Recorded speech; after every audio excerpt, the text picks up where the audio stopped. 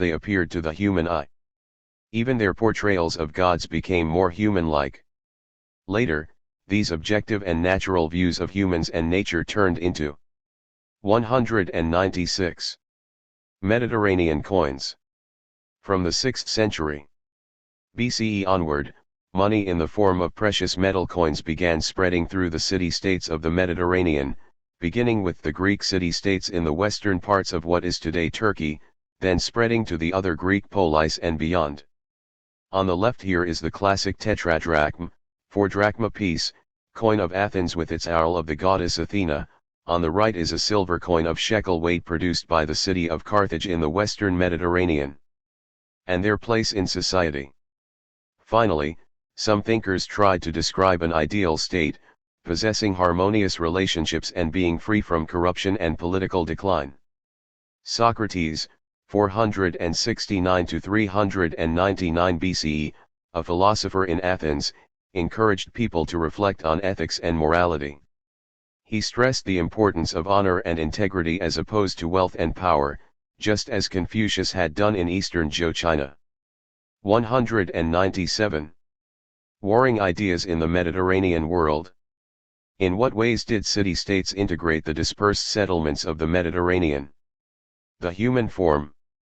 The human body as it appeared naturally, without any adornment, became the ideal set by Greek art. Even gods were portrayed in this same natural nude human form. This statue by Praxiteles is of the god Dionysus and the child Hermes. Such bold nude portraits of humans and gods were sometimes shocking to other peoples. Ideals, the highest of which was the unadorned human figure, the nude became the centerpiece of Greek art.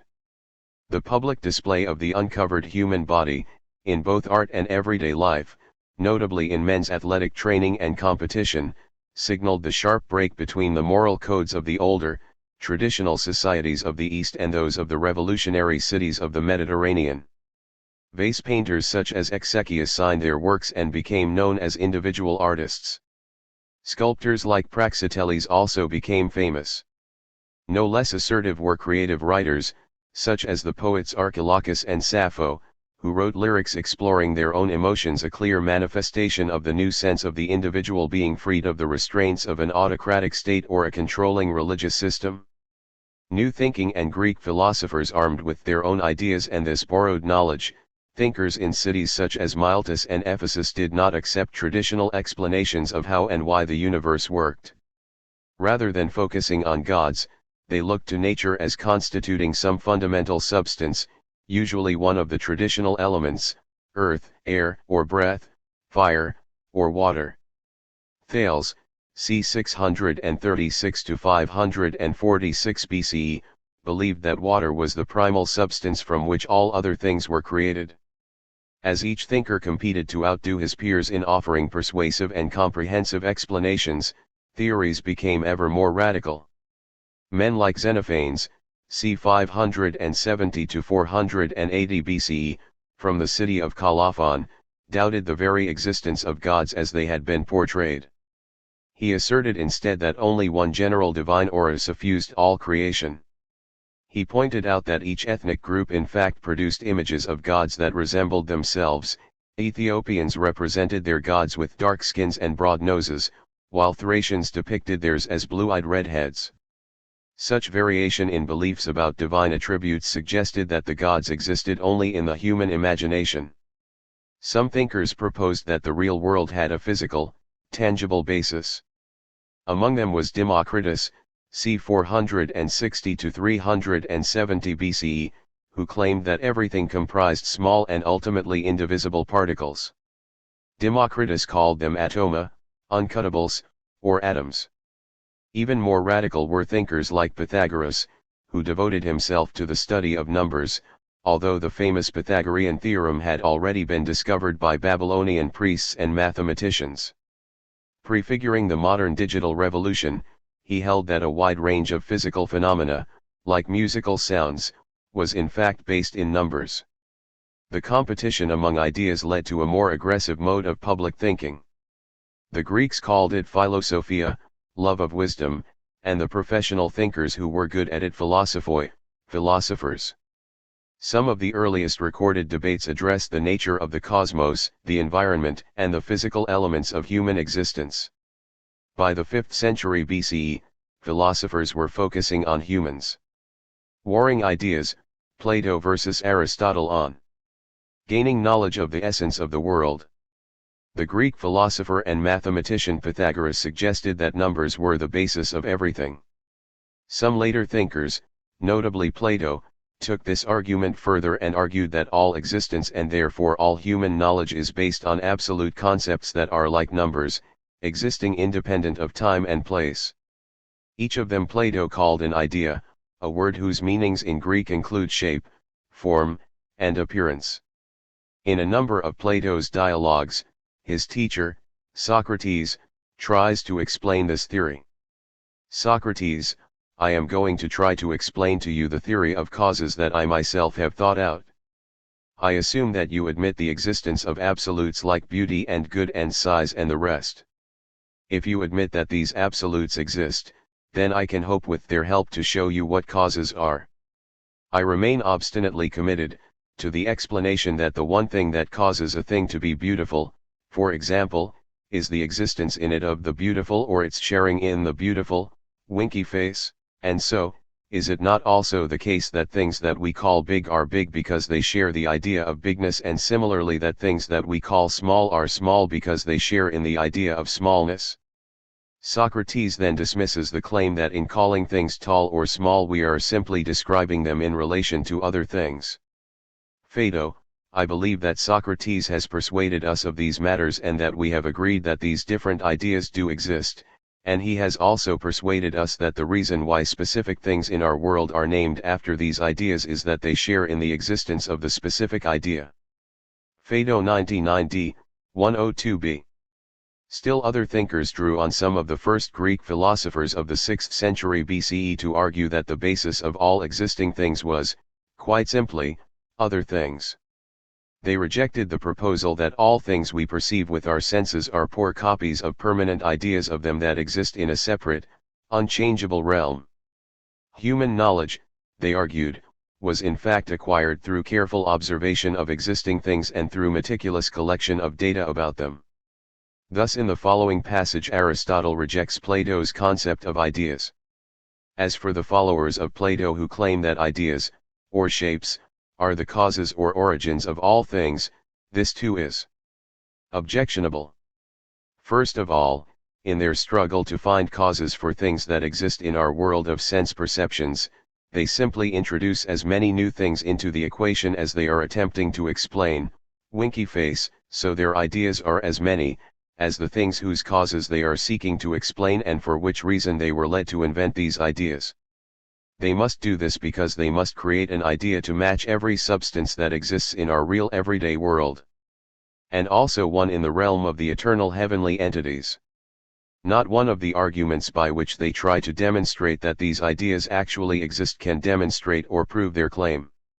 From some of their arguments, indeed, no real conclusions follow. From other arguments of theirs it only follows that there must be ideas of things for which they themselves hold no such ideas can exist. Metaphysics 1.9, 990a, b. In other works Aristotle put forth his own views about how to gain reliable knowledge of the world. All teaching and learning by means of rational argument is based on our existing knowledge and observations, and I think that we have reliable knowledge of each thing, when we think that we have found the cause because of which that thing exists, what is the cause of that thing and of nothing else, with the result that this thing or this fact cannot be other than it is. That this is real knowledge of something is very clear. We know what we do by demonstration, by showing that it is true. By demonstration I mean an argument that produces real knowledge. All of which is based on a knowledge and observation of facts and things. But I also say that not all real knowledge can in fact be demonstrated or proved. Posterior Analytics 1.1-3, 71a, 72b. Can you think of ways in which our modern attitudes toward what we can know and how we know it reflect these two approaches? What might have provoked Plato and Aristotle to advance such different concepts of knowledge? Might such factors be linked to other major developments of the time, occurring not just in the Greek city-states but elsewhere, in South or East Asia, for example. Source: Plato, Phaedo, 99d, 102b, Aristotle, Metaphysics, 1.9 equals 990a, b, Posterior Analytics, 1.123 equals 71a, 72b. All translations are by Brent Shaw. J. Primary source. Great debates raged among Greek thinkers during the 5th and 4th centuries BCE over the essence of the world and how humans can have knowledge of it. Rejecting the existence of creator gods and goddesses, they sought explanations elsewhere. Some looked to the material world, in primary substances like water, while others turned to abstractions. 199. Conclusion. And the Buddha in Vedic South Asia. Plato, 427 to 347 BCE, a student of Socrates, presented Socrates' philosophy in a series of dialogues, much as Confucius's students had written down his thoughts. In the Republic, Plato envisioned a perfect city that philosopher kings would rule. He thought that if fallible humans could imitate this model city more closely, their polities would be less susceptible to the decline that was affecting the Greek city-states of his own day. This belief was an outgrowth of his more general theory of ideas, eternal and perfect models of abstract concepts and material objects that are imperfectly copied in the real world. See primary source, Warring Ideas, Plato versus Aristotle on Gaining Knowledge of the Essence of the World. In the next generation, Plato's most famous pupil answered the same question differently. Deeply interested in the natural world, Aristotle, 384 to 322 BCE, believed that by collecting all the facts one could about a given thing, no matter how imperfect, and studying them closely, one could achieve a better understanding. His main idea was that the interested inquirer can find out more about the world by collecting as much evidence as possible about a given thing and then making deductions from these data about general patterns. This was in stark contrast to Plato's claim that everything a person observes is in fact only a flawed copy of the real thing that exists in a thought world of abstract patterns accessible only by pure mental meditation, completely the opposite of Aristotle's method.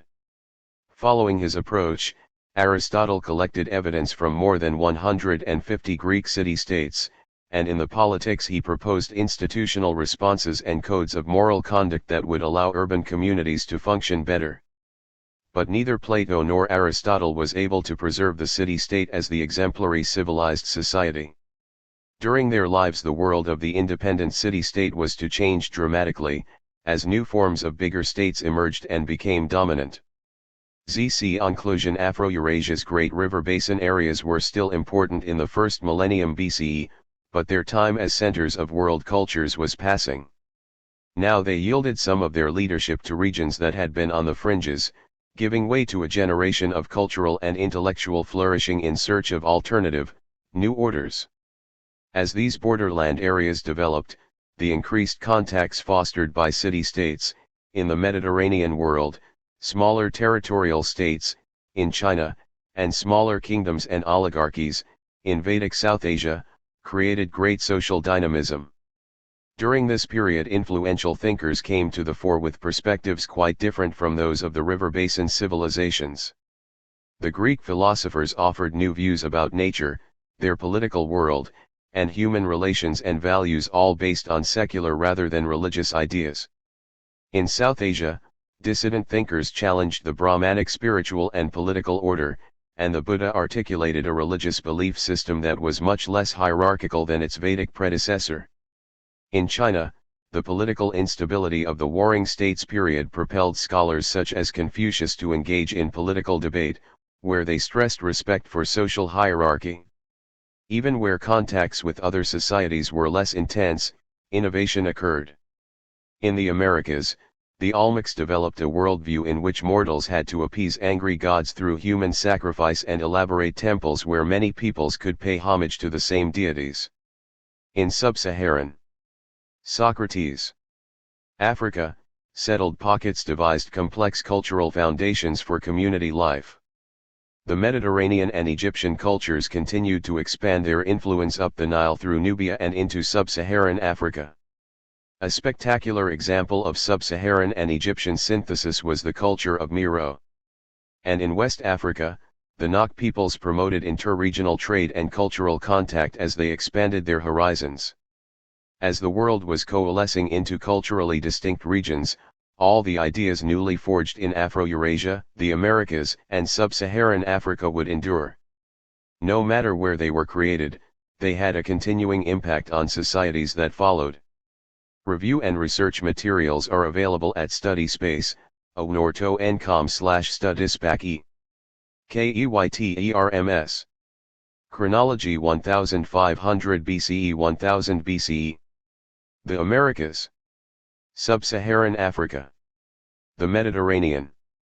1500 to 400 BCE Olmec culture emerges and diffuses throughout Mesoamerica. 1400 to 400 BCE Chavan culture flourishes in central Andes of South America. 1000 to 600 BCE 16-state period. 1000 to 600 BCE Vedic migrations South Asia. East Asia. 1000 to 900 BCE migration of Sea peoples. 500 BCE 300 BCE. 600 BCE Nok culture in West Africa, early iron smelting, Meroe kingdom in Nubia, 4th century BCE, 3rd century CE. 500 BCE cities emerge on Ganges plain. 540 to 468 BCE Vardhamana Mahavira popularizes Jainism. c. 563 to 483 BCE Siddhartha Gautama develops Buddhist principles. c. 479, 438 BCE Mathur 770 to 221 BCE Eastern Zhou dynasty. c. 800 to 700 to c. 400 BCE Greek and other city-states flourish. c. 369 to 286 BCE Zhuangzi 722 to 481 BCE Spring and Autumn period of Eastern Zhou dynasty. c. 800 BCE Phoenician settlements and trade networks emerge. 431 to 404 BCE Peloponnesian War 5th and 4th centuries BCE Socrates, Plato, and Aristotle teach in Athens. 298 to 238 BCE Sun Tzu c. 605 to 520 BCE Laozi, founder of Daoism, 280 to 233 BCE Hanfei c. 551 to 479 BCE Confucius. 403 to 221 BCE Warring State period. S2D questions. 1. Explain the war of ideas that occurred during the first millennium BCE in China. How did legalism, Confucianism, and Daoism influence political developments during the Warring States period?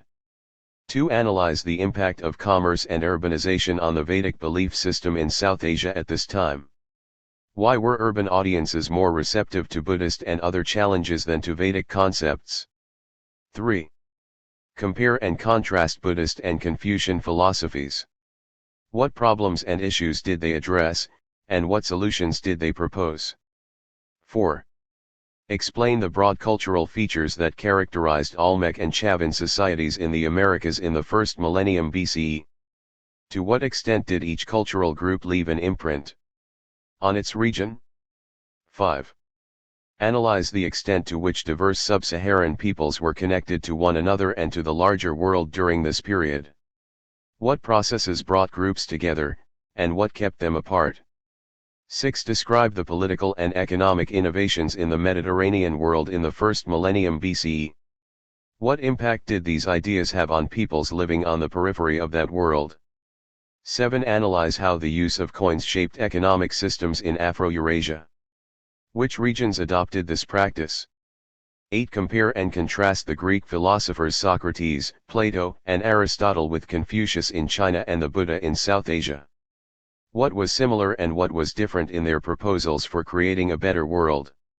9. Explain how small states created new cultural and social pathways and ideas in Afro-Eurasia in the first millennium BCE.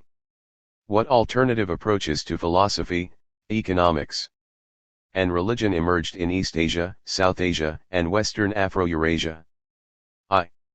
And the blistering August heat of 324 BCE, at a town on the Euphrates River that the Greeks called Api, not far from modern Baghdad, Alexander the Great's crack Macedonian troops declared that they had had enough. They had been fighting far from their homeland for more than a decade. They had marched eastward from the Mediterranean, forded wide rivers, traversed great deserts, trudged over high mountain passes, and slogged through rain-drenched forests.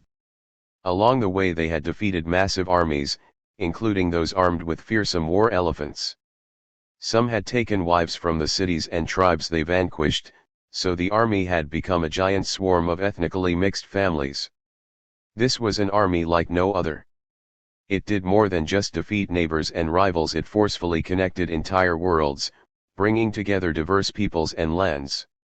Conquering in the name of building a new world, however, was not what the soldiers had bargained for. They loved their leader, but many thought he had gone too far. They had lost companions and grown weary of war. Some had mutinied at a tributary of the Indus, halting Alexander's advance into South Asia. Now they threatened to desert him altogether. Summoning up their courage, they voiced these resentments to their supreme. 203. Shrinking the Afro-Eurasian world, 350 BCE 250 CE. Chapter 6. Commander. Alexander's response was immediate and inspired. In persuading his troops not to desert him, he evoked the astounding military triumphs and historic achievement they had accomplished, establishing his personal rule from Macedonia to the Indus Valley. This far-reaching political vision came to a sudden end with Alexander's death a year later, when he was 32 years old. Even in his short lifetime, though, he set in motion cultural and economic forces that would transform Afro-Eurasia. During this period, two broad cultural movements came to link diverse populations across wide expanses of the Afro-Eurasian landmass, Hellenism and Buddhism. They constitute the central subject of this chapter. In both cases, new empires and broad trade routes created the circuits through which and beyond which new cultures flowed. Imperial conquests and long-distance trade laid the foundations for widespread cultural systems that were far more enduring than the empires themselves. Alexander's armies forged only a fleeting political regime, though an enormous one, extending all the way from the Greek homeland to northern India, enabling a Greek-based culture that we call Hellenistic to stretch over the regions of conquests, and beyond. Although this movement did not eradicate local cultures, it provoked profound shifts in them. In the process, many of the world's regions, from China to Africa, became more integrated. One region where Hellenism had a profound impact was South Asia, where it initiated a process of gradual political integration and religious change. The result, an equally powerful cultural movement, Buddhism, spread outward from its founding in South Asia, see Chapter 5, to become the world's most expansive religious system. It, too, had a political agent, the Mauryan dynasty of South Asia, indirectly influenced by Alexander's triumphs, whose powerful armies and legions of magistrates and monks spread the religion of the Buddha throughout South Asia, laying the groundwork for its expansion beyond. Dynastic empires, therefore, created the political latticework and institutions through which cultural influences grew and extended like vines spreading into regions far from their roots. Political expansion and cultural diffusion. Alexander's bloody campaigns made for legendary drama. But from a long-term perspective, it was their cultural effects that were more dramatic. His armies trampled over their victims, but they also transformed Afro-Eurasia. They promoted the establishment of culturally Greek-oriented communities across Afro-Eurasia. For at least 5 centuries after Alexander's short-lived rule, Hellenistic culture reverberated from Rome in the west all the way to the Ganges in the east. Hellenism, a term derived from the Greeks' name for themselves, Hellenes, was a new phenomenon. It involved the process by which the individual cultures of the Greek city-states gave way to a uniform culture, stressing the common identity of all who embraced Greek ways. This culture had common features of language, art, architecture, drama, politics, philosophy, and much more, to which anyone anywhere in the Afro-Eurasian world could have access.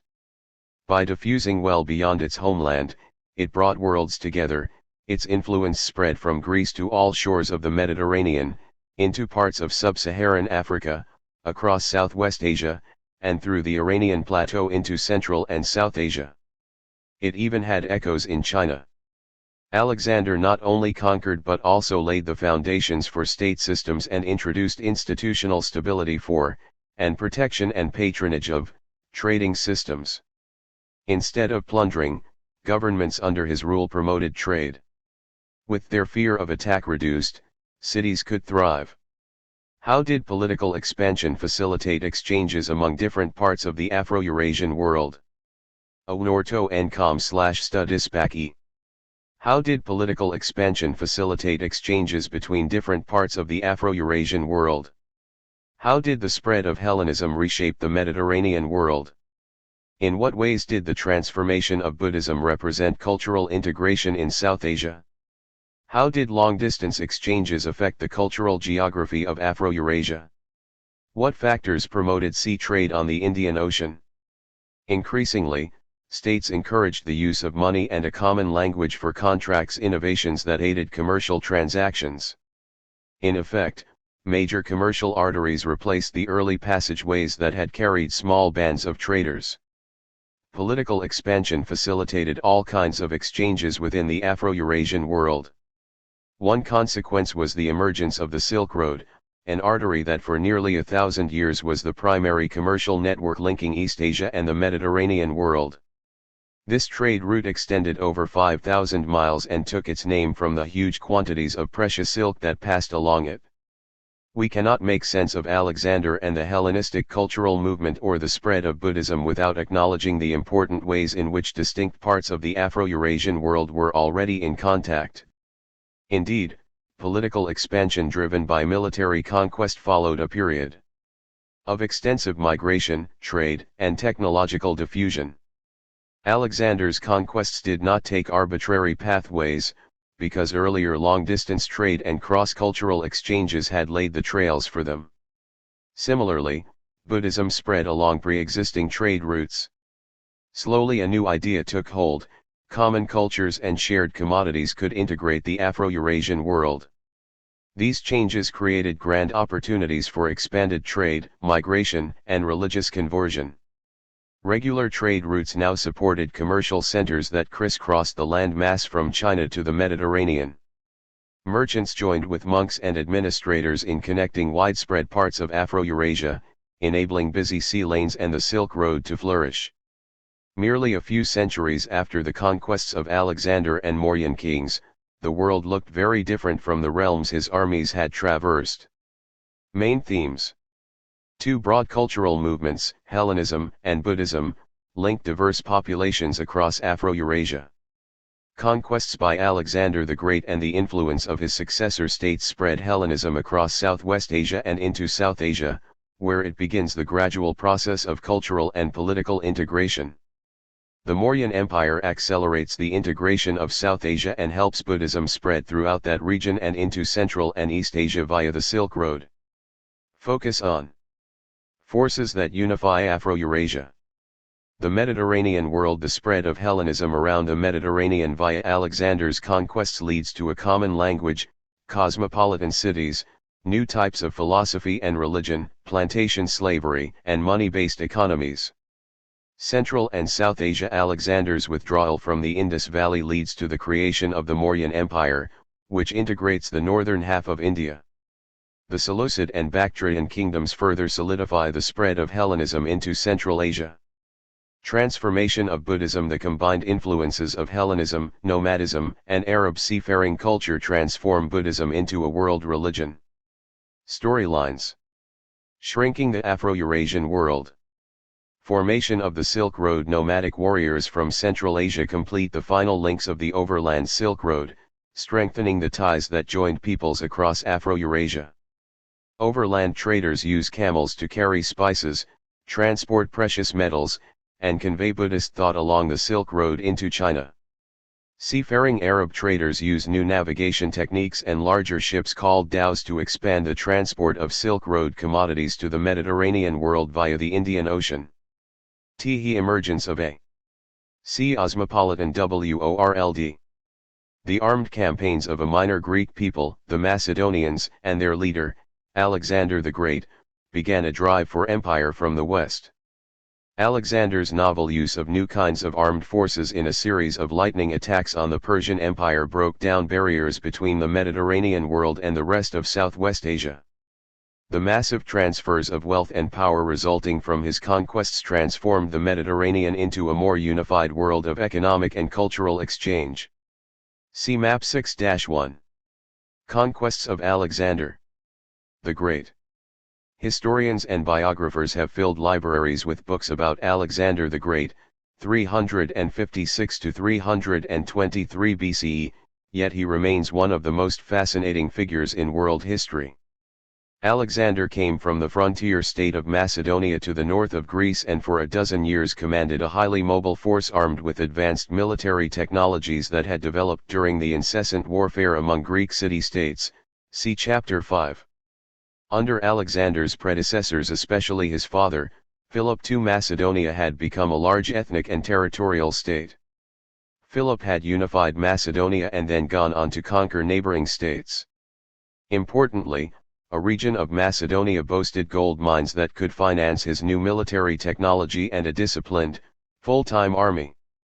The costs of heavily armored infantry in closely arrayed phalanxes, allied with large-scale shock cavalry formations, were supported not just from the mine's substantial income but also from the enormous profits of a slave trade that passed directly through Macedonia. By the early 330s BCE, Philip had crushed the Greek city-states to the south, including Athens. After Philip's assassination, his son Alexander used this new military machine in a series of daring attacks on the apparently invincible power of the Persian Empire and its king, Darius III. Like many other successful conquerors, Alexander owed much of his success to a readiness to take risks. In his initial forays into Southwest Asia, he outpaced and outflanked his adversaries, repeatedly taking them by surprise. Through these rapid assaults he brought under the rule of his Greek-speaking elites all the lands of the former Persian Empire, which extended from Egypt and the shores of the Mediterranean too. How did the spread of Hellenism reshape the Mediterranean world? The interior of what is now Afghanistan as well as to the Indus River Valley. See primary source, Clash of Empires, the Battle of Gaugamela. The result of this violent rampage was hardly an empire, given that Alexander did not live long enough to establish institutions to hold the distant lands together. But his military campaigns continued a process that the Persians had set in motion of smashing barriers that had separated peoples on the eastern and western ends of Afro-Eurasia. Indeed, the conqueror saw himself as a new universal figure, a bridge connecting distant cultures. He demonstrated this vision in his choice of Roxana, the daughter of a Bactrian chief from Central Asia, as a wife and in making Bactria, in present-day northern Afghanistan, into a center of his operations. Alexander's conquests exposed Syria, Palestine, Egypt, and Mesopotamia to the commodities of the Mediterranean, to money-based economies. Both Philip and Alexander issued gold coins to pay for their invasions, and to cultural ideas associated with the Greek city-states. Alexander founded dozens of new cities named after himself, the most famous of which was Alexandria in Egypt. One of Alexander's most significant acts involved seizing the accumulated wealth that the Persian kings stored in their immense palaces, especially at Persepolis, and dispersing it into the money economies of the Mediterranean city-states. This massive redistribution of wealth, like the post-Columbian exploitation of the Americas, see chapters 12 and 13, fueled a widespread economic expansion in the Mediterranean. 208. Battle of Issus. Mosaic of the Battle of Issus between Alexander the Great of Macedon and Darius, the king of Persia, found as a wall decoration in a house at Pompeii in southern Italy. Alexander is the bare-headed figure to the far left, Darius is the figure to the right, gesturing with his right hand. The men represent two different types of warfare. On horseback, Alexander leads the cavalry-based shock forces of the Macedonian Greeks, while Darius directs his army from a chariot in the style of the great kings of Southwest Asia. Alexander's successors n. The territorial kingdoms. Alexander died in Babylon at age 32, struck down by overconsumption of alcohol and other excesses that matched his larger-than-life personality and reflected the war culture of Macedonian warriors. His death in 323 BCE brought on the collapse of the regime he had personally held together. The conquered lands fragmented into large territories over which his generals squabbled for control. Alexander's generals became his successors. Seleucus, Ptolemy, Antigonus, Lysimachus, and others did not think of themselves as citizens, even very important ones, of a Greek city-state, but rather modeled themselves on the regional rulers they had defeated. As these men installed kingdoms in the eastern Mediterranean and southwest and central Asia, they not only introduced Alexander's style of absolute rulership but also unified large blocks of territory under single, powerful rulers. One effect of powerful families controlling whole kingdoms was that a few women could now hold great power, an unthinkable prospect in the democracies of the city-states. Queens in Macedonia, Syria, and Egypt, whether independent or as co-regents with their husbands, established new public roles for women. For example, Berenice of Egypt, c. 320 to 280 BCE, was the first in a series of powerful royal women who helped rule the kingdom of the Nile, a line that ended with the most famous of them all, Cleopatra, in the 30s BCE. Clash of Empires, the Battle of Gaugamela. Darius's army was so large because it had been reinforced with Sogdians, with Bactrians, and with Indian peoples from the borderlands of Bactria, all under the command of Bessus, the satrap, i.e., the regional governor of Bactria. There were also units of the Sakai who were part of the Scythians who are found in Asia. They owed no loyalty to Bessus, but were still allies of Darius. These soldiers were mounted bowmen commanded by one Mauasus. The Arakatoi and the hillmen from India were commanded by Barcens, the satrap of Arachosia. The Arioi were commanded by their satrap, Satybarzans, the Parthians, the Hyrcanians, and Tapiroi, all cavalrymen, were commanded by Phrataphernes.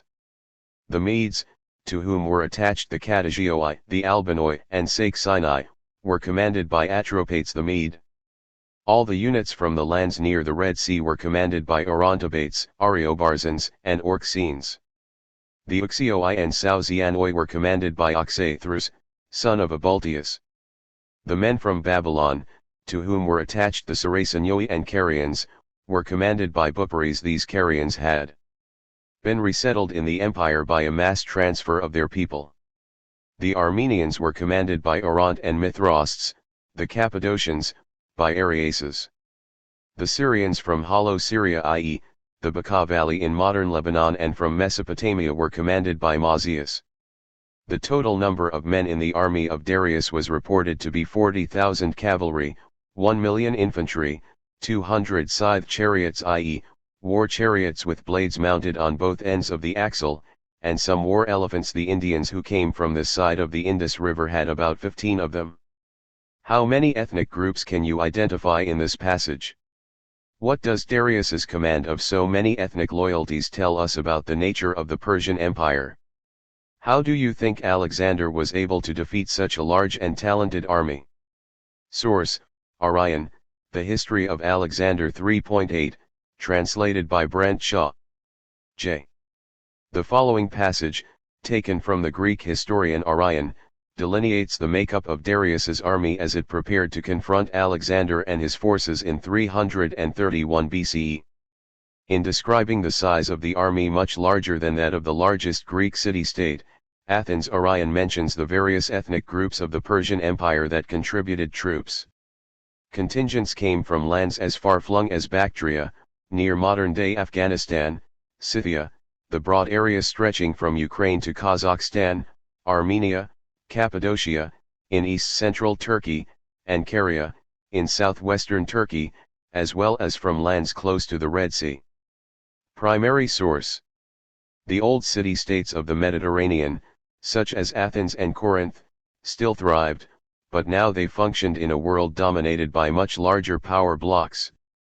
Three large territorial states stood out in the new Hellenistic world: the Seleucid Empire, the dynasty established by Seleucus, stretching from Syria to present-day Afghanistan; Macedonia, ruled by the Antigonids, the dynasty established by Antigonus; and Egypt, ruled by the Ptolemies, the dynasty established by Ptolemy.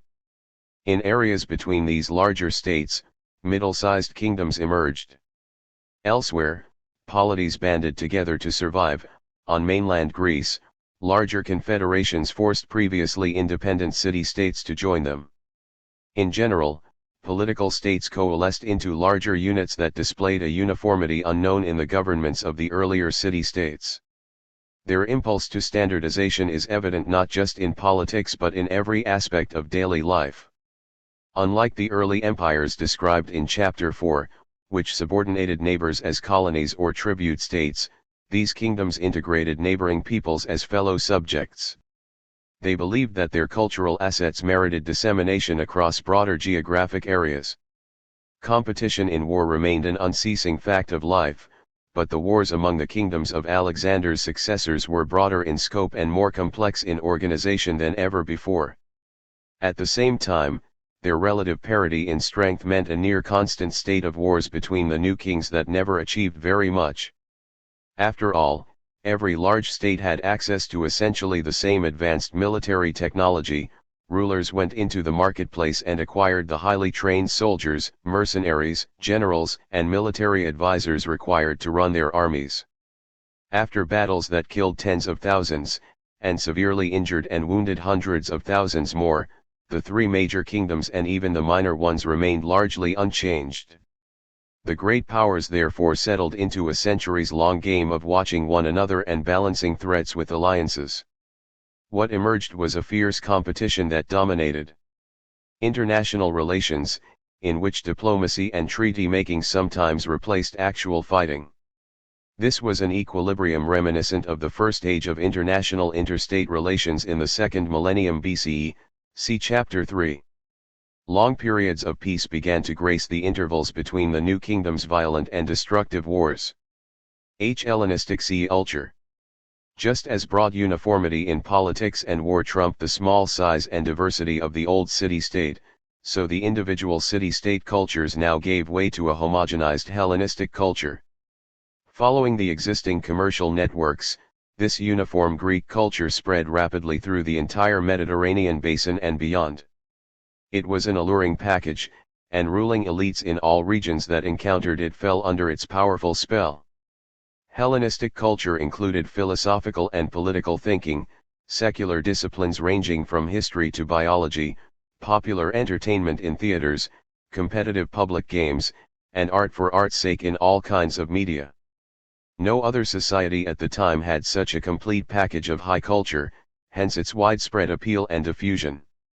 Archaeologists have found a Greek-style gymnasium and theater in the town of Ai Khanum in modern Afghanistan, and adaptations of Greek sculptures made at the order of the Vedic king Sandrakatos, better known as Chandragupta, see below. We also know of Carthaginians in North Africa who became Greek philosophers, and Gallic and Berber chieftains, from the far west of France and North Africa, who had fine Greek-style drinking vessels buried with them. See Oman el-Angwagi. The core element of Hellenism was a common language, known as Koine, or Greek. It replaced the city-state's numerous dialects with an everyday form that people anywhere could understand and quickly became the international language of its day. Most peoples who came into contact with Hellenistic culture accepted the benefits that it afforded in expanding a network of communication and exchange. Peoples in Egypt, Judea, Syria, and Sicily, who all had distinct languages and cultures, could now communicate more easily with one another, and enjoy the same dramatic comedies and new forms of art and sculpture. Despite pockets of resistance, the Hellenizing movement was remarkably successful in spreading a shared Greek culture throughout the Mediterranean world and into Southwest Asia. See Osmopolitan. See as much as Athens had been the model city of the age of the Greek city-state, Alexandria in Egypt became exemplary in the New Age. Whereas 5th century BCE Athens had zealously maintained an exclusive civic identity, Alexandria was a multi-ethnic city built from 210. Berenice. Portrait head of Berenice, wife and consort of Ptolemy I, the first Macedonian king of Egypt after its conquest by Alexander the Great. Berenice was one of the women who, as queens of huge empires, wielded power and commanded wealth in their own right. Scratch by immigrants, who rapidly totaled 500,000 as they streamed in from all over the Mediterranean and Southwest Asia seeking new opportunities. Members of its dynamic population, representing dozens of Greek and non-Greek peoples, communicated in the common language that supplanted their original dialects. Soon a new urban culture emerged to meet the needs of so diverse a population. See primary source, the cosmopolitan city of Alexandria. The culture of the Hellenistic movement took the place of local art forms. In the previous city-state world, comic playwrights had written plays for their individual cities and local cultures, highlighting familiar languages, foibles, problems, and politicians. In contrast, entertainment in the more widely connected world had to appeal to bigger audiences and a greater variety of people. Plays were now staged in any city touched by Greek influence, and they were understood in any environment.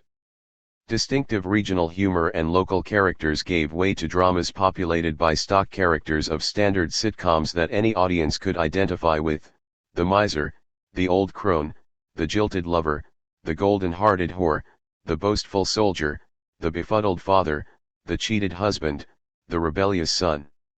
At performances throughout the Mediterranean basin, laughter would be just as loud in Syracuse on the island of Sicily as in Scythopolis in the Jordan Valley of Judea. Ways of thinking changed to match this unified world. The new ideas reflected the fact that individuals were no longer citizens of a particular city, polis, instead they were the cosmopolitan city of Alexandria. As for the great harbor at Alexandria, it is not only wonderfully well closed in and protected by artificial levees and by nature, it is also so deep that even the largest ships can be moored right at the stairs along its quayside. This great harbor is divided up into several minor harbors. Even more exports are handled than imports. Anyone who might happen to be at Alexandria and at Dicaearchia, the large Italian port on the Bay of Naples, would easily see for himself that the cargo ships sailing from here are bigger and more heavily laden. The city itself is crisscrossed by streets that are wide enough for riding horses and driving chariots, and intersected by two main roads very much broader than the others. Its streets and avenues cut across each other at right angles. The city also boasts exceedingly beautiful public parks, and its royal quarters take up a quarter, perhaps even a third of the whole city. In earlier times, not even 20 ships would dare to go as far as the Arabian Gulf and manage to get a look outside its straits. But now large fleets of ships are sent out as far as India and to the furthest lands of the Ethiopians, from which the most valuable cargoes are brought to Egypt and then sent out again to other regions of the world. Double charges are collected on these shipments both when they come in and when they go out, and the duties are especially high on luxury goods, for Alexandria alone does not just receive trade goods of this kind from all over the world, but it also furnishes supplies to the whole of the world outside. According to this passage, what features of the site made Alexandria well suited as a center for sea trade and a destination for immigrants? By Strabo's time, Alexandria was the second largest city in the Mediterranean, surpassed only by Rome. How does this passage reflect the role of trade in its development? The passage indicates that Alexandria exported more than it imported. In what way does this indicate the city's role as a cosmopolitan entrepot? Source: Strabo, Geography 17.1.6, 7, 8, 13, translated by Brent Shaw. J. According to legend, Alexander selected the site of Alexandria and named the city after himself. As a result of his personal influence and its strategic location, Alexandria attracted an immense and diverse immigrant population from the entire Mediterranean world. In the following description, The Greek geographer Strabo, writing later during the time of the Roman Empire, emphasizes the city's function as an enormous entrepot for trade and commerce across Afro-Eurasia. Entrepôts are transshipment centers where seafaring vessels unload their cargoes and then send them elsewhere, by sea or by land. Primary source: the first cosmopolitans, belonging to the whole world, or universe, cosmos. The new political style was relentlessly cosmopolitan, radiating out of cities not just into nearby hinterlands but also to distant, and often rival Rus, cities. Kingdoms and states by now had become so enormous that individuals could relate to political style only through the personality of kings or rulers and their families. Rulership was personality and style united large numbers of subjects. For example, Demetrius Poliorcetes, the ruler of Macedonia, wore high platform shoes and heavy makeup, and he decorated his elaborate, flowing cape with images of the sun, the stars, and the planets. In the presence of a powerful and solitary sun king like Demetrius, ordinary individuals felt small, inconsequential, and isolated. In response, an obsessive cult of the self arose, as Hellenistic religion and philosophy increasingly focused on the individual and his or her place in the larger world. Philosophy and our religion growing concern with the individual self found expression in many ways. Consider the Athenian philosopher Diogenes, c. 412 to 323 BCE. He sought self-sufficiency and freedom from society's laws and customs, rejecting cultural norms as human-made inventions not in tune with nature and therefore false. He masturbated in public to relieve himself. It was, after all, a natural need, as well as to show disdain for what he considered to be the city's artificial sexual mores. He lived with no clothing in a wooden barrel in the public square, or agora, of Athens, with his female companion in her own barrel beside him. Other teachers also rejected the values of the city-state, although with more finesse and less contentiousness than Diogenes. Nonetheless, all recognized the need for a new orientation now that the world of the city-state, with its face-to-face relationships, had vanished. The teacher Epicurus, c. 341 to 279 BCE, founder of a school in Athens that he called the Garden, likewise emphasized the self. He envisioned an ideal community centered on the garden and stressed the importance of sensation, saying that pleasurable sensations were good and painful sensations were bad. Epicurus taught his students to pursue a life of contemplation and ask themselves, what is the good life? Known as Epicureans, his followers struggled to develop a sense of not caring, ataraxia, about worries like threats to personal health or the challenges of coping with excessive wealth in order to find peace of mind. In Epicurus's cult, none of the social statuses of the old city-state had more value than any other. Women, slaves, and others in the underclass were equally welcome in the garden as worshippers. Epicurus and his new ideas acquired followers throughout the Mediterranean, but they were hardly alone. Unrestrained by the controls of any one city-state, other cults and schools of philosophy emerged. Of these, Stoicism was perhaps the most widespread. A man named Zeno, c. 334 to 262 BCE, from the island of Cyprus, initiated it, and other cosmopolitan figures across the Hellenistic world from Babylon in Mesopotamia to Sinope on the Black Sea developed its beliefs. Their mission was to help individuals understand their place in the cosmos. Zeno put forth his ideas in the Stoa Poikile, a decorated and roofed colonnade that opened onto the central marketplace in Athens and gave his followers there. 212. The Theatre at Syracuse. The great theatre in the city-state of Syracuse in Sicily was considerably refurbished and enlarged under the Hellenistic kings. It could seat 15,000 to 20,000 persons. Here the people of Syracuse attended plays written by playwrights who lived on the far side of their world, but whose works they could understand as if the characters were from their own neighborhood.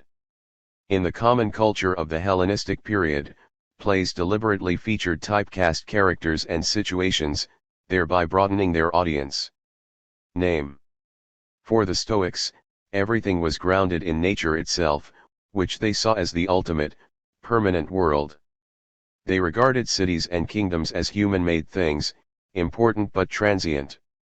Being in tune with nature and living a good life required understanding the rules of the natural order and being in control of one's passions, and thus indifferent to pleasure and pain.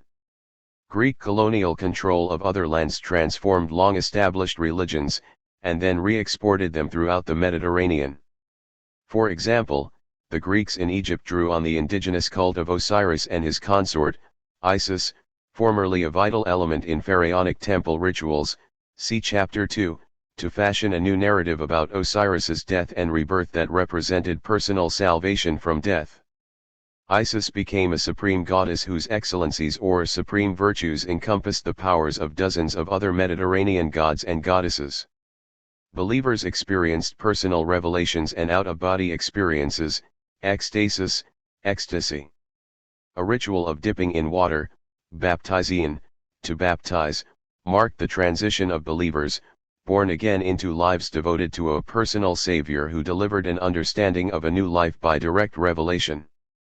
These new beliefs, like the worship of Isis, emphasized the spiritual concerns of humans as individuals, rather than the collective worries of towns or cities. Hellenism and the elites once high Greek culture coalesced, its appeal to elites in widely dispersed communities along the major communication routes became almost irresistible. Social elites sought to enhance their position by adopting Hellenistic culture, the only one that had standing above the level of local values. Syrian, Jewish, and Egyptian elites in the eastern Mediterranean adopted this attitude, as well as Roman, Carthaginian, and African elites in the western Mediterranean. The later Roman high culture was itself a form of Greek culture. Of the Romans' extensive borrowings from the Greeks, not the least important was a belief in the value of a written history. The Romans, too, began writing about contemporary and past events. Secular plays, philosophy, poetry, competitive games, and art followed, all based on Greek forms or local imitations. North African kings similarly decked themselves out in Greek dress, built Greek-style theaters, imported Greek philosophers, and wrote history. Now they, too, had culture. The Hellenistic influences penetrated deeply into sub-Saharan Africa, where the kingdom of Meroe, see Chapter 5, already influenced by pharaonic forms, now absorbed characteristics of Greek culture as well. It is not surprising that Greek influences were extensive at Meroe, because continuous interaction with the Egyptians also exposed its people to the world of the Mediterranean. Both Meroe and its rival. 213. The emergence of a cosmopolitan world. How did the spread of Hellenism reshape the Mediterranean world? The painted stoa. An artist's reconstruction of the stoa poikile, or painted stoa, in the city-state of Athens of the 4th century BCE. In the manner of a modern-day strip mall, this business and administrative center ran along the northern side of the agora, or central business and marketplace of the city. Philosophers and their students would hang out at the stoa, lounging in the shaded areas under the colonnade as they debated the ideas flowing into Athens from all over the Hellenistic world. The painted wall decoration behind the columns, from which the stoa received its name, depicts the Battle of Marathon. Aksum, located in the Ethiopian highlands, used Greek stele to boast of their military exploits. Moreover, the Greek historian Herodotus mentions that the citizens of Meroe worshipped Zeus and Dionysus alone of the gods, holding them in great honor. There is an oracle of Zeus there, and they make war according to its pronouncements. The rulers of Meroe, understanding the advantages of the Greek language, employed Greek scribes to record their accomplishments on the walls of Greek Egyptian temples. In this way, Meroe developed a remarkable mix of Greek, Egyptian, and African cultural and political elements. Jewish resistance to Hellenism. Not every community succumbed to the allure of Hellenism.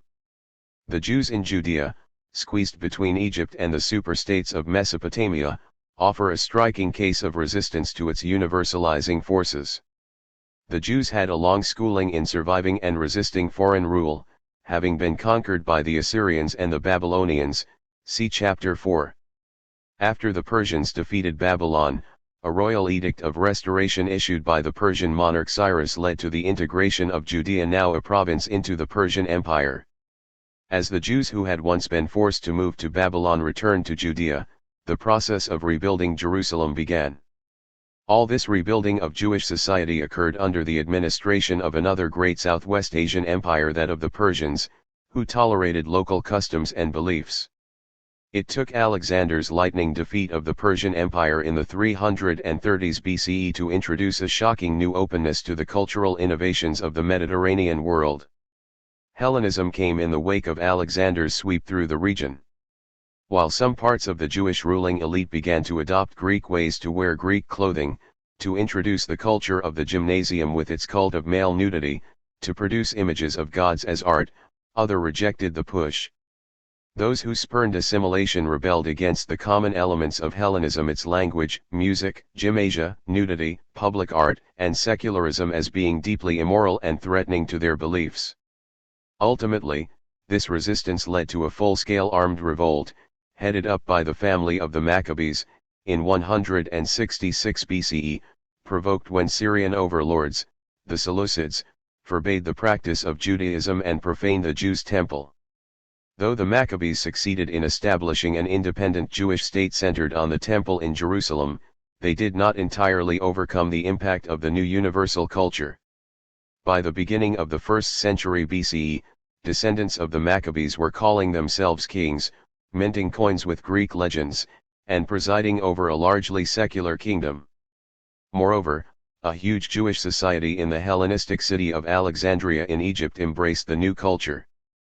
Scholars there produced a Bible in Koine Greek, and historians, such as Jason of Cyrene, and philosophers, such as Philo of Alexandria, wrote in Greek, imitating Greek models. The Hellenistic world. And the beginnings of the Roman Empire.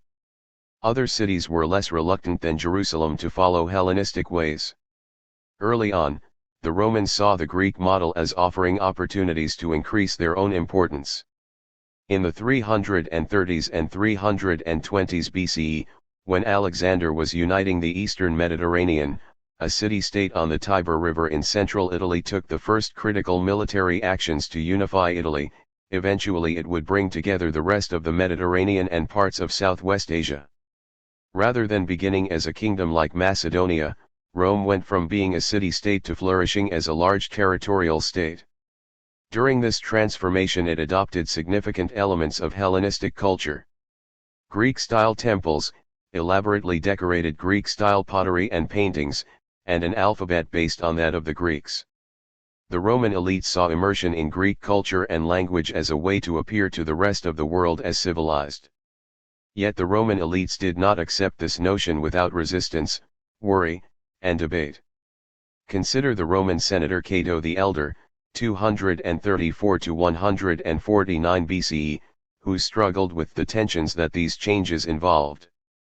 Although he was devoted to the Roman past, the Latin language, and the ideal of small-scale Roman peasant farmers and their families, he embraced many Hellenistic influences. For example, he wrote a standard manual for the new economy of slave plantation agriculture, see below, invested in shipping and trading, learned Greek rhetoric, both speaking and writing the language, added the genre of history to Latin literature, and much more. Indeed, Cato blended an extreme devotion to tradition, manifested in his public statements, with bold innovations in most aspects of his daily life. See Carthage. In contrast to Rome, which assimilated Greek ways to elevate its status in the Mediterranean world, cities that were prosperous and already well integrated into the world economy welcomed Hellenistic culture because it facilitated communication and exchange. When Hellenism reached the great city of Carthage, in the area of present-day Tunisia, its residents adapted it without fanfare but with much success.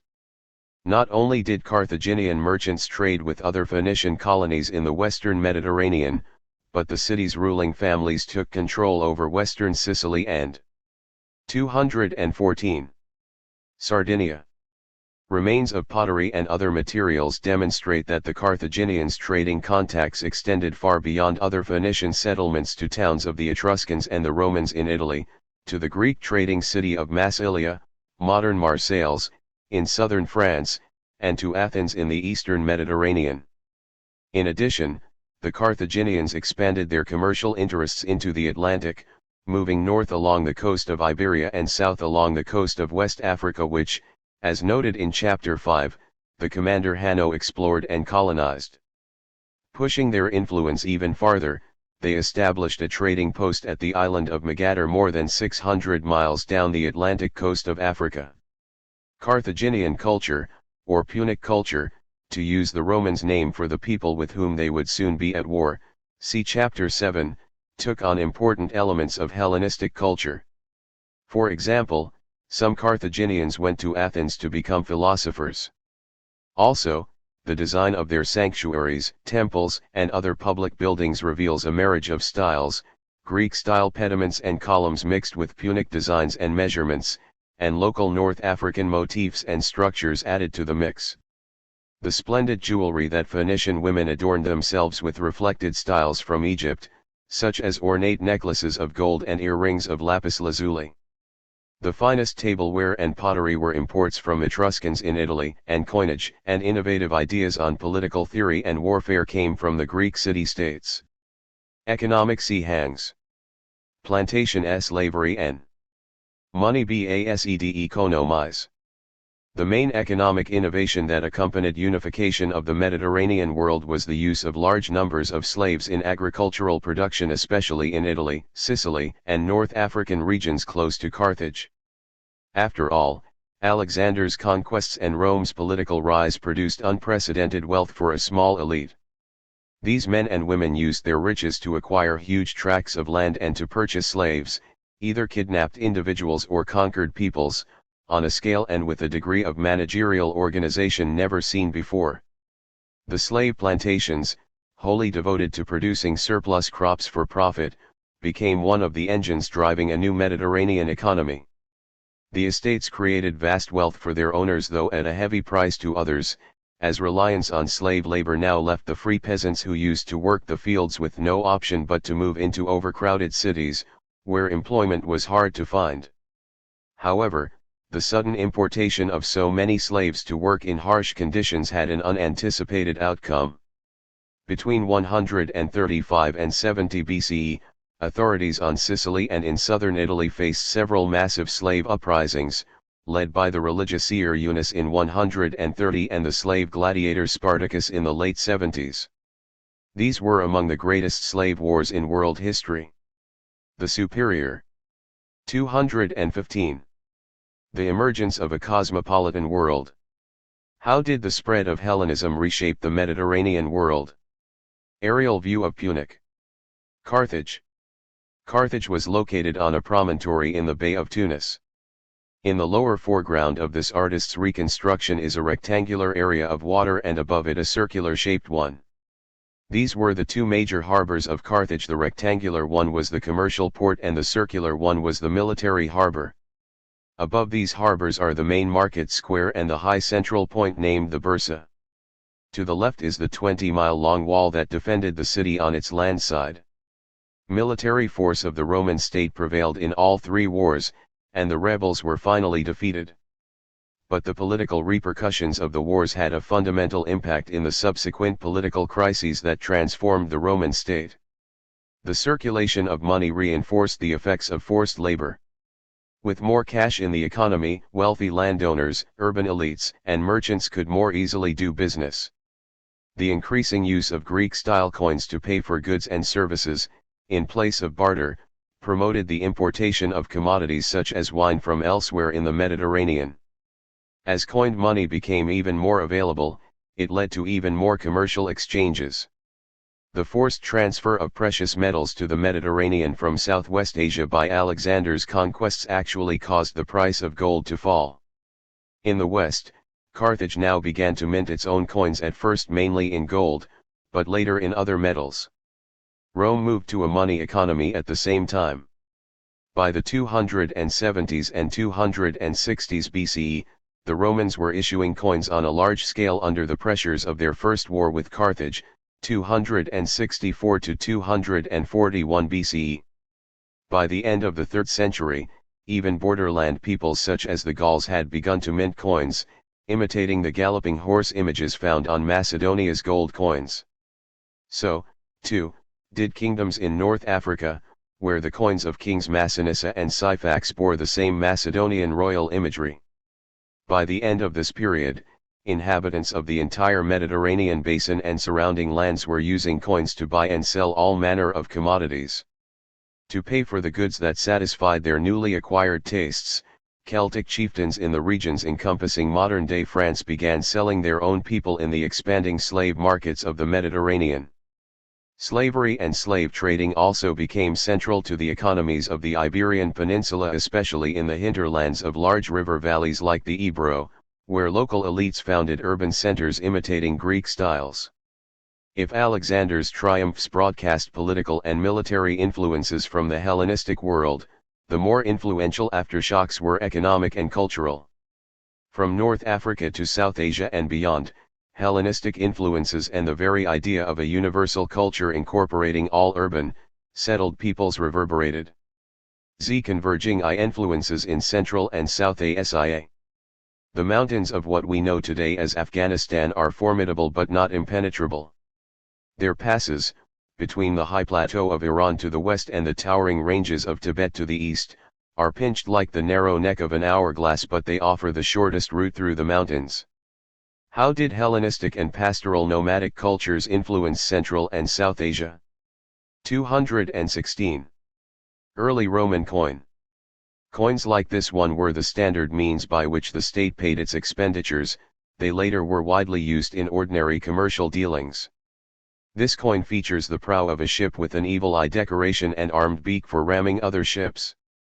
The legend Roma at the bottom signals that Rome is a state with the power and autonomy to have its own money. Roman slaves. One of the most profitable occupations for peoples living beyond the northwestern frontiers of the Roman Empire, in what was called Germania, was providing bodies for sale to Roman merchants. In this relief, we see chained German prisoners whose fate was to become slaves in the empire. This stone picture supported columns in front of the headquarters of the Roman fortress at Mainz Gastrich. By crossing those passes, Alexander's armies expanded the routes between the eastern and western portions of Afro-Eurasia, fashioned a land bridge that has remained open to this day, and brought about massive political and cultural changes in Central and South Asia. Their routes created avenues for unprecedented cross-cultural exchange that eventually remapped entire regions. Conquerors moving from west to east, like Alexander, and from east to west, like the later nomads from Central Asia, pressed southward, through the mountains, into the rich plains of the Indus and Ganges river valleys. At the same time, trade and religious influences from South Asia moved northward toward routes running west to east along what became known as the Silk Road. The incorporation of Central Asia and South Asia into this east-west axis set the stage for exchanges that would penetrate North Africa and then work their way into East Africa and parts of sub-Saharan Africa. Influences from the Maurya Empire. Alexander's brief occupation of the Indus Valley, 327 to 325 BCE, helped pave the way for South Asia's most powerful and durable polity before the Common Era. Before the arrival of Alexander's forces, South Asia had been a conglomerate of small warring states. Its political instability came to an abrupt halt when, in 321 BCE, an ambitious young man named Chandragupta Maurya ascended the throne of the Magadha kingdom and launched a series of successful military expeditions in what is now northern India. Tighe of Chandragupta Magadha, located on the lower Ganges plain, held great advantages over other states. For one thing, it contained rich iron ores and fertile rice paddies. Moreover, on the northeast Deccan plateau ample wood supported herds of elephants, the mainstay of the potent Magadha cavalries.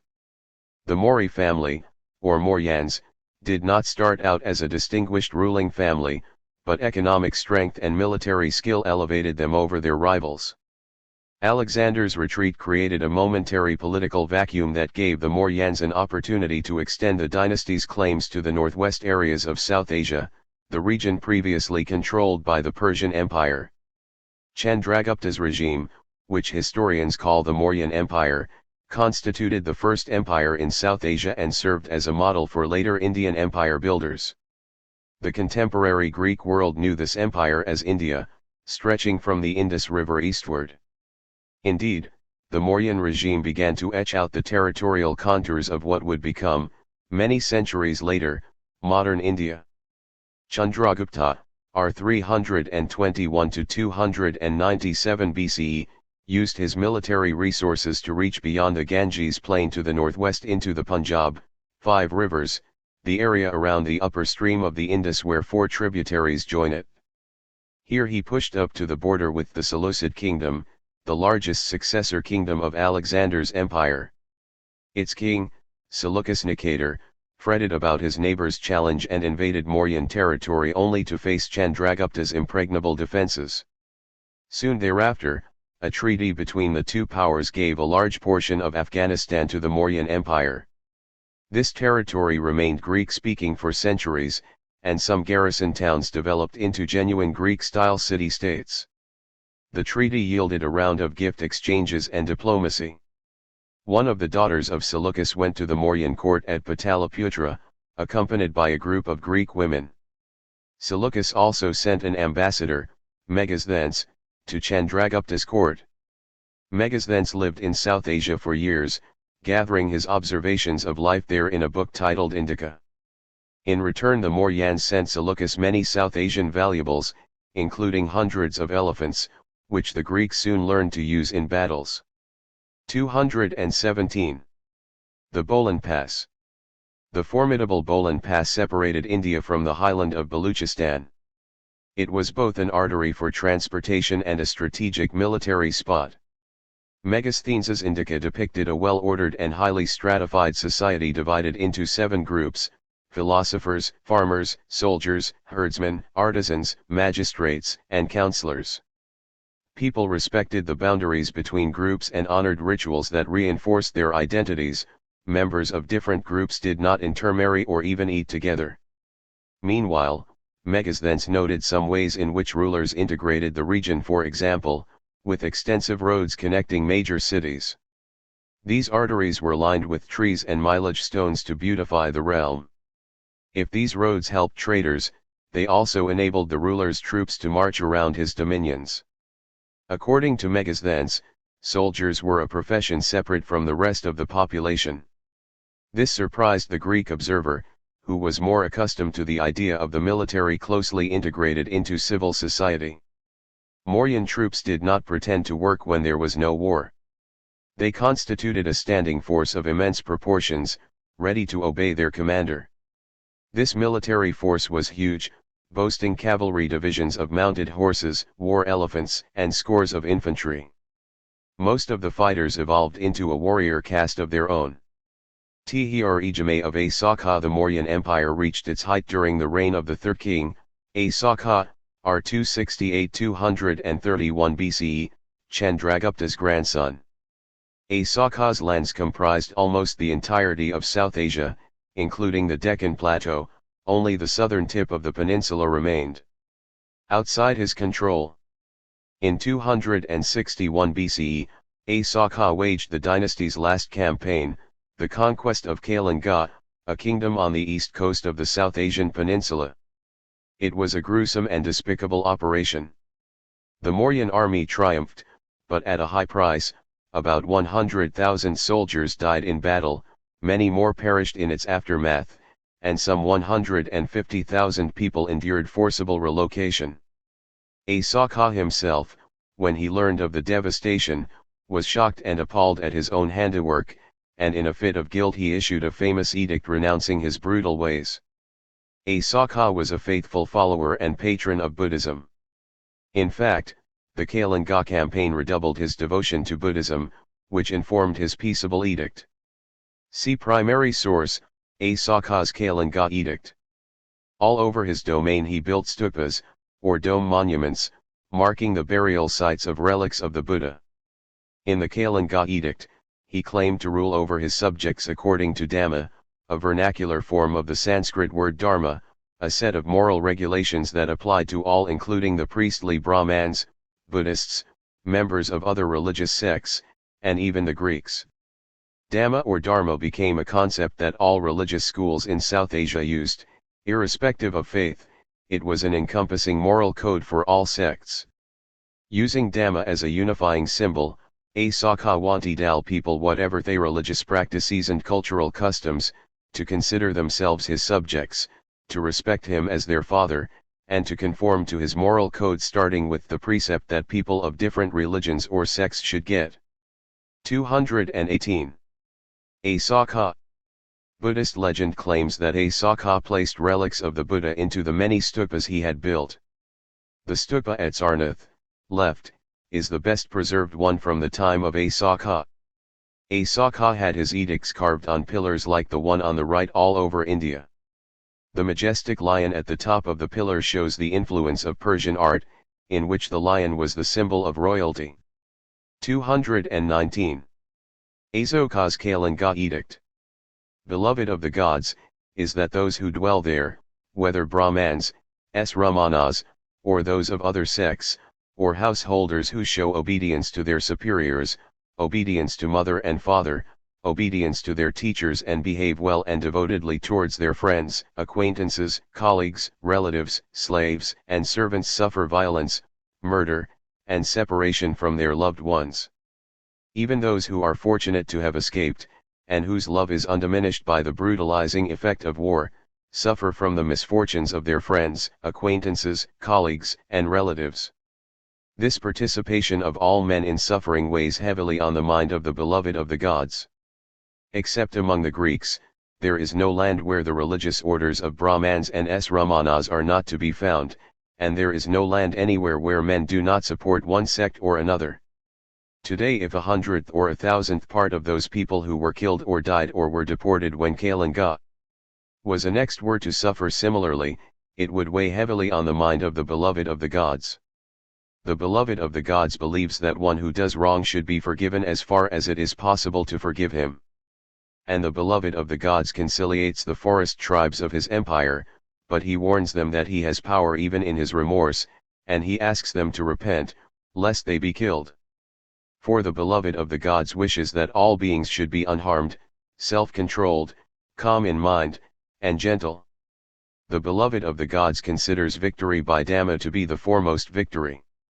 And moreover the beloved of the gods has gained this victory on all his frontiers to a distance of 600 yojanas, i.e., about 1,500 miles, where reigns the Greek king named Antiochus, and beyond the realm of that Antiochus in the lands of the four kings named Ptolemy, Antigonus, Magas, and Alexander, and in the south over the Kolas and Puntyas as far as Ceylon. Likewise here in the imperial territories among the Greeks and the Kambojas, Nabhakas and Nabhapanctus, Bhojas and Paidanikas, Andhras and Parindas, everywhere the people follow the beloved of the gods' instructions in Dhamma. Even where the envoys of the beloved of the gods have not gone, people hear of his conduct according to Dhamma, his precepts and his instruction in Dhamma, and they follow Dhamma and will continue to follow it. What is obtained by this is victory everywhere, and everywhere victory is pleasant. This pleasure has been obtained through victory by Dhamma, yet it is but a slight pleasure, for the beloved of the gods only looks upon that as important in its results which pertains to the next world. This inscription of Dhamma has been engraved so that any sons or great-grandsons that I may have should not think of gaining new conquests, and in whatever victories they may gain should be satisfied with patience and light punishment. They should only consider conquest by Dhamma to be a true conquest, and delight in Dhamma should be their whole delight, for this is of value in both this world and the next. Why would Asaka refer to himself as the beloved of the gods? Whose gods might he be referring to? Asaka was a follower of Buddhism, which held that mortals pass through cycles of life, death, and rebirth. What parts of this passage reflect that belief? Asaka promises to rule his people with Dhamma, Dharma in Sanskrit. Whereas Buddhist doctrine considers Dharma to encompass religious teachings that guided the Buddha's followers, Azoka's Dhamma refers to a general moral standard that applied to all religious and ethnic communities, Buddhists or not. Why do you suppose he emphasizes this broader meaning? Source: Romila Thapar, Azoka and the Decline of the Maurya, 2nd ed. Delhi, Oxford University Press, 1973, 255-57. J. After the Kalinga War, Ashoka issued an edict to express his regret at the miseries it had caused his people. From this edict, we can tell that Ashoka ruled a country of many different cultures and religions. Primary source: Along. He also lauded the benefits of agrarian progress and banned large-scale cattle sacrifice as detrimental to agriculture. Meanwhile, he warned the forest people, the hunters and gatherers living beyond the reach of government, to avoid making trouble and be wary of his punitive wrath. To explain and implement this Dhamma, Ashoka regularly issued decrees, which he displayed on stone pillars and boulders in every corner of his domain. Occasionally he also issued edicts to explain his own Buddhist faith. All were inscribed in local languages. While most of his decrees were in dialects of Sanskrit, those published in northwestern regions were in Greek or Aramaic, the administrative script of Old Persia. Ashoka's legal pronouncements helped legitimize the Greek-speaking population that had arrived with Alexander and now resided in Greek-style towns. The works of art created under Ashoka's patronage celebrated the copious cultural and economic exchanges among Greeks, Persians, and Indians. The most famous monument was the edict pillar that Ashoka erected in Sarnath at the Deer Garden, where the Buddha gave his first sermon. Atop the pillar, 4 lions sat facing 4 directions. Beneath the 4 lions were 4 wheels representing universal rule. They were separated by a bull, a horse, elephants, and another lion. The majestic images of lions, animals not found in the Ganges plain, represented an Indian version of the Persian royal symbol. Its artistic technique displayed Greek influence as well, in vivid, animated style. T.H.'s Seleucid Empire and Greek influences. Alexander's military thrust into Asia reached as far as the Punjab. There he defeated several rulers of Gandhara in 326 BCE. In the course of this campaign he planted many garrison towns, especially in eastern Iran, northern Afghanistan, and the Punjab, where he needed to protect his easternmost territorial acquisition. These towns were originally stations for soldiers, but they soon became centers of Hellenistic culture.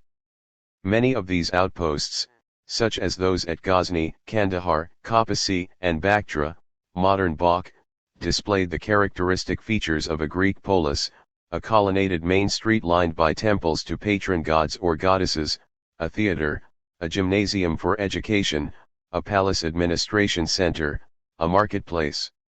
After Alexander's death, Seleucus Nicator, 358-281 BCE, ruler of the Hellenistic successor state in this area, built more Greek garrison towns. Seleucus, who also controlled Mesopotamia, Syria, and Persia, named 16 cities: Antioch after his father, 5 Laodiceas after his mother, 9 Seleucia after himself, 3 Apamea after his wife Apama, and Stratonicia after another wife. These towns, too, became major Hellenistic centers. Most of the Greek invaders integrated themselves into the local societies. Once the soldiers realized they would be spending their lives far from their homeland, they married local women and started families. Bringing their native customs to the local populations, they established institutions familiar to them from the polis. Greek was the official language, but because local women used their native tongues in daily life, subsequent generations were bilingual. For centuries the traditional Greek institutions, especially Greek language and writing, survived many political changes and much cultural assimilation, providing a common basis of engagement in a long strip of land stretching from the Mediterranean to South Asia. The Kingdom of Bactria and the Yava Ngs. Hellenistic influences were even more pronounced in the Seleucid successor regimes of Central Asia of the late 3rd century BCE. The Seleucid state took over the entire Persian realm, including its Central Asian and South Asian territory. 220. Elephant cavalry. As shown by this terracotta statuette from 200 BCE, elephant cavalry was an important component of the Greek military. In their exchanges with India, Hellenist states demanded numerous elephants for their army. The Hellenistic kingdom of Bactria broke away from the Seleucids to establish a strong state, which included the Gandhara region in modern Pakistan, around 200 BCE. As Mauryan power receded from the northwestern part of India, the Bactrian rulers extended their conquests into this area. Because the cities that the Bactrian Greeks founded included many Indian residents, and thus were a mix of cultural influences, they have been called Indo-Greek. Those in Gandhara incorporated familiar features of the Greek polis, but inhabitants still revered Indian patron gods and goddesses. Hellenistic Bactria served as a bridge between South Asia and the Greek world of the Mediterranean. Among the goods that the Bactrians sent west were elephants, which were vital to the Greek armies. In fact, the Greeks' fascination with Indian war elephants found frequent expression in Greek art. The Greek king Demetrius, who invaded India around 200 BCE, had coins minted portraying himself wearing an elephant cap, a headdress with an elephant's trunk. In subsequent decades, Bactrian Greek invaders not only revived the cities in India left by Alexander but also founded new Hellenistic cities in the Gandhara region. Demetrius entrusted the extension of his empire in the northern region of India to his generals, many of whom became independent rulers after his death. Sanskrit literature refers to these Greek rulers as the Yavna kings, a word derived from Ionia, a region whose name applied to all those who spoke Greek or came from the Mediterranean. Remains of a Greek garrison town, unearthed under the site of the ancient city of Samarkand in Uzbekistan, attest to the strength of Hellenistic influences. In the 1960s, archaeologists at Ai Khanum on the Oxus River, now the AMU, in present-day Afghanistan were stunned to find the ruins of nearly an entire Greek city. Miraculously, Ai Khanum was able to avoid the reconstructions and devastations that befell so many other Hellenistic cities in this region. It was clearly an administrative center, if not the capital city, of the Bactrian state. The Greek-style architecture and inscriptions indicate that the original residents were soldiers from Greece. Following the typical pattern, they married local women and stayed, but they also established fundamental institutions of a Greek polis. Ai Khanum's characteristic Greek structures included a palace complex, a gymnasium, a theater, an arsenal, several temples, and elite residences. Featuring marble columns with Corinthian capitals, the palace contained an administrative section, storage rooms, and a library. A main road divided the city into lower and higher parts, with the palace and main religious buildings located in the lower city. Though far from Greece, the elite Greek residents read poetry and philosophy and staged Greek dramas in the theater. The palace baths had a mosaic floor of colored pebbles obtained from the nearby riverbank. Grape cultivation supported a festival of wine drinking, associated with the god Dionysus. The main temple housed a gigantic marble statue of an unknown deity, only its huge marble foot has survived the ravages of time. The remains of various statues indicate that the residents not only revered the Greek deity Athena and the demigod Heracles but also paid homage to the Zoroastrian religion and worshipped Mesopotamian gods. The Hellenistic cities in the area of modern Uzbekistan, Afghanistan, and northern India maintained Greek culture, also educating young people in gymnasia and performing. 221. 3 coins. Top, wearing an elephant cap, Demetrius of Bactria titled himself the king of Indians as well as Greeks. On the other side of the coin is Hercules. Middle, the king Menander is remembered by Buddhists for his curiosity about their theology. His image appears on one side of the coin with a Greek legend of his name and title. On the other side, Athena is surrounded by Karash the script, an Indian writing. Bottom, the Scythian king Mars used Greek to claim king of kings on one side of his coin. On the other side, the goddess Nike is surrounded by Karash the letters. Greek dramas in their theaters. Because Greek religious practices were highly inclusive, Temples were suitable places for cultural assimilation. There, local deities donned Greek garb to protect the city. As the Greeks planted familiar crops from their homeland, vineyards and olive orchards flourished. A material culture, such as tableware associated with wine drinking, also thrived. Cities and kings issued coins with Greek inscriptions, or legends, in the standard weights of the Greek world. Most men and women spoke and wrote some Greek, often as a second language. Perhaps the most adept ruler at mingling Greek and Indian influences was Menander, the best-known Yavna city-state king of the mid-2nd century BCE. Using images and legends on coins to promote both traditions among his subjects. Permanent Hellenistic settlement. Nomad Confederacy SCYTHS. Han contemporary settled culture.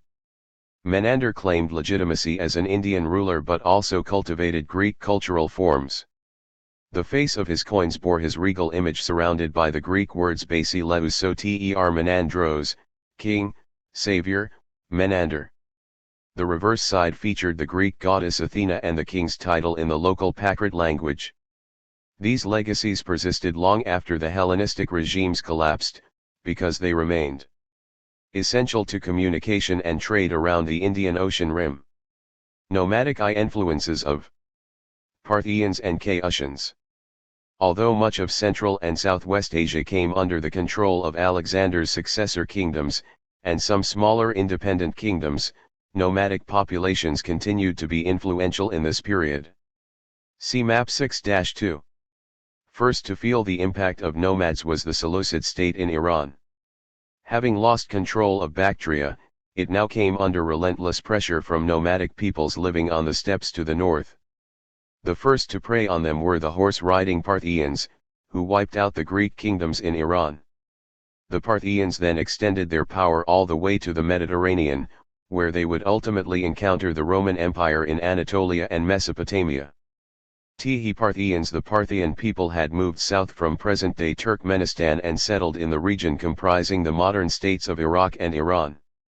Unlike the Persians before them, the Parthians had a social order founded on nomadic pastoralism and a war capability based on technical advances in mounted horseback warfare. Reliance on horses made their style of fighting highly mobile and ideal for warfare on arid plains and deserts. They perfected the so-called Parthian shot, the arrow shot from a bow with great accuracy at long distance and from horseback at a gallop.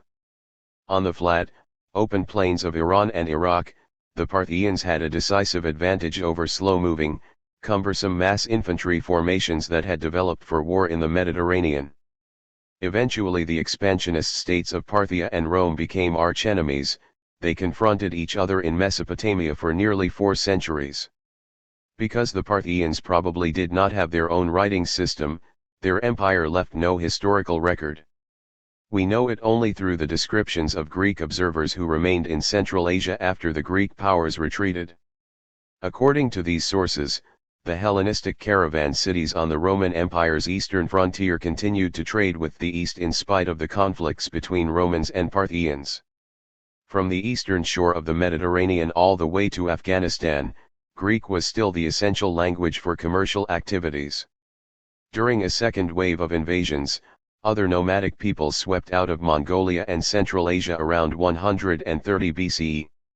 They filled some of the vacuum left by the disintegration of Alexander's and Asaka's empires, infusing South Asian societies with the nomadic and equestrian values of the steppe. In the process, they blended Hellenism and Buddhist religious thought with a culture that glorified nomadic and pastoral ways and institutions. A modified Hellenistic culture. East Asia. And the Greek language now became more vital than before. Even as its connections to Greece weakened, Hellenism's influence over Buddhism and other South Asian cultures grew stronger. The new rulers galloping down from the steppe in waves forced their predecessors to seek new tribal domains. In the 2nd century BCE, a vast tribal confederacy called the Xiongnu became dominant in the East Asian steppe lands. While consolidating their power, the Xiongnu drove many other pastoral groups out of their homelands. Meanwhile, the Parthians, who had supplanted the Greek Seleucids in Iran, also entered the Indus Valley from the northwest, through the mountain passes of Baluchistan. Kushans, the most dynamic and powerful of the nomadic groups, were the Kushans, who appeared as a political force around 50 CE. Led by their chief, the Uzi unified the region's tribes and established the Kushan dynasty in Afghanistan and the Indus River basin. The Kushan's empire embraced a large and diverse territory and was critical in the formation of the Silk Road. Like the Parthians, the Kushans had been an illiterate people, but they adopted Greek as their official language. The face of a gold coin of Wimakadphises, the second Kushan king to rule South Asia, features the king's bust surrounded by Greek legends. The reverse side shows the Hindu god Shiva with his cow. Until the end of the Kushan Empire in the early 3rd century CE, Greek letters continued to appear on Kushan coins. Their rulers kept alive the influence of Hellenism in an area strategically located on the Silk Road, even though by this time few Greek speakers were left in the population. Mediterranean traders arriving in the Kushan markets to purchase silks from China, as well as Indian gemstones and spices, conducted their transactions in Greek. The coins they used struck to Roman weight standards, themselves derived from Greek coinage, and inscribed in Greek served their needs perfectly. These diverse nomadic groups did not undermine local cultural traditions or the Hellenistic heritage, but they introduced a powerful new cultural ingredient, equestrianism. The proud Kushans carried their horse-riding skills into India and, in spite of the hot climate, continued to wear their trademark cone-shaped leather hats, knee-length robes, trousers, and boots. Since the time of the Vedic invaders, see Chapter 3, horses had been valued imports into the region, and under the Kushans they became the most prestigious status symbol of the ruling elite. At the same time, the Kushans began consuming exotic goods that arrived from as far east as China and as far west as the Mediterranean. Their rule also stabilized the trading routes through Central Asia that stretched from the steppes in the east to the Parthian Empire in the west. This would become a major segment of the Silk Road. The Kushans also courted the local population by patronizing local religious cults. In Bactria, where they encountered the shrines of many different gods, the Kushan kings had their coins cast with images of various deities on the reverse side. They also donated generously to shrines of Zoroastrian, Vedic, and Buddhist cults. Around Kushan political centers, religious shrines mushroomed and sculptural works reached a high artistic level. Kushan kings also built royal dynastic shrines, beside which they placed statues of themselves as patrons of the local deities. Governors and generals followed their example of patronizing local religions, as did traders, artisans, and other urbanites. Wealth flowed into religious institutions, especially Buddhist monasteries later on.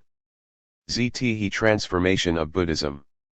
While South Asia was undergoing noteworthy political and social change caused by encroaching nomadic tribes, it was also experiencing upheavals in the religious sphere. Perhaps the most surprising repercussion of the spread of Hellenism after Alexander was the transformation of Buddhism. Impressed by Hellenistic thought, South Asian peoples sought to blend it with their own ethical and religious traditions.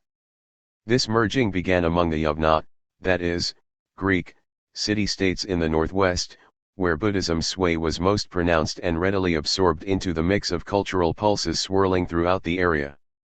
See primary source, Sagala, the city of the gods. Here, for example, the Yavna king Menander went beyond claiming that the Buddha was an inspired ethical philosopher. He held instead that the Buddha was a god.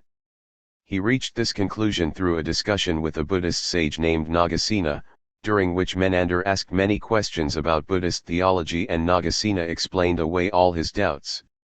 This conversation was recorded in a Buddhist text called Milanda Punha, Questions of King Milanda.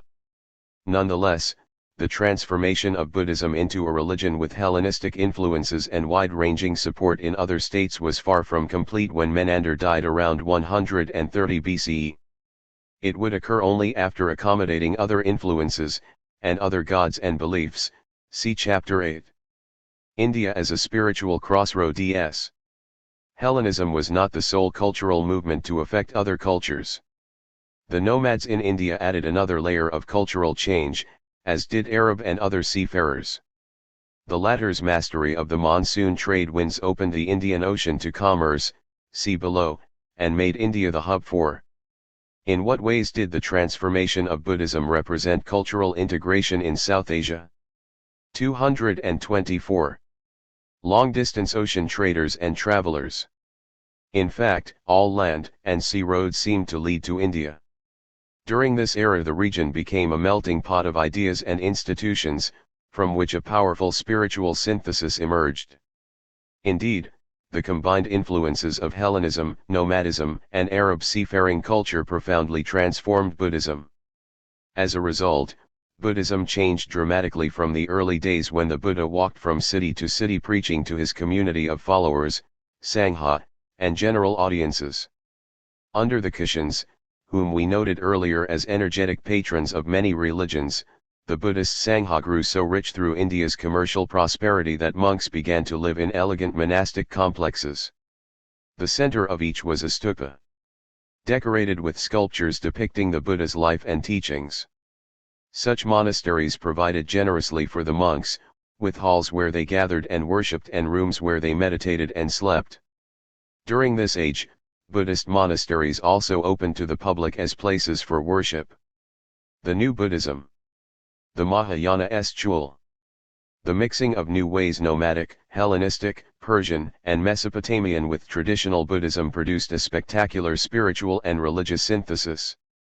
A new school of Sagala, the city of the gods. Thus hath it been handed down by tradition there is in the country of the Yonakas a great center of trade, a city that is called Sagala, situated in a delightful country well watered and hilly, abounding in parks and gardens and groves and lakes and tanks, a paradise of rivers and mountains and woods. Wise architects have laid it out, and its people know of no oppression, since all their enemies and adversaries have been put down. Brave is its defense, with many and various strong towers and ramparts, with superb gates and entrance archways, and with the royal citadel in its midst, white-walled and deeply moated. Well laid out are its streets, squares, crossroads, and market-places. Well displayed are the innumerable sorts of costly merchandise with which its shops are filled. It is richly adorned with hundreds of alms-halls of various kinds, and splendid with hundreds of thousands of magnificent mansions, which rise aloft like the mountain peaks of the Himalayas. Its streets are filled with elephants, horses, carriages, and foot passengers, frequented by groups of handsome men and beautiful women, and crowded by men of all sorts and conditions, Brahmans, nobles, artificers, and servants. They resound with cries of welcome to the teachers of every creed, and the city is the resort of the leading men of each of the differing sects. Shops are there for the sale of Benares muslin, of Kotambara stuffs and of other cloths of various kinds, and sweet odors are exhaled from the bazaars, where all sorts of flowers and perfumes are tastefully set out. Jewels are there in plenty, such as men's hearts desire, and guilds of traders in all sorts of finery display their goods in the bazaars that face all quarters of the sky. So full is the city of money, and of gold and silverware, of copper and stoneware, that it is a very mine of dazzling treasures. And there is laid up there much store of property and corn and things of value in warehouses, foods and drinks of every sort, syrups and sweetmeats of every kind. In wealth it rivals Uttarakuru, and in glory it is as Alakamanda, the city of the gods. The city Sagala is in the country of the Yonakas, that of the Greeks. Judging from the references to elephants, horses, and the Himalayas, where approximately would it have been located? What kinds of people lived there? Why do you suppose Buddhist ideas found easy acceptance there? Source: The Questions of King Milinda, translated by T.W. Rhys Davis, 1890, reprint, Delhi, Motilal Banarsi Das, 1975, 2-3. J. The Indo-Greek king Menander was a famous patron of Buddhism, as described in the Questions of King Milinda. The book, written in Pali, a northwestern dialect of Sanskrit, begins with a description of the kingdom of Milinda, Menander, located in the country of Yonakas, the Pali name for Greeks. This kingdom, according to the following passage, is a center of prosperous trade and people of many creeds, with a city called Sagala whose glory rivals that of the city of the gods. Primary source. Theology, Mahayana Buddhism, appeared at this time. For at least 100 years, Buddhist scholars had debated whether the Buddha was a god or a wise human being. The Mahayana Buddhists resolved this dispute in the first 2 centuries of the Common Era with the ringing affirmation, the Buddha was, indeed, a deity. Mahayana Buddhism was worldly and accommodating, a spiritual pluralism that positioned Indian believers as a cosmopolitan people welcoming contacts with peoples from other parts of Afro-Eurasia and laying the spiritual foundations for a region that had become a crossroads of world cultures. As Buddhism adapted to external impulses, Mahayana Buddhism appealed especially to foreigners and immigrants who traded or settled in India. It made the Buddha as a god easier to understand. Hitherto, the Buddha's preaching had stressed life suffering and the renunciation of desire to end suffering and achieve nirvana. This was a tough road to a better life. As we saw in Chapter 5, those who did not believe in reincarnation found it difficult to understand the appeal of nirvana. Newcomers such as migrants or traders were unlikely to embrace the non-existence it offered. They saw no need to escape painful cycles of birth, growth, death, and rebirth that were so ingrained in the mental worlds of local populations. This sharp dichotomy between a real world of hardship and the Buddha's abstract one of nirvana gave way to a greater variety of conditions in the Mahayana cosmos. The latter appealed to diverse peoples as a way of conceiving, and practicing, the way to a better life. In the Mahayana Buddhists. 226. Stupa staircase. These risers from the staircase of a large stupa in the Gandhara region display scenes from Buddhist stories. The upper one shows men in nomads' clothing playing music, including the Greek-style lyra. On the middle one, men and women in Greek clothing drink and make merry. The people on the lower riser wear little clothing but are as happy as those on the other 2 panels. Vision, Bodhisattvas, enlightened demigods who were ready to reach nirvana but delayed doing so in order to help others attain it, prepared Buddhalands and heaven's spiritual halfway points to welcome deceased devotees not yet ready to release desires and enter nirvana. In this fashion the universe of the afterlife in Mahayana Buddhism was colorful and pleasant, presenting an array of alternatives to the tough real existence of worldly living. Mahayana, great vehicle, Buddhism would enable all individuals, the poor and powerless as well as the rich and powerful, to move from a life of suffering into a happy existence. Early Buddhism had left suffering devotees with little relief because of the uncertainty of achieving nirvana and the lack of a guide to lead them there, since the Buddha had already moved on to nirvana. The new Buddhist brokers, the Bodhisattvas, were effective instruments for helping all classes find their way to heaven. They were the way stations, the escorts. One of these Bodhisattvas, Avalokiteshvara, proclaimed his willingness to stay in this world to guide people out of trouble, especially those who traveled in caravans and had the misfortune of running into murderous robbers, or those who had to navigate unwieldy ships through violent storms. As Avalokiteshvara guided and protected the living rather than appease the deceased, lay followers, especially traveling merchants, invoked him constantly and spread the cult along the trade routes. Just as Buddhism absorbed outside influences, became more appealing, and developed a cadre of spiritual brokers, it also inspired a new genre of literature to portray the Buddha and the Bodhisattvas to audiences. This was the advent of Sanskrit Buddhist texts. Many were devoted to conveying the life of the Buddha and his message far and wide, reaching far corners of Asia. Asvaosa, 80, 150 CE, a great Buddhist thinker and the first known Sanskrit writer, wrote a biography of the Buddha. This work, known as the Buddha Charita, set the Buddha's life story within the commercial urban environment of the Kushan Empire, instead of in the rural Shakya Republic in the Himalaya foothills, where he had actually lived. Asvaosa said that the Buddha was born as a prince into a life of extreme luxury, becoming aware of human suffering only after experiencing heavenly revelations. To escape his mundane life, the young prince left home in the middle of the night, riding on a white horse. This largely fictive version of the Buddha's life story spread rapidly throughout India and beyond, introducing Buddha and his teachings to many new potential converts. See Ultra integration. The colorful images of Sanskrit Buddhist texts of the 1st century CE gave rise to a large repertoire of Buddhist sculptural art and drama. On Buddhist stupas and shrines, artisans carved scenes of the Buddha's life, figures of bodhisattvas, and statues of patrons and donors. Buddhist sculptures from the northern Kushan territory, fashioned from grey schist rock, are called Gandharan art. Those from the central region of India, created mainly from local red sandstone, are called Mathuran art.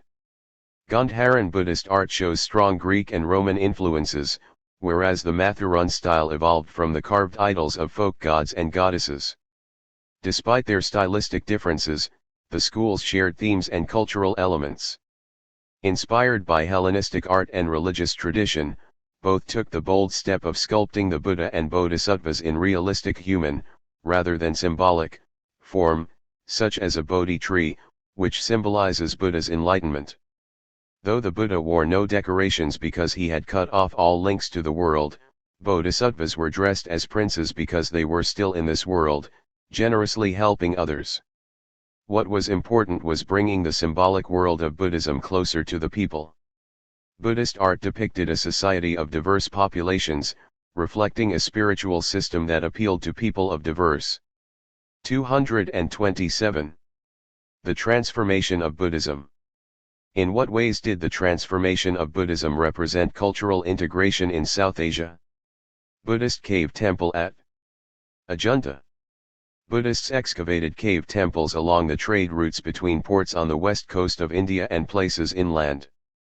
Paintings and sculptures from Ajunta became the models of Buddhist art in Central Asia and China. Cultural backgrounds. Consider the clothes of the patron figures. For male and female figures alike, the garments were simple and well adapted to tropical climates.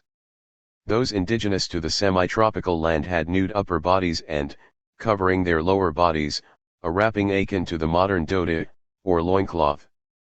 Jewelry adorned their headdresses and bodies.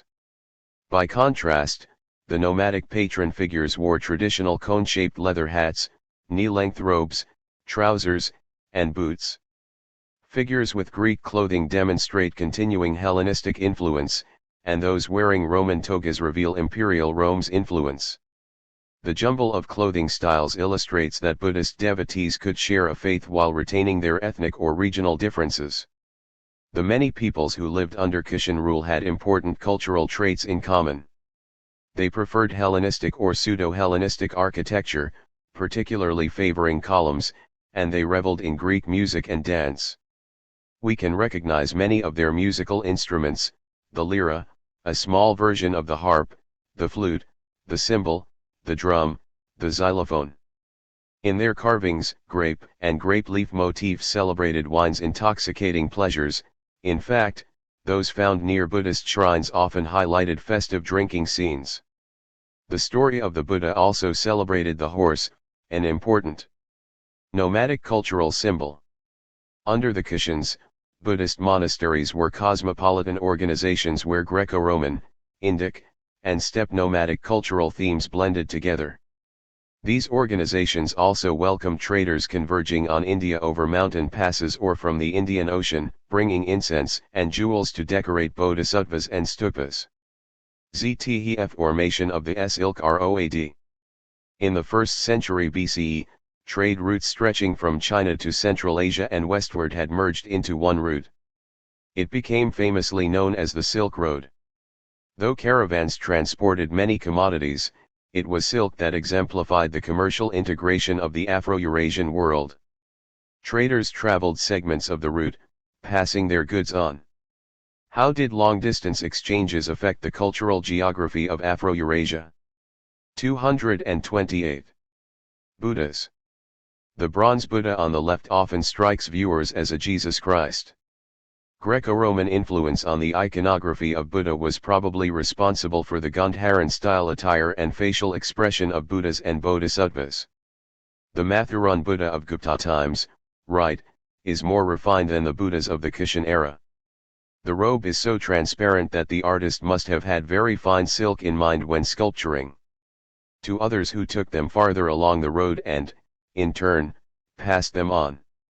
The Silk Road owed much to earlier overland routes through which merchants had exchanged frankincense and myrrh from the Arabian Peninsula for copper, tin, iron, gemstones, and textiles.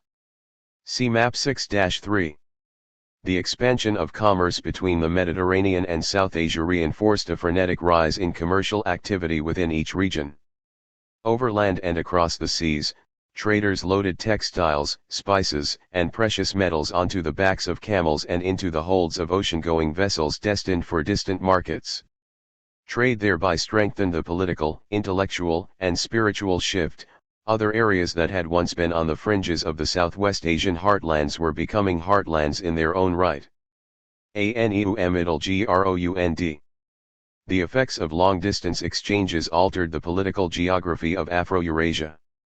Egypt and Mesopotamia faded as sources of innovation and knowledge, becoming instead a crossroads for peoples on either side. The former borderlanders emerged as new imperial centers. What we now call the Middle East literally became a commercial middle ground between centers of culture and political expansion of the Mediterranean in the west and India in the east. East Asia, principally China, finally connected with the Mediterranean via Central Asia and South Asia. Through China, a connection then developed with Japan, Korea, and Southeast Asia, whose traders penetrated Bali and other Indonesian islands. However, China remained politically and culturally a mysterious land to those from the Mediterranean. Although Alexander had marched as far as the Indus Valley, the Himalayas and Pamir Mountains kept the Chinese insulated.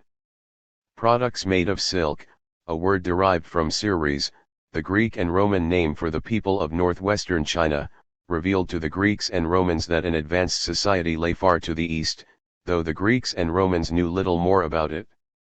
Nomads, frontiers, and trade routes. Without the activities of the horse-riding nomads from inner Afro-Eurasia, long-distance trade would never have reached the heights that it attained. Accustomed in the course of their migrations to carry their own vital supplies, nomads gradually learned to trade goods from one region for goods produced elsewhere. They were the pioneers of a slow but powerful commercial transformation of Afro-Eurasia. In the second millennium BCE their arid homelands became deserts, so they sent out conquering armies that eventually traversed entire regions and facilitated trade and interactions between distant communities, see Chapter 3. One other advantage proved crucial to the nomads' interactions with other populations. Because of their movements from place to place, they were exposed to and acquired resistance to a greater variety of microbes than settled peoples did. Their relative immunity to disease aided the launch of early overland trade routes in the middle of the second millennium BCE. This was the time when chariots appeared in Central Asia and pastoral groups began to link the North China Plain to Turkestan, Xinjiang, Mongolia, and Manchuria. Around 600 BCE, horse-riding nomads on the steppe became skillful archers on horseback, whose advantages in fighting emboldened them to range farther from their homelands. These long-distance marauders eventually learned the skills of mediating between cultures, blending terror and traffic to bring diverse Afro-Eurasian worlds together. Even more important were the ways in which nomads raced into political vacuums and installed new regimes that would link northwest China and the Iranian plateau. At first, the most important of these nomadic peoples were the Xiongnu, pastoralists, originally from the eastern part of the Asian steppe in modern Mongolia. By the 3rd century BCE their mastery of bronze technology made them the most powerful nomadic community in the area. In time as the power of the Xiongnu waned, a new, more powerful empire, that of the now familiar Kushans, arose in their place. Though they too were fearsome warriors, the Kushans were key players in keeping the Silk Road open to merchants. Indeed, the nomadic groups of Central Asia were vital to creating, maintaining, and enhancing the land bridge that joined parts of Afro-Eurasia. Both the land routes linking the Roman trading depot of Palmyra to Central Asia and the sea routes carrying ships from the Red Sea to ports on the western coast of India had to pass through the territory of the Kushan Empire. At the eastern end of this chain of political and commercial contacts, the Chinese state was also beginning to protect outposts and frontiers, enabling caravans to move more easily. Chinese silk textiles were reaching the Roman market, and glassware from the Mediterranean, incense from the Arabian Peninsula, and gemstones from India were reaching China. The Silk Road now connected the Mediterranean and Pacific coasts. Early overland trade. And caravan cities. As nomads moved southward, here too they created new trade routes, in this case a new set of networks, parallel to and south and west of the original systems that penetrated the valleys and crossed the mountain passes into South Asia. This enormous surge in trade produced a new kind of commercial hub, the caravan city. Established at strategic locations, often at the edges of deserts or in oases, these cities became locations where vast trading groups assembled. 229. The formation of the Silk Road. How did long-distance exchanges affect the cultural geography of Afro-Eurasia?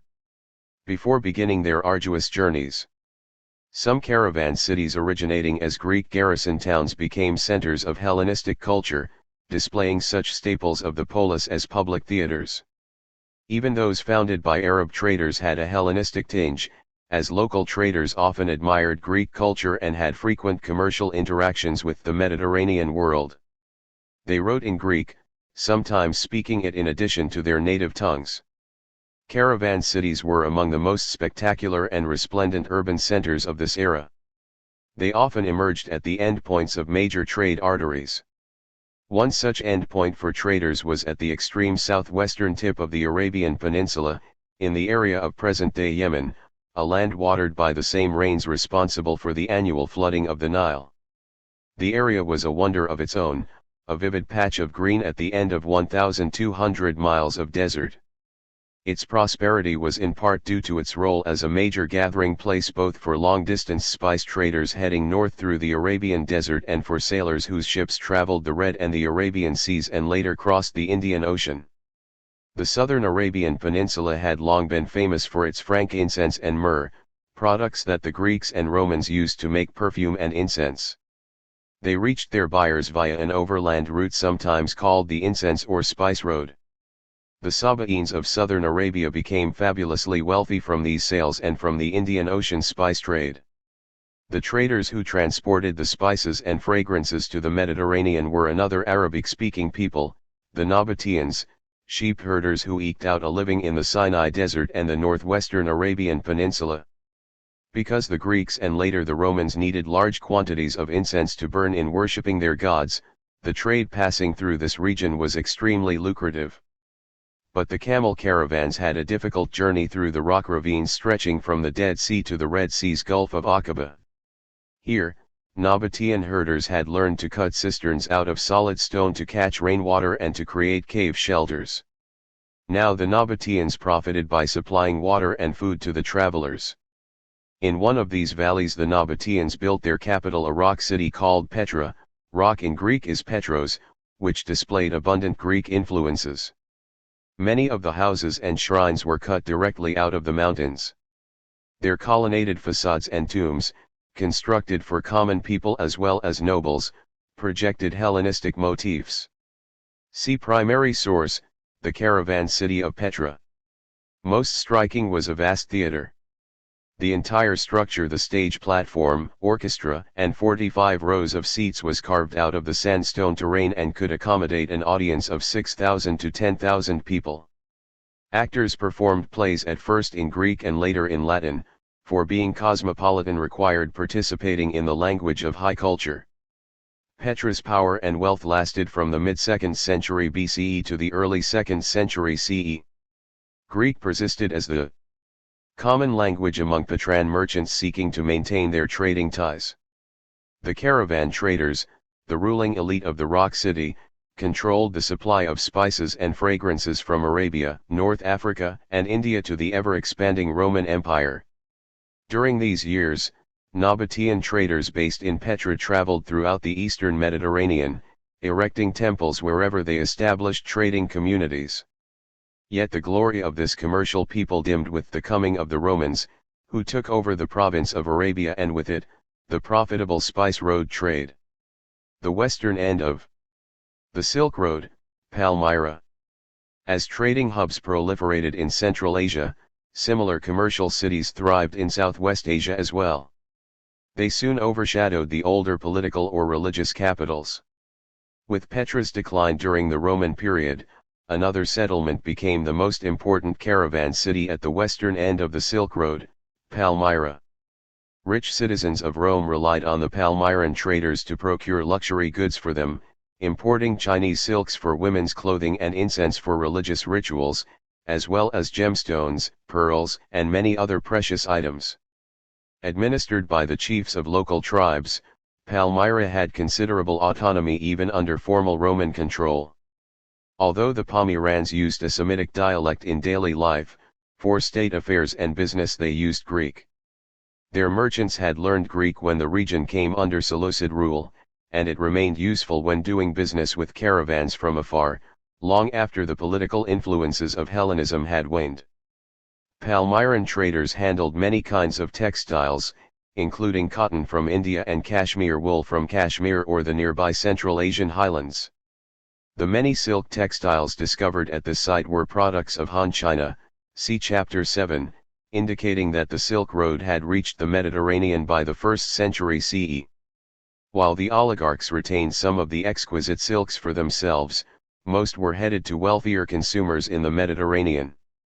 The Romans not only purchased silk cloth but also had it woven to order in eastern Mediterranean cities such as Beirut and Gaza. Silk yarns and dyes have also been found at Palmyra.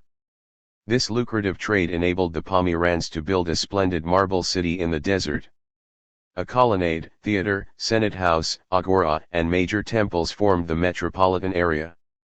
The Palmyrans worshipped many deities, both local and Greek, but seemed most concerned about their own afterlife. Like Petra, Palmyra had a cemetery as big as its residential area, with marble sculptures on the tombs depicting city life. Many tombs showed the master or the master and his wife reclining on Greek-style couches, holding drinking goblets. The clothes on those statues appear more Iranian than Greek, robes with wide stripes and hems bearing exquisite.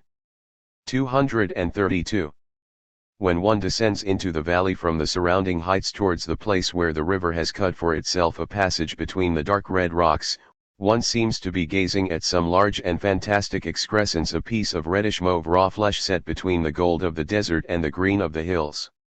It is a most extraordinary sight, which becomes even more extraordinary when the cavalcade slowly descends into the river valley, and the rocky walls of the ever-narrowing gorge tower up to the right and left, speckled with red, orange, mauve, gray, and green layers. Wild and beautiful they are, with their contrasts of light and shade, the light blinding, the shadows black. And there is seldom even anything to remind the visitor that this gorge served for centuries as a main road, trodden by camels, mules, and horses, and that along it rode Bedouin merchants who must have felt like ourselves its horror and its mystic fascination. Yet suddenly one may be confronted with the facade of a tomb tower with dogtooth design, or with an altar set high up on one of the vertical walls, bearing a greeting or prayer to some god, inscribed in the Nabatean tongue. Our caravan advanced slowly along the gorge, until an unexpected bend disclosed to us an apparition sparkling pinky orange in the sun, which must once have been the front of a temple or tomb. Elegant columns joined by fascinating pediments and arches form the frames of the niches in which its statues stand. All this rose up before us dressed in a garb of classicism, yet in a style new and unexpected even by those well acquainted with antiquity. It was as though the magnificent scenery of some Hellenistic theater had appeared. Chiseled in the rock. What features in the description of Petra and the monuments in and around the city suggest that it hosted a variety of cultures with different art forms. Imagine being part of a caravan arriving in bustling Petra via the route described here. What feelings would the atmosphere evoke in you? J. Petra was a city cut out of the pink rock cliffs in the valley between the Dead Sea and the Red Sea. The Nabateans built the city to host traders from west and east. From here, caravans headed out to trading centers in the Mediterranean and on the Iranian plateau. Petra's good fortune ran out under the Roman Empire when the silk trade favored another caravan city, Palmyra. Yet even today the rock structure of the city shining in the sun is an imposing sight, as this account by a modern traveler makes vividly clear. Primary source: Petra. This beautiful building is known as El Khazna, or the Treasury, at Petra. The wealth created by the region's long-distance trade is manifest in the magnificent buildings at the center of the city. Both the face of the building and its interior are cut out of the sandstone rock that forms the cliffs surrounding Petra. Designs: sculptures of camel caravans and horses tell us that the deceased were caravan traders in this world who anticipated continuing their rewarding occupation in the afterlife. Palmyra rapidly became a commercial powerhouse. The city not only provided supplies and financial services to passing caravans but also hosted self-contained trading communities, complexes of hostels, storage houses, offices, and temples. Palmyra achieved its golden age at the same time that the Silk Road was the major route for silk and other luxuries traveling from China to the eastern rim of the Indian Ocean. Some of the goods went across the Iranian plateau, reaching the Mediterranean via Syria's desert routes. Another artery went through Afghanistan, the Indus, and the west coast of India, then across the Indian Ocean to the Red Sea. Aiding the success of the Silk Road was the shared Hellenistic culture, which lingered for centuries after Greek political power had vanished from this region. Reaching China along the Silk Road. China was the ultimate endpoint and beginning point of the Silk Road. Its flourishing economy owed much to the fact that Chinese silks were the most sought-after commodity in long-distance trade.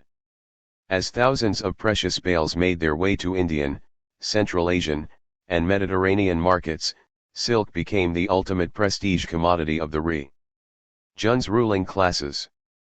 But the exchange between eastern and western portions of the Silk Road was increasingly mediated by Persian, Xiongnu, and other middlemen at the great oases and trading centers that grew up in Central Asia. Local communities took profitable advantage of the silk trade from China based on their increased knowledge and contacts.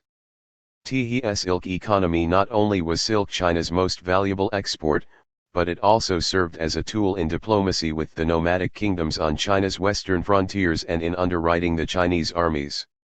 The country's rulers used silk to pay off neighboring nomads and borderlanders, buying both horses and peaceful borders with the fabric.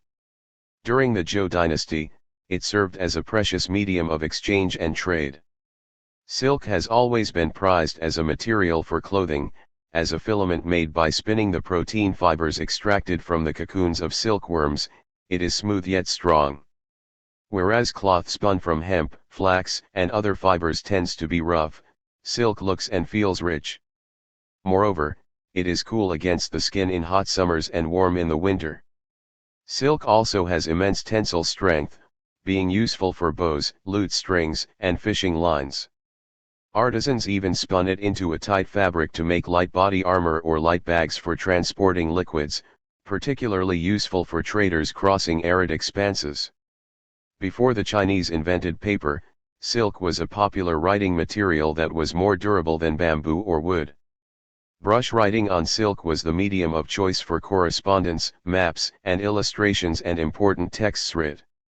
234. Palmyran tomb sculpture. This tombstone relief sculpture shows a wealthy young Palmyran, attended by a servant, probably a household slave. Palmyra was at the crossroads of the major cultural influences traversing Southwest Asia at the time. The style of the clothing, the flowing pants and top, and the couch and pillows reflect the trading contacts of the Palmyran elite, in this case with India to the east. The hairstyle and mode of self-presentation signal influences from the Mediterranean to the west. 10 on silk often joined other funerary objects in the tombs of aristocratic lords and wealthy individuals. Whereas economic life in ancient China had centered on the agricultural manners of powerful landowners, after 300 BCE independent farmers increasingly produced commercial crops for the marketplaces along land routes as well as rivers, canals, and lakes. As the market economy grew, merchants organized themselves into influential family lineages and occupational guilds. Now power shifted away from agrarian elites and into the hands of urban financiers and traders. The latter benefited from the improvement in roads and waterways, which eased the transportation of grain, hides, horses, and silk from the villages to the new towns and cities. By the 2nd century BCE, wealthy merchants such as the Fan family were ennobled as local magnates and wore the clothing that marked their official status. Bronze coins of various sizes and shapes, such as the spade-shaped money of several semi-autonomous warring states, see photo in Chapter 5, as well as cloth and silk used in barter, also spurred long-distance trade. As commerce expanded, regional lords opened local customs offices along land routes and waterways to extract a share of the money and products for themselves. The role of the Estad facilitating trade was also a key concern of the state.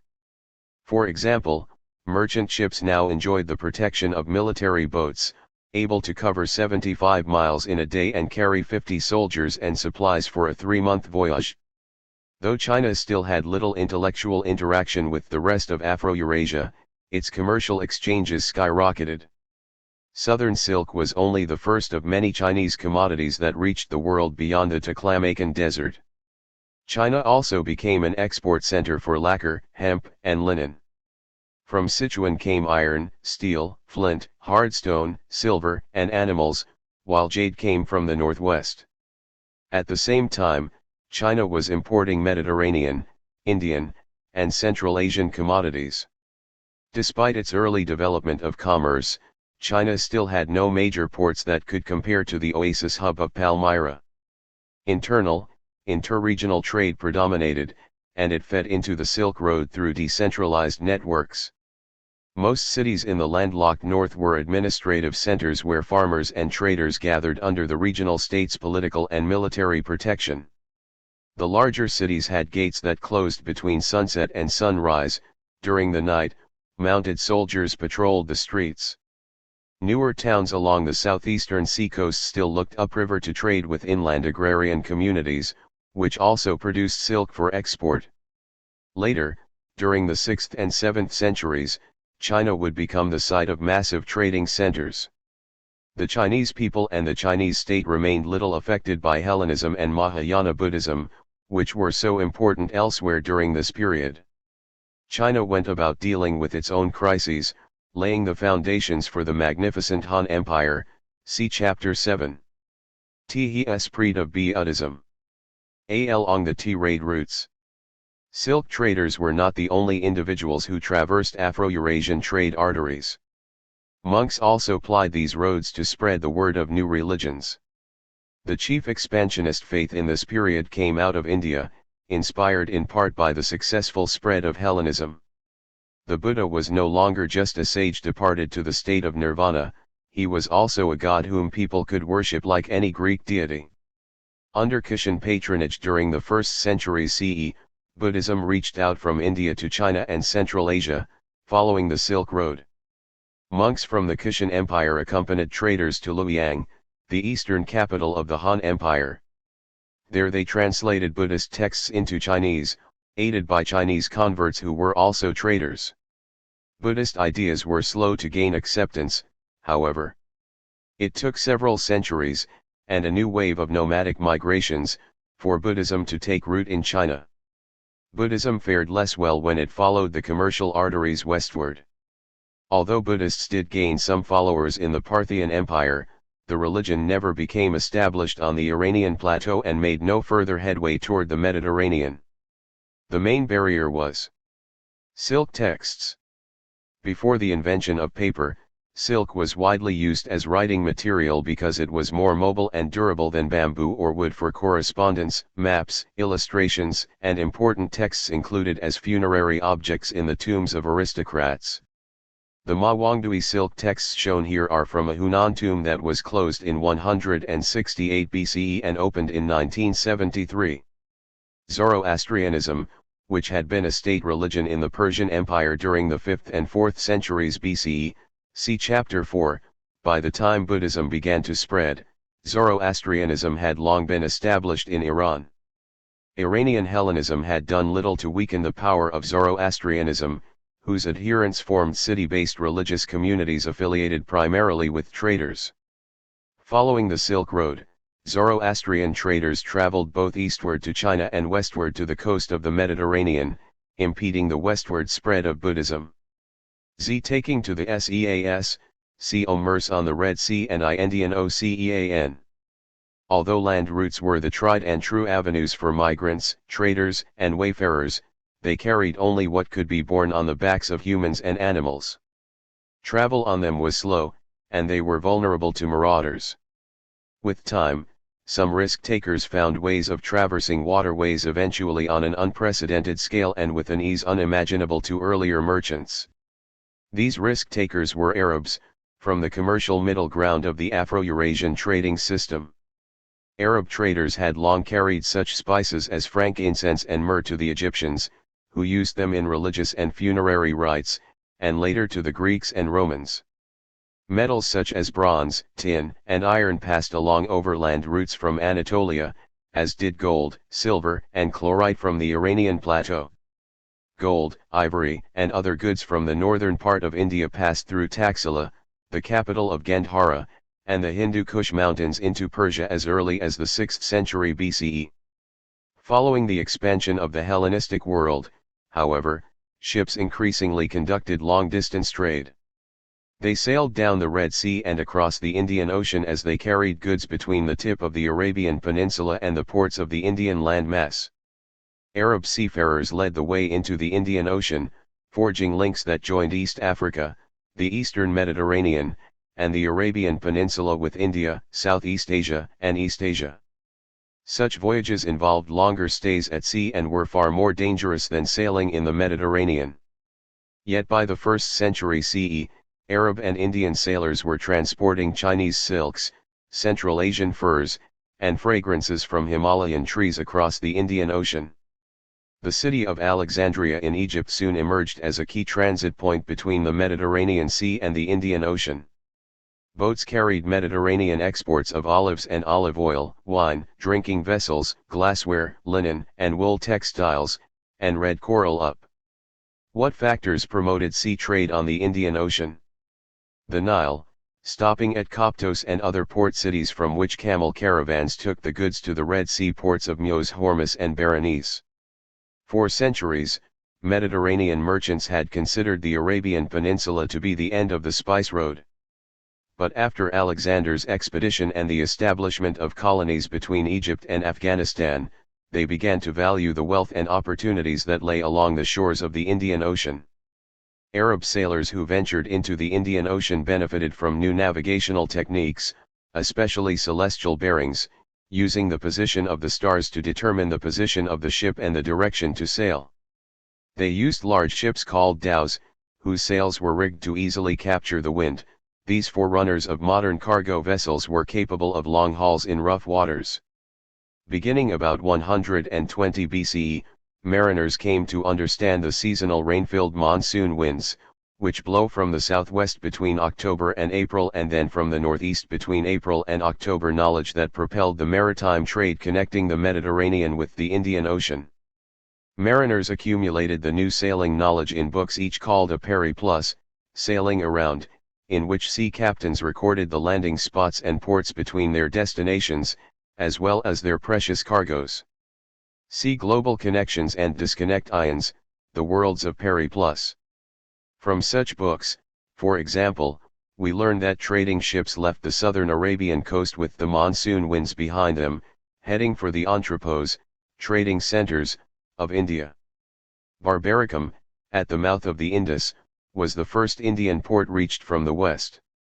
On their arrival, traders unloaded linen textiles, red coral, glassware, wine, and money from the Mediterranean and Egypt, as well as frankincense and storax, aromatic gum resins from Southwest Asia. These cargoes were headed to the upper Indus region of the Punjab and Gandhara.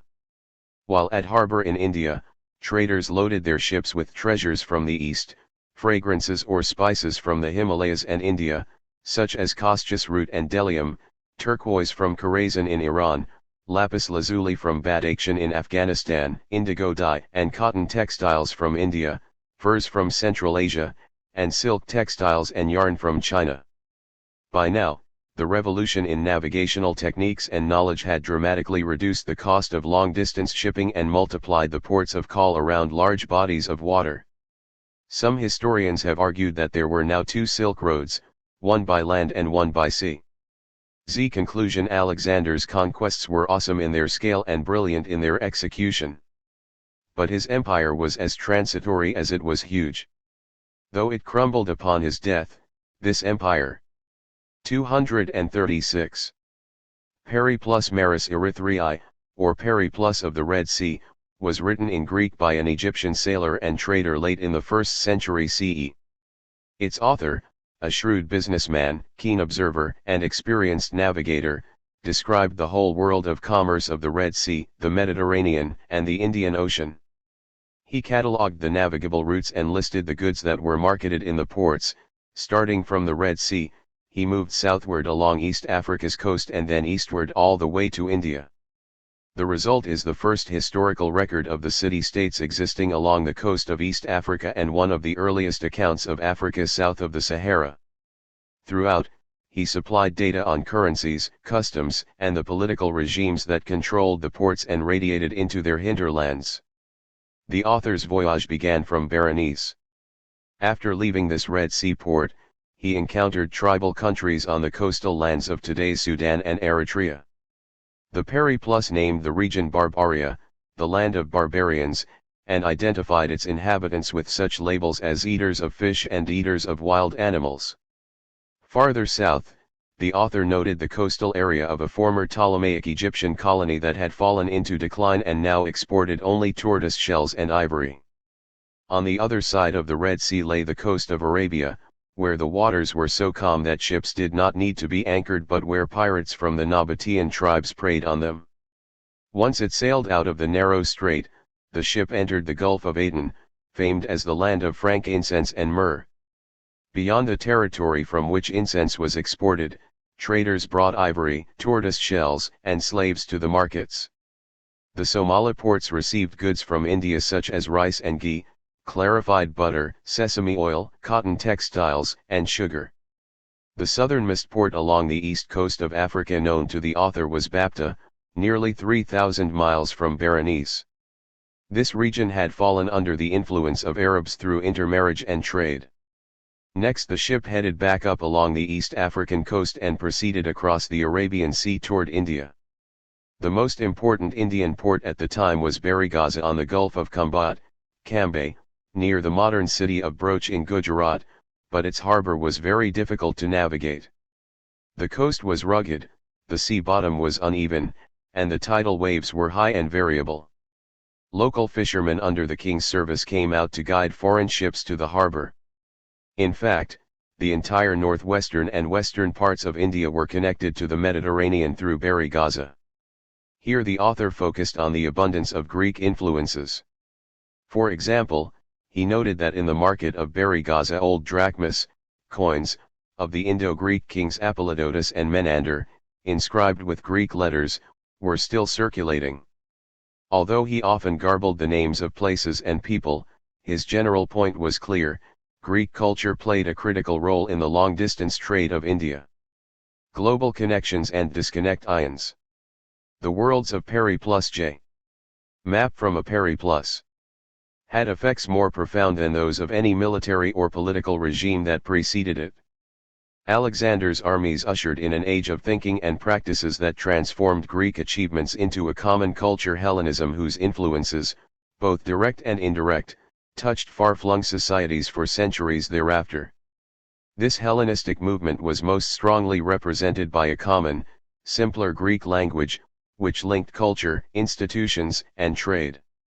However, many Greek-speaking peoples and their descendants in parts of Southwest and Central Asia integrated local cultural practices with their own ways, creating diverse and rich cultures. Thus the influences of culture flowed both ways. The economic story is equally complex. In many respects, Alexander and his successors followed pathways established by previous kingdoms and empires. If anything, Alexander's successors helped strengthen and expand the existing trade routes and centers of commercial activity, which ultimately led to the creation of the Silk Road.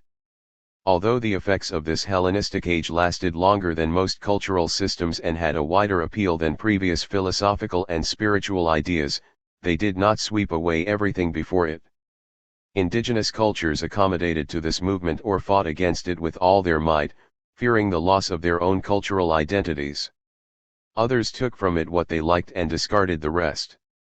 The citizens of Rome admired its achievements and steeped themselves in it while fashioning their own Latin-based culture. Eventually, they created an imperial polity that outdistanced Alexander's. In North Africa, the commercially talented 238 Carthaginians saw some of these Greek means of expression as useful for new elites like themselves. Of all those exposed to Hellenistic thinking, the South Asian peoples produced the most varied responses because they represented a multitude of cultures. Once open to the influences of Macedonian invaders, steppe nomads, and Arab seafarers, South Asia became the confluence of the currents moving swiftly across Afro-Eurasia. The most telling responses were in the realm of spiritual and ethical norms, where Buddhist doctrines evolved toward a full-fledged world religious system. Greater political integration helped fashion highways for commerce and enabled the spread of Buddhism. Nomads left their steppe lands and exchanged wares across great distances.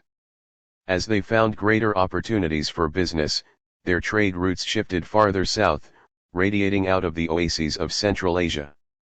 Eventually merchants, rather than the trading nomads, seized the opportunities provided by new technologies, especially in sailing and navigation. These commercial transformations connected distant parts of Afro-Eurasia. Accompanying the spread of Greek ways was the opening of trade. Alexander's campaigns had followed some of the trade routes east, and his conquests opened up permanent channels of exchange. In the wake of conquests, the Silk Road and proliferating sea lanes connected ports and caravan cities from North Africa to South China, creating new social classes, producing new urban settings, supported powerful new polities, and transported Buddhism to China, where it would ultimately proliferate on an even grander, more lasting scale than it did in South Asia.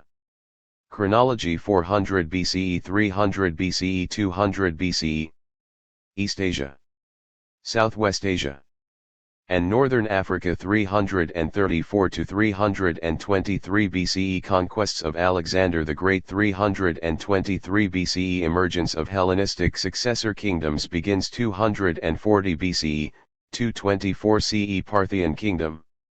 The Mediterranean 330s and 320s BCE Roman expansion in the Italian peninsula begins 264 to 241 BCE Roman Carthage War. 221 BCE Unification of China under the Qin dynasty 2nd or 3rd century BCE Xiongnu Confederacy in the Mongolian steppes. 206 BCE Emergence of Han Empire. 403 to 221 BCE Warring States period Han expands into the Silk Road. Central Asia 334 to 323 BCE Conquests of Alexander the Great 250 to 130 BCE Bactrian Kingdom.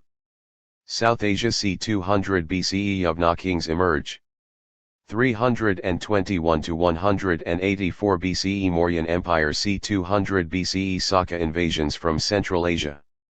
S2DQ Yustians. 1. Analyze the impact of Alexander's conquest on the Afro-Eurasian world. How did his military pursuits, and those of his successors, bring together various worlds? 2. Describe the influence of Hellenism on societies outside the Greek homeland. What aspects of Hellenistic culture held broad appeal for diverse groups? 3. Compare and contrast Judean, Roman, and Carthaginian responses to Hellenistic influences. How receptive was each society to Greek cultural influences? 4. Explain how South Asia, or India, became a melting pot for the intellectual, political, and economic currents sweeping across Afro-Eurasia between 350 BCE and 250 CE. How did this development affect Buddhist doctrine? 5. Analyze the extent to which long-distance trade routes connected societies during this period. Which societies were involved? How did commercial linkages affect them? 6. Analyze the influence of nomadic pastoral groups in Afro-Eurasia during this period. What role did they play in integrating cultures and economies? 7. Explain how interregional contacts transformed Buddhism. How did it expand across a variety of cultures? 8. Explain how art, architecture, and other forms of material culture in Afro-Eurasian societies reflected broader patterns of cultural, political, and economic integration during this period. In particular, how did caravan cities reflect new cultural configurations? 239. Study questions 100 BCE 1 CE 100 CE 200 CE. 1st to 3rd century CE, established 60 CE, Kushan Kingdom. 1st century CE transformation of Buddhism begins. Review and research materials are available at StudySpace, anorto.com/studiespaki. KEYTERMS. And the 3rd century BCE, the eastern Zhou state of Qin absorbed the remaining warring states, see Chapter 5, and set the stage for the epic Han dynasty. The chief minister of the Qin state, Li Si, urged his king to dispense with niceties and to seize opportunities. A man who aimed at great achievements must exploit the advantages offered to him. By combining his fearsome armies and his own personal virtues, the king could sweep away his rivals as if dusting ashes from a kitchen hearth. He could eliminate them all. In this way he could establish a truly imperial rule and unify the entire world. This is the one moment in 10,000 ages, Li Si whispered. The king listened carefully. He followed the advice. He laid the foundations for a mighty empire. We saw in Chapter 5 how the Qin state emerged as the dominant warring state in Zhou China. The Qin king relied on his massive army to make himself China's first emperor and to begin a cycle that spun out the first great land-based empire in East Asia. But the Qin Empire collapsed in 207 BCE, and soon the Han. 241. Han. Dine Asty. Qin A. N. Imperial. Rome, 300 BCE 300 CE. Chapter 7. Empire took its place. Following the Qin model, the Han defeated other regional groups and established the first long-lasting Chinese empire. Subjects of Han basked in a society whose land-holding elites, free farmers, trained artisans, itinerant traders, and urban merchants were building an era that emulated the statecraft ideals of antiquity, unlike those of the cruel Qin. At the other end of Afro-Eurasia, another great state, Imperial Rome, also met its rivals in war, emerged victorious, and consolidated its power into a vast empire. The Romans achieved this feat by using violent force on a scale hitherto unseen in their part of the globe. The result was a state of huge size, astonishingly unified and stable. Living in the Roman Empire in the mid-70s CE, a man of middle rank, Pliny the Elder, could write glowingly about the unity of the imperial state. In his eyes, all the benefits that flowed from its extensive reach derived from the boundless greatness of a peace that joined diverse peoples under one benevolent emperor. The Han and the Roman states were not just new ways of organizing resources to plow them into large-scale military and administrative functions. They were not just new in the reasons rulers gave for their rulership. They were novel in laying out the political boundaries of regions we now recognize as China and Christendom. Nowadays, the boundaries of both bear remarkable resemblance to those defined by these two empires at their peak. This chapter addresses how these regimes transcended the limits of previous territorial kingdoms by deploying resources and reasons of state in new ways. They concentrated military power in professionalized military elites that owed allegiance above all to the state, not to its ruler. They modernized tax collecting to support large-scale killing machines, that is, armies. They wrote laws and codes for their subjects. And they promoted the idea that the state should support schooling, the arts, architecture, and a learned society as ways to bring peace and prosperity to the realm. In this basic sense, ever since, we have come to associate the ideal of empire with these two founders at either end of Afro-Eurasia. Just as we see these empires as models for world history, we must understand how they were built, for they did not emerge as the inevitable consequences of destiny. They were crafted of a delicate mixture of coercion, coaxing, and convincing, and not just to prove that empires were exalted and enjoyed benefits that faraway neighbors did not. They actually had to deliver on these promises in order to endure. These were no short-lasting conquerings, like Alexander the Great's. They enjoyed the institutional muscle to outlive any particular ruler. China and Rome, how empires are built. Afro-Eurasia had seen empires come and go, emerging out of territorial kingdoms to exercise their power over neighboring states as clients, often demanding tribute in return for protection. The Romans and the Han took expansion to the next level, not content to exercise influence over neighbors, they wanted to incorporate them fully into their realm.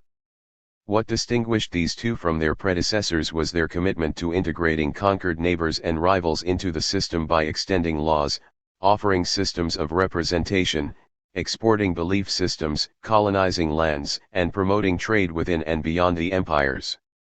In effect, subject peoples became members of empires, not just the vanquished. Those who resisted not only waved away the ban. How did the Roman and Han empires differ from earlier large states? Onorto.com/studispaki. How did the Roman and Han empires differ from earlier large states? What policies did the Qin leaders use to integrate their empire? How did Han leaders promote peace and stability? Were the policies and institutions that integrated the Roman Empire similar to those of Han Dynasty China? Efforts of living under an imperial mantle, but also became the targets for awesome and relentless armies. Empire and cultural identity. The mere existence of these two vast imperial states meant that at least 1 out of every 2 human beings in Afro-Eurasia now fell directly under the control of China or Rome. What did it mean to live under the imperial umbrella of these giants? To be Han Chinese meant that elites shared a common written language based on the Confucian classics, which qualified them for public office. It also meant that commoners from all walks of life shared the elite's belief system based on ancestor worship, ritual practices stressing appropriate decorum and dress for each social level, and a view that the Han as an agrarian-based empire was a small-scale model of the entire cosmos. Those who lived beyond the realm of the Han were considered uncivilized. In the 5th century BCE, being Roman meant being a citizen of the city of Rome, speaking Latin, the regional language of central Italy, and eating and dressing like Latin-speaking people.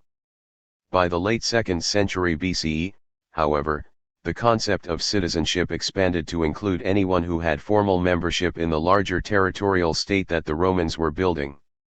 By the beginning of the 3rd century CE, even this bigger view was no longer true. Now being Roman meant simply being a subject of the Roman emperors. This identity became so deeply rooted that when the western parts of the empire disintegrated 2 centuries later, the inhabitants of the surviving eastern parts who had no connection with Rome, did not speak Latin, and did not dress or eat like the original Romans still considered themselves Romans in this broader sense. Patterns of imperial expansion. Despite their similarities, the empires reflected different patterns of development, types of public servants, and ideals for the best kind of government. For example, whereas the civilian magistrate and the bureaucrat were typical of the Han Empire, the citizen, the soldier, and the military governor stood for the Roman Empire. In China, dynastic empires fashioned themselves according to the models of past empires. The Chinese treated imperial culture as an ideal descended from the past that had to be emulated in the present. By contrast, Rome began as a collectively ruled city-state and pursued a pragmatic road to domination of its world as if creating something anew. Only by a long, sometimes violent process of trial and error did the Romans achieve a political system of one-man rule by emperors. Nonetheless, they, like the Chinese, were strongly traditional. They also idealized their ancestors. But they were less fascinated with the earlier major powers. What characterized Roman expansion and empire building was a process of continual experimentation, innovation, and adaptation. Main themes. At both ends of Afro-Eurasia 2 great empires rise, flourish, and fall at roughly the same time. Han China and Imperial Rome exercise greater power over more people and larger expanses of territory than any previous state. The two empires create long-lasting foundations for China and Christendom. Focus on comparing the two empires. Han China and Imperial Rome assimilate diverse peoples to their ways and regard outsiders as uncivilized. Both empires develop professional military elites, codify laws, and value the role of the state, not just the ruler, in supporting their societies. Storylines: Han Dynasty, China and Imperial Rome. Both empires serve as models for successor states in their regions. The empires differ in their ideals and the officials they value. Han China values civilian bureaucrats and magistrates, Rome values soldiers and military governors. The new empires united huge land masses and extraordinarily diverse populations. For example, the scale of the Han Dynasty was unprecedented. A land survey by the imperial government in 2 CE revealed a registered population of 12,233,062 households, or around 58 million people. These households paid taxes, provided military recruits, and supplied laborers for public works. At its height, the Han Empire covered some 3 million square miles in China proper and, for a while, another 1 million square miles in Central Asia. The extent of the Yellow and Yangtze river systems that the Han dominated was also unprecedented, as each river was almost as long as the Nile. The Yellow River, nearly 3,500 miles long, drained an area of a third of a million square miles in the north, while the Yangtze River drained a basin of 750,000 square miles in the south as it flowed almost 4,000 miles from Central Asia to the East China Sea. The Roman Empire governed an area and a population that were as great as those of Han China. Both empires left indelible legacies. Following their collapses, both survived as models. Successor states in the Mediterranean sought to become the second Rome, and after the Han dynasty fell, the Chinese people always identified themselves and their language simply as Han. Both empires raised life to a new level throughout Afro-Eurasia. Now people could share a common identity on a grander scale than ever before. It was a vision that would never be lost. ZTEQ in Dynasty. The Qin dynasty's contributions to political unity and economic growth were essential to its far more powerful Han successor state. See Map 7-1. Together, the Qin and Han created the political, social, economic, and cultural foundations that would characterize Imperial China thereafter. Through conquest and a strong bureaucracy, the Qin forged a central state whose administrative organizations, laws, and standardized measures that the Qin rulers put in place would last well beyond their own rule. King Zheng of Qin defeated the remaining warring states between 230 and 221 BCE, ending one of the most violent periods in Chinese history. With the help of able ministers and generals and a large conscripted army, as well as a system of taxation that financed all-out war, he assumed the mandate of heaven from the Zhou and unified the states into a centralized empire. Having accomplished this feat, he declared himself Shi Huangdi, or First August Emperor, much as Rome's first emperor also called himself Augustus. What policies did the Qin leaders use to integrate their empire? He took the title of Emperor, to distinguish himself from both the Zhou ruler and the rulers of the warring states, all of whom had called themselves kings, Wang. To further consolidate his power, he forced the defeated rulers and their families to move to Xianyang, the Qin capital where, under his watchful eye, they would be unable to gather rebel armies. Administration and control. After securing loyalty from the defeated states, the first August emperor divided up China so that the new dynasty could rule the massive state effectively.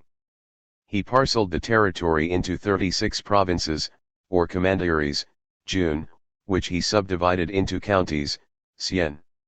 Each commandery had a civilian and a military governor answering to an imperial inspector.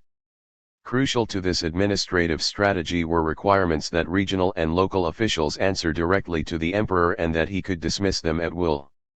Moreover, he made sure that civilian governors did not serve in their home areas and often got reassigned to new posts, calculated moves that prevented them from building up power for themselves. Clerks registered the common people in order to observe, control, and punish them. Registration, required of all males when they reached maturity, age 16 or 17, and 5 feet in height, provided the basis for taxation and conscription. All able-bodied males had to serve in the army and work on public projects, building border walls, imperial roads, canals, and huge palaces in the capital. Imperial rule was harsh, and censorship was rife. These practices imposed a social order that had been lacking during nearly 2.5 centuries of warfare and chaos. To further unify varied systems surviving from the Warring States period, the Qin emperor established standard weights and measures, as well as a standard currency. Circular copper coins with square holes in the center, to string them together, replaced the coins shaped like miniature spades or knives that had characterized the different states' economies.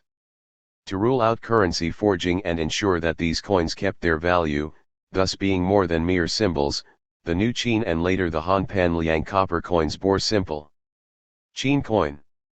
After centuries of distinctive regional currencies, the Qin unified the currency as part of its general unification policy. Thereafter bronze or copper cash was the standard imperial currency in China. Etchings that identified their value. While coins were nothing new, the Qin pioneered effective minting techniques. The Qin extended China's boundaries in the northeast to the Korean peninsula, in the south to present-day Vietnam, and in the west into Central Asia. Han Fei, a minor official from the state of Han, introduced the notion of a grand unity that appealed to the Qin rulers and ministers as a guiding political idea. The chief minister of the Qin Empire, Li Si, used it to justify the harsh measures that the state enacted to unify the Central Plain states. Both Han Fei and Li Si subscribed to the principles of legalism developed during the Warring States period, c. 245. The Qin dynasty. What policies did the Qin leaders use to integrate their empire? This philosophy valued written law codes, administrative regulations, and inflexible punishments more highly than rituals and ethics, which the Confucians emphasized, or spontaneity and the natural order, which the Taoists stressed. Determined to bring order to a turbulent society, they enacted unambiguous laws and regulations, as well as harsh punishments that applied to everyone regardless of rank or wealth. Such punishments included beheading, mutilation by cutting off a person's nose or foot, tattooing, shaving off a person's beard or hair, hard labor, and loss of office and rank. After registering people in groups of 5 and 10, officials made them all responsible for one another and subject to punishment for any crime that any one of them might commit. The Qin also improved communication systems. For example, they constructed roads radiating out from their capital to all parts of the empire. These immense thoroughfares were 115 feet wide, with 3 lanes to accommodate vehicles, pedestrians, animals, and soldiers. Their thick embankments of soil bristled with reinforcing metal poles and pine trees to check erosion. Officials required vehicles to have a standard axle length so that all wheels would fit in the same dirt ruts. Dusty in the dry seasons, the roads were often muddy and rutted when the spring rains came. Elite men and women who traveled in elegant carts with enclosed interiors would find the dust and stench almost unbearable as they journeyed along the hundreds of miles from local towns and villages to the capital and back. After several days of travel, merchants would be lucky if their wares and goods survived undamaged. Just as crucial was the Qin effort to standardize writing. Banning regional variants in written characters, which had characterized the Warring States period, the Qin required scribes and ministers throughout the empire to adopt the small seal script, a revised form of writing that resembled the pictographic forms carved on ancient Shang oracle bones, see Chapter 3. Its simpler characters evolved into the less complicated style of bureaucratic writing, known as clerical script, prominent during the Han dynasty. The standardized script helped the Qin disseminate their vision of the state and weed out competing ideas from the Warring States era. It also eased the work of regional elites and clerks, who now served as bureaucratic intermediaries between the imperial capital and local government. Standardization also eliminated troublesome ideas that might disturb the new imperial unity. In 213 BCE, a Qin decree ordered officials to confiscate and burn all books in residents' private possession, except for technical works on medicine, divination, and agriculture. In addition, the court prosecuted teachers who used outlawed classical books, including some Confucian works that troublemakers could cite to criticize the Qin regime. Education and learning were now under the exclusive control of state officials. See primary source, a Qin legal document, memorial on the burning of books. The Qin rulers expanded their agrarian empire through conquest. During the Warring States period, land ownership had shifted from aristocratic clans to the peasantry, who no longer shouldered the burden of paying tribute to regional lords. An agrarian bonanza had yielded wealth that the state could tax, and increased tax revenues meant more resources for imposing order. Now, under the Qin Empire, the government issued rules on working the fields, with severe penalties for failure to follow regulations, taxed farming households, and conscripted laborers to build irrigation systems and canals so that even more land could come under cultivation.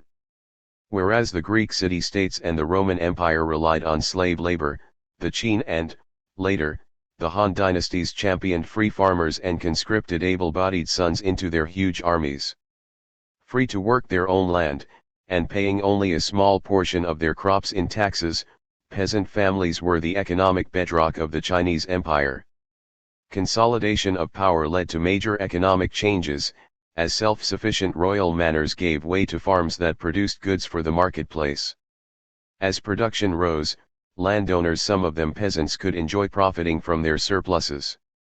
Increasingly, public royal domains and private employers used contracts and money to strike bargains with laborers and with one another. A similar shift toward contracts occurred throughout Chinese society and government. Previously, blood ties had been all important, but as trade and commerce boomed, farmers and traders began to dominate public and private business. Agricultural surpluses fueled long-distance commerce, the source of even more wealth and revenues. The burgeoning money economy produced a class of merchants in China's cities, which became market centers, rather than fortresses, in the dynamic world of region-based networks. Merchants peddled foodstuffs as well as weapons, metals, horses, dogs, hides, furs, silk, and salt, all produced in different regions. Moreover, the new roads and canals not only aided soldiers' movements but also promoted commerce, carrying both goods and tax revenues from commanderies far and wide. Nonetheless, the central government continued to value the production of crops and goods over trade, and it imposed ever higher taxes on goods in transit and in the markets. Small seal script. Under the Qin, the large seal script of the Zhou dynasty was unified and simplified into a smaller version, small seal writing. Nomads and the queue in along the northern frontier. Both the Qin dynasty and, later, the Han dynasty grappled with the need to expand and defend their borders. During the last centuries of the Warring States period, states along the northern border had expanded by conquering nomadic frontier peoples, see Chapter 5. When the Qin united those states into an empire and then started looking beyond to the north and west, it encountered nomadic warrior peoples. Especially the proud Xiongnu, who dominated the steppes. Like the Qin, the Han faced the same limits. Relations between these nomadic peoples and the settled Chinese teetered in a precarious balance until 215 BCE, when the Qin Empire pushed north into the middle of the Yellow River Basin. At that time, the first emperor sent troops against the Xiongnu to seize their pasture lands. To secure those lands for settlement, Qin officials built roads between the frontier and the nearest cities, such as lie in Longshan County, in Hunan. They also directed conscripts and criminals in building. A Qin legal document, memorial on the burning of books. In earlier times the empire disintegrated and fell into disorder, and no one was capable of unifying it. Thereupon the various feudal lords rose to power. In their discourses they all praised the past in order to disparage the present and embellished empty words to confuse the truth. Everyone cherished his own favorite school of learning and criticized what had been instituted by the authorities. But at present your Majesty possesses a unified empire, has regulated the distinctions of black and white, and has firmly established for yourself a position of sole supremacy. And yet these independent schools, joining with each other, criticize the codes of laws and instructions. Hearing of the promulgation of a decree, they criticize it, each from the standpoint of his own school. At home they disapprove of it in their hearts, going out they criticize it in the thoroughfare. They seek a reputation by discrediting their sovereign, they appear superior by expressing contrary views, and they lead the lowly multitude in the spreading of slander. If such license is not prohibited, the sovereign power will decline above and partisan factions will form below. It would be well to prohibit this. Your servant suggests that all books in the imperial archives, save the memoirs of Qin, be burned.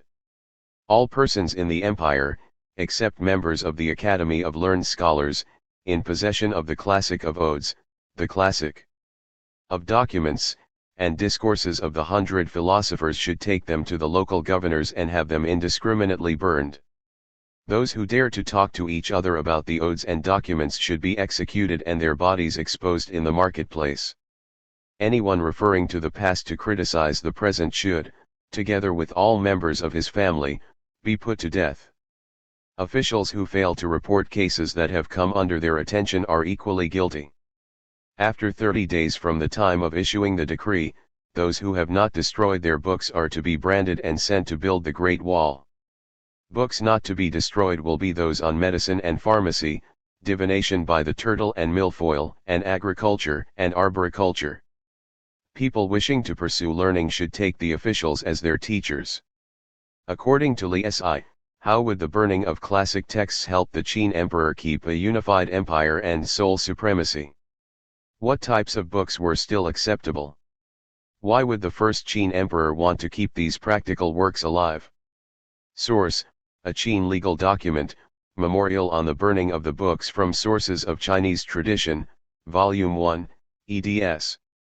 William Theodore de Berry and Irene Bloom, copyright 1999 Columbia University Press. Reprinted with the permission of the publisher. J.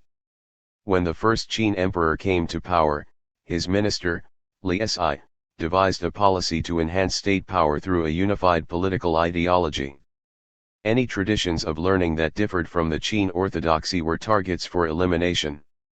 The most serious threat to Qin power came from the 5 classics, said to have been compiled by Confucius, which stressed moral rectitude, personal character, and political responsibility while holding office.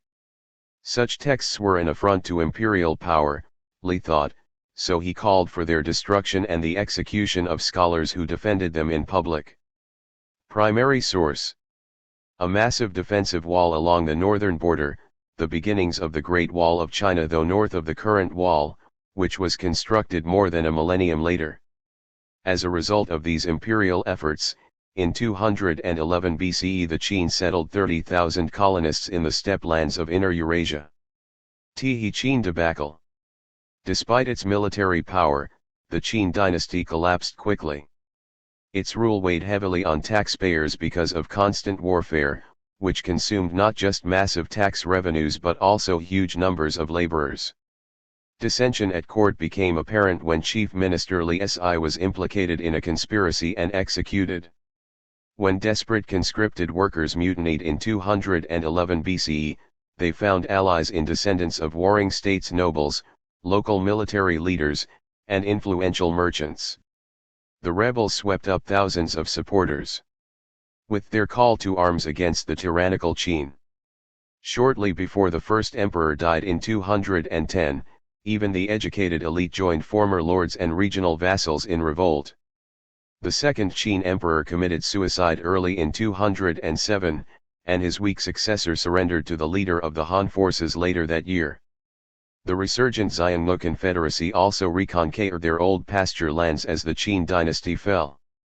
In the aftermath of the Qin's fall, the insurgents' leader, Xiangyu, tried to restore the Zhou system of powerful regional states, so he established 19 feudal states. In the ensuing civil war among them, an unheralded commoner and former policeman named Liu Bang, r. 206 to 195 BCE, declared himself prince of his home area of Han. In 202 BCE, after Xiangyu committed suicide, Liu proclaimed himself the first Han emperor. Emphasizing his peasant origins, Liu demonstrated his initial disdain for intellectuals by urinating into the hat of a court scholar. But he quickly learned that power would be better served through good manners. Confucian scholars loyal to the Han soon were busy justifying Liu Bang's victory by depicting his Qin predecessors as cruel dynasts and ruthless despots. For their part, the Han court and its officials denied any link to the Qin, affirming instead Confucian ideas about the moral and cultural foundations of state power. For example, the scholar Jia Yi, c. 200 to 168 BCE, argued that the Qin had fallen because the ruler lacked moral values. See primary source, Jia Yi on the faults of the Qin. Under the cover of receiving the mandate of heaven, the Han portrayed the Qin as evil, even as they adopted the Qin's bureaucratic system. In reality, as we can see from a cache of Qin penal codes and administrative ordinances, written on some 1,000 bamboo slips, Qin laws were no crueler than those of the later Han. Punishments suited the crimes, and the laws themselves resembled the later Han penal code. Qin archer and crossbow. This kneeling archer, left, was discovered in the tomb of the first emperor. Notice his breastplate. The wooden bow he was holding has disintegrated, but a replica appears to the right. The bronze arrowhead and trigger mechanism in this reproduction were found with the terracotta army. Jia Yi on the faults of the Qin. Later, when the first emperor ascended the throne, he flourished and furthered the accomplishments of the 6 generations before him. Brandishing his long whip, he drove the world before him, destroying the feudal lords. He swallowed up the domains of the 2 Zhou dynasties. He reached the pinnacle of power and ordered all in the 6 directions, whipping the rest of the world into submission and thus spreading his might through the 4 seas. He then abolished the ways of ancient sage kings and put to the torch the writings of the 100 schools in an attempt to keep the people in ignorance. He demolished the walls of major cities and put to death men of fame and talent, collected all the arms of the realm at Xianyang and had the spears and arrowheads melted down to form 12 huge statues in human form, all with the aim of weakening his people. Then he posted capable generals and expert bowmen at important passes and placed trusted officials and well-trained soldiers in strategic array to challenge all who passed. With the empire thus pacified, the first emperor believed that, with the capital secure within the pass and prosperous cities stretching for 10,000 li, he had indeed created an imperial structure to be enjoyed by his royal descendants for 10,000 generations to come. Even after the death of the first emperor, his reputation continued to sway the people. Chen Shi was a man who grew up in humble circumstances in a hut with broken pots for windows and ropes as door hinges, and was a mere hired field hand and roving conscript of mediocre talent. He could neither equal the worth of Confucius and Mozi nor match the wealth of Tao Zhu or Yi Dun, yet, even stumbling as he did amidst the ranks of common soldiers and shuffling through the fields, he called forth a tired motley crowd and a mob of several hundred to turn upon the Qin. Cutting down trees to make weapons, and hoisting their flags on garden poles, they had the whole world come to them like gathering clouds, with people bringing their own food and following them like shadows. These men of courage from the east rose together, and in the end they defeated and extinguished the house of Qin. Qin, from a tiny base, had become a great power, ruling the land and receiving homage from all quarters for 100-odd years. Yet after they had unified the land and secured themselves within the pass, a single common rustic could nevertheless challenge this empire and cause its ancestral temples to topple and its ruler to die at the hand of others, a laughingstock in the eyes of all. Why? Because the ruler lacked humaneness and rightness, because preserving power differs fundamentally from seizing power. According to the reading, what specific steps did the Qin emperor take that were mean-spirited and autocratic? What details in this reading help you to imagine the peasant rebellion? What did the peasants use for weapons? What was their typical dwelling like? Why would Jie Yi want to preserve imperial government after the Qin had been so cruel? Source: Faults of the Qin from Sources of Chinese Tradition, Volume 1, eds. William Theodore de Berry and Irene Bloom, copyright 1999 Columbia University Press. Reprinted with the permission of the publisher. J. After the Qin dynasty disintegrated, Confucians sought to explain the fall of so strong a military power that had unified China just 14 years before. Jie Yi tied the dynasty's collapse to its autocratic rule and mean-spirited policies. Rather than blame the imperial system itself, Jie blamed the immorality of the Qin penal code and the first Qin emperor's totalitarian policies for his loss of the mandate of heaven. If the Qin had ruled according to Confucian teachings and ritual guidelines, Jie contended, the dynasty would have endured. Primary source: 249 The Qin dynasty. What policies did the Qin leaders use to integrate their empire? Zthan dynasty. The Han dynasty, which lasted 400 years, 206 BCE, 220 CE, became China's formative empire and ultimately oversaw a blossoming of peace and prosperity. See Map 7-2. Its armies swelled with some 50,000 crossbowmen who brandished mass-produced weapons made from bronze and iron. Armed with the crossbow, foot soldiers and mounted archers extended Han imperial lands in all directions. Following the Qin practice, the Han also relied on a huge conscripted labor force for special projects such as building canals, roads, and defensive walls. The first part of the dynastic cycle, known as the Western, or former, Han dynasty, 206 BCE, 9 CE, brought economic prosperity and the expansion of empire. This was especially the case under Emperor Wu or Wudi, known as the Martial Emperor because of his many military campaigns, R 140 to 87 BCE. Emperor Wu's more stringent penal code eliminated the powerful officials who got in his way. In a single year, his How did Han leaders promote peace and stability? Court system prosecuted over 1,000 such cases.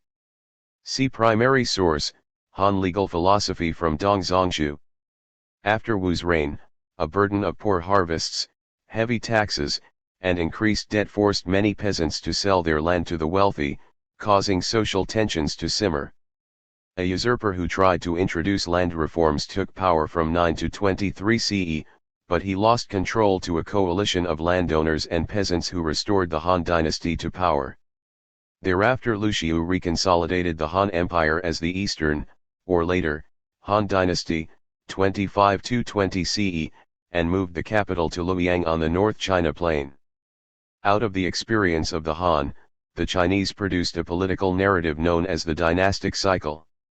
In this scheme, influential families would vie for supremacy. Upon gaining power, they legitimate their authority by claiming to be the heirs of previous grand dynasts and by preserving or revitalizing the ancestors' virtuous governing ways. This continuity conferred divine support, and with it the rulers more easily united China. Dynasties rose and fell, and heaven could potentially grant its mandate to anyone who unified the empire. Indeed, the imperial continuity established by the Han was extraordinarily long-lasting, enduring more than 2,000 years until 1911. Foundations of Han power. The Han and Roman empires relied on political institutions, ideological supports, and control of economic assets to maintain power. Yet they differed in their use of civil bureaucracy, the military, and ideologies to ensure their subjects' consent. Undergirding the Han Empire was the tight-knit alliance between the imperial family and the new elite, the scholar gentry class, who shared a determination to impose order on the Chinese population. Power and administration. The first Han emperors had no choice but to compromise with the aristocratic groups who had helped overthrow the Qin. To win their favor, Liu Bang showered land grants on military supporters as well as on his relatives. Still, all power emanated from the ruling family. Members of the Qin imperial family ruled those lands that were under their direct power, while governors appointed by the emperor administered the commanderies. A grand councillor, chosen by the emperor, headed a civil bureaucracy of educated men who represented powerful local communities. Early in the Han dynasty, the central government was careful not to interfere with regional communities. The court followed the same flexible policy toward border peoples, using marriage alliances to gain control over their territories. The Han had the most highly centralized bureaucracy in the world at this time, even more centralized than Rome's. That structure became the source of its enduring power. As 250. Emperor Wu. This idealized representation of Emperor Wu, 156–87 BCE, or 141–87 BCE, welcoming a man of letters, was one of a series of 17th-century silk paintings of Chinese emperors. Under the Qin, the bureaucracy touched everyone because all males had to register, pay taxes, and serve in the military. At first, regional officials seldom intervened at the local level, simply making sure that local officials came up with the usual tax revenues and army conscripts. But the Han court was quick to tighten its grip on regional administration. First, it removed powerful princes, crushed rebellions, and took over the areas controlled by regional lords. As princes lost power, regional officials managed these aristocratic enclaves as imperial commanderies. According to arrangements instituted in 106 BCE by Emperor Wu, the empire consisted of 13 provinces under imperial inspectors. Like the Romans' dictator, who was appointed in emergencies, Wu also appointed governors general during floods or famine. A civilian official and a commandant for military affairs shared the work of administering each commandery. These men shouldered immense responsibilities, far exceeding those of their counterparts in the Roman Empire. After all, the commanderies covered vast lands inhabited by countless ethnic groups totaling millions of people. These officials, like their Roman equivalents, had to maintain political stability and ensure the efficient collection of taxes. However, given the immense numbers under their jurisdiction and the heavy duties they bore, the local administrative staff was in many respects inadequate. Government schools that promoted the scholar-official ideal became fertile sources for recruiting local officials. In fact, the Han established formal institutions of learning to ensure adequate numbers of well-trained bureaucrats. Emperor Wu founded a college for classical scholars in 136 BCE and soon expanded it into the Imperial University. By the 2nd century CE it boasted 30,000 members, dwarfing the number of students in the largest Roman schools. Not only did they study the classics, but Han scholars also were naturalists and inventors. They made important medical discoveries, dealing with rational diagnoses of the body's functions and the role of wind and temperature in transmitting diseases.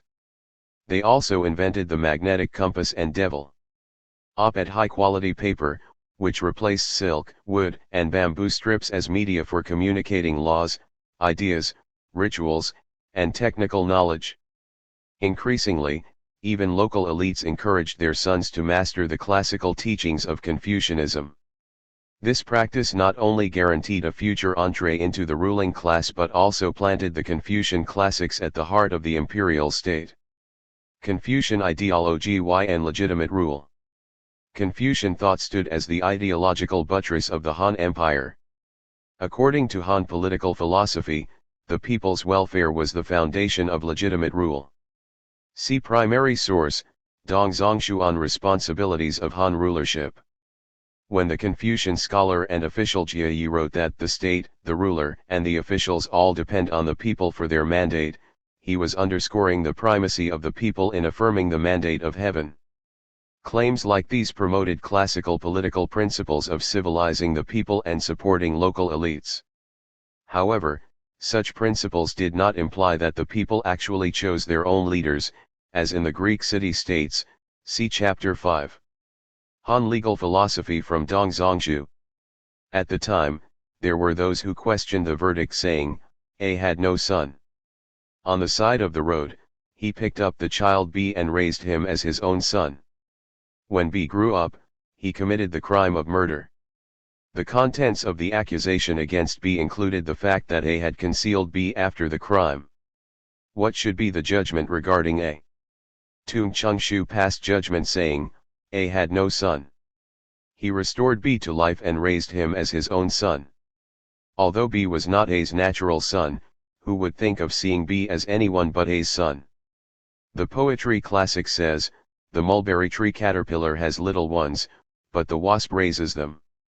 According to the intent of the annals, a father must cover up for his son. A accordingly concealed B. The verdict, A does not deserve to be punished. Mulberry tree caterpillars are silkworms.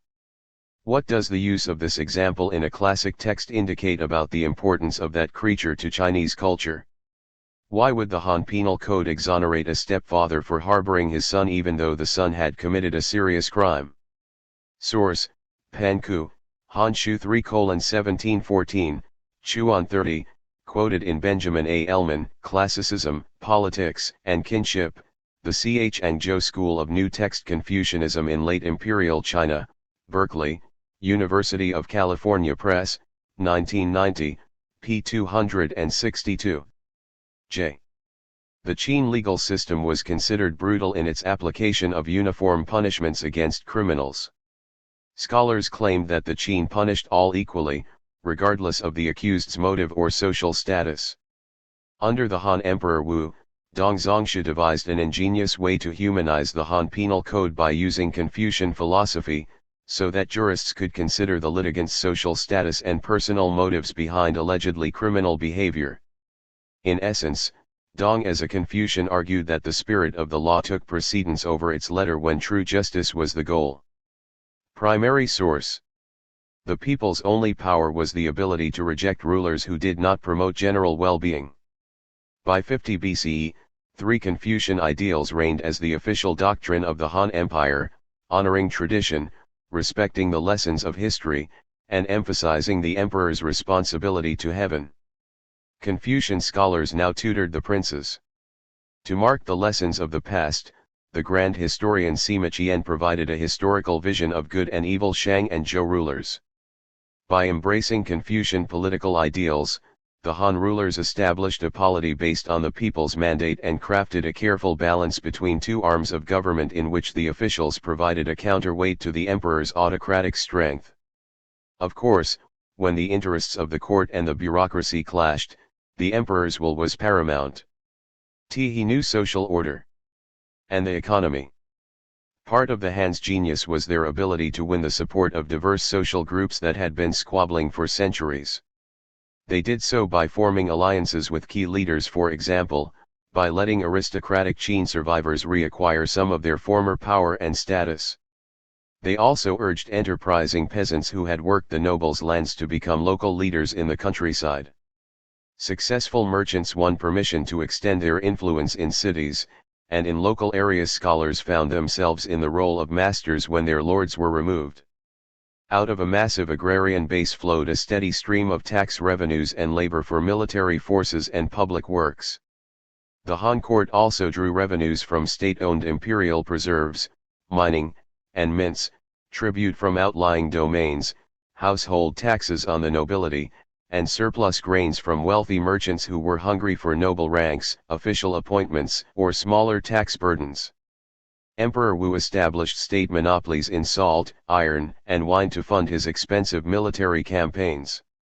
His policies fueled silk production and iron production, especially iron weapons and everyday tools, and controlled profiteering through price controls. He also minted standardized copper coins and imposed stiff penalties for counterfeiting. All these efforts aimed at expanding the imperial economy and supporting the emperor's ambitions. Laid out in an orderly grid, Han cities, particularly capitals, reflected their political functions. Bustling markets south of the palace complex served as public areas. Carriages transported rich families up and down the wide avenues, and they paid dearly for the privilege, for keeping a horse required as much grain as a family of 6 could consume. Court palaces became forbidden inner cities, off limits to all but those in the imperial lineage or the government. Monumental architecture in China announced the palaces and tombs of rulers rather than the sites of mass entertainment, like the Colosseum in Rome. Daily Elifa wealthy families took pride in their severalstery homes displaying richly carved crossbeams and rafters. They cushioned their floors with embroidered pillows, wool rugs, and mats. Fine embroideries hung as drapes, and screens in the room secured privacy. Families also sharply distinguished gender roles to redouble the authority of the father figure. Women and children stayed cloistered in inner quarters, preserving the sense that the family patriarch's role. 253 The Han Dynasty. How did Han leaders promote peace and stability? The Wuliang Shrine. This rubbing of a Wuliang shrine stele depicts Han scholars sitting on mats on the floor. Chairs were not used until late medieval times. Wuzhu coin. This copper coin was issued by Emperor Suandi during the Western Han Dynasty, 73 to 49 BCE. Wuzhu, which means 5 grains, refers to the weight of the coin. 1 wuzhu equals 5 grains equals 4 grams. The wuzhu was in circulation until 621 CE. 254. Dongzhongshu on responsibilities of Han rulership. He who rules the people is the foundation of the state. Now in administering the state, nothing is more important for transforming the people than reverence for the foundation. What do I mean by the foundation? Heaven, earth, and humankind are the foundation of all living things. Heaven engenders all living things, earth nourishes them, and humankind completes them. With filial and brotherly love, heaven engenders them, with food and clothing, earth nourishes them, and with rites and music, humankind completes them. These three assist one another just as the hands and feet join to complete the body. None can be dispensed with because without filial and brotherly love, people lack the means to live, without food and clothing, people lack the means to be nourished, and without rites and music, people lack the means to become complete. If all three are lost, people become like deer, each person following his own desires and each family practicing its own customs. Fathers will not be able to order their sons, and rulers will not be able to order their ministers. Although possessing inner and outer walls, the ruler's city will become known as an empty settlement. Under such circumstances, the ruler will lie down with a clod of earth for his pillow. Although no one endangers him, he will naturally be endangered, although no one destroys him, he will naturally be destroyed. This is called spontaneous punishment. When it arrives, even if he is hidden in a stone vault or barricaded in a narrow pass, the ruler will not be able to avoid spontaneous punishment. One who is an enlightened master and worthy ruler believes such things. For this reason he respectfully and carefully attends to the three foundations. He reverently enacts the suburban sacrifice, dutifully serves his ancestors, manifests filial and brotherly love, encourages filial conduct, and serves the foundation of heaven in this way. He takes up the plough handle to till the soil, plucks the mulberry leaves and nourishes the silkworms, reclaims the wilds, plants grain, opens new lands to provide sufficient food and clothing, and serves the foundation of earth in this way. He establishes academies and schools in towns and villages to teach filial piety, brotherly love, reverence, and humility, enlightens the people with education, moves them with rites and music, and serves the foundation of humanity in this way. If these three foundations are all served, the people will resemble sons and brothers who do not dare usurp authority, while the ruler will resemble fathers and mothers. He will not rely on favors to demonstrate his love for his people nor severe measures to prompt them to act. The ruler relies on virtue to administer the state, it is sweeter than honey or sugar and firmer than glue or lacquer. This is why sages and worthies exert themselves to revere the foundation and do not dare depart from it. Count the number of times the following words appear in this reading: fathers, sons, brothers, filial conduct. What do these words tell us about Han officials' view of the proper relationship between rulers and subjects? How does this reading reflect the gender ideology of Han China? Why was the emperor so important in Dong Zhongshu's vision of Han political culture after the fall of the Qin? Source: Responsibilities of Han Rulership from Sources of Chinese Tradition, Volume 1, eds. William Theodore de Berry and Irene Bloom, copyright 1999 Columbia University Press. Reprinted with the permission of the publisher. J. Early Han Dynasty officials sought to enhance the government's legitimacy by replacing the legalist defense of an autocratic state with a Confucian view of the ruler as the moral and cosmological foundation of government. Thus the philosopher Dong Zhongshu offered a new theory to legitimize the Han Dynasty, while criticizing the Qin's mismanagement of government. Under the guidance of Confucian officials, Dong argued, the imperial system would nourish the people and promote upright officials who would maintain the Han Dynasty's mandate to govern, rather than ruling through fear and intimidation. Primary source was to protect mothers, wives, and children from the harsh society. But this did not deprive women from following careers of their own. Elite women, often literate, enjoyed respect as teachers and managers within the family while their husbands served as officials away from home. Women who were commoners led less protected lives, many worked in the fields, and some joined troops of entertainers to sing and dance for food at the open markets. Silk was abundant and available to all classes, though in winter only the rich wrapped themselves in furs while everyone else stayed warm in woolens and ferret skins. The rich also wore distinctive slippers inlaid with leather or lined with silk. No longer were wine and meat reserved only for festivals, leading critics to decry the debauches of the well-to-do. In the cooked meat stalls of the markets, those who could afford them pushed and shoved to buy their piglets, dog cutlets, or chopped liver. These tasty victuals came to the dinner tables of the wealthy on vessels fashioned with silver inlay or golden handles. Entertainment for those who could afford it included performing animals, tiger fights, and foreign dancing girls. Some gambled, betting for high stakes at liubo, a board game that involved shaking bamboo sticks out of a cup.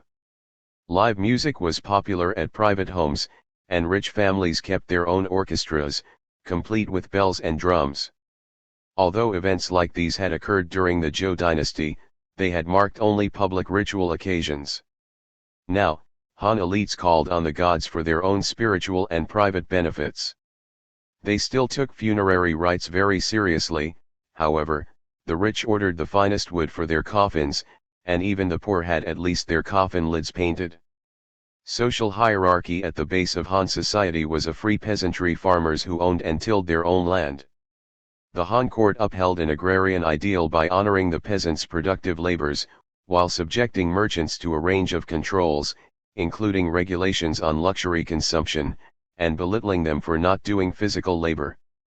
Confucians and Daists supported this hierarchy, but we will see below that the Daists later challenged the status quo. The Confucians, for instance, envisioned scholar officials as working hard for the ruler to enhance a moral economy in which profiteering by greedy merchants would be minimal. In reality, however, the first century of Han rule perpetuated powerful elites. At the apex were the imperial clan and nobles, followed, in order, by high-ranking officials and scholars, great merchants and manufacturers, and a regionally based class of local magnates. Below these elites, lesser clerks, medium and small landowners, free farmers, artisans, small merchants, poor tenant farmers, and hired laborers eked out a living. The more destitute became government slaves and relied on the state for food and clothing. At the bottom was a thin layer of convicts and private slaves. Between 100 BCE and 200 CE, scholar officials stood as the bulwark of imperial authority and legitimacy. In their official capacity, they linked the imperial center with local society. At first, their political clout and prestige complemented the power of landlords and large clans, but over time their autonomy grew as they gained wealth by acquiring private property. Following the fall of the Han, they emerged as the dominant aristocratic clans. In the long run, the imperial court's struggle to limit the power of local lords and magnates failed.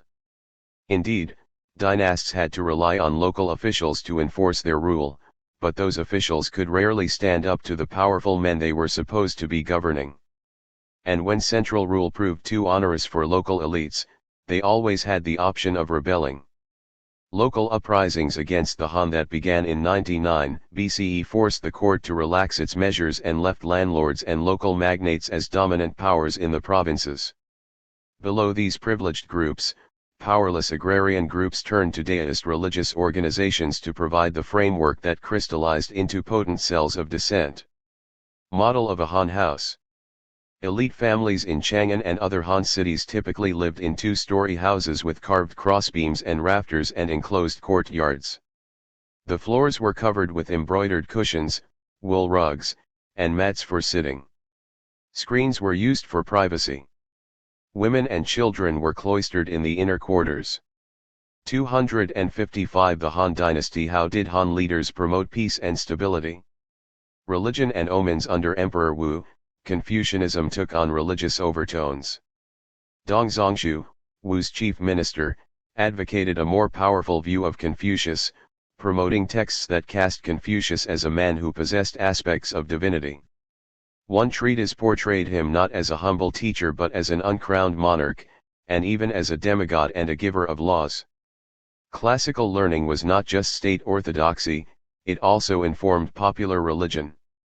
In the early Han world dominated by social elites, religion linked scholars and officials to the peasantry.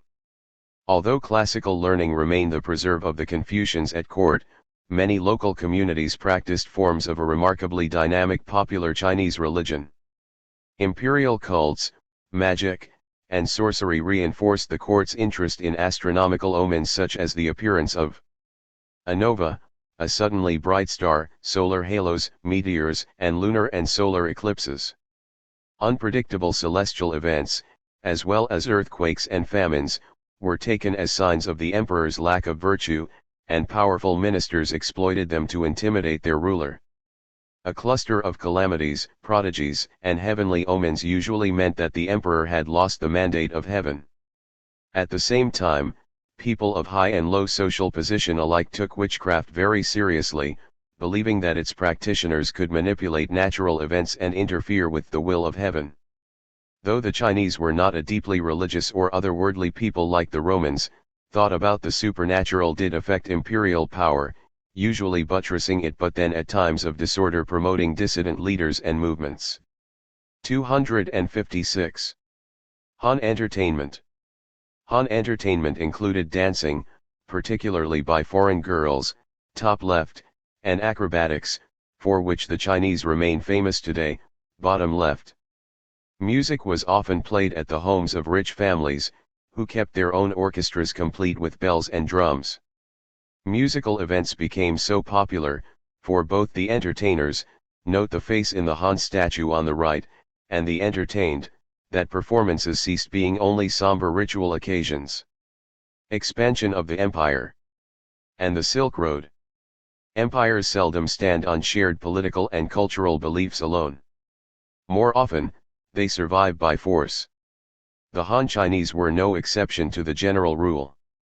Like their Roman counterparts, they created a ruthless military machine that was effective at expanding their borders and enforcing stability around the borderlands.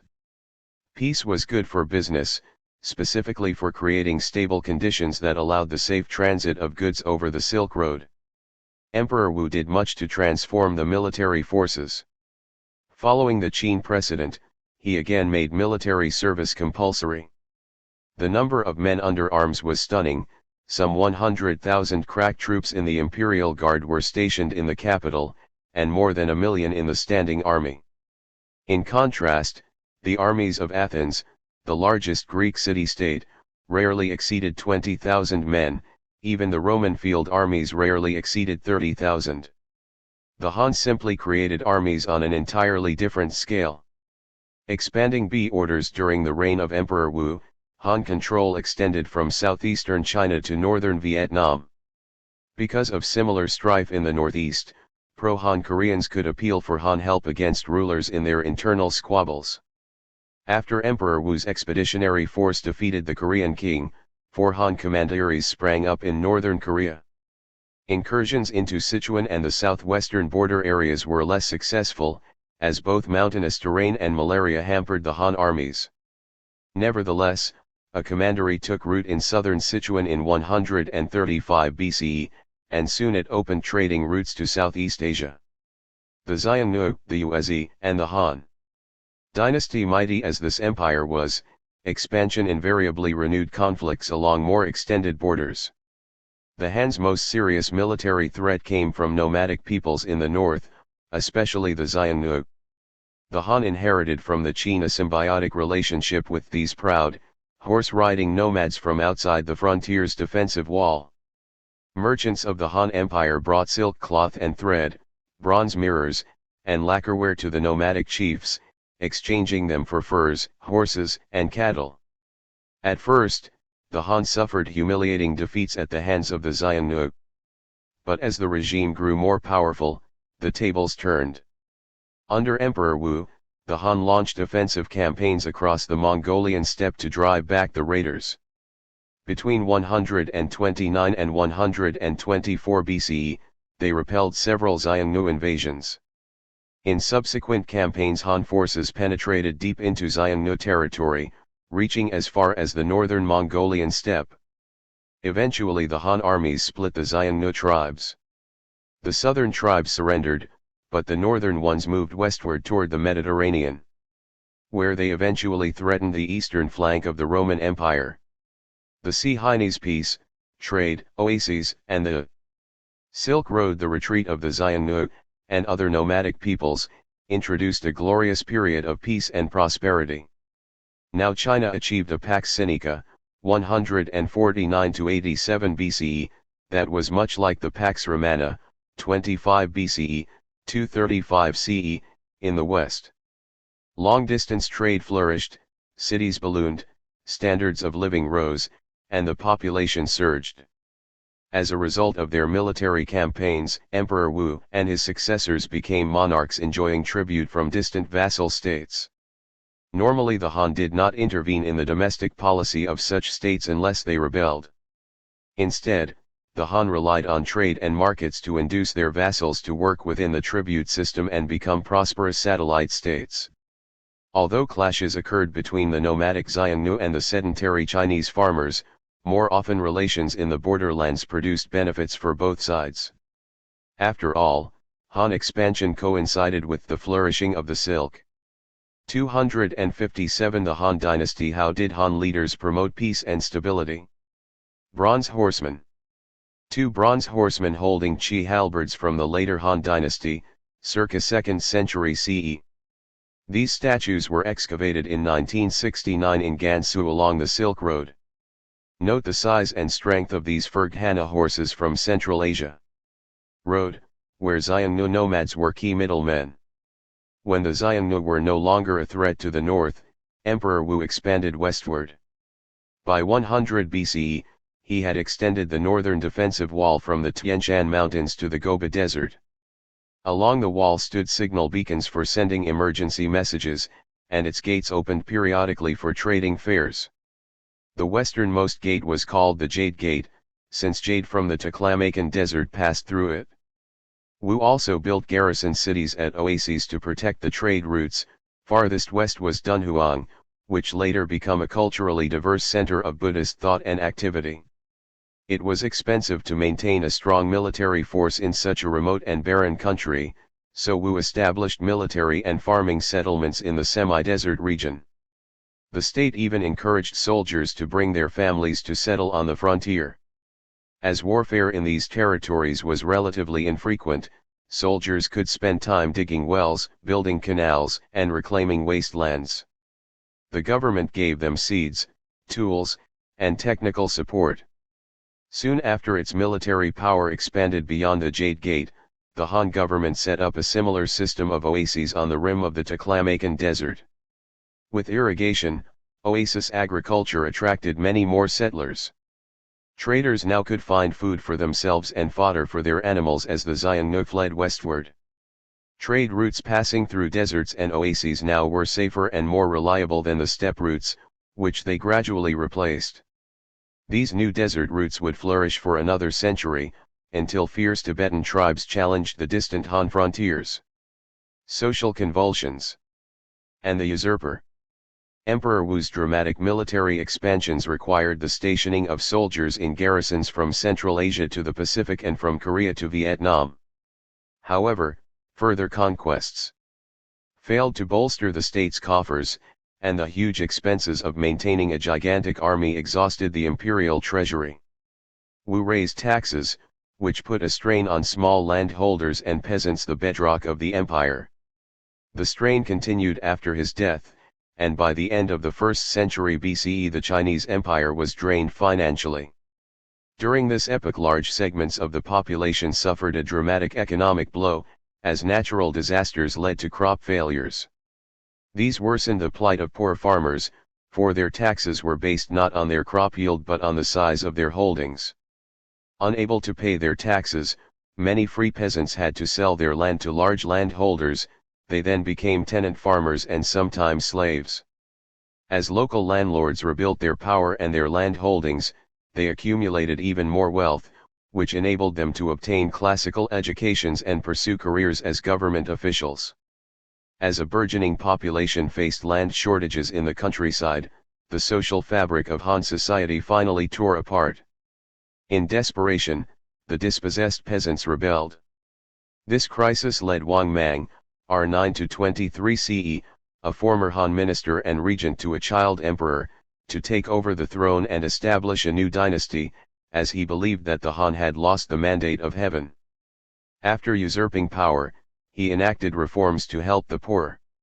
He fostered economic activity by confiscating gold from wealthy landowners and merchants and by depreciating the value of state coinage so that peasants could pay their taxes and their debts.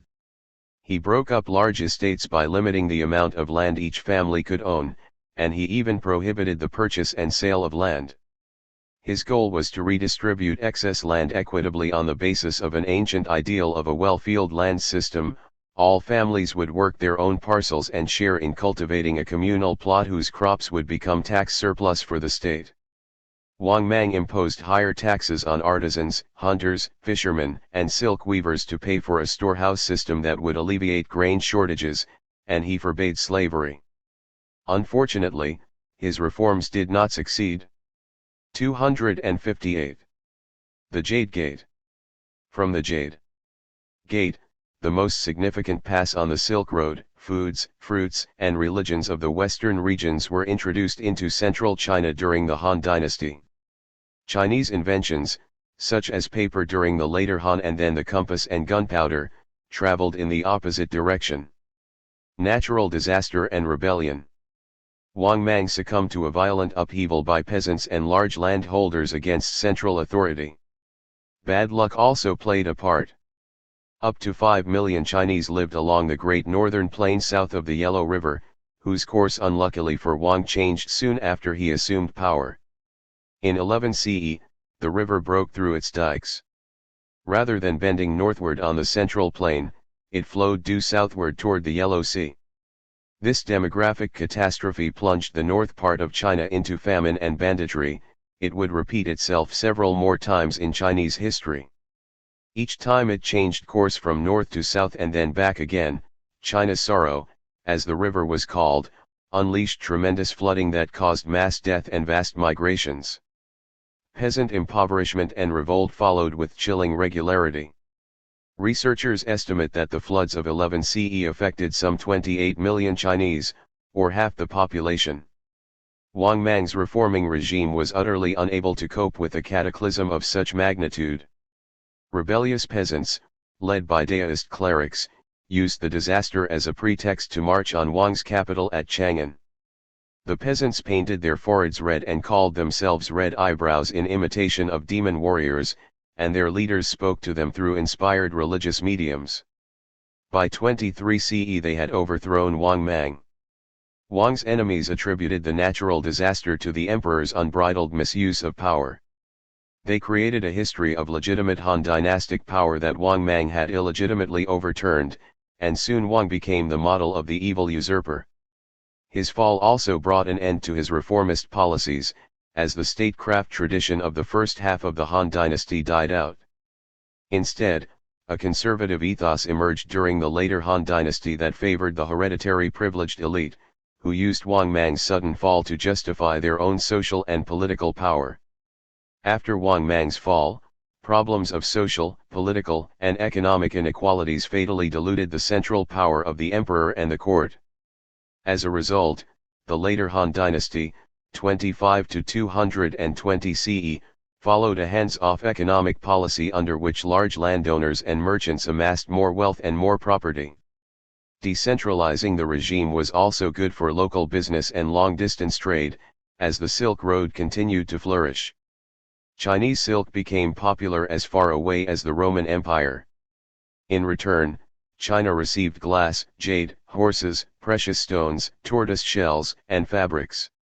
By the 2nd century CE, landed elites were enjoying the fruits of their success in manipulating the later Han tax system. In fact, it granted them so many land and labor exemptions that the government never again firmly controlled its human and agricultural resources as Emperor Wu had. As the court refocused on the new capital in Luoyang, local power fell into the hands of great aristocratic families, who acquired even more privately owned land and forced free peasants to become their tenants. Such prosperity bred greater social inequity and a new source of turmoil. Pressure grew on tenants to pay high rents, on the remaining free peasants to pay most of the taxes, and on poor migrant workers to serve as laborers. As the later Han state's political arm weakened, its ritual tasks became more formalized. The simmering tensions between landholders and peasants boiled over in a full-scale rebellion in 184 CE. Popular religious groups, such as the Red Eyebrows, championed new ideas among commoners and elites during the later Han dynasty. Confucius was no longer an exemplary figure, the new models were a mythical yellow emperor, extolled as the inventor of traditional Chinese writing and medicine, and the Daoist sage master Laozi, the voice of naturalness and spontaneity. Laozi was now treated as a god. Although scholars scorned folk cults and magical practices, both commoners and local magnates in rural communities kept these beliefs alive. At this propitious moment, Buddhist clerics from Central Asia arrived in northern China preaching personal enlightenment for the elite and millenarian salvation for the masses. A millenarian movement is a broad, popular upheaval calling for the restoration of a bygone moral age, often led by charismatic spiritual prophets. Their message received a warm welcome from an increasingly disaffected population. Yet the most powerful challenge to the later Han came not from the Buddhists but from the Daoists. As idiosyncratic Daoist masters challenged Confucian ritual conformity, they advanced their ideas in the name of a theocracy that would redeem all people. This motivated officials who were unhappy with Wang Mang's usurpation, and other political outcasts, to 259 The Han Dynasty. How did Han leaders promote peace and stability? Jade Burial Shroud. Shown here is the jade burial suit of Princess Tou Yuan, late 2nd century BCE. Both the Han and the Roman empires faced threats on their frontiers and used allies as well as their own military prowess to counter such threats. Keeping good relations with frontier allies was essential to the statecraft of empires. It could also yield important intelligence for rulers in capitals. Thn consider how the Han dealt with their enemies, the Xiongnu. Emperor Wu sent a special envoy to the Yuezhi, whom he thought would be willing to ally with him against the Xiongnu. His emissary was Zhang Qian, who had volunteered to undertake the journey into the dangerous steppe. In 139 BCE, Zhang set out with a group of 100 people. One was a former slave from the steppe, Ganfu, who guided the travelers and used his bow to kill wild animals when they ran out of food. Aware of the envoy's purpose, the Xiongnu chief detained the group when they tried to pass through his territory. The Xiongnu kept Zhang Qian for 10 years, during which time he married a Xiongnu woman and had children. Zhang learned much of steppe life and geography, but he did not forget his mission. Together with Ganfu, he eventually managed to escape. At last, they reached the Yuezhi camp on the northern bank of the Oxus River. Unfortunately, Zhang Qian did not succeed in enlisting the support of the Yuezhi. Their surviving leaders had little inclination to return to the steppe to again battle the fierce Xiongnu, especially as they could see before them the fertile Bactrian plain dotted with Hellenistic cities, see Chapter 6. Zhang Qian accompanied the Yuezhi court in touring the land of Bactria.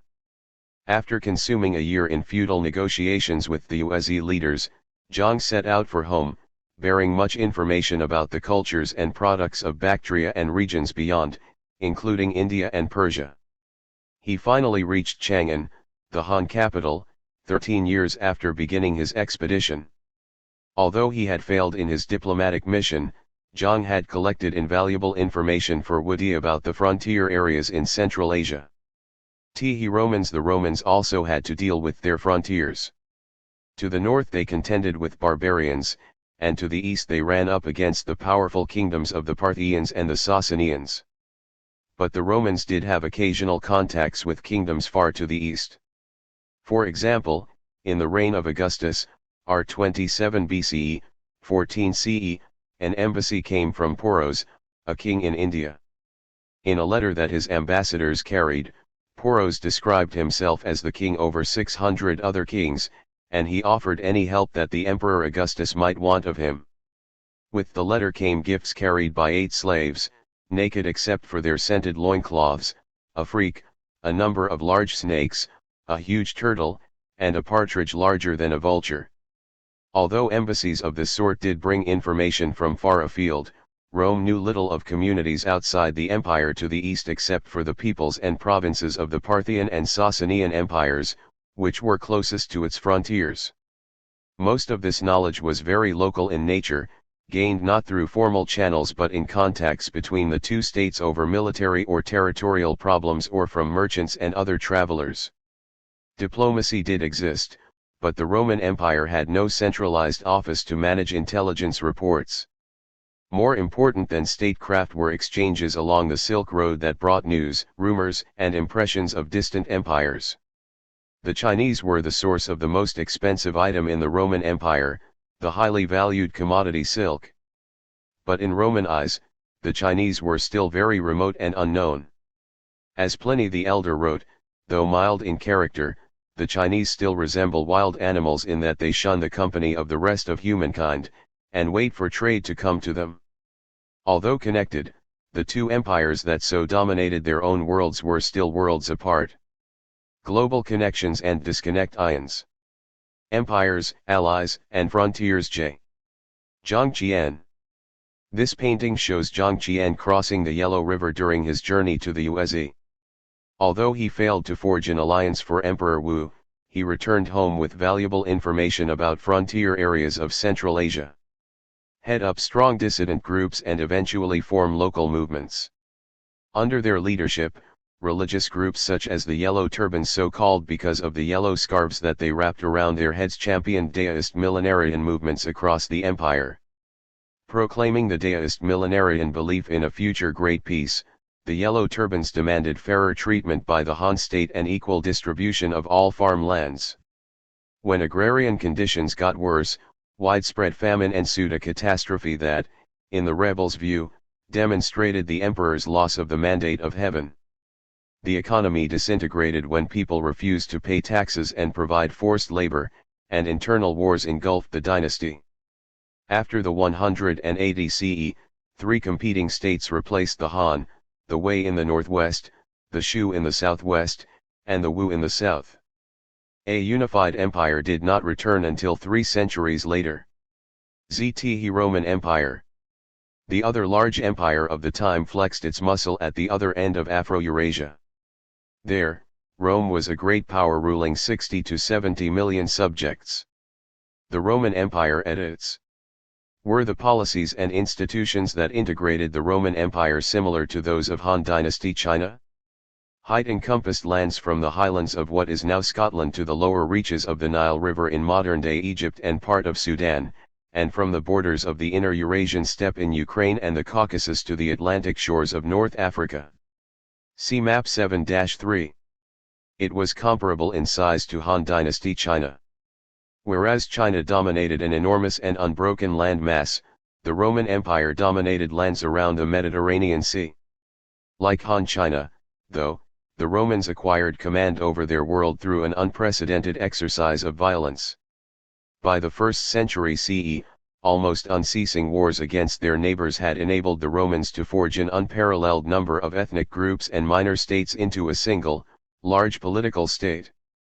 See global connections and disconnections, empires, allies, and frontiers. This achievement was so striking that the Jewish historian and general Josephus, writing in the 90s CE, saw the empire as the unchallengeable work of God on earth. We can easily see how the Latin word that the Romans used to designate command over their subjects imperium became the source for the English words empire and imperialism. Foundations of the Roman Empire. The emergence of Rome as a world-dominating power was a surprise. Although the Romans might have looked to the Persians or to Alexander the Great for imperial models, they did not. And unlike the Han, they had no great imperial war elephants. There are no contemporary illustrations of the elephants that Hannibal brought when he invaded Italy in 217 BCE. Hannibal was influenced by the Hellenistic armies in the East who had borrowed the idea of war elephants, and the elephants themselves, from Indian rulers. This painting, by an artist from the school of the Renaissance painter Raphael, highlights the terrifying aspect of the elephants and reduces the human warriors to bit players. In fact, the elephants were not decisive in the winning of any major battle in Italy in the Second Roman-Carthaginian War. Hannibal won them all by superior generalship. Ancestors. Down to the 350s BCE, the Romans were just one of a number of Latin-speaking communities in Latium, a region in the center of the Italian peninsula. Although Rome was one of the largest urban centers there, it was still only a city-state that had to ally with other towns for self-defense. However, Rome soon began an extraordinary phase of military and territorial expansion, and by 265 BCE it had taken control of most of the peninsula. At least two factors contributed to this achievement: a migration of foreign peoples, and the Romans' own military and political innovations. Population movements between 450 and 250 BCE, migrations from northern and central Europe brought large numbers of Celts to settle in lands around the Mediterranean Sea. They convulsed the northern rim of the Mediterranean, staging armed forays into lands from what is now Spain in the west to present-day Turkey in the east. One of these migrations involved dozens of Gallic peoples in a series of violent incursions into northern Italy that ultimately around 390 BCE led to the seizure of Rome. The important result for the Romans was not their city's capture, which was temporary, they paid the Gauls to go away, but the permanent dislocation that the invaders inflicted on the city-states of the Etruscans, who until then had dominated the Italian peninsula. The Etruscans survived and, with great effort, drove the invading Gauls back northward. However, Etruscan cities never recovered their ability to dominate other peoples in Italy, including the Romans. Thus the Gallic migrations removed one of the most formidable roadblocks to Roman expansion in Italy. Military institutions and the war ethos. Rome's unparalleled expansion could not have occurred without the unique military and political institutions that it developed. Basically, the Romans were more successful and more efficient in killing other humans than any other people in their part of the world. They achieved unassailable military power by organizing the communities that they conquered in Italy into a system that generated huge reservoirs of manpower for their army. This development began between 340 and 335 BCE, when the Romans faced a concerted attack by their fellow Latin city-states. By then, the Latins were viewing Rome not as an ally in a system of mutual defense but as a growing threat to their own independence. After overcoming the nearby Latins, the Romans charged on to defeat one community after another in Italy. Their main demand of all defeated enemies was to provide men for the Roman army every year. The result was a snowball-like accumulation of military manpower. By 265 BCE, Rome controlled the Italian peninsula. It next entered into 3 wars with the Carthaginians, the major power located in the northern parts of present-day Tunisia. The First Punic War, 264 to 241 BCE, was a prolonged naval battle over the island of Sicily. With their victory, the Romans acquired a dominant position in the western Mediterranean. The Second Punic War, 218 to 201 BCE, however, revealed the real strength and might of Roman arms. The Carthaginian general Hannibal realized that if his troops were to have any hope of victory, they would have to attack the Italian peninsula. Only about 20,000 men. In contrast, Rome could draw on reserves of more than 750,000 men. With those numbers, Roman commanders could afford to lose battles, which they proceeded to do, suffering casualties of about 60,000 to 80,000 dead in 3 great encounters with the Carthaginian general, and still win the war. They finally did so in 201 BCE. In the end, not even a strategic and tactical genius like Hannibal could prevail against the Roman military system. In a final war of extermination, waged between 150 and 146 BCE, the Romans used their overwhelming advantage in manpower, ships, and other resources to bring the 4-centuries-long hegemony of Carthage in the western Mediterranean to an end. In addition to their overwhelming advantage in manpower, the Romans cultivated an unusual war ethos. A heightened sense of honor drove Roman men to push themselves into battle again and again, and never to accept defeat. They were educated to imitate the example of such soldiers as Marcus Sergius. Wounded 23 times in battle, Sergius was crippled in both hands and both feet. In the war with Hannibal he lost one hand but continued to serve, using a false right hand made out of iron. He was twice taken prisoner by Hannibal, each time escaping despite being kept in chains. Going into action 4 times with his artificial hand tied to the stump of his arm, Sergius helped to rescue major Roman cities from Carthaginian sieges, and twice the horse that he was riding was cut out from under him.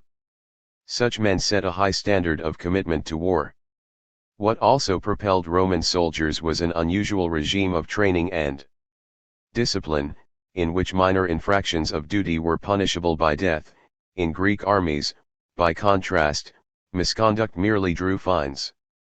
Disobedience by a whole unit led to a savage mass punishment, called decimation, in which every 10th man was arbitrarily selected and executed. For men like Sergius, going out on the annual spring campaigns in the month dedicated to Mars, still called March today, the Roman god of war, had an almost biological rhythm. Displaying an unrelenting compulsion to war, the Romans continued to draft, train, and field extraordinary numbers of men. Soldiers, conscripted at age 17 or 18, could expect to serve for up to 10 years at a time. With so many young men devoted to war for such long spans, the war ethos became deeply embedded in the ideals of every generation. After 200 BCE, the Romans unleashed this successful war machine on the kingdoms of the eastern Mediterranean with devastating results. In 1 year, 146 BCE, the Romans achieved the final extermination of what was left of Carthage in the west, killing all its adult males and selling all its women and children into slavery, and the parallel obliteration of the great Greek city-state of Corinth in the east. Their monopoly of power over the entire Mediterranean basin was now unchallenged. Roman military forces served under men who knew they could win not just glory and territory for the state, but also enormous rewards for themselves. They were talented men driven by burning ambition, from Scipio Africanus in the 200s BCE, the conqueror of Carthage, a man who claimed that he personally communicated with the gods, to 264 Roman farmers and soldiers. In the late Republic, most Roman soldiers came from rural Italy, where small farms were being absorbed into the land holdings of the wealthy and powerful. In the empire, soldiers were recruited from rural provincial regions. They sometimes worked small fields of their own and sometimes worked the lands of the wealthy, like the domain in the Roman province of Africa, in modern-day Tunisia, that is depicted in this mosaic. Julius Caesar, the great general of the 50s BCE. A man of prodigious abilities, the greatest orator of his age, and a writer of boundless persuasion, Julius Caesar, 100 to 44 BCE, allegedly could dictate 7 letters simultaneously while attending to other duties. He was also a mass killer who kept an exact body count. he knew that he had killed precisely 1,192,000 of the enemy in his wars. And that number did not include his fellow citizens, whose murders during civil wars he refused to acknowledge or add to the total. The 8-year-long cycle of his wars in Gaul, modern-day France and the Rhine Valley, was one of the most murderous of his expeditions. By Caesar's own estimation, his army killed more than 1 million Gauls and enslaved another million. The Western world had never witnessed war on this scale, it had no equal anywhere, except in China. Political institutions and internal conflict. The conquest of the Mediterranean placed unprecedented power and wealth into the hands of a few men in the Roman social elite.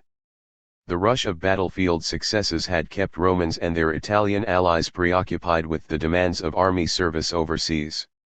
Once this process of territorial expansion slowed, social and political problems that had been lying dormant back home began to resurface. Following the traditional date of its foundation in 509 BCE, the Romans had lived in a state that they called the public thing, or residential publica, hence, republic. Here, policy and rules of behavior issued from the Senate, a body of permanent members, 300 to 600 of Rome's most powerful and wealthy citizens, and from popular assemblies of the citizens. The republic would remain the only form of Roman government for the next 5 centuries.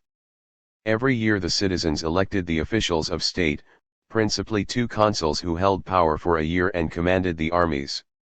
In addition, the people annually elected 10 men who, as tribunes of the plebs, the common people, had the special task of protecting their interests against those of the rich and the powerful.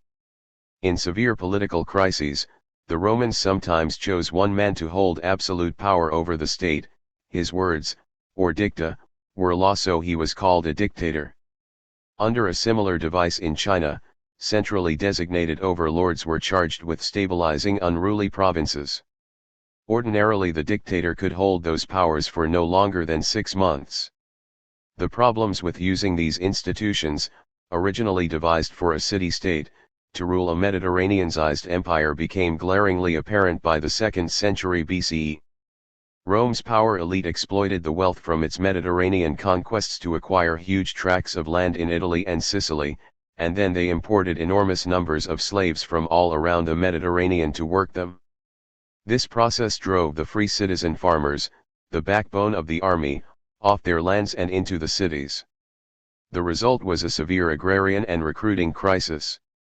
In 133 and 123 to 121 BCE, 2 tribunes, the brothers Tiberius and Gaius Gracchus, tried to institute land reforms guaranteeing to all of Rome's poor citizens a basic amount of land that would qualify them for army service. But political enemies assassinated both men. Thereafter, poor Roman citizens looked not to state institutions but to army commanders, to whom they gave their loyalty and support, to provide them with land and a decent income. These generals thus became increasingly powerful and started to compete with one another, ignoring the Senate and the traditional rules of politics. As they sought control of the state and their supporters took sides, a long series of civil wars began in 90 BCE. The tremendous resources built up during the conquest of the Mediterranean were now turned inward by the Romans on themselves. These civil wars threatened to tear the empire to pieces from the inside. 265. Julius Caesar.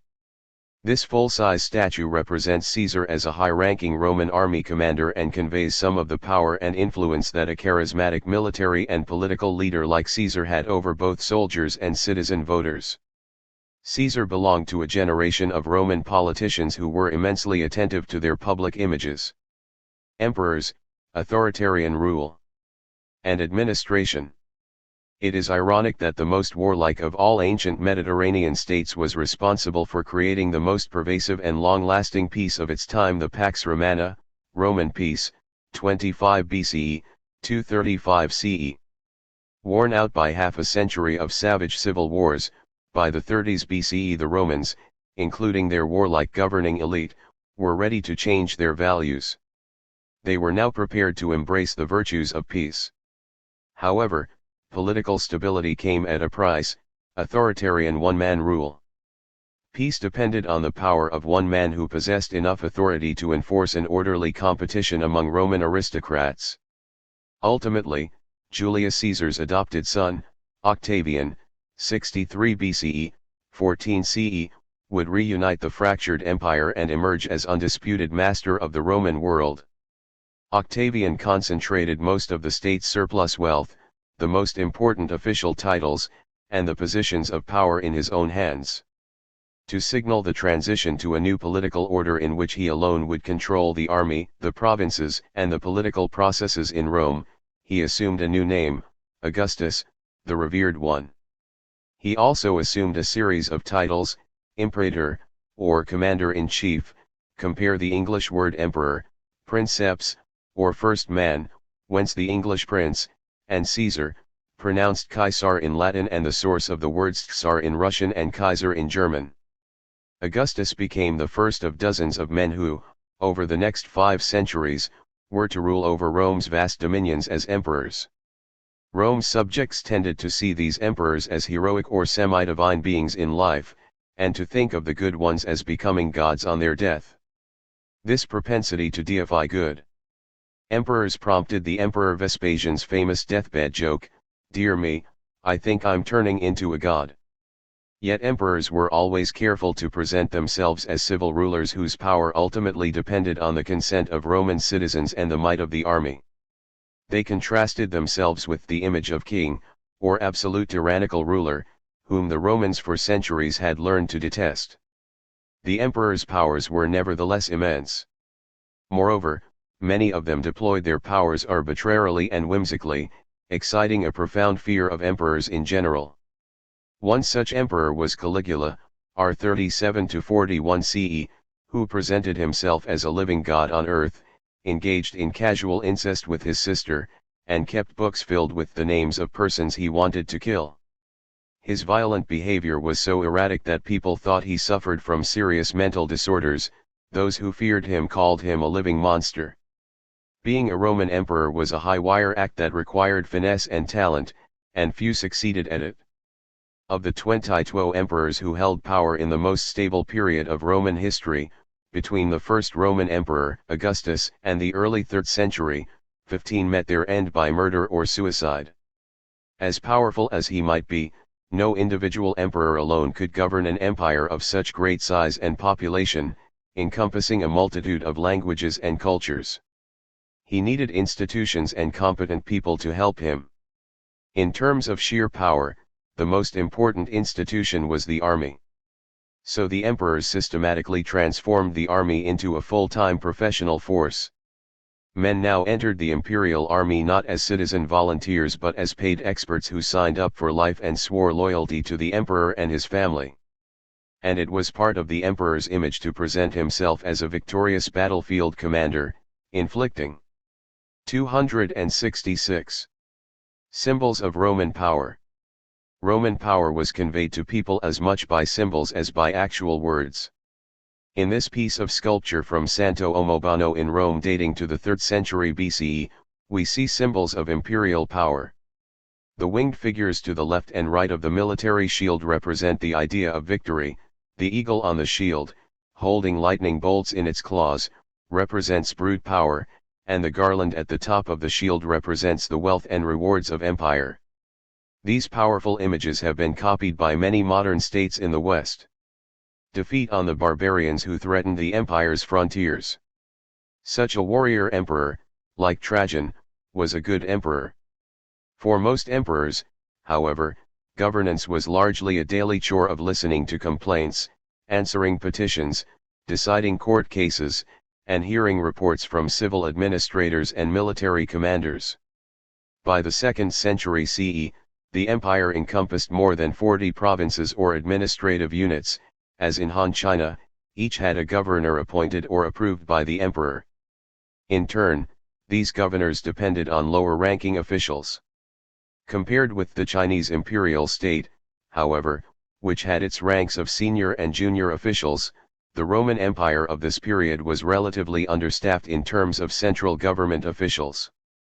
The emperor and his provincial governors had to depend very much on local help, sometimes aided by elite slaves and freedmen, former slaves, serving as government bureaucrats. With these few full-time assistants and an entourage of friends and acquaintances, the governor was expected to guarantee peace and collect taxes for his province. For many essential tasks, though, especially the collection of imperial taxes, even these helpers were insufficient. Thus the state had to rely on private companies, a measure that set up a tension between the profit motives of the publicans, the men in the companies that took up government contracts, and expectations of fair government among the empire's subjects. Townandcityle. Above all, the emperor counted on local elites to see him as a presence that guaranteed the stability of their world and their personal well-being. Because of the unusual concentration of wealth that imperial unity generated, core areas of the empire, central Italy, southern Spain, northern Africa, and the western parts of present-day Turkey, had surprising densities of urban settlements. Perhaps up to 1 in every 20 persons in these regions lived in a town. Municipalities, inasmuch as these towns imitated Roman forms of government, they provided the backbone of local administration for the empire. See primary source, Municipal Charter of a Roman Town. This system of municipalities would become a permanent legacy of Roman government to the Western world. Some of our best records of how these towns operated come from Spain, which later flourished as a colonial power that exported Roman forms of municipal life to the Americas. Remarkable physical records of such towns come from Pompeii and Herculaneum in southern Italy.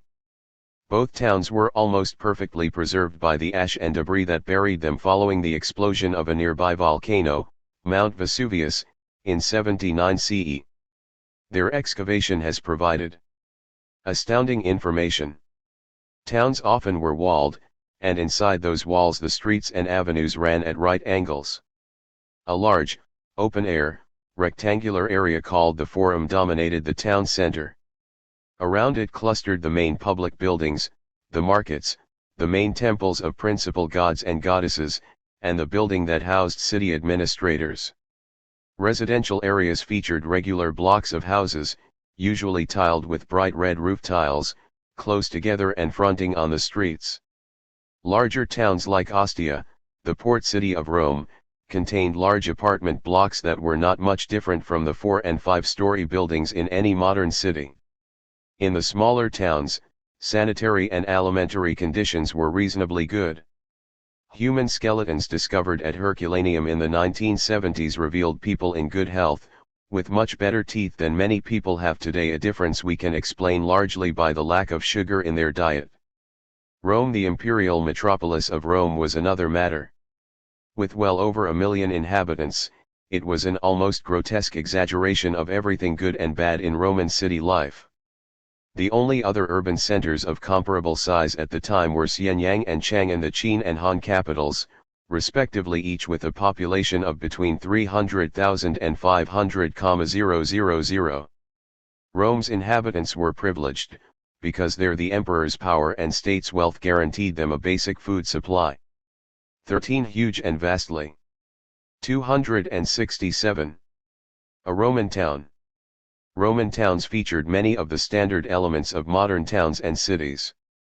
Streets and avenues crossed at right angles, streets were paved, sidewalks ran between streets and houses.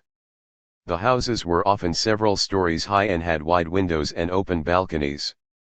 All these elements can be seen in the street from Herculaneum, nicely preserved by the pyroclastic flow that ran down the slopes of nearby Mount Vesuvius when its volcano erupted in August of 79 CE, burying the town and its inhabitants. 268. Municipal Charter of a Roman Town. 19. On ediles, the ediles, the two town business managers, are to have the right and power of managing the grain supply, the sacred buildings, the sacred and holy places, the town and its roads and neighborhoods, the drains and sewers, the baths, the marketplace, and of checking weights and measures, and also of setting a night watch if the need arises. XX. Concerning the right and power of quaestors, the quaestus, the two town financial officers, are to have the right and power of collecting, spending, storing, administering, and managing the common funds of the municipality at the discretion of the duumviri, the two town mayors. And they are allowed to have the public slaves belonging to the municipality to help them. XXI How Roman citizenship is acquired in the municipality, when those who are senators, decurions, town councillors, or conscripted town councillors who have been or are chosen as town magistrates according to the terms of this law, have completed their term of office, they are to become Roman citizens, along with their parents and wives and any children who have been born out of legal marriages and who are in the power of their parents, and likewise grandsons and granddaughters born to a son. XXVII Concerning the freeing of slaves. Before the mayors, if any citizen of the municipality of Flavian Irni, in the presence of a duumvir mayor of that municipality in charge of the administration of justice, sets free his male or female slave from slavery into freedom, or orders him or her to be free, then any male slave who has been manumit or ordered to be free in this way is to be free. Any female slave who has been manumit or ordered to be free in this way is also to be free. Someone who is under 20 years of age may manumit his or her slave only if the number of town councillors necessary for decrees passed under this law to be valid decides that the grounds for said manumission are proper. What were some of the titles of civil servants in a typical Roman town or municipality? According to this charter, what different types of people were part of the normal social structure? In what ways could certain inhabitants of towns such as Irni become Roman citizens? Why would making small towns uniform in design and function be important to the Roman Empire? Source: J. Gonzalez, The Lex Irnitina, a new copy of the Flavian Municipal Law, from Journal of Roman Studies, Volume 76, 1986. Reprinted with permission of the Society for the Promotion of Roman Studies. Translated by Brent Shaw. J. Town governments in the Roman Empire followed standard rules and regulations that developed during the Roman conquest of Italy. In 1981, detailed copies of some of these regulations came to light in southern Spain at Molino del Postero, called Irni in Roman times. The Roman governor of Spain in 81 CE had the rules incised on 10 plates of bronze for public display in the town's forum. By following these and other rules, the residents of a Spanish community learned how to govern themselves as the Romans did. See a Roman municipal charter on the facing page. Primary source: expensive aqueducts provided a dependable supply of water, sometimes flowing in from great distances. Most adult citizens regularly received a free, basic amount of wheat, and, later, olive oil and pork. But living conditions were often appalling, with people jammed into ramshackle high-rise apartments that threatened to collapse on their renters or go up in flames. And Romans constantly complained of crime and violence. Even worse was the lack of sanitary conditions despite the sewage and drainage works that were wonders of their time. Rome was disease-ridden, its inhabitants died from infection at a fearsome rate. Malarial infections were particularly bad, so the city required a substantial input of immigrants every year just to maintain its population. MSE entertainment. Every self-respecting Roman town had at least 2 major entertainment venues. One was an adoption from Hellenistic culture, a theater devoted to plays, dances, and other popular events. The other was a Roman innovation that combined 2 horseshoe-shaped theaters into a single, more elaborate structure called an amphitheater. A much larger seating capacity than in a regular theater surrounded the oval performance area at its center. The emperors Vespasian and Titus completed the Flavian amphitheater in Rome and dedicated it in 80 CE. It is the vast structure that we know today as the Colosseum, after the colossal statue of the Emperor Nero that used to stand beside it. It was a state-of-the-art facility whose floor area, the arena, could handle elaborate hunts of exotic wild animals such as giraffes and elephants. The arena could also be flooded to stage naval battles between hostile fleets, much to the delight of the audience, or it could provide a venue for a Roman invention, gladiatorial games. In these expensive public entertainments, heavily armed and well-trained men, most of them slaves and prisoners of war, but sometimes free men who volunteered, fought each other, wounding or 269. A Roman municipal charter. This bronze tablet inscribed in Latin is part of a group of 6 bronze tablets discovered in 1981 at the Roman town of Erni, near modern Molino del Postero, in southern Spain. Charters like this one, set up for public display in the forum or central open area of the town, displayed regulations for the conduct of public life in a Roman town, from rules governing family inheritance and property transfers to the election of town officials and definitions of their powers and duties. For some of these rules, see the primary source box on the facing page. Aqueduct. The Romans built aqueducts to transport to Rome the huge amounts of water needed for the city's population of over 1 million. The idea soon spread to the provinces, where these structures were built to bring water to Roman-style cities developing in the peripheral regions of Roman rule. This aqueduct at Segovia in modern Spain is one of the best preserved. Killing for the enjoyment of the huge crowds of appreciative spectators. Westerners tend to think of these structures for public entertainment as ordinary and normal. Seen from a contemporary Chinese perspective, however, they were strange and unusual.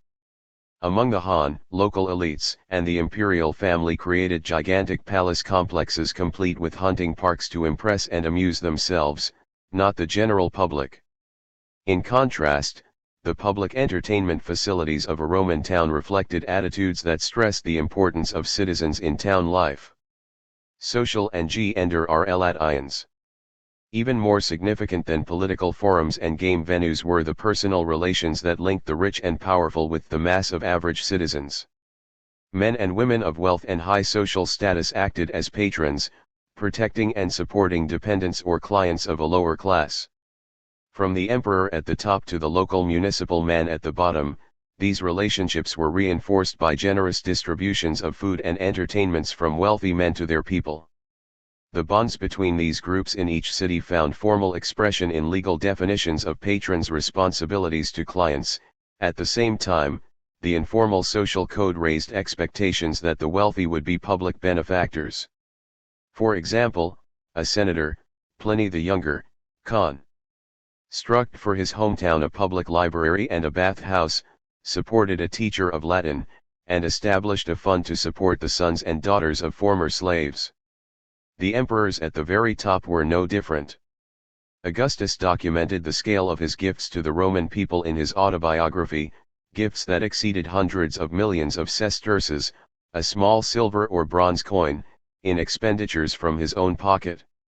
A later emperor, Trajan, established a social scheme for feeding the children of poor Roman citizens in Italy, a benefaction that he advertised on coins and in pictures on arches in Beneventum and other towns in Italy. The essence of Roman civil society, though, involved the formal relationships governed by Rome's laws and courts. Public courts heard all disputes, and decisions issued from judges and, sometimes, large juries. By the last century BCE, the Roman state's complex legal system featured not only a rich body of written law but also institutions for settling legal disputes and a growing number of highly educated men who specialized in interpreting the law. The apparatus of Roman law eventually appeared in every town and city of the empire, creating a deeply entrenched civil culture. It is no surprise that this legal infrastructure persisted long after the empire's political and military institutions had disappeared. Municipal charters and civil laws as well as secular philosophers and, later, Christian writers placed the family at the very foundation of the Roman social order. The authoritarian paterfamilias, father of the family, headed the family. Legally speaking, he had nearly total power over his 270. North African Amphitheater. This huge amphitheater is in the remains of the Roman city of Thesdruz in North Africa, the town of El Jem in modern-day Tunisia. The wealth of the Africans under the empire enabled them to build colossal entertainment venues that competed with the one at Rome in scale and grandeur. Roman gladiators. In this brilliant mosaic from Rome, we see 2 gladiators at the end of a full combat in which Astyages has killed Astivus. The Greek letter theta, or th, the circle with crossbar through it, beside the names of Astivus and Rotten indicates that these men are dead, then atos being the Greek word for death. Dependence, including his wife, children, grandchildren, and the slaves whom he owned. Imperial society heightened the importance of the basic family unit of mother, father, and children in the urban centers. As in Han Dynasty China, the Roman state regularly undertook a census, rigorously counting the empire's inhabitants and assessing their property for tax purposes, a process that underscored the family as the core unit of society. This system might seem to place women under the domineering rule of fathers and husbands. That is certainly the picture presented in the repressive laws that Roman men drafted and in the histories that Roman men wrote. But paired with women in most Greek city-states, Roman women, even those of only modest wealth and status, had much greater freedom of action and much greater control of their own wealth and property. See primary source, birthday invitation of Claudia Severa. Thus Terentia, the wife of the Republican senator Cicero, bought and sold properties on her own, made decisions regarding her family and wealth without consulting her husband. Much to his chagrin he later divorced her, and apparently fared well following her separation from Cicero. Her behavior was normal for a woman of her status. She was well educated, literate, well connected, and in control of her own life despite what the birthday invitation of Claudia Severa. Address on the outside to Sulpicia Lepidina, wife of Cerealis, from Severa. Claudia Severa to her Lepidina, greetings. My sister, I am sending an invitation to you to attend my birthday festivities on the third day before the Ides of September 11th in our calendar, just to make sure that you come to visit us. Your presence will make the day all the more enjoyable for me. Please convey my greetings to your Cerealis, i.e., Lepidina's husband. My Elias and our little son send him their warmest greetings. I await your arrival, my sister. I bid you goodbye, my sister, my dearest soul. Be well. Sulpicia Lepidina to Claudia Severa greeting. Just as I had told you, my sister, and had promised that I would ask your Brachus, i.e., Claudia Severa's husband, Elias Brachus, for permission to come to visit you, he replied to me that I was, of course, always most welcome to come. I shall try to come to you by whatever way I can, for there are certain things that we must do, on which matter you will receive a letter from me so that you will know what I am going to do. Farewell, my sister, my dearest and most desired soul. What does the writing of letters in Latin at this far edge of the empire tell us about Roman culture? Sulpicia mentions asking Claudia's husband for permission to visit Claudia.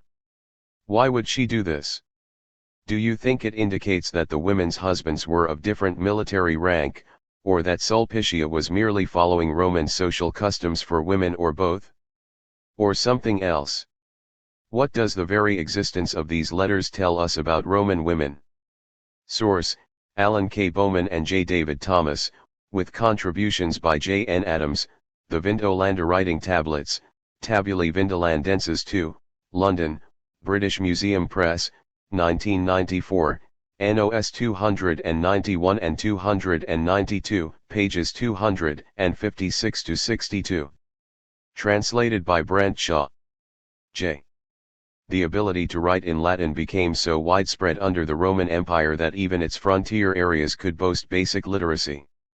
Excavations of a Roman army base at Vindolanda, in northern England, have unearthed a cache of documents written on thin sheets of wood. These reveal the normal use of Latin writing for everyday activities late in the 1st century CE. Officers' wives were just as skilled in writing as the men. One of these elite women, Claudia Severa, sent a letter inviting a good friend, whom she addresses affectionately as sister, to her birthday party. The elegant handwriting on several documents is almost certainly that of Claudia herself. The second letter is her friend's reply. Primary source: Laws and Ideas of Roman Males might suggest. The daily lives of ordinary women that we know of from papyrus documents found in the Roman province of Egypt, for example, show them buying, selling, renting, and leasing with no sign that the legal constraints subjecting them to male control had any significant effect on their dealings. Terentia reminds us of Banzhou, the younger sister of the historian Bangu, 32-92 CE. She became the first female Chinese historian and lived relatively unconstrained. After marrying the local resident, Cao Shishu, at the age of 14, she was called Madame Cao at court.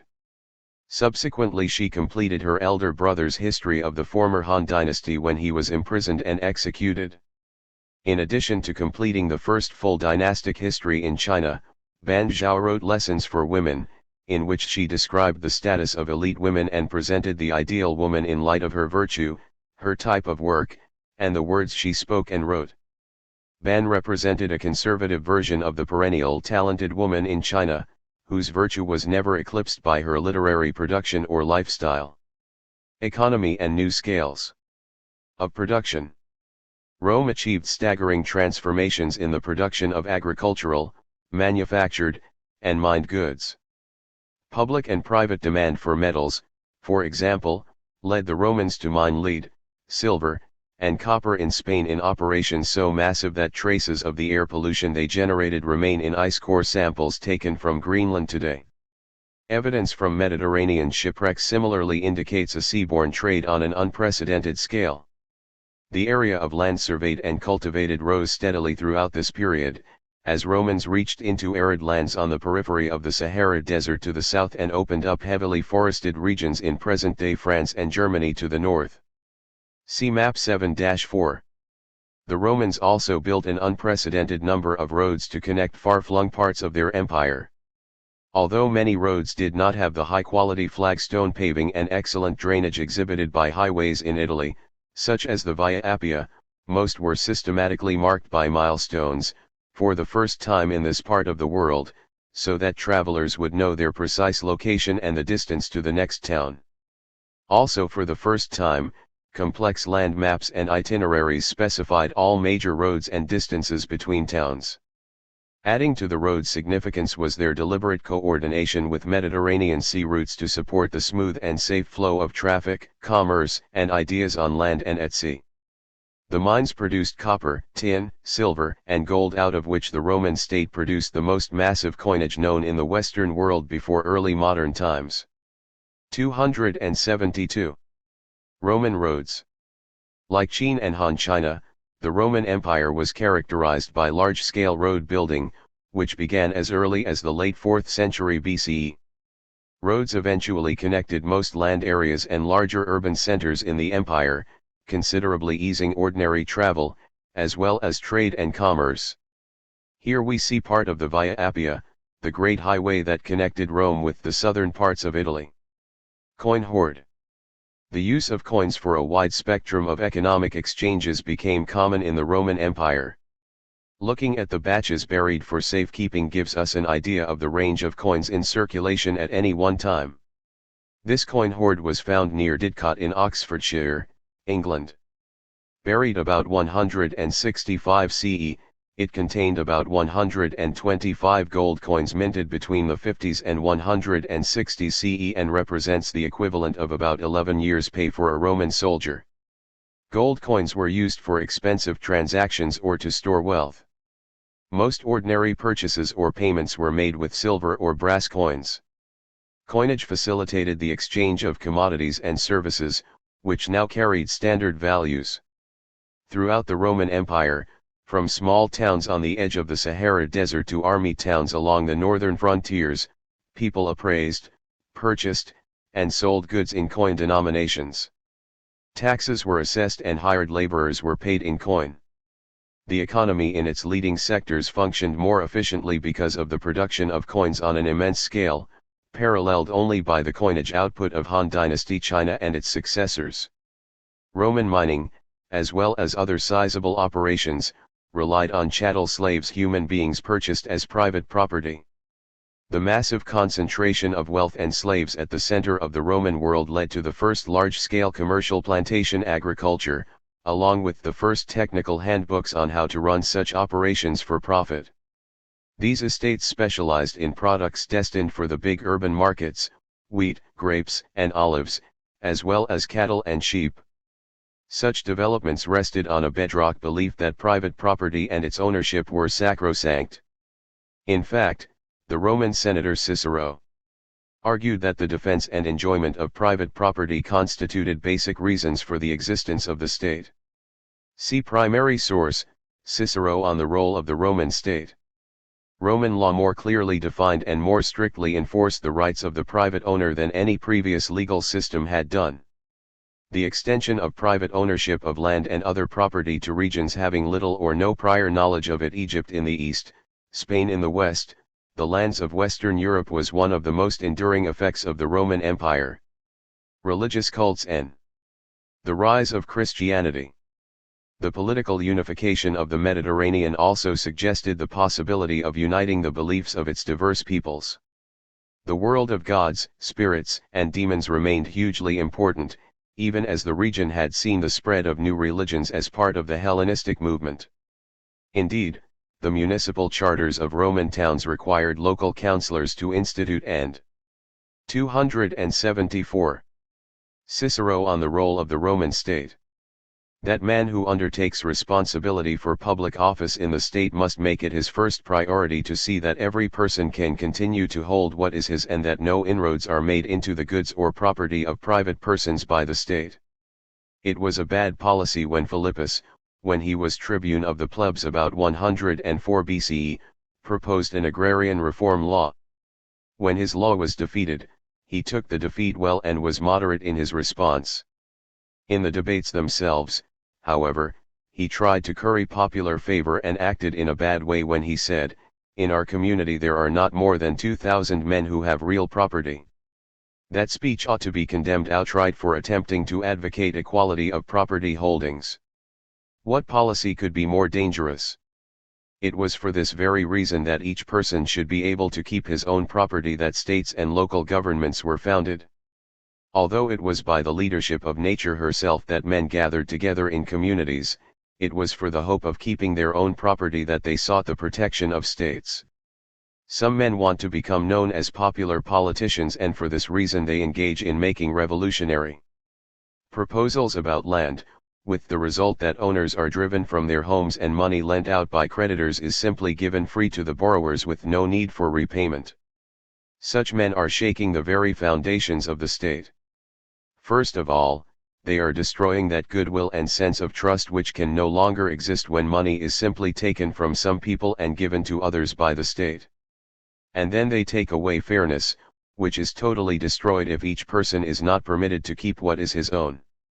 For, as I have already said, it is the peculiar function of the state and of local government to make sure that each person should be able to keep his own things freely and without any worry. According to Cicero, what is the main function of the Roman state and the main reason man sought the protection of states? How does the protection of private property rights affect the claims that citizens had on their rulers? And how does this differ from the role of the state in contemporary Han Dynasty China? Source: De Officiis, on Duties, February 21, 73, 22.78, translated by Brent Shaw. J. Whereas Greek thinkers debated ethics and morals, the role of the good life, and the nature of the universe, Romans deliberated more about the nature of government and the role of the state. This focus reflects their pragmatic attitudes and their possession of a huge empire. In the following passage, Marcus Tullius Cicero, one of the leading Roman politicians from the 60s to the 40s BCE, discusses how any man who holds public office in the Roman state has a duty to defend the state's main function. Primary source: maintain the support of official and semi-official cults of a wide variety of gods and goddesses. If there was any religion of empire, it was Christianity, although it did not achieve official recognition as the state religion until the 4th century CE. Its foundations lay in a direct confrontation with Roman imperial authority, the trial of Yeshua ben Yosef, Joshua son of Joseph. He preached the new doctrines of what was originally a sect of Judaism, and we know him today by the Greek form of his name, Jesus. A Roman governor, Pontius Pilatus, tried Jesus in a typical Roman provincial trial. He was found guilty of sedition and executed, along with 2 bandits, by a standard Roman penalty, crucifixion. We know of Jesus only after his death. No reference to him survives from his own lifetime. 2 years after the crucifixion, Paul of Tarsus, a Jew and a Roman citizen from southeastern Anatolia, claimed to have seen Jesus in full glory outside the city of Damascus. Paul and the communities to whom he preached between 40 and 60 CE were the first to call Yeshua Jesus. They also referred to him as the Christ ho Christos, or the Anointed One, i.e., the Messiah, and thought of him as a god. Paul had not been one of Jesus's original disciples. Only much later did 4 of those men, Matthew, Mark, Luke, and John, write about his life and record his sayings in accounts that came to be called the Gospels. That early English word translates their name in the original Greek, evangeliae, or good news. The Gospels all sought to tell the world not what Jesus had said, but who he had been. They served as answers to the question that Jesus reportedly asked his disciples a few months before he died, "Who do people say that I am?" Mark 8:27. Jesus's preachings could not have been more Jewish. He taught that God is the Father of his people sinners who are always liable to fall away. But God is like a good shepherd to them. Scrambling down dangerous ravines, the good shepherd seeks those who have gone astray, joyfully carrying home on his shoulders even a single lost lamb.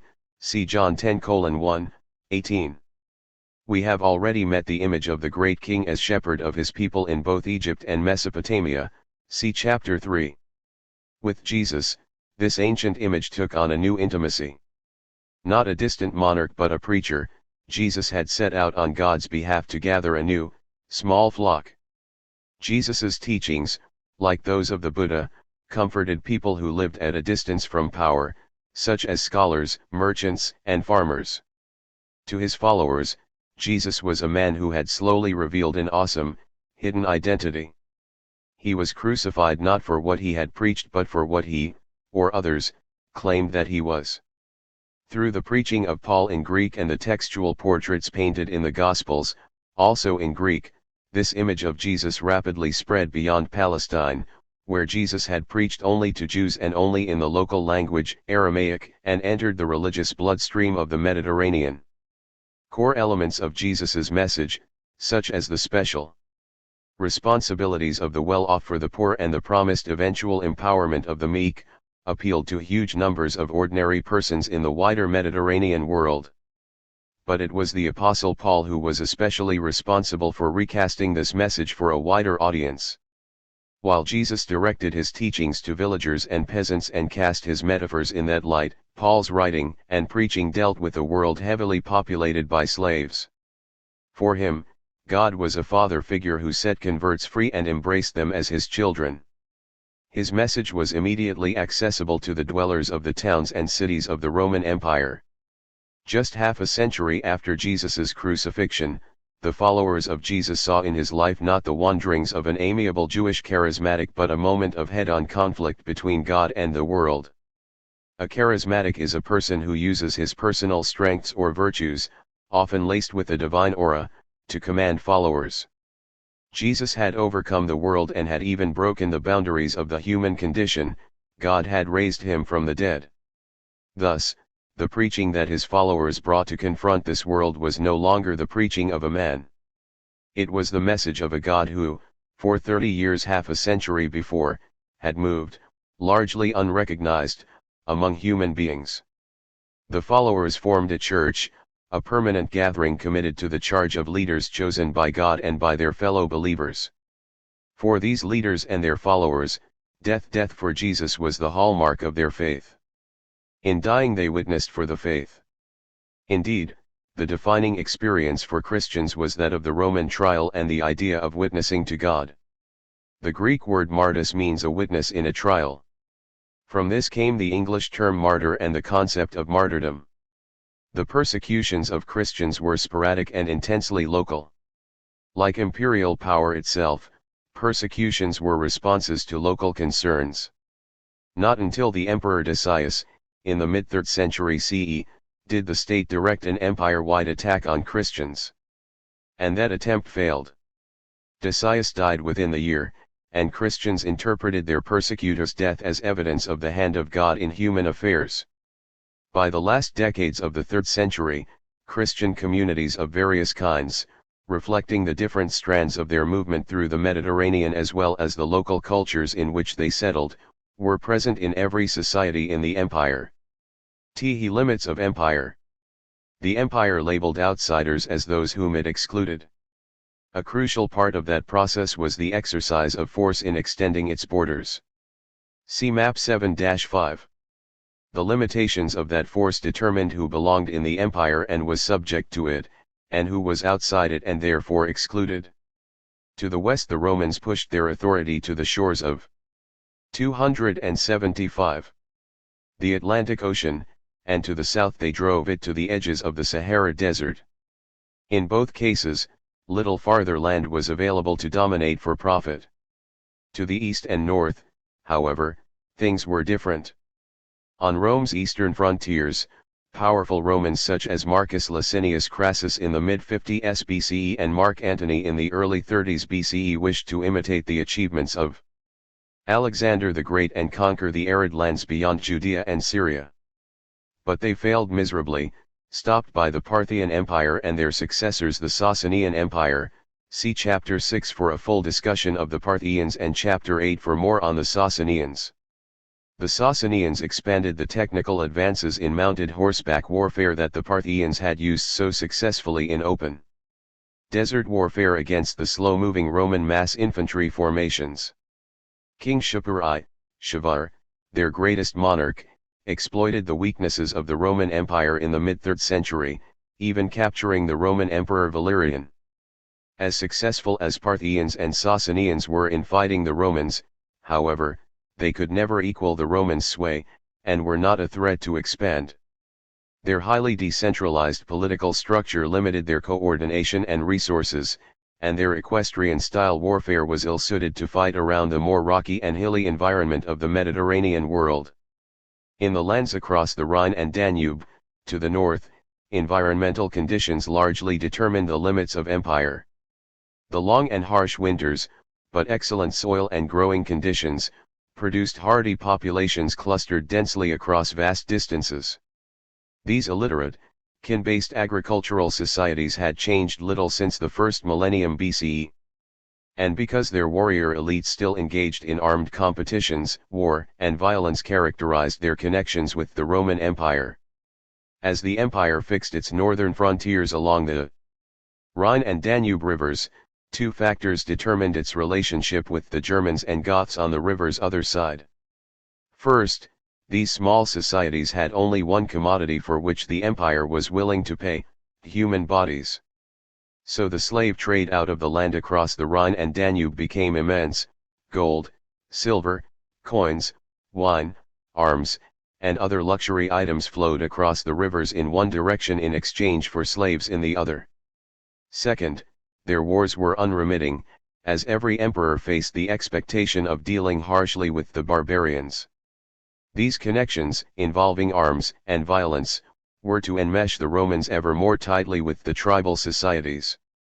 They even overlapped, as internal conflicts within the Roman Empire ultimately prompted increasing use of barbarians as soldiers and officers who served the empire. Conclusion.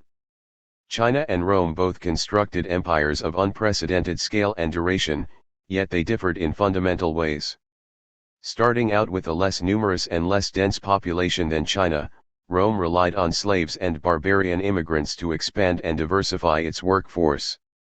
While about 1% of the Chinese population was enslaved, more than 10% were slaves in the Roman Empire. Also, the lifeblood of the Chinese rural economy was a huge population of free peasant farmers. This enormous labor pool, together with a remarkable bureaucracy, enabled the Han to achieve great political stability. In contrast, the millions of peasant farmers who formed the backbone of rural society in the Roman Empire were much more loosely integrated into the state structure. They never unified to revolt against their government and overthrow it, as did the raging millenarian peasant movements of later Han China. By comparison with their counterparts in China, the peasants in the Roman Empire were not as well connected in their proximity or density, or as united by similar modes of production. Here, too, the Mediterranean environment accented separation and difference. By Chinese standards, the Roman Empire was relatively fragmented and under-administered. Moreover, philosophy and religion never underpinned the Roman state in the way that Confucianism buttressed the dynasties of China. Both empires, however, benefited from the spread of a uniform language and imperial culture. The process was more comprehensive in China, which possessed a single language that the elites used, a literary language based on classical Chinese, than in Rome, whose empire spanned a two-language world, Latin in the western Mediterranean, Greek in the east. Both states fostered a common imperial culture across all levels of society. Once entrenched, these cultures and languages lasted well after the end of empire. Soldier versus barbarian. On the frontiers of the Roman Empire, the legionary soldiers faced the non-Roman barbarians from the lands beyond. In this piece of a stone-carved picture from the northwestern frontier, we see a civilized and disciplined Roman soldier, to the left, facing a German barbarian, hair uncut and unkempt, without formal armor, his house a thatched hut. Frontier realities were never so clear-cut, of course. Roman soldiers, often recruited from the barbarian peoples, were a lot more like them than was convenient to admit, and the barbarians were influenced by and closer to Roman cultural models than this picture indicates. Differences in human resources, languages, and ideas led the Roman and Han states to evolve in unique ways. In both places, however, the faiths of outsiders, Christians and Buddhists, eclipsed the classical ideals that grounded their states' ideological foundations of a distinctly secular sort. Transmission of these new faiths benefited from expanded communications networks. The new religions added to the cultural mix that succeeded the Roman Empire and the Han dynasty. At their height, both states surpassed their forebears by translating unprecedented military power into the fullest form of state-based organization. Each state's complex organization involved the systematic control, counting, and taxing of its population. In both cases, the general increase of the population, the growth of huge cities, and the success of long-distance trade contributed to the new scales of magnitude. The Han would not be superseded in East Asia as the model empire until the Tang dynasty in the 7th century. In Western Afro-Eurasia, the Roman Empire would not be surpassed in scale or intensity of development until the rise of powerful European nation-states more than a millennium later. Review and research materials are available at StudySpace, onorto.com/studispac. S2DQ Questions. 1. Analyze the impact of Xiongnu-pastoralists on imperial policies of the Qin and Han dynasties. How did each dynasty counter the threat of nomadic incursions into its territorial heartlands? 2. Explain the influence of Confucian ideas during the Han dynasty. How did these ideas shape political and social hierarchies during this period? 3. Describe the process through which the Roman city-state created a vast empire in the Mediterranean world. How did Roman attitudes toward military service influence the empire's growth? 4. Explain the social and legal hierarchies that governed Roman urban life. To what extent did residents enjoy personal autonomy? 5. Explain the concepts of Pax Sinica and Pax Romana. How did Han and Roman leaders promote long periods of peace and prosperity in Eastern and Western Afro-Eurasia, respectively? 6. Compare and contrast the concept of emperor in the Han dynasty with that in the Roman Empire. What role did emperors play in the governing structure of their respective empires? 7. Compare and contrast the methods through which Han and Roman leaders enlisted their subjects' support. What emphasis did each state place on ideology, civil bureaucracy, and military organization? 8. Compare and contrast the labor systems in the Qin and Han dynasties with that of the Roman Empire. To what extent did each rely on forced labor? 9. Compare and contrast Roman strategies for promoting stability along its borders with those of the Han dynasty. How different were the threats that each empire faced from borderland peoples? Around 180 CE, a humble group of 3 men and 3 women stood trial before the provincial governor at Carthage. They claimed to be Christians, and their crime was refusal to worship the gods of the Roman Empire. The governor was unimpressed. His god was the protecting spirit of our Lord the Emperor. One Christian retorted that his god was also an emperor, but that he could not be seen, for he stood above all kings and all nations. There was an unbridgeable gap between the governor and the Christians. So the governor read out a death sentence, ordering their immediate execution. "Thanks be to God," cried the Christians, and straightway they were beheaded. As the centuries unfolded, the tables would turn dramatically. Old ideas of the supremacy of an emperor lord gave way to those of the Lord God as emperor. Previously, the impulse toward universalism had come from ambitious empire builders, like Alexander the Great and the Roman emperors. Now, for the first time, religious leaders became the agents of universalist messages and worked to convert humanity to their belief systems. This period, which witnessed the bonding of religions to universal aspirations, spread religious tenets across the Afro-Eurasian landmass. What gave these religions, notably Christianity and Buddhism, their 281. The rise of universal religions, 300 to 600 CE. 8 Chapter. Universalistic message and their widespread appeal to diverse peoples and cultures. In effect, in this era spiritual and religious fervor became an even more powerful force of integration than political ambitions, while also triggering new world divides. This advent of religion as a global influence was anything but simple. It also built on the expansive reach of the Roman and Han empires while shaping the institutions of these states. It profited from the closer commercial and intellectual connections between East and West. This chapter tells the story of how Christianity and Buddhism became universal religions forever changing world history. The universal religions and common cultures. From 300 to 600 CE, the entire Afro-Eurasian landmass experienced a surge of religious ferment. In the West, Christianity became the state faith of the Roman Empire. In India, Vedic religion, Brahmanism, evolved into a more formal spiritual system called Hinduism. In northern India, Central Asia, and even China, Buddhism, originally a code of ethics, became a religion. Across much of the world, spiritual concerns affected everyday life and integrated scattered communities into shared faiths. Two faiths in particular aspired to universality in this era: Christianity and Buddhism. They were to be joined by. How did religion bring worlds together and drive them apart? Islam several centuries later. What made them universalistic in comparison with, say, Judaism, Hinduism, and traditional African religious beliefs was that they were not tied to a locality. Hinduism was the belief system of Hindi speakers of South Asia. Judaism was tied to a specific ethnicity, while traditional African religious beliefs varied from people to people.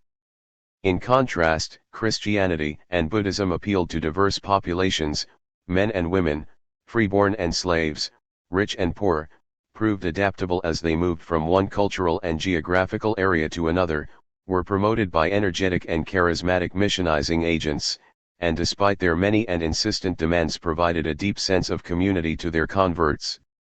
In the case of Christianity, though to a lesser extent Buddhism, these religions also benefited from the support of powerful empires.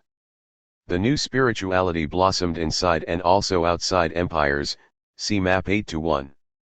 In Western Europe, Christianity arose alongside a decaying Roman state. In the Eastern Mediterranean, it inspired a revived Roman imperium at Byzantium. In India, Hinduism and Buddhism vied for cultural preeminence. In Central Asia and China, Buddhism flourished as the old polities foundered. The peoples living in sub-Saharan Africa and the Americas, too, reached beyond local communities and wove common spiritual worlds. In Africa, the Bantu-speaking peoples, residing in the southeastern corner of present-day Nigeria, began to spread their way of life throughout the entire southern half of the landmass. Similarly, across the Atlantic Ocean, the Mayans established political and cultural institutions over a large portion of Mesoamerica. A wide variety of societies experienced spiritual ferment. This does not mean that people became more excitable or more otherworldly, it means that religion touched more areas of society and in more demanding ways. People felt deeply about religion because it was through religious filters that 282. O. Norton. com/studiespaki. How did religion bring worlds together and drive them apart? How did empires such as the Roman and Sasanian help religions such as Christianity become universalizing? How did Central Asians influence the spread of universal religions and other cross-cultural developments during this time? To what extent did South Asia develop a common culture despite political, religious, and social diversity? To what extent did influences from other parts of Afro-Eurasia transform Chinese culture and politics?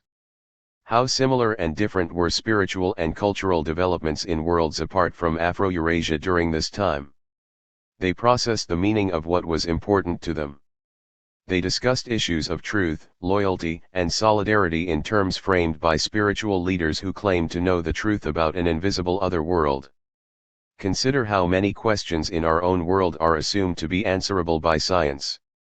In many respects, religion functioned in that age as science does in ours.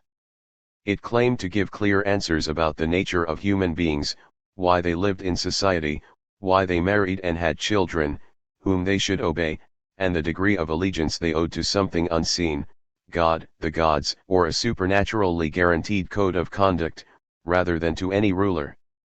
Even more, as the case of the Christian martyrs showed, religion told them what they should die for.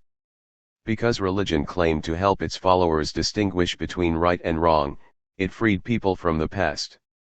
The fact that local religious practices might have existed for ages did not make the old beliefs true. As cultures shrugged off their older heritages, shared faith brought people together and enabled them to identify with people and places beyond their own local worlds. Some religious systems, such as Buddhism and Christianity, spread far and wide because they professed universal rules and principles to guide behavior that transcended place, time, and specific cultural practices. Later, Islam would follow the same pattern, see Chapter 9. Sharp distinctions between right and wrong also drew new lines between peoples. Religion became a wedge that drove worlds apart, as absolute conviction left little room for tolerance.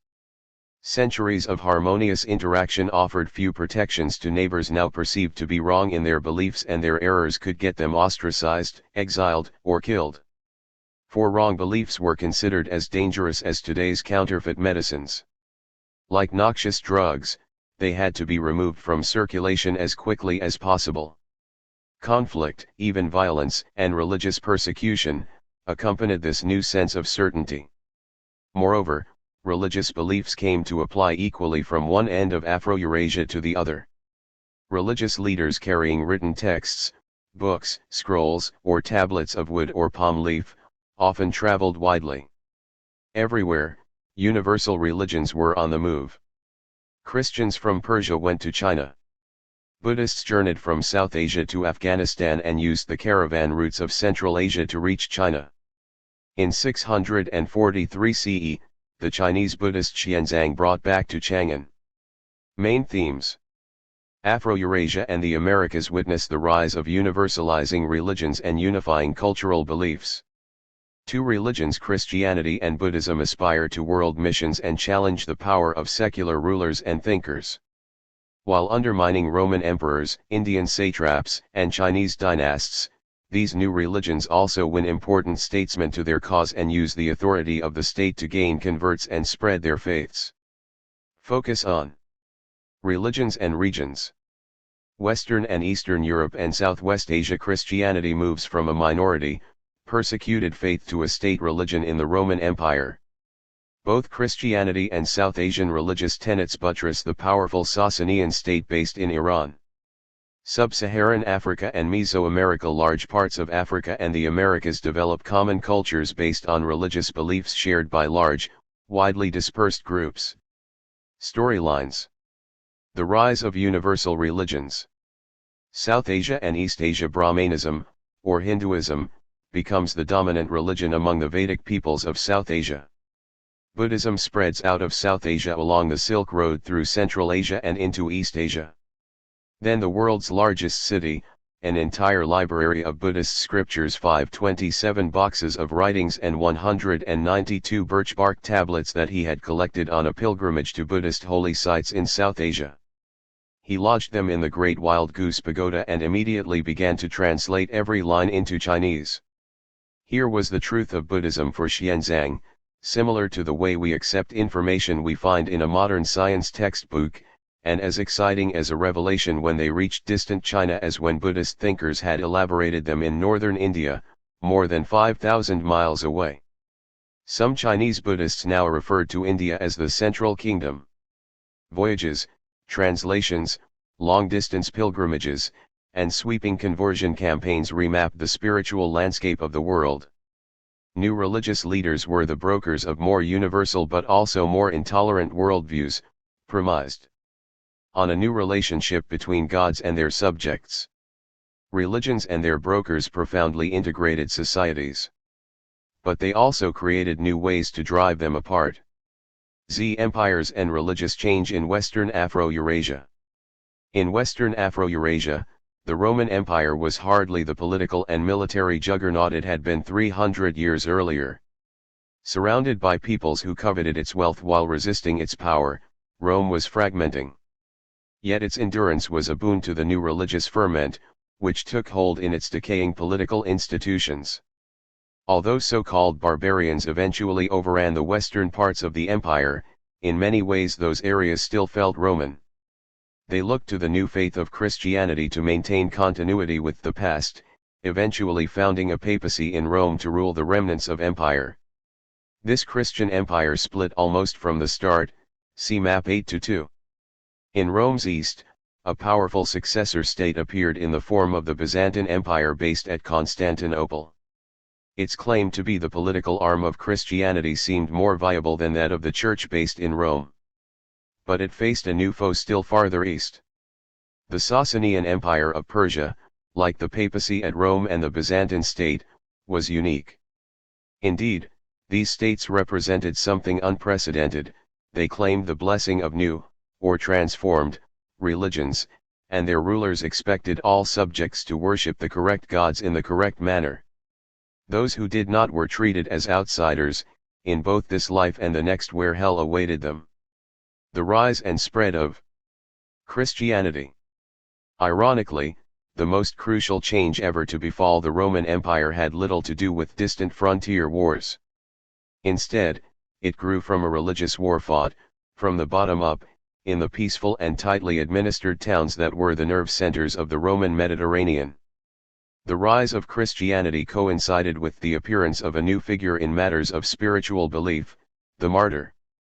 Martyrs were people whom the Roman authorities executed for. How did empires such as the Roman and Sasanian help religions such as Christianity become universalizing? 286. Xuanzang. This painting c. 900 CE, which survives in the caves of Dunhuang along the Silk Road, portrays the Chinese pilgrim Xuanzang accompanied by a tiger on his epic travels to South Asia to collect important Buddhist scriptures. Persisting in their Christian beliefs instead of submitting to pagan, polytheistic, ritual or belief. Many of them were remarkable witnesses to their faith. In 203 CE, a well-to-do mother in her early 20s, Vibia Perpetua, faced a horrible punishment for refusing to sacrifice to the Roman gods. Denied the benefit of a human executioner, she and her companions were condemned to face wild beasts in the amphitheater of Carthage. The amphitheater is still there, south of modern Tunis. It is a mean, small place, not a gigantic stadium. The condemned and the spectators would have had eye contact with one another throughout the fatal encounter. Before her death, Perpetua dictated a prison diary that is unique in Roman literature. Here a woman speaks with a full Christianity by 392 CE. Christianity established 392 to 600 CE. Zoroastrianism established under Sasanians, 226 to 600 CE. Zoroastrianism from 6th century BCE. Time that Hinduism was shadowed by Buddhism. Buddhism by 400 CE. Heartland of Tibetan, Tantric, Buddhism by 800 CE, Confucianism and Daoism, 3rd century BCE, 1st century CE, Judaism before 600 BCE. Christian mission c. 45 to 600 CE. Spread of religions. Buddhist mission c. 250 BCE, 600 CE. Jewish diaspora c. 600 BCE, 200 CE. Bantus. Silk Road. Bantu. Migration. Religious message. She describes her relief at being allowed to have her baby stay with her. My prison had suddenly become a palace, so that I wanted to be there rather than anywhere else. More important, she recounts powerful visions of the next world that fortify her with courage. Perpetua stepped every night into paradise, a place of peace and abundance. I saw an immense garden, and in it a gray-haired man sat in a shepherd's garb, tall he was, and milking sheep. And around him were many thousands of people clad in white garments. He raised his head, looked at me and said, "I am glad you have come, my child." Other religions, including Judaism and later Islam, honored martyrs who died for their faith. But because Christianity claimed to be based directly on the blood of martyrs, in the words of Tertullian, 197 CE, martyrdom gained unusual significance in the early church. Moreover, the remembered heroism of women martyrs balanced the increasingly all-male leadership bishops and clergy of the institutionalized Christian Church. Religious debate and Christian universalism. The spread of religious ideas in the Roman Empire changed the way people viewed their existence. Believing implied that an important other world loomed beyond the world of physical matter. Feeling contact with it gave worshippers a sense of worth, it guided them in this life, and they anticipated someday meeting their guides and spiritual friends there. The fervor for paradise was so potent that scarcely a century after Perpetua's execution, the Roman Emperor Constantine believed that a vision sent by Christ had brought him military victory. Thereafter Constantine and his successors placed the awesome authority of the Roman state behind a Christian church that until then had been marginal and often persecuted. No longer were the gods local powers to be placated by archaic rituals in sacred places. Many became omnipresent figures whom mortals could touch through loving attachment. As ordinary mortals now could hope to meet these divine beings in another, happier world, the sense of an afterlife glowed brighter. 288. Christian martyrs.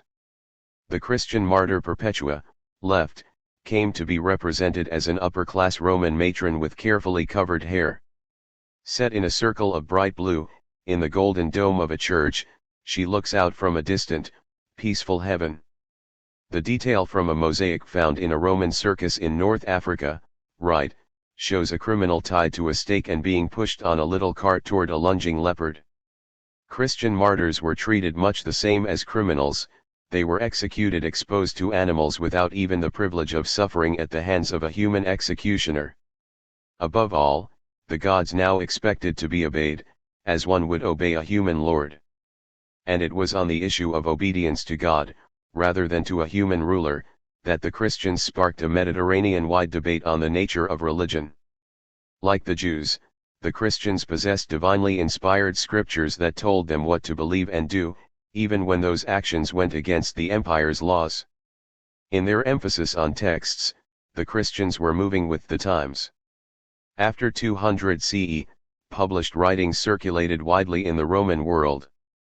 By 300 CE, a revolution in book production had taken place. The scroll that all ancient readers had used, and that survives in the Torah scrolls of Jewish synagogues, gave way to the Codex, separate pages bound together as a book. Christians spoke of their scriptures as a divine codex. Bound in a compact volume or set of volumes, this was the definitive code of God's law. The version of C. Constantine. Crucial in spurring Christianity's eastward expansion was the transformative experience of a man named Constantine, c. 280–337 CE.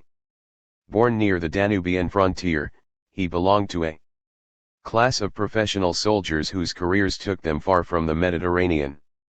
His troops proclaimed him emperor after the death of his father, the Emperor Constantius.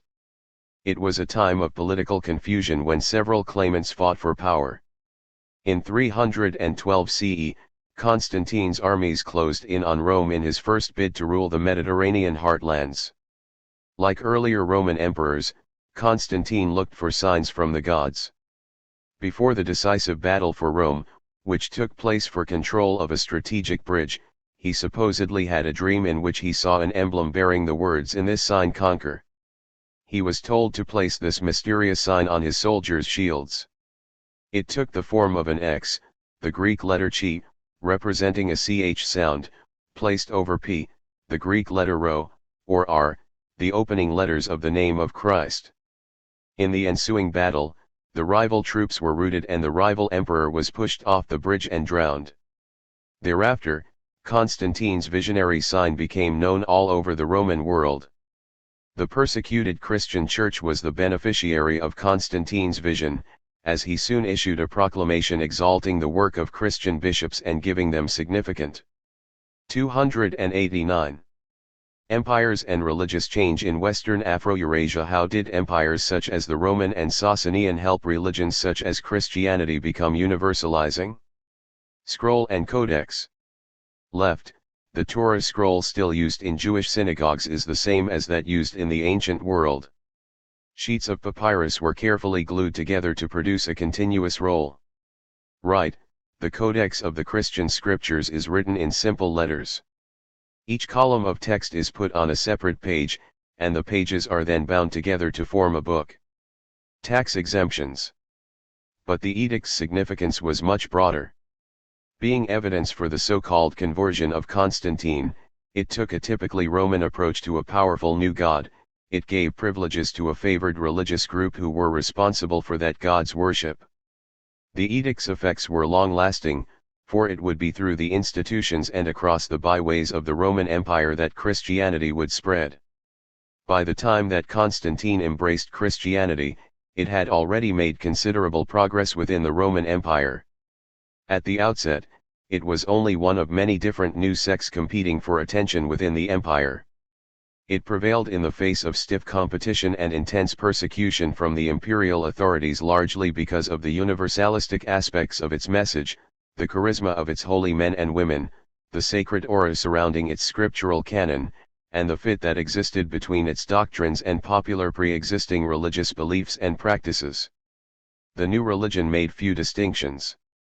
It appealed alike to rich and poor, city dwellers and peasants, slave and free, young and old, and men and women. See Christianity in the Cities. After 312 CE, the large churches built in every major city, many with imperial funding, signaled Christianity's growing strength. These gigantic meeting halls often accommodated over 1,000 worshippers. Called basilicas, from the Greek basileus, king, the solemn halls were worthy of royalty.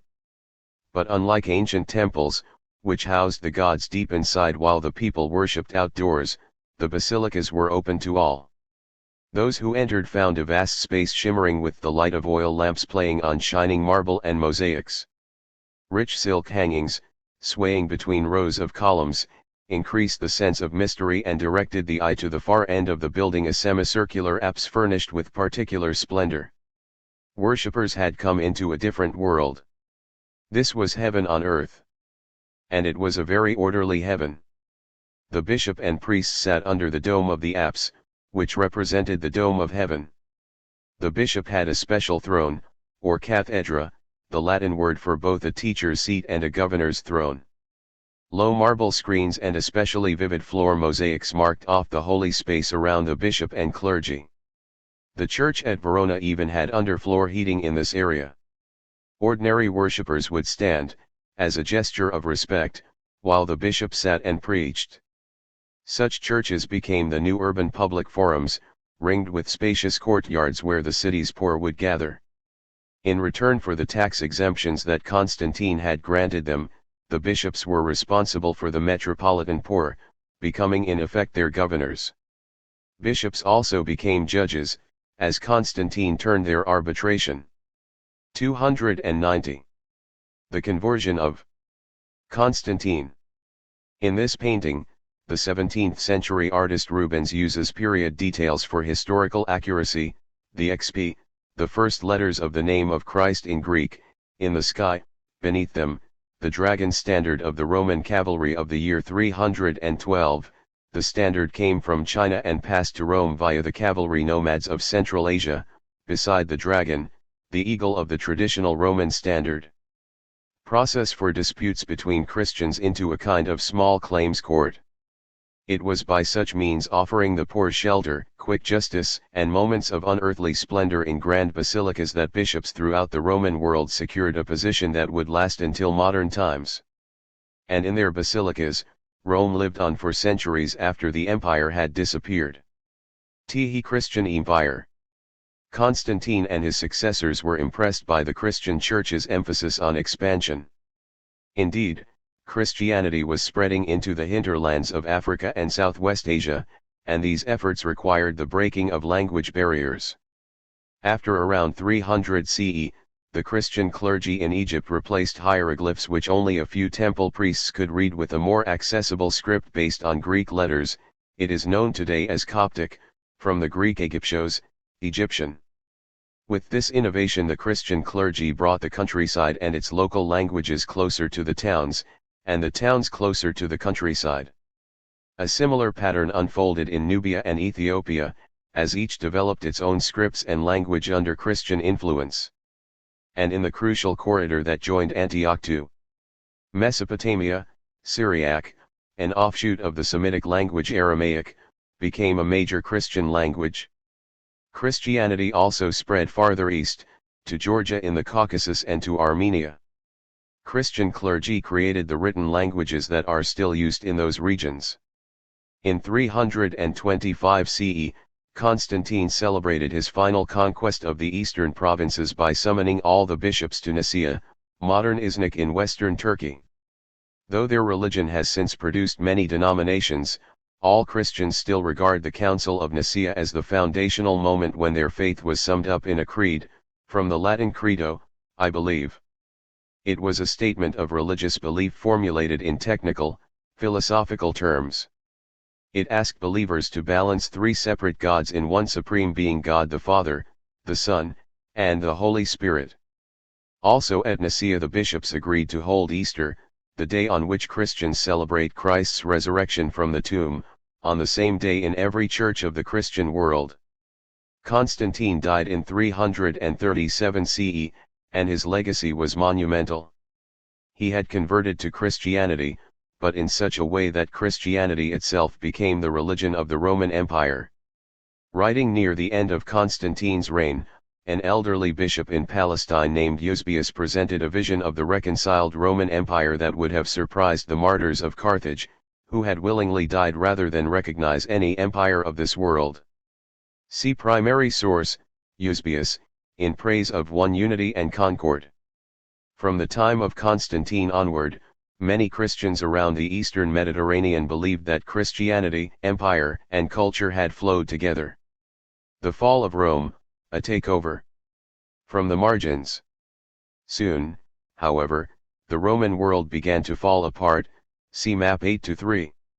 After 400 CE the Western European provinces went their own way, as the presence of Roman armies and cities along the Rhine and Danube had blurred the boundary between Roman and non-Roman worlds. The Barbarians.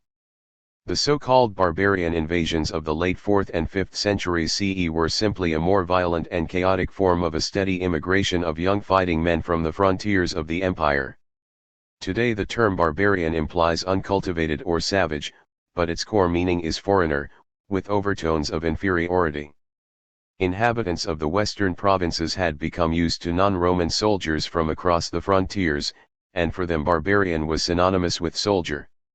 Soldiers could be destructive, but nobody feared that the presence of barbarians fighting in armies on Roman territory would bring the end of Roman culture. 291.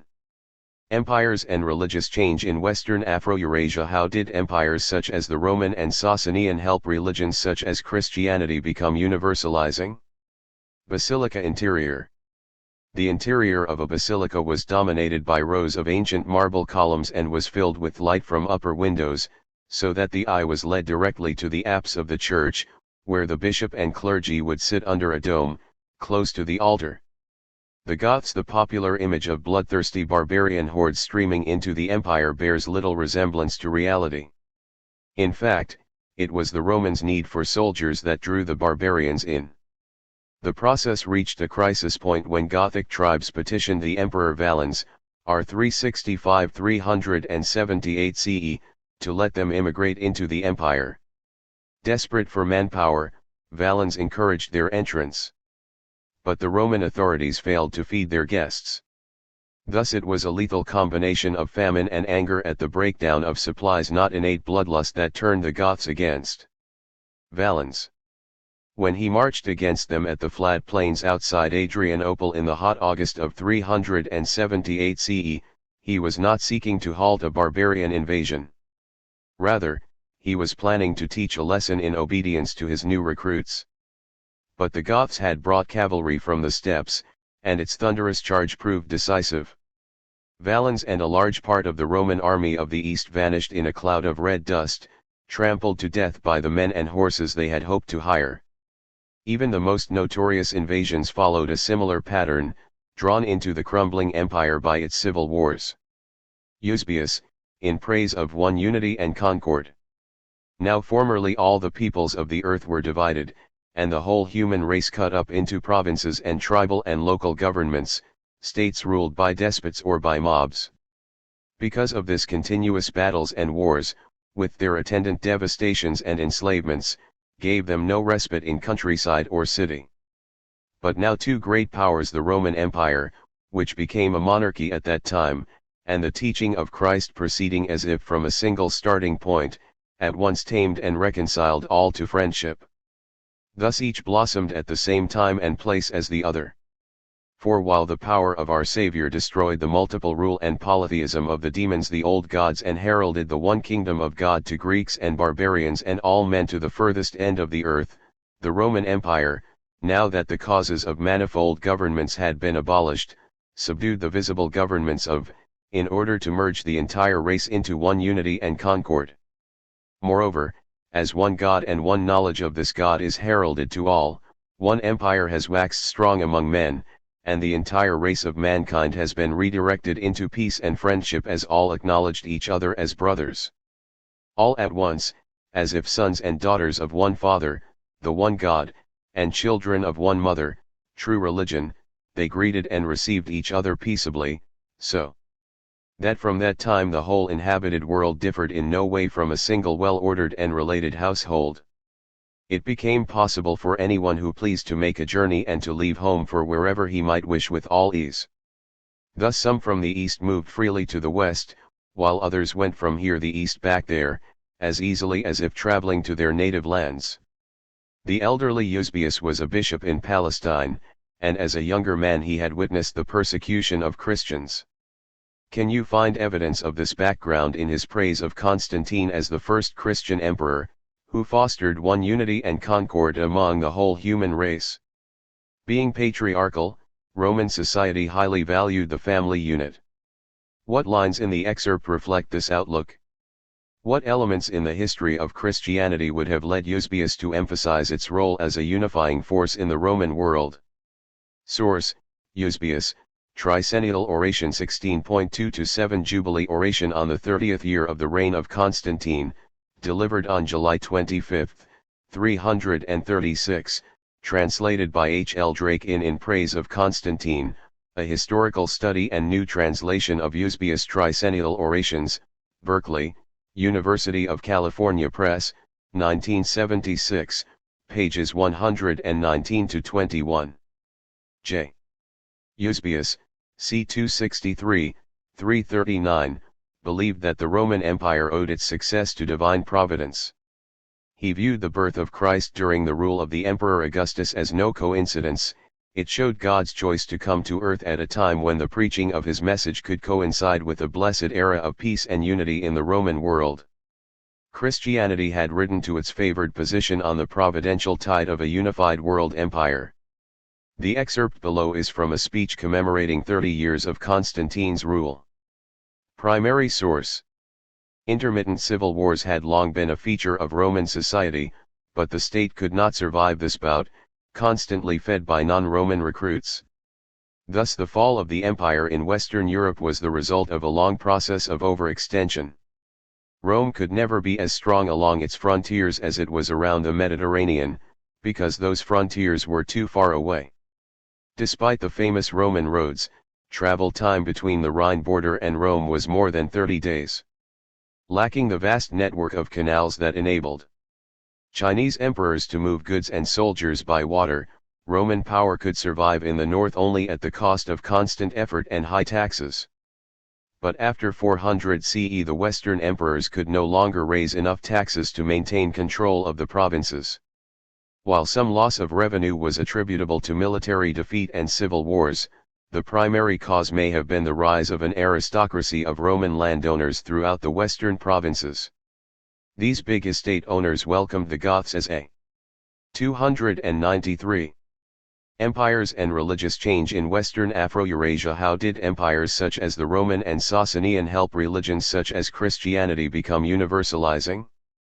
MAP 8-3W Western Afro-Eurasia, War, Immigration, and settlement in the Roman world, 375 to 450 CE. Invasions and migrations brought about the reconstitution of the Roman Empire at this time. Using the map, identify the people who migrated to or invaded the Roman Empire. Where were they from, and where did they go? How did they reshape the political landscape of Western Afro-Eurasia? Considering these effects, was the Roman depiction of these groups as barbarians a fair assessment? Gothic territory before c. 375 CE. Hun territory before 375 CE. Hun territory c. 375 to 400 CE.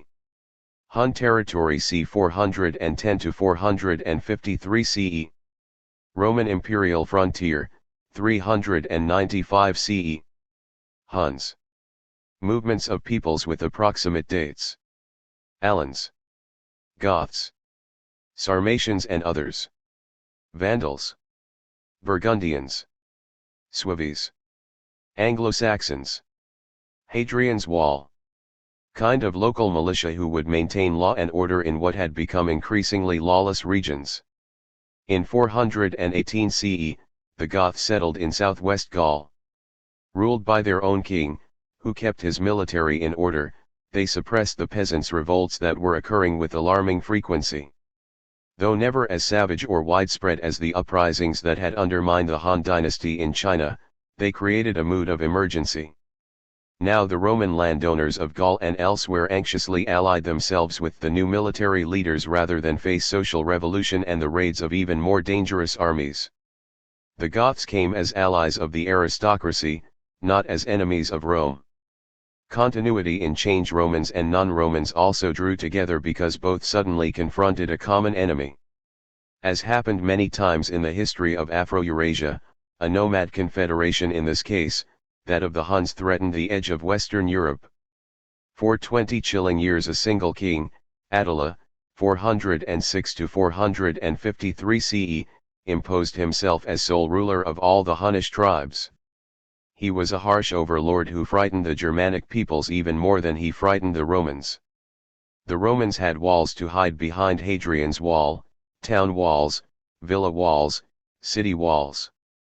In the open plains north of the Danube, however, the Hunnish cavalry found only scattered villages and open fields, whose harvests they plundered on a regular basis. Attila intended to be a real emperor. Having seized, perhaps from the Chinese Empire, the notion of a mandate of heaven, in his case, a divine right to rule the tribes of the north, he fashioned the first opposing empire that Rome ever had to face in northern Europe. Its traces remain in the archaeology of Ukraine, Hungary, and Central Europe. Spectacular jewelry of a Hunnish style, often bearing dragon motifs originating in China, reveals a true warrior aristocracy.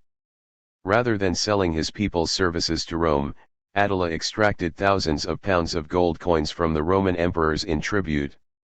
With Roman gold, he could dominate the barbarian world. The result, The Roman Empire in the West vanished only 20 years after his death. In 476, the last Roman emperor of the West, a young boy named Romulus Augustulus, namesake of both Rome's founder and, as many Augustus, its first emperor, resigned to make way for a so-called barbarian king in Italy. Rule from Rome was over, but not its legacies. Future rulers had to ally with the surviving Roman landowners of southern Europe, and among them the Goths felt fully at home. Their king called himself Alaric II, underscoring his connection to the man who had sacked Rome in 410 CE. At the same time, he enjoyed the warm support of the Roman landowners, some of whom claimed to be descendants of ancient Roman senators. Alaric II issued for them a simplified code of imperial law that owed nothing to the non-Roman world. It provided his Roman subjects with all that was necessary to maintain a Roman way of life in a world without empire. Now the sense of unity of the Roman Empire ceded to a sense of the continued unity of the Church. The Catholic Church, Catholic meaning universal, became the one institution to which all Christians in Western Europe, Romans and non-Romans alike, felt that they belonged. As a result, the bishops of Rome emerged as popes, the symbolic head of the Western churches. Rome became a spiritual capital instead of an imperial one. By 700 CE, the great Roman landowning families had vanished, unlike the more tenacious elites of China. Replacing them in the power structure were religious leaders with vast moral authority. Byzantium, Rome and the East. The rise of Constantinople. Elsewhere the Roman Empire was alive and well. From the borders of Greece to the borders of modern Iraq, and from the Danube River to Egypt and the borders of Saudi Arabia, the empire survived undamaged. Rich and self-confident, it saw itself as a more fortunate version of old Rome. However we call it, whether with its modern name, Byzantium, or simply the surviving Empire of Rome, this was a highly centralized empire. All roads led to Constantinople. All decisions were made in the Great Palace. Gold from taxes and grain to feed the city arrived regularly. In fact, the speed of sea travel in the eastern Mediterranean facilitated this centralization. As long as emperors of Constantinople controlled the sea lanes, they controlled the heart of their empire. The new Roman Empire of the East now had its own Rome. In 324 CE, a year before he assembled the Christian bishops at Nicaea, Constantine decided to build a grandiose city on the European side of the Bosporus, the waterway that separates Europe from Asia. He chose the site of the ancient Greek city of Byzantium and called it New Rome, but it soon took on the name Constantine's city, in Greek, Konstantinou, Polis. Thereafter Constantinople grew explosively, becoming an even bigger and better Rome. It was one of the most spectacularly successful cities in Afro-Eurasia, soon boasting a population of over 500,000 and 4,000 new palaces. Every year, more than 20,000 tons of grain arrived from Egypt, unloaded on a dockside over a mile long. A gigantic hippodrome echoing Rome's Circus Maximus straddled the city's central ridge, flanking an imperial palace whose opulent, enclosed spaces stretched down to the busy shore.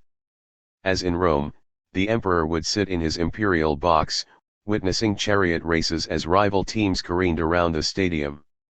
The hippodrome also featured displays of Eastern imperial might, as ambassadors came from as far away as Central Asia, northern India, and Nubia. Constantinople had the resources of a world capital. Long after their Western colleagues had been declared bankrupt, its emperors had a yearly budget of 8,500,000 gold pieces. No other state west of China had tax revenues so gigantic. It was a 294 predominantly Greek city whose residents were proud to live under Roman law, a circumstance that made them Romans. This was the Constantinople to which the future Emperor Justinian came, as a young man from an obscure Balkan village, to seek his fortune. When he became emperor in 527 CE, he considered himself the successor of a long line of forceful Roman emperors, and he was determined to outdo them. First, Justinian reformed the Roman laws. Within 6 years a commission of lawyers had created the Digest, a volume of 800,000 words that condensed the contents of 1,528 Latin law books. Its companion volume was the Institutes, a teacher's manual for schools of Roman law. These works were the foundation of what later ages came to know as Roman law, followed in both Eastern and Western Europe. 295. Empires and religious change in Western Afro-Eurasia. How did empires such as the Roman and Sasanian help religions such as Christianity become universalizing? Justinian and Theodora. These portraits face each other on either side of the altar in the apse of the Church of San Vitale at Ravenna. Both Justinian and Theodora are shown presenting lavish gifts. As emperor, Justinian heads the procession. On his left are the clergy, on his right are guards with Constantine's XP symbol on their shields and his lay advisors. Thus, both church and state line up behind their leader, the emperor. Theodora is more secluded. She is surrounded by ladies with veiled heads and by beardless eunuchs. The curtain is pulled back to enable Theodora to place her gift on the altar. The Hagia Sophia. After the conquest of Constantinople by the Muslim Ottomans in 1453, the Hagia Sophia was made into a mosque by having minarets, slender, high towers, added to each corner. Otherwise, it looks exactly as it did in the days of Justinian.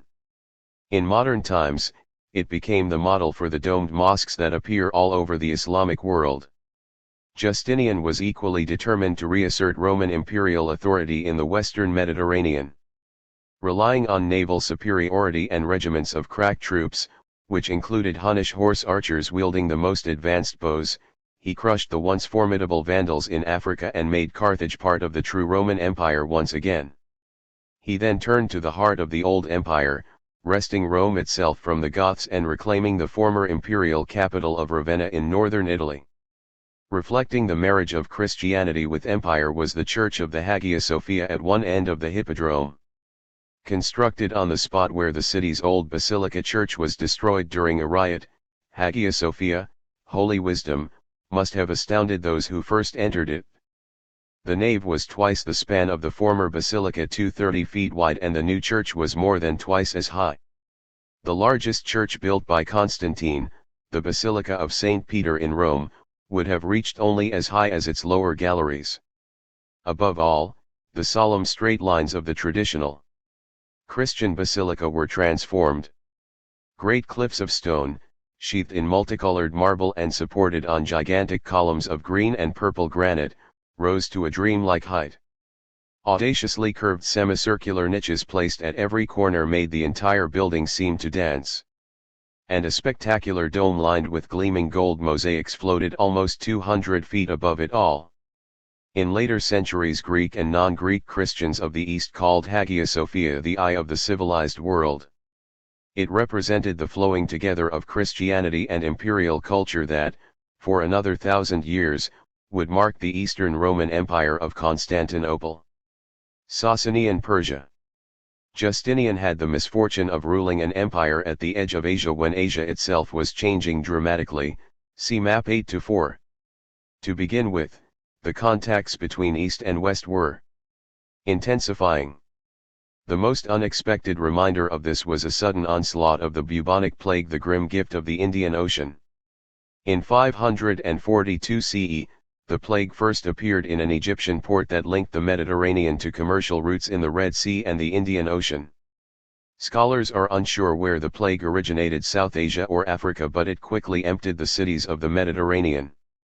1/3 of the population of Constantinople died within weeks.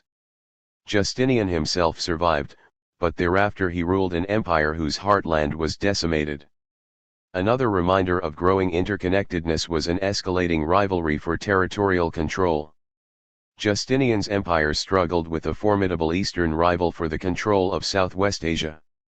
Beginning at the Euphrates River and stretching for 80 days of slow travel across the modern territories of Iraq, Iran, Afghanistan, and much of Central Asia, the Sasanian Empire of Persia encompassed all the land routes of Western Asia.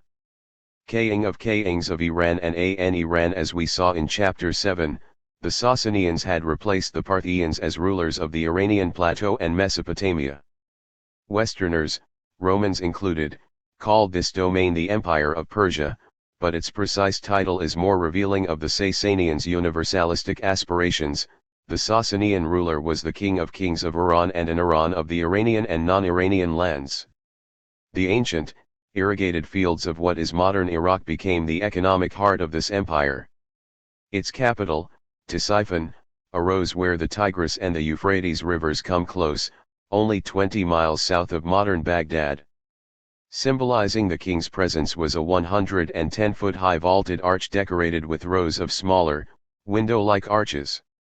The structure, the Great Arch of Khusro, took its name from that of Justinian's rival, Khusro-i-Anushirwan, Khusro of the righteous soul. As his name implied, Khusro-Anushirwan exemplified the model ruler, strong and just. His image in the East, as an ideal monarch, was as glorious as that of Justinian in the West, as an ideal Christian Roman emperor. For both Persians and Arab Muslims of later ages, the Arch of Khusro was as awe-inspiring as Justinian's Hagia Sophia was to Christians. As Khusro's reign unfolded, it became obvious that the Sasanian Empire was more than the equal of the Mediterranean Empire of Rome, for it controlled the trade crossroads of Afro-Eurasia. See global connections and disconnect ions, religious conflict in imperial borderlands. But control of trade was only part of the story. Christian forces also met their match in the form of Iranian armored cavalry, a fighting machine adapted from years of competition with the nomads of Central Asia. These fearless Persian horsemen fought covered from head to foot in flexible armor, small plates of iron sewn onto leather, and chain mail, riding blood-sweating horses draped in thickly padded cloth. Their lethal swords were light and flexible owing to steel-making techniques imported from northern India. With such cavalry, Khusro sacked Antioch in 540 CE. The campaign was a warning, at the height of Justinian's glory, that Mesopotamia could reach out once again to conquer the eastern Mediterranean shoreline. Under Khusro II, the confrontation between Persia and Rome escalated into the greatest war of centuries. Between 604 and 628 CE, Persian forces conquered Egypt and Syria and even reached Constantinople. Khusro II finally fell to the Emperor Heraclius in a series of brilliant campaigns in northern Mesopotamia. Never had either empire reached so far into the heart of the other, and the effort exhausted both. 4. 297. Empires and religious change in Western Afro-Eurasia. How did empires such as the Roman and Sasanian help religions such as Christianity become universalizing? The Great Arch. For a Persian king of kings, the prime symbol of royal majesty was the Great Arch marking the entrance gate of his palace. Here, in a Middle Eastern tradition that reached back for millennia, the king would appear to his subjects to deliver judgment. This building was associated with Khusro I, who came to be remembered as an ideal ruler. Through the Persian Gulf, the Sasanian Empire reached out to control the trade on the Indian Ocean. This effort brought Persians into conflict with Roman merchants, who strove to reach India from the Red Sea. The entire region bounded by present-day Ethiopia, at the western end of the Red Sea, Yemen, in southern Arabia, and the Persian Gulf became a field of conflict between the Roman and Sasanian empires. Their clash took religious as well as commercial and political form. Both Aksum, modern-day Ethiopia, and Himyar, modern-day Yemen, had embraced monotheism, expressed in the worship of a Most High God known as Al-Rahmanan, the Merciful One. In Aksum, this monotheism was Christian, Christ was the protector of its kings, and the cross of Christ was their talisman in battle. In contrast, the leaders of Himyar and the southern coast of Arabia were Jewish, and they dismissed Jesus as a crucified sorcerer.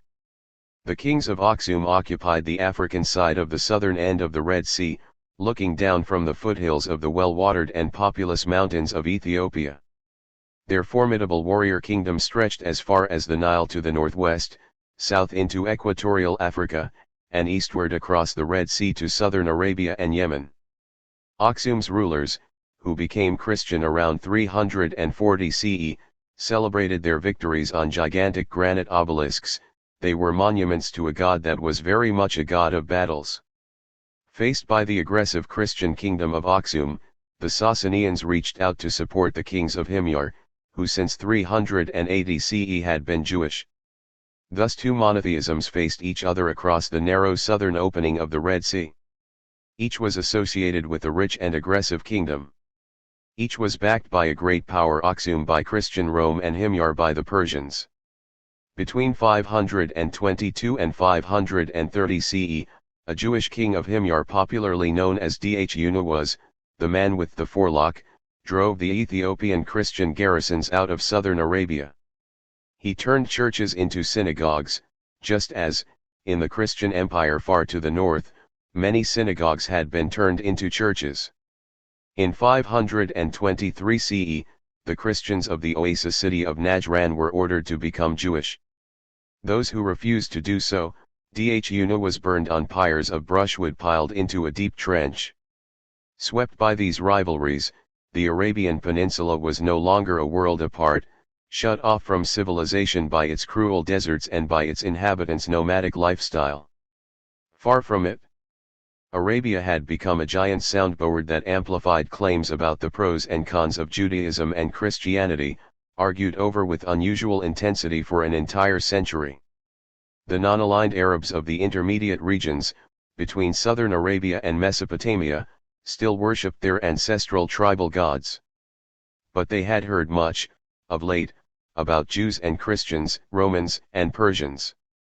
Arab tribes around Yathrib, modern Medina, adopted Judaism and remained in touch with the rabbis of Galilee along the caravan routes of northern Arabia. Here was a new kind of borderland between empires and between religions. In fact, it would be from this borderland that a new religion and a new prophet would emerge. His name was Muhammad. Global connections and disconnect ions.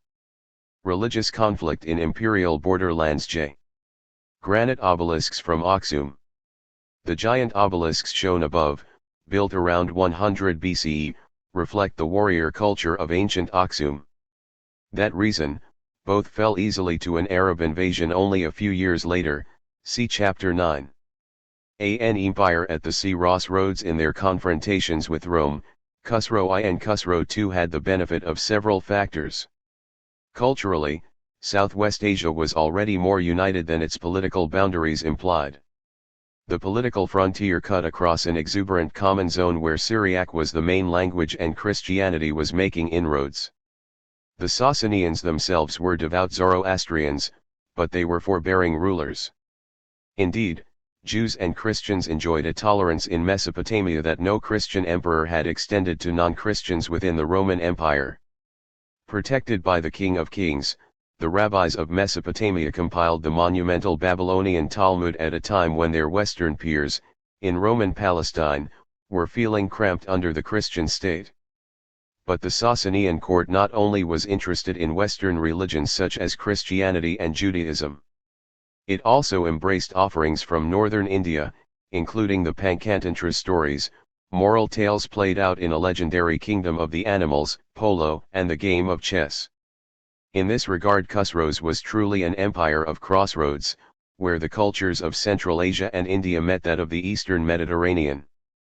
Christians flourished in the Sasanian Empire, establishing dynamic communities in northern Mesopotamia, at the head of the Persian Gulf, and along the trade routes of Central Asia. Named by their enemies Nestorian Christians, from Nestorius, a former bishop of Constantinople, these members of the Church of the East exploited Sasanian trade and diplomacy to spread their faith more widely. As Nestorian merchants passed along the Silk Road, they settled numerous communities and even established monasteries and a church in Chang'an, China. Others operating out of the Persian Gulf founded colonies on the west coast of southern India. Although they were Nestorian Christians, these colonists asserted a special claim for themselves as having been converted by Thomas the Apostle, the companion of Jesus. The Christians of this part of India are still called St. Thomas Christians. The Silk Road. Crucial to growing interconnectedness was Central Asia. Wending their way across its difficult terrains, a steady parade of merchants, scholars, and travelers transmitted calm.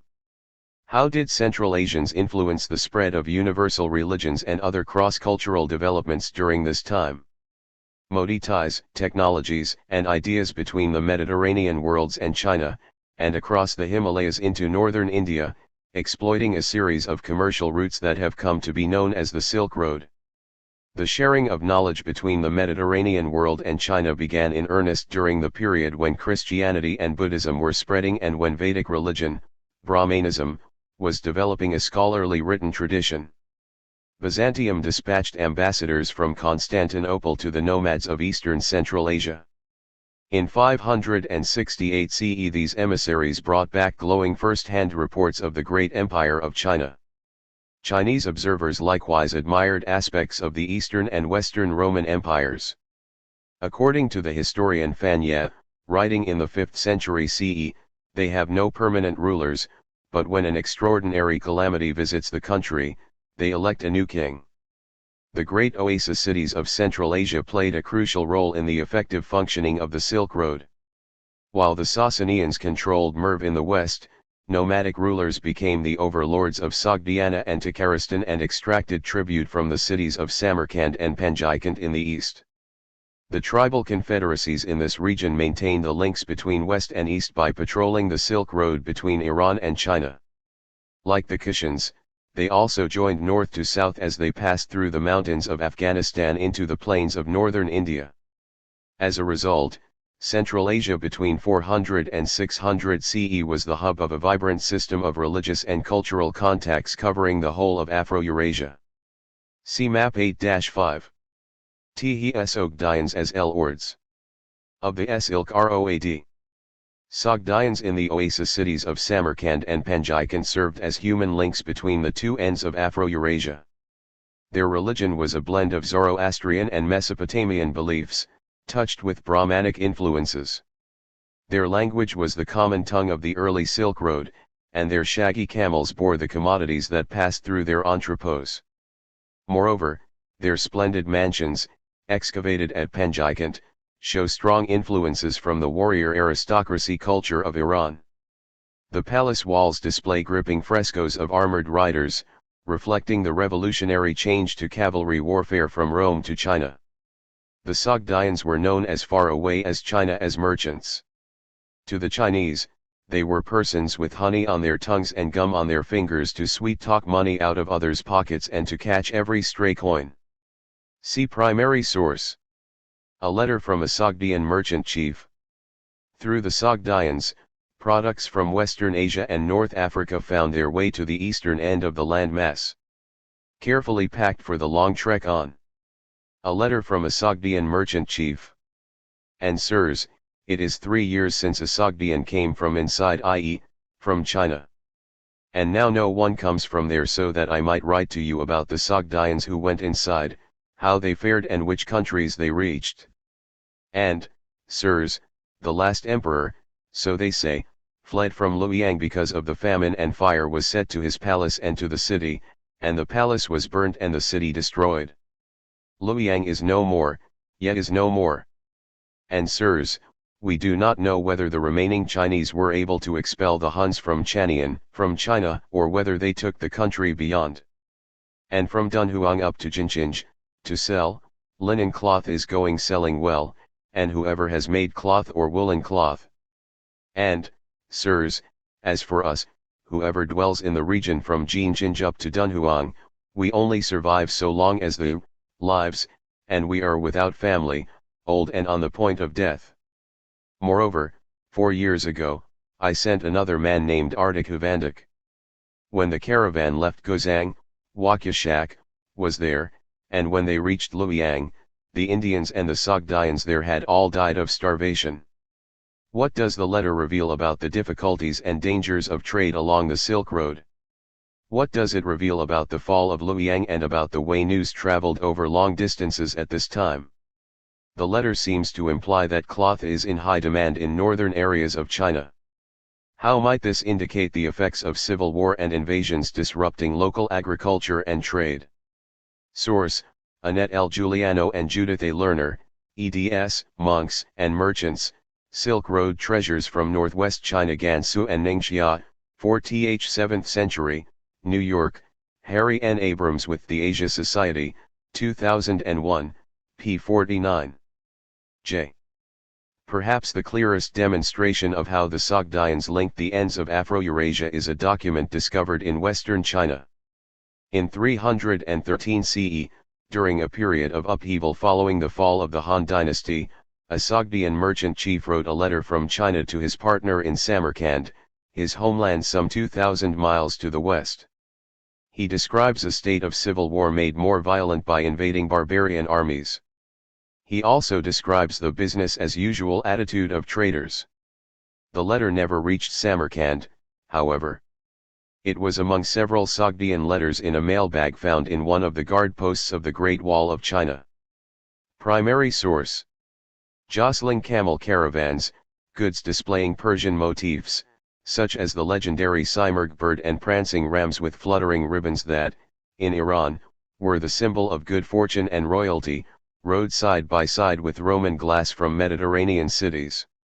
Along with Sasanian silver coins and gold pieces minted in Constantinople, these exotic products found eager buyers as far east as China and Japan. Buddhism on the Silk Road. Unstable political systems did not hinder the flow of ideas or commodities. Instead, the civil wars marking the end of the Han Empire rendered China more open to the cultures of its far western regions. South of the Hindu Kush Mountains, in northern India, nomadic groups made the roads into Central Asia safe to travel, enabling Buddhism to spread northward and eastward via the mountainous corridor of Afghanistan into China. Here, Buddhist monks were the primary missionizing agents, the purveyors of a universal message as they traveled across the roads of Central Asia, bearing holy books, offering salvation to commoners, and establishing themselves more securely in host communities than did armies, diplomats, or merchants. Starting at Bamiyan, a valley of the Hindu Kush where two gigantic statues of the Buddha, 121 and 180 feet in height, were hewn from the stone face of the cliff during the 4th and 5th centuries CE, travelers found welcoming cave monasteries and oases all along the way from the Taklamakan Desert to northern China. They also encountered 5 huge Buddhas carved from cliffs in Yungang. While those at Bamiyan stood tall with royal majesty, the Buddhas of Yungang sat in postures of meditation. Surrounding the Buddhas, over 50 caves sheltered more than 50,000 statues representing Buddhist deities and patrons. The Yungang Buddhas, seated just inside the Great Wall, welcomed travelers to the market in China and marked the eastern end of the Central Asian Silk Road. The Bamiyan and Yungang Buddhas, placed more than 2,500 miles apart, are a reminder that by now religious ideas were creating world empires of the mind. Religions such as early Christianity and Buddhism saw themselves as transcending kingdoms of this world. They were bringing a universal message contained in holy scriptures. And they enjoyed greater reach than the ponderous empires that were of this world, whether Roman or Chinese. Religion traveled light and traveled faster than did armies. 302. Simurgh, the legendary dog-headed bird of Persian mythology, as shown on this 7th century silver plate from Sasanian Persia, was a favored motif on textiles, sculptures, paintings, and architecture from the Byzantine Empire to Tang China. Yungang Buddha.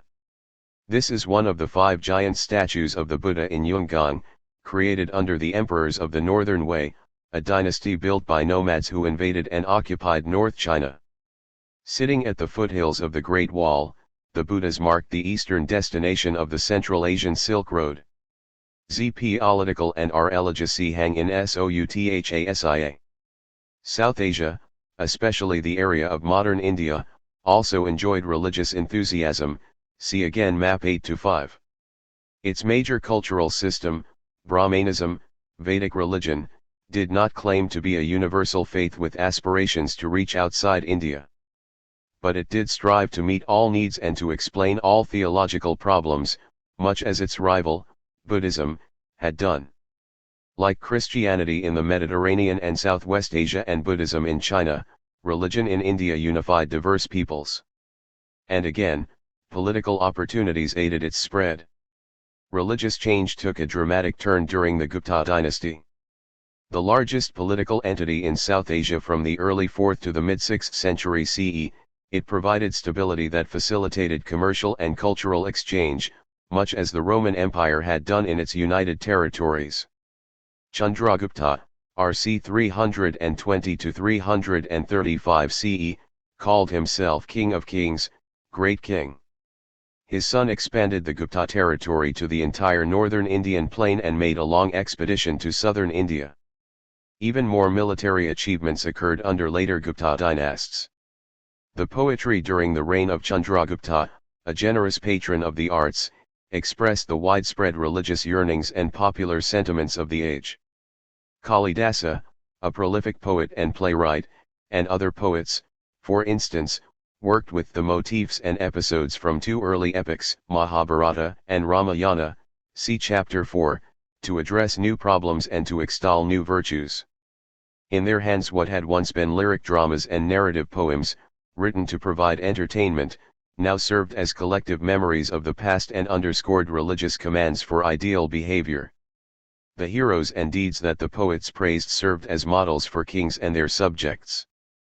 Because these epics were intended to become part of the religious canon, they were rendered in classical Sanskrit and embodied religious teachings. Nonetheless, these works preserve stories from ancient times and offer insights into those eras. Consider the original Mahabharata epic, which told of a king who left his court for an assertive woman of a forest society. In Kalidasa's accounting, what had been a saga of love and suffering becomes a morality play about holding to strict religious precepts. The main character, Sakuntala, now portrayed as a shy girl who had been adopted by a forest ascetic but who had neglected her religious duties, was made to suffer punishments and to live out her life in great misery. The moral of Kalidasa's story was that misfortune comes from failing to follow Brahmanical religious rules. To what extent did South Asia develop a common culture despite political, religious, and social diversity? Transformation of the Buddha.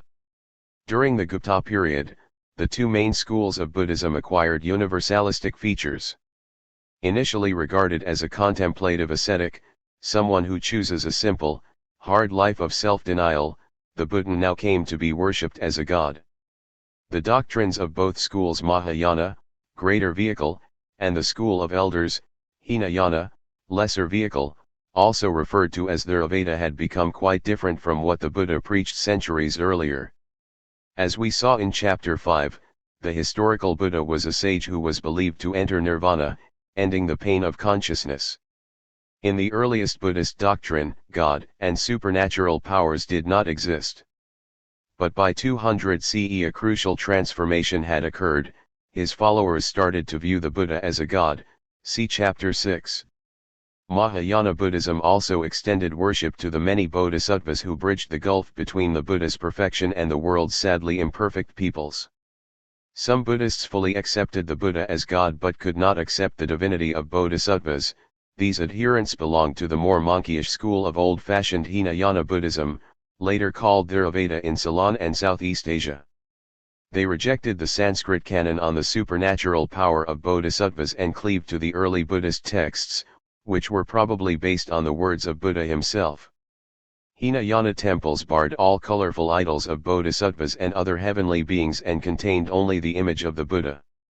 It was especially in the Mahayana school that Buddhism became a universal religion, whose adherents worshipped divinities rather than simply acknowledging the worth of great men. Spreading along the Silk Road, this new religion, with claims to universality that rivaled Christianity's, eventually appealed to peoples all over East Asia. The religion's universalizing transformation also involved rituals that recognized powerful local spirits. Consider the observations of Faxian, a Chinese pilgrim to India around 400 CE. He described the city of Sankasya, where 303. Political and religious change in South Asia. To what extent did South Asia develop a common culture despite political, religious, and social diversity? A gold coin of Chandra. Gupta II. The Gupta dynasty, based in the middle and lower Ganges plain, was known for its promotion of indigenous Indian culture. Here, Chandragupta II, the most famous king of the dynasty, is shown riding a horse in the style of the invaders from the Central Asian steppes. Both Mayahana and Hinayana took hold, as being home to a Buddhist Sangha whose patron was a white-eared dragon. Believing that it brought rain at propitious times to guarantee a good harvest, the Buddhists constructed a shrine in its honor and offered it food daily. At the end of the summer rainy period, the dragon appears in the form of a white-eared snake. Monks recognize him and offer some cheese in a copper bowl. The snake then moves from the high seats to the low seats of the Sangha, as if sending his regards to everyone. Then he disappears. This happens every year. This Buddhist ritual likely reflects the local agrarian lifestyle and traditions of propitiating spirits from the natural world. The Hindu transformation. During this period, the ancient Brahmanic Vedic religion also spread widely and became the dominant religion of South Asia. Because Buddhism and Jainism, see Chapter 5, had many devotees in cities and commercial communities, conservative Brahmans turned their attention to rural India and refashioned their religion, bringing it in accord with rural life and agrarian values. As a result of these changes, the Brahmanic religion emerged as the dominant faith in Indian society as what we know today as Hinduism. Hinduism is a modern word coined from Hindu, the people who live in Hind, the Arabic word for India. In the religion's new form, believers became vegetarians, forsaking the animal sacrifices that had been important to their earlier rituals. They abandoned long-held customs associated with pastoralists and nomads and even absorbed Buddhist and Jain practices, as they identified themselves with agrarian culture. Their new rituals were linked to self-sacrifice, denying themselves meat rather than offering up slaughtered animals to the gods, as they had done previously. Three major deities, Brahma, Vishnu, and Shiva, formed a trinity representing the three phases of the universe: birth, existence, and destruction, respectively, and the three expressions of the eternal self, or Atma. As the universe was already born and its destruction was yet to come, the god in charge of the current world, Vishnu, was the most prominent. Next in importance was Shiva, who was especially meaningful for those fearing the end of the world. Vishnu, who embodied the present, was the most popular of the three deities. Believers thought he revealed himself to the world in various avatars, incarnations. One of these was Krishna, the dark-skinned cattle herder and charioteer of the ancient hero Arjuna in the epic poem Mahabharata, who also became a religious teacher to Arjuna. A vital part of this poem revolves around the final battle between two warring confederations of Vedic tribes. Arjuna, the best warrior of one of these confederations, holds back from the fray, afraid to fight against his enemies because many of them are his cousins. At a crucial moment his spiritual guide, Krishna, intervenes, commanding him to slay his foes, even those related to him. Krishna reminds Arjuna that the warrior caste, the Kshatriyas, to whom Arjuna belongs, have been put on earth to govern and to fight against the community's enemies. In the early rendition of this tale the episode takes up little space, but by the Gupta period the story had become a lengthy poem, the Bhagavad Gita, Song of the God. In this form it prescribed religious and ethical precepts, dharma, for people in all walks of life and served as a major canon of Hindu spirituality. Hindus also absorbed other religions' deities into their pantheon, even regarding the Buddha as an avatar of Vishnu. Thus the Hindu pantheon became larger and more accessible than the Vedic one, enabling more believers to share a single faith. Hindus did not wish to approach the gods only through sacrificial rituals at which Brahmans alone could officiate. They preferred to devote their passion and faith to an individual form of each of the great gods. For example, one could be a devotee exclusively of Rama or his wife, Sita. Women, especially widows, tended to worship Krishna and kept a small idol of him in the home. Evidence from later times shows that worshippers of Krishna, Rama, Shiva, or any other deity often gathered to sing, dance, and parade. This practice of personal devotion to gods was called bhakti. It attracted Hindus of all social strata, while the body of mythological literature wove the deities into an intriguing heavenly order presided over by the trinity of Brahma, Vishnu, and Shiva. The Hindu trinity enabled believers to claim to be monotheists, since the three gods embodied a single god, Atma. The trinity also represented a divine hierarchy. In this sense the Hindu trinity may. 304. Hindu statue.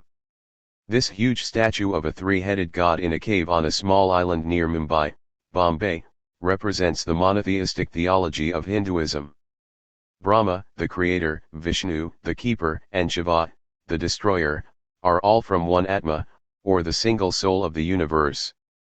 Have taken inspiration from Christianity, as Christians had been living in India for centuries. During this period Buddhism and Hinduism lived side by side, competing for followers by building ornate temples and sculptures of gods and by holding elaborate rituals and festivities. Hindu temples and Buddhist monasteries also developed into centers of education, as both communities learned from each other in all lines of knowledge. A code of conduct. Instead of an empire. Besides setting heaven in order, Hinduism sought to establish a correct social order on earth. What emerged were new ways of thinking about the bonds between rulers and subjects. Although these ideas could not transcend the region's political differences, they introduced an alternative ethic of governing steeped in religious faith that would eventually integrate the society. THLAWS of Manu. Unlike China and Rome, India did not have a centralized empire that the new governing ethic could revitalize. After the fall of the Mauryan Empire in the 2nd century BCE, see Chapter 6, northern India came under the rule of distant rulers who had no contact with the people from whom they collected taxes and tariffs. Local populations relied on religious and social institutions such as castes and guilds to maintain order during periods of frequent warfare. But now, to maintain order, the Brahmans compiled law codes drawing on Hindu moral rules and customary law. Among them, the laws of Manu were the most comprehensive. In Hindu mythology, Manu, human, was the father of the human race, and the laws of Manu applied to all persons no matter where they lived. Kingdoms might come and go, but the true order of society, summed up in the laws of Manu, remained the same. Above all, the laws of Manu offered guidance for living within the caste system, whose origins lay centuries earlier. See primary source, the laws of Manu, castes and occupations. Every person had to marry within his or her. The laws of Manu, castes and occupations. 87 But in order to protect this universe he, the most resplendent one, assigned separate, duties and, occupations to those who sprang from his mouth, arms, thighs, and feet. 88 To Brahmanas he assigned teaching and studying, the Veda, sacrificing for their own benefit and for others, giving and accepting, of alms. 89 The Kshatriya he commanded to protect the people, to bestow gifts, to offer sacrifices, to study, the Veda, and to abstain from attaching himself to sensual pleasures. 90 The Vaishya to tend cattle, to bestow gifts, to offer sacrifices, to study, the Veda, to trade, to lend money, and to cultivate land. 91 One occupation only the Lord prescribed to the Sudra, to serve meekly even these, other, three castes. According to Hindu belief, the four castes sprang from the mouth, arms, thighs, and feet of the most resplendent one. In what ways is it significant that the Brahmin caste sprang from the mouth? What caste do soldiers belong to? What caste do farmers and merchants belong to? Which caste do you suppose represents the majority of the population? How are the different caste statuses reflected in the jobs that their members can take? Source, The Laws of Manu, I.87, 91, translated by G. Buehler, Volume 25 of the Sacred Books of the East, Oxford, Clarendon Press, 1886, p. 24. Brahmans compiled the laws of Manu during the 1st or the 2nd century CE, when the Kushans from the northern steppes ruled over much of South Asia. It was a time of constant social upheaval. Among the many law codes that appeared throughout Indian history, that of Manu, father of the human race, holds the most authority among Hindus because it is the most comprehensive. It describes the origins of the four castes and clearly designates the occupations that provide members of each with their livelihood. Primary source: caste, and follow its profession and dietary rules in order to perpetuate its status. Thus social and religious pressure, not government coercion, kept all individuals within orderly categories. Though seemingly rigid, the laws of Manu offered a way to cope with the constantly changing Indian society, for the code's purview extended far beyond the major states of northern India.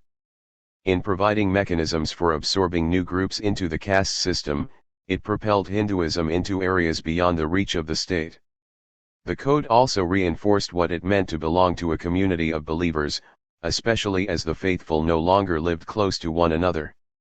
In this sense, the laws of Manu functioned like the Jewish Torah, the Confucian Analects, Christianity's New Testament, and eventually the Islamic Quran. These texts were easy to transport, powerful weapons in the arsenal of religious conversion, and carried in the earnest hands of the faithful. Such holy scriptures could travel into distant regions within India for sharing among those who were not yet members of the community of believers. Internal colonization behind these developments was a remarkable movement of internal colonization, as settlers from northern India pushed southward into lands formerly outside the Brahmins' domain. In these territories, Brahmans encountered Buddhists and competed with them to win followers.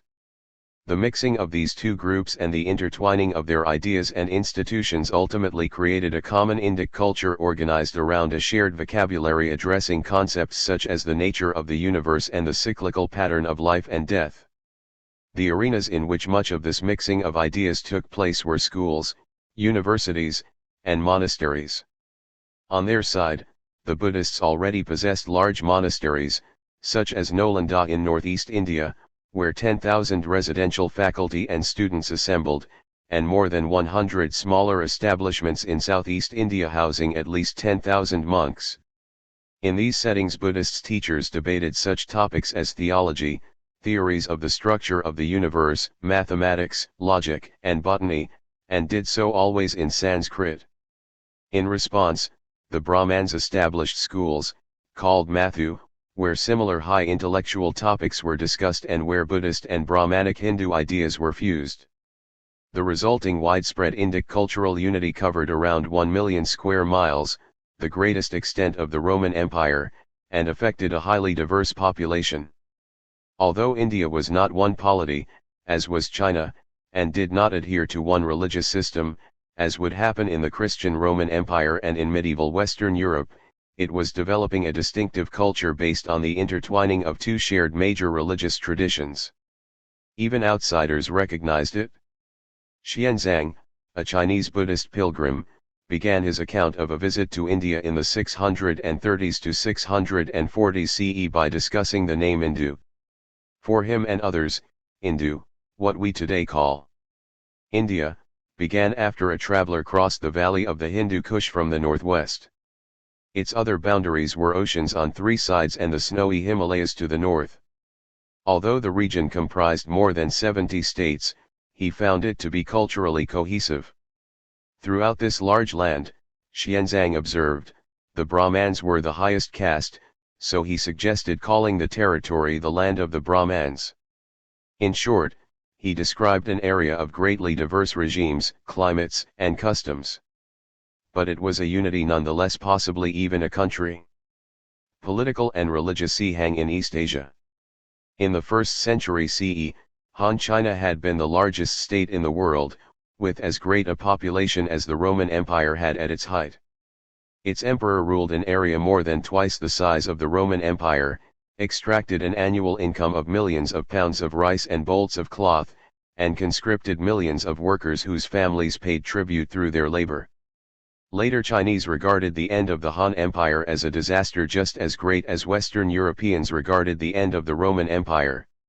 Successive generations recalled the centuries after the fall of the Han as a period marked by barbarization. In reality, as with the Roman Empire, barbarization meant the opening up of a proud society to cultures along its margins. In post-Han China, new influences emanated from the Silk Road, the nomads' military talents, and the proselytizing of Buddhist monks from the so-called Western regions, see again map 8-5. In this process Buddhism took much the same role as Christianity played in Rome, adapting to the Chinese Empire and gaining popularity through imperial and elite patronage. Here Buddhism evolved into a Chinese religion with universal appeal, even extending into Korea and Japan, see Chapter 9. Northern and Southern China. After the fall of the Han in 220 CE, several kingdoms, initially 3, though at times as many as 16, competed for total power. Civil wars raged for roughly 3 centuries, a time called the Six Dynasties period, when no single state was able to conquer more than half of China's territory. To what extent did influences from other parts of Afro-Eurasia transform Chinese culture and politics? 306. Ultimately, the most successful regime was that of the Tuoba, a people originally from Inner Mongolia. Nearly 75 years after their first contact with the northern Chinese rulers, the Tuoba founded the Northern Wei dynasty in 386 CE, it lasted 1.5 centuries. As a result of such northern invasions, China spent roughly 3 centuries divided by polity, culture, and ethnicity. Undeterred by the Han's contempt for them, the barbarian rulers in northern China maintained many of their pre-conquest forms of state and society. Because they had lived for generations within the Chinese orbit as tributary states, they were civilized by imperial standards. They even maintained many Chinese traditions of statecraft and court life. They taxed land and labor on the basis of a census, conferred official ranks and titles, practiced court rituals, preserved historical archives, and promoted classical learning and the use of classical Chinese for record-keeping and political discourse. Though they were nomadic warriors, they adapted their large-standing armies to city-based military technology, which required dikes, fortifications, canals, and walls. Following the Qin and Han precedent, they drafted huge numbers of workers to complete such enormous projects as rebuilding a capital city at Luoyang. Among the challenges facing the Northern Wei was the need to consolidate authority over their own highly competitive nomadic people. One strategy, which they pursued with little success for nearly a century, was to make their own government more Chinese. Under Emperor Xiaoman, R. 471-499, for example, the Tuoba royal family adopted the Chinese family name of Yuan and required all court officials to speak Chinese and wear Chinese clothing. However, the Tuoba warrior families resisted these policies. They blatantly spoke their native tongues, shaved most of their heads and tied their remaining hair in pigtails, and continued wearing loose-fitting pants and shirts more typical of the warrior on horseback than the flowing gowns of urbane Han Chinese civilians riding in carts or walking the streets. At the same time, the Wei rulers sought stronger relationships with the Han families of Luoyang that had not fled south. The Wei offered them more political power, as officials in the Wei bureaucracy, and more land. A key figure in this effort was the Dowager Empress Fang, regent 476-490, grandmother of Emperor Xiaoman. As widows, such dowagers often held power over their young emperor sons and controlled their own property, or dower, which was derived from their deceased husbands, the former emperors. Her most substantial initiative involved progressive land reforms. All young men, whether Han or Wei, who agreed to cultivate the land would receive 2 allotments, one at age 11 and one at 15, which they could pass on to their heirs. After age 70, they would no longer have to pay taxes on it. But even this plan failed to bridge the cultural divides between the civilized Han of Luoyang and the barbarian Tuoba Wei because the latter showed no interest in farming. The boldest attempt to unify northern China came under Emperor Xiaoman, who rebuilt the old Han capital of Luoyang based on classical architectural models dating from the Han dynasty, see Chapter 7, and made it the seat of his government. To gain political legitimacy, members of the Wei court supported Buddhist temples and monumental cave sites in an appeal to their Tuoba roots while also honoring Confucian traditions dating to the ancient Zhou period. Emperor Xiaoman's untimely death cut short his efforts to unify the north, however. Several decades of intense fighting among military rulers followed, leading ultimately to the downfall of the Northern Wei dynasty. Buddhism in China. By the 3rd and 4th centuries CE, Buddhist travelers from Central Asia had become frequent visitors in the streets and temples of the competing capitals, Chang'an, Luoyang, and Nanjing. See primary source, The Art of Religious Fervor in China. Madhyamika Buddhism and Cultural Change. Spreading the increasingly universalizing faith required brokers, endowed with texts or codes, to convey its message. Kumarajava, 344–413 CE, a renowned Buddhist scholar and missionary, was the right man, in the right place, at the right time to spread Buddhism in China where it already coexisted with other faiths.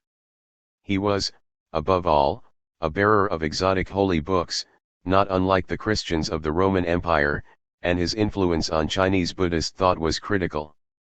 Not only did he translate previously unknown Buddhist texts into Chinese, but he also clarified Buddhist terminology and philosophical concepts.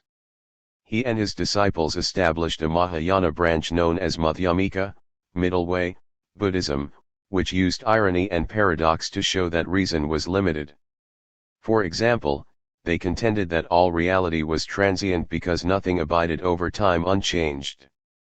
They sought enlightenment through transcendental visions and spurned experiences in the material world of sights and sounds.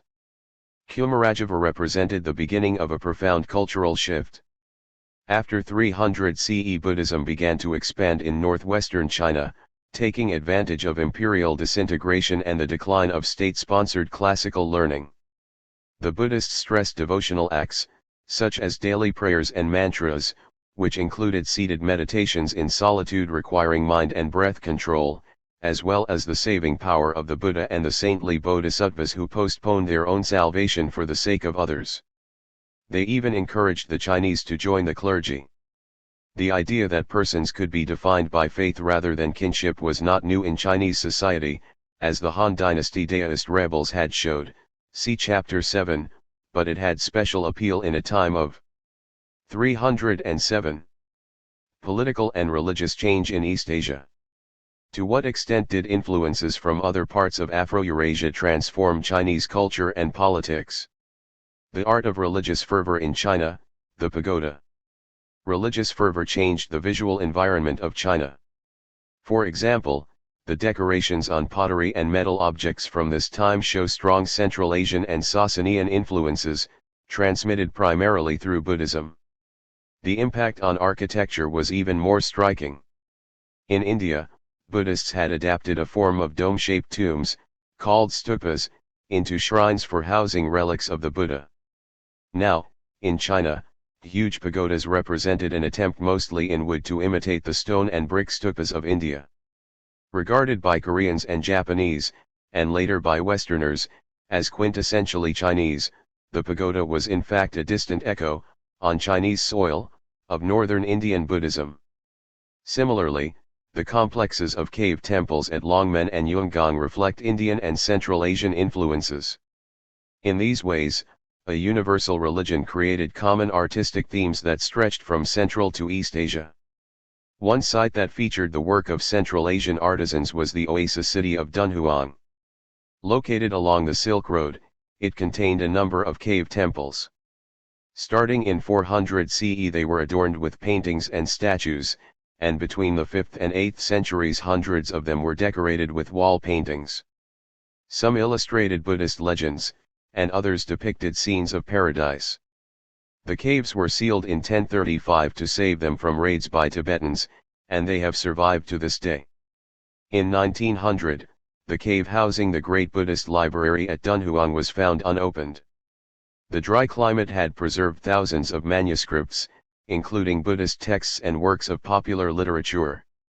What do the architectural links from India to China, Japan, and Korea tell us about Buddhism? Why do you suppose the Dunhuang caves are essential to our understanding of Chinese Buddhism at this time? Primary source. Pagoda on Mount Song. This is probably the earliest pagoda in China.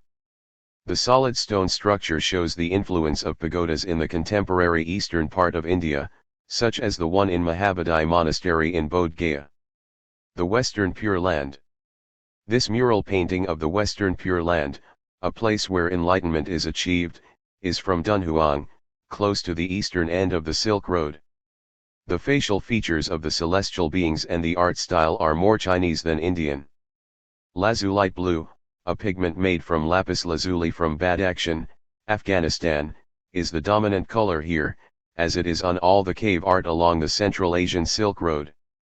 Unprecedented crisis. In the south, the immigrants from the north found that membership in the Buddhist clergy and monastic orders offered a way to restore their lost prestige. Even more important, in the northern states now part Chinese, part barbarian Buddhism provided legitimacy. With Buddhists holding prominent positions in government, medicine, and astronomy, the Wei's ruling houses could espouse a philosophy that was just as legitimate as that of the Han Chinese. As Atuoba, who ruled at the height of the Northern Wei, Emperor Suanwuo, for instance, was an avid Buddhist. During his reign he made Mahayana Buddhism the state religion. Despite its appeals to universalism, Buddhism, which did not have a central ecclesiastical authority like the Pope in Christianity, acquired different forms throughout South and East Asia. It did not have the hard edges that defined Christianity in the Roman Empire as a religion that sought to be the same in all places and at all times. On the contrary, as the expression of a cosmic truth as timeless and varied as the world itself, Buddhism showed a high level of adaptability, easily absorbing as its own the gods and the wisdom of every country it touched. A particularly interesting variant emerged in southern China, where Buddhism and Daoism borrowed extensively from each other. In fact, the two faiths became so amalgamated that only scholars could identify fine distinctions between them. In effect, Buddhism in southern China gained a Chinese tinge through its borrowing from Daoist practices. Daism, alchemy, and the transmutation of the self-Daoism, a popular Chinese religion under the Han and a challenge to the Confucian state and its scholar officials, see Chapter 7, lost its political edge and adapted to the new realities in this period of disunity. Two new traditions of Daoist thought flourished in this era of self-doubt. The first, which was community-oriented, involved heavenly masters who as mortals guided local religious groups or parishes. Followers sought salvation through virtue, confession, and liturgical ceremonies. Through ecstatic initiation rites, often achieved via an external alchemy, the use of hallucinatory drugs, the Daoist clergy also brought believers into contact with the divine. A second Daoist tradition was more individualistic. In the Yangtze Delta, personal expressions of religious faith emerged. For example, Ji Hong, 283–343, sought to reconcile Confucian classical learning with Daoist religious beliefs in the occult and magical. He focused on internal alchemy, the use of trance and meditation to control human physiology. Through such mental and physical exertions, an adept, both as believer and practitioner, believed that the soul could accumulate enough religious merit to prolong his life.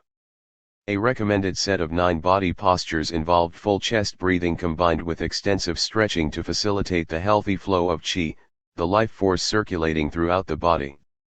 Adepts complemented this extension of life via trance and physiological control by taking elixirs, boiling exquisite teas as medical beverages, and knowing the specific effects of herbs and minerals. The concept of merit and demerit in Daoist circles echoed the Buddhist notion of karmic retribution, the cosmic assessment of one's acts in this life that determines one's rebirth into a better or worse next life, see Chapter 5. For the Daoists, however, eternal life was the ultimate goal, not the Buddhists' ideal of release from the cycle of life, death, and rebirth. 309. Political and religious change in East Asia. To what extent did influences from other parts of Afro-Eurasia transform Chinese culture and politics? Amitabha. This exquisite tapestry is an illustration for the Amitabha Sutra, the Sutra of the Western Pure Land. Since the text was translated into Chinese by Kumarajava in the 4th century CE, Amitabha has been one of the most popular bodhisattvas in China. A devotee who invokes the name of Amitabha 10 times before death would be saved to this Western Pure Land, where the 7 treasures decorated the quiet landscape. By 400 CE China had more than 1,700 Buddhist monasteries and about 80,000 monks and nuns. By contrast, in 600 CE, after 2 centuries of monastic growth, Gaul and Italy, the 2 richest regions of Western Europe, had, altogether, only 320 monasteries, many with fewer than 30 monks.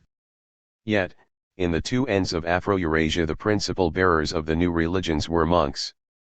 Set apart from worldly affairs in their refuges, they enjoyed the pious support of royal courts and warriors whose lifestyles differed sharply from their own. It would be through their devoted faith in the divine and the support of secular rulers that these 2 universalizing religions would continue to grow, flourish, and revitalize themselves. Faith and cultures in the world's apart. In most areas of sub-Saharan Africa and the Americas, it was not easy for ideas, institutions, peoples, and commodities to circulate broadly. Thus we do not see the development of universalizing faiths. Rather, belief systems and their deities were localized. This is not to say that sub-Saharan Africa and the Americas lacked the elements for creating communities of faith. Indeed, Africans and Americans alike had prophetic figures who, they believed, communicated with deities and brought to humankind divinely prescribed rules of behavior. Moreover, peoples in both regions honored beliefs and rules that were passed down orally from generation to generation.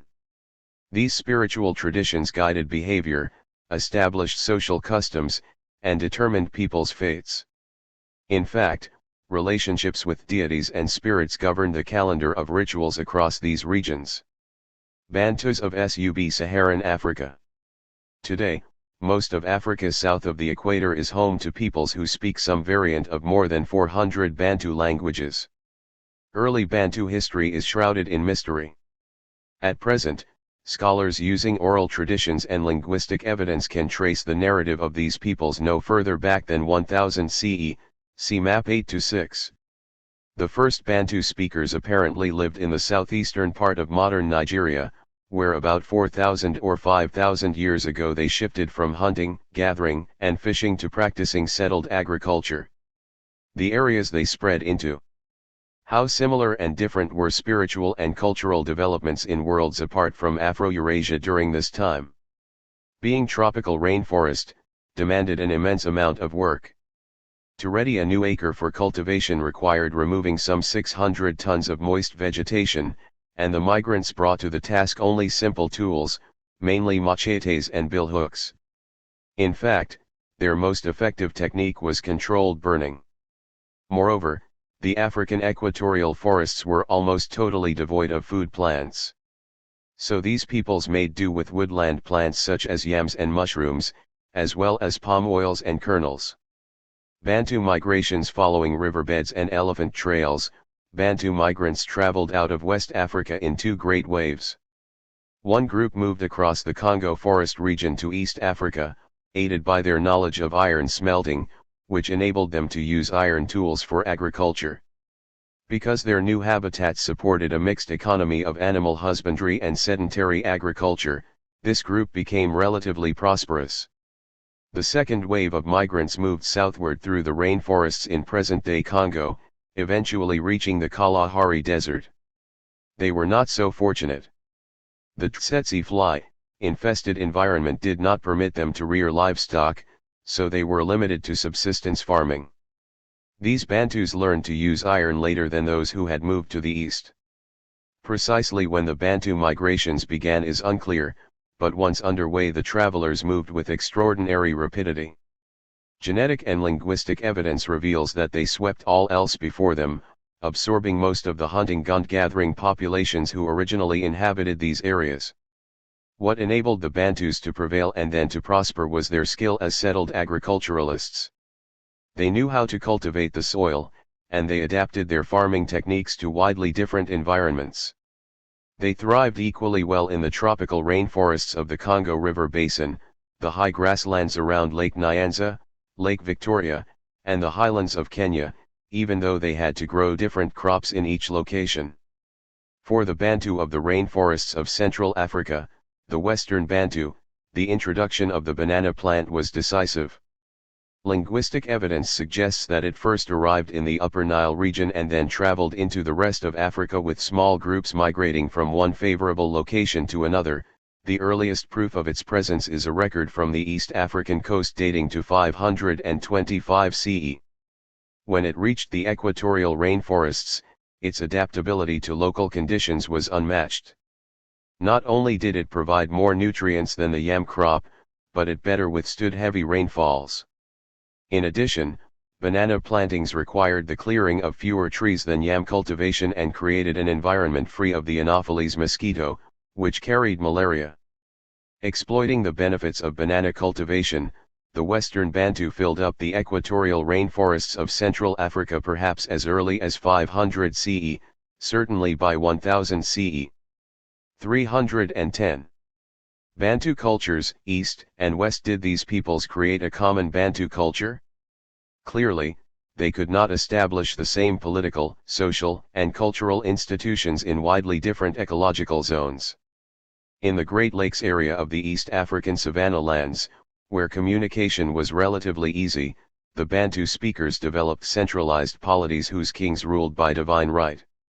Mostly, however, they moved into heavily forested areas similar to those they had left in southeastern Nigeria.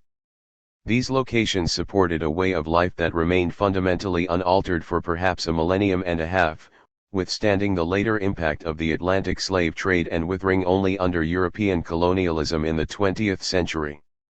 The Western Bantu-speaking communities of the lower Congo River rainforests formed small-scale societies based on family and clan connections.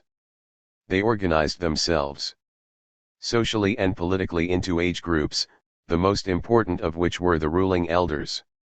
Within these Aja-based networks, individuals who demonstrated talent in warfare, commerce, and politics provided leadership. Age grading tended to impose certain rights and duties on different social groups based mainly on their physical age. Many such societies established 3 age grades for males and 2 for females. Males moved from 1. Being children and learning male roles from older men, to 2. Acquiring warrior status, when they defended the community, raided for livestock, and acquired new lands for the community, and then, 3. Becoming the politically ruling age grade, the elders. Females' age grades consisted of childhood and marriage. Bonds among age grades were powerful, and movement from one to the next was marked by meaningful and well-remembered rituals.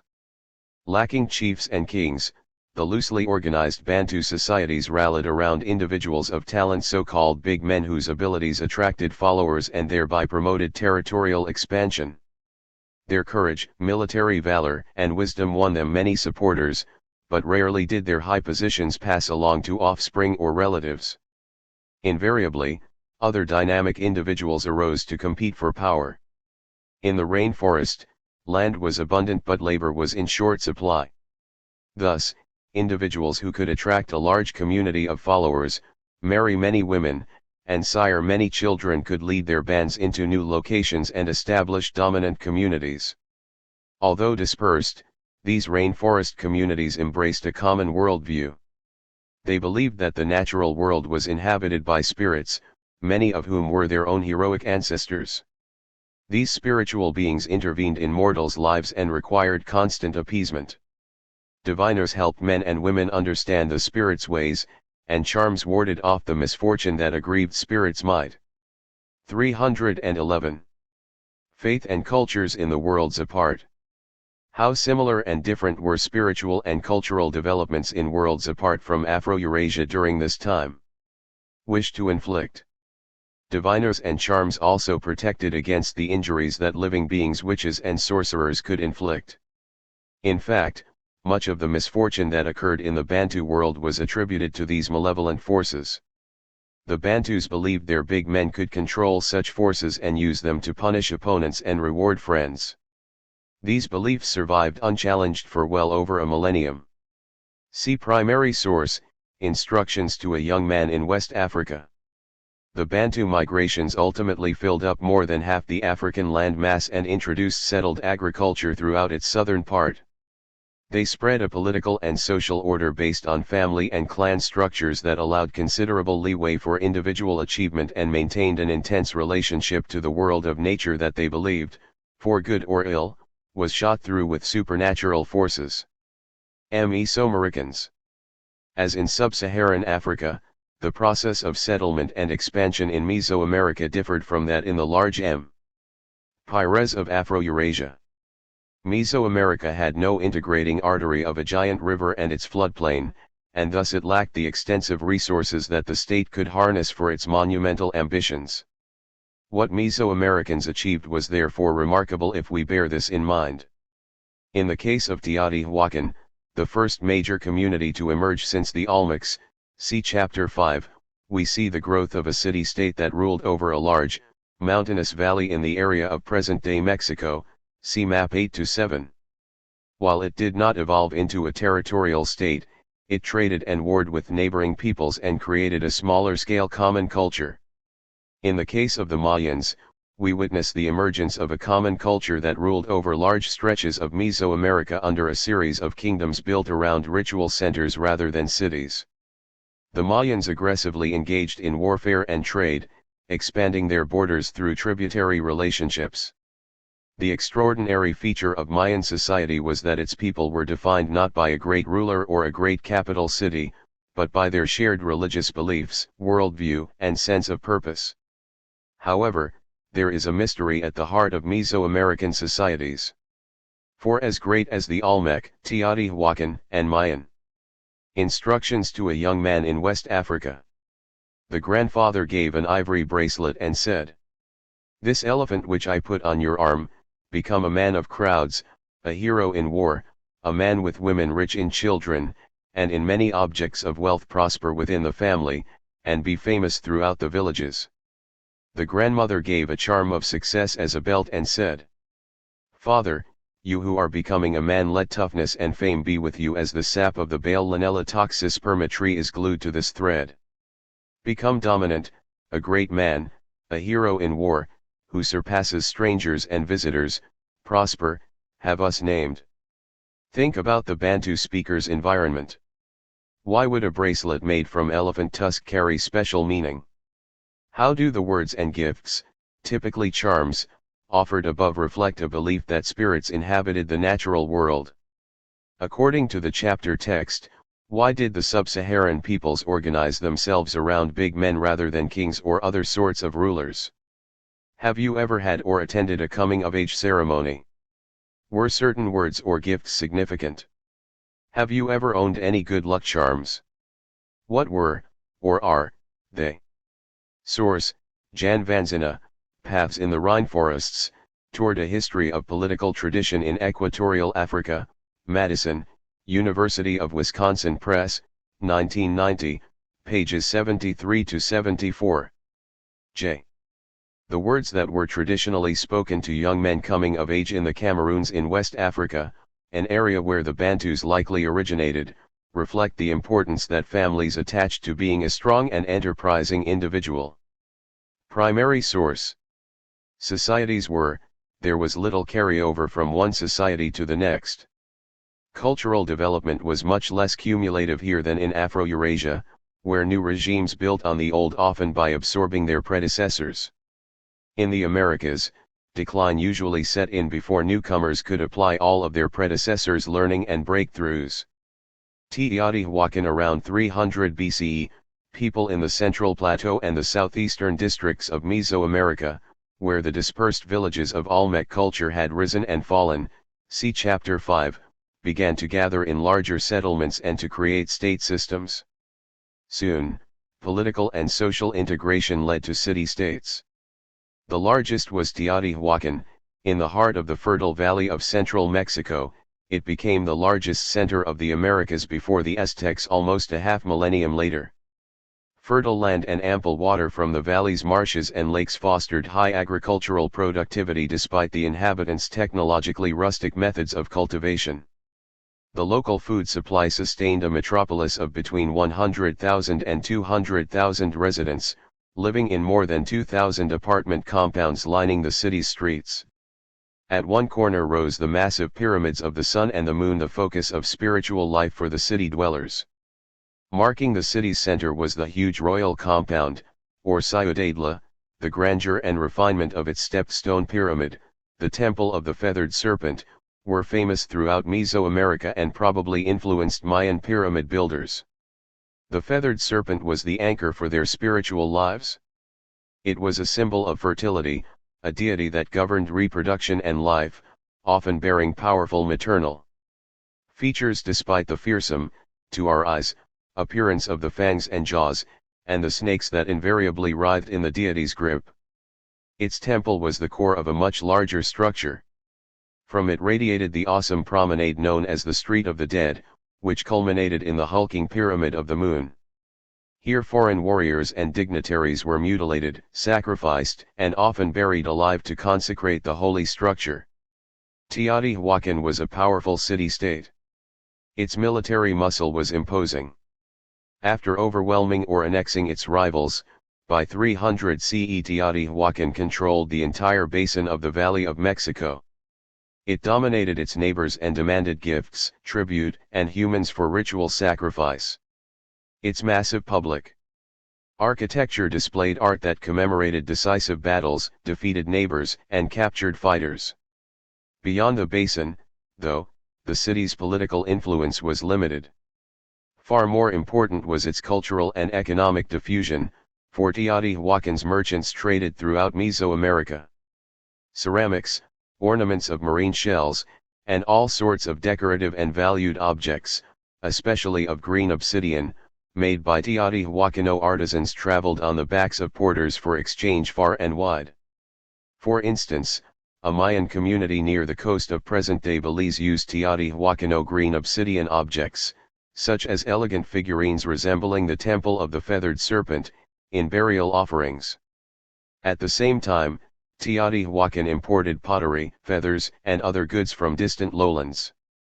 This kind of expansion left much of the political and cultural independence of neighbors intact, with only the threat of force keeping them in check.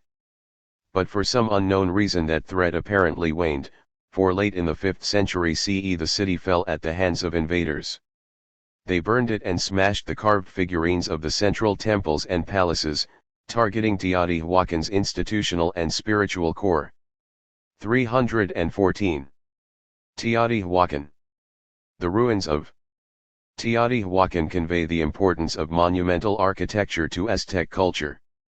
In the foreground is the Plaza of the Moon, leading to the Street of the Dead, with the Pyramid of the Sun to the left. These massive structures were meant to confirm the importance of spiritual affairs in urban life. Quetzalcoatl. The artisans of Teotihuacan decorated the sides of their monumental buildings with sculptures. Here, feathered serpents, denoting the god Quetzalcoatl, burst from the sides of a wall to stare menacingly at passers-by. Teotihuacan's power eventually spread as far as the Caribbean region of the Yucatan and its interior. Here the Mayan people arose and flourished from about 250 CE to their zenith in the 8th century.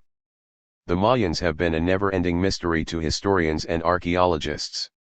They lived in an inhospitable region, hot, infertile, lacking navigable river systems, and vulnerable to hurricanes. Still, their communities, grouped into large settlements, conducted long-distance trade and produced stunning scientific and mathematical innovations.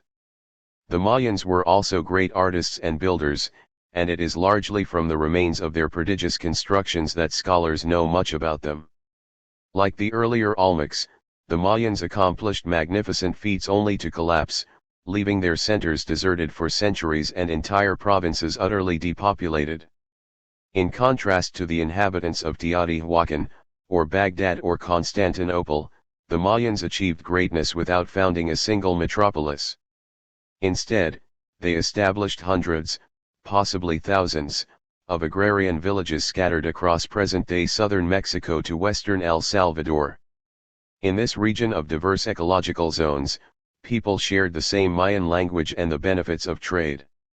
Villages were also linked through tribute payments, chiefly from lesser settlements to sacred towns. At their peak the Mayans may have numbered as many as 10 million, a figure that qualifies them as a big culture. Bigness in a cultural system without big cities made them unique. In political and social structure, the Mayans established a variety of kingdoms around major hubs and their hinterlands. Palenque, Copan, and Piedras Negras, for instance, embodied the model of a city-state with hinterlands, similar in some respects to Mesopotamian city-states surrounded by transhuman societies, see Chapter 3. Such hubs were politically independent but culturally and economically interconnected. Some larger polities, such as Tikal and Calakmul, became sprawling cities with dependent provinces. Ambitious rulers in these larger states frequently engaged in hostilities with one another. Thus a single culture encompassed about a dozen kingdoms that shared many features. Each was highly stratified, displaying an elaborate class structure. At the center was a shamanistic king who legitimated his position by extolling his lineage, which reached back to a founding father and, ultimately, the gods. While there was a vast pantheon of gods and each subregion had its own patron, there were some common features. There was a creator, indeed, there were tiers, or generations, of creator gods, and there were deities for rain, maize, war, and the sun, as well as of bees and midwifery. The importance of reproduction is evident in this lineup. The creation of humans was only one act in an eternal cycle of births, deaths, and renewals that constituted the entire population of the cosmos. Gods were neither especially cruel nor benevolent, they were just very busy with the work, or dance, that sustained the axis connecting the underworld and the skies. What humans had to worry about was making sure that the gods got the attention and reverence they needed. This was the job of Mayan rulers. Kings sponsored elaborate public rituals to reinforce their divine heritages, including ornate processions down their cities' main boulevards to pay homage to gods and their descendants, the rulers. Lords and their wives performed ritual blood sacrifice to feed their ancestors. Though there may have been a powerful priestly elite, the pillars of these societies were their scribes, legal experts, military advisors, and skilled artisans. Indeed, many artists and scribes rose to high political positions because they bestowed an aura of greatness on their rulers. Most of the Mayan people remained tied to the land, which could sustain a high population only through dispersed settlements. In much of the region, the soil was poor and quickly exhausted. Limited water also prevented large-scale agriculture, as major rivers or irrigation systems were lacking. Mayans therefore employed a combination of agrarian systems adapted to the ecology. Where possible they created terraces and drained fields for intensive cultivation. But in much of the region they relied on slash-and-burn agriculture. 315. Faith and cultures in the worlds apart. How similar and different were spiritual and cultural developments in worlds apart from Afro-Eurasia during this time? Palenque. Deep in the Lacandan jungle lies the ruin of the Mayan city of Palenque. Its pyramid, on the left, overlooks the site, on the right, the tower of the palace shadows a magnificent courtyard where religious figures and nobles gathered. There is no mistaking how a city like Palenque could command its hinterland with religious authority, which pushed the arable frontier farther into the dense jungle. The result, a subsistence economy of diversified agrarian production. Villagers cultivated maize, beans, and squash, rotating them to prevent the depletion of soil nutrients. Where possible, farmers supplemented these staples with root crops such as sweet potato and cassava. Cotton was the basic fiber used for robes, dresses, and blouses. It frequently grew amid rows of other crops as part of a diversified mix. MINW writing mathematics and ARC high-tech, tour commerce connected the dispersed Mayan worlds, as did a common set of beliefs, codes, and values that rulers supported. Villagers spoke dialects of roughly the same language. Writing developed very early, though only recently have epigraphers deciphered the Mayan script. The advent of writing created an important caste of scribes who were vital to the society's integration. Rulers rewarded them with great titles and honors, as well as material comforts, for writing grand epics about dynasties and their founders, major battles, marriages, deaths, and sacrifices. Such writings taught generations of Mayan subjects that they shared common histories, beliefs, and gods always associated with the narratives of ruling families. The inscriptions reflected elaborate narratives that were ritually performed for commoners and rulers alike. These took the form of dances that rehearsed epic triumphs before warriors went off to battle, or acts of illusion intended to trick and humor the audiences to remind them of some devious antecedent. And there were magnificent costumes made of shells, feathers, and hides to masquerade dancers and actors as gods, enemies, or royal neighbors. The combination of writings and performances created a historic memory to serve rulers' power and to venerate the gods whose patronage they required. The best-known surviving text is the Popol Vuh, a book of community. It narrates one community's creation myth, extolling its founders, twin heroes, and trials and tribulations, wars, natural disasters, human ingenuity that enabled a royal genealogy to rule the Kish kingdom. It begins, as many creation myths do, with the gods' creation of the earth, in this case the work of 3 water-dwelling plumed serpents. And it ends with the elaboration of rituals to which the kingdom's tribes must subscribe if they are to avoid losing their way, which had occurred several times throughout their history. After all, to be a community required sharing and honoring a historic memory of the gods' work. One must note, however, in the use of Mayan written texts like the Popol Vuh, that they comprise narratives recited to later Spanish sources. They are not texts inscribed in the classical Mayan era. The Mayans also were skilled mathematicians, devising a calendar and studying astronomy. They charted regular celestial movements with amazing accuracy and marked the passage of time by precise lunar and solar cycles. Keen read. ERS of the stars, the Mayans could map heavenly motions onto their sacred calendars and rigorously observe their rituals at the proper times. Indeed, the movement of the stars and the chronology of the calendar governed annual ritual cycles. Each change in the cycle had particular rituals, dances, performances, and offerings, including the offering of human blood to honor the gods with life sustenance. The most sacred blood was drawn from ears, tongues, and the foreskins of penises, to open pathways to the gods through which donors could hear, speak, and participate in heavenly reproduction. This was one reason why the rituals took place like clockwork according to the precise angles and movements of the heavenly bodies.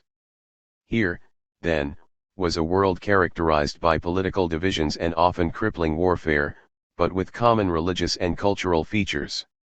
A common faith provided a powerful human resource that rulers could exploit. Indeed, cities reflected a ruler's ability to summon his subjects to contribute to the kingdom's greatness. Plazas, ball courts. 316. Wood tablet. This detail of a wood-carved tablet from a temple in the city of Tikal, c. 741 CE, is a fine example of the ornate form of scribal activity, which combined images and portraits with glyphs that tell a narrative. Terraces and palaces sprouted out from neighborhoods in an early form of urban sprawl. Activity revolved around grand royal palaces and massive ball courts, where competing teams treated enthusiastic audiences to contests that were more religious ritual than game. See discussion of Olmec ball courts in Chapter 5. Moreover, rulers exhorted their people to build not just outward but upward. The Mayans excelled at building skyscrapers, especially as tombs.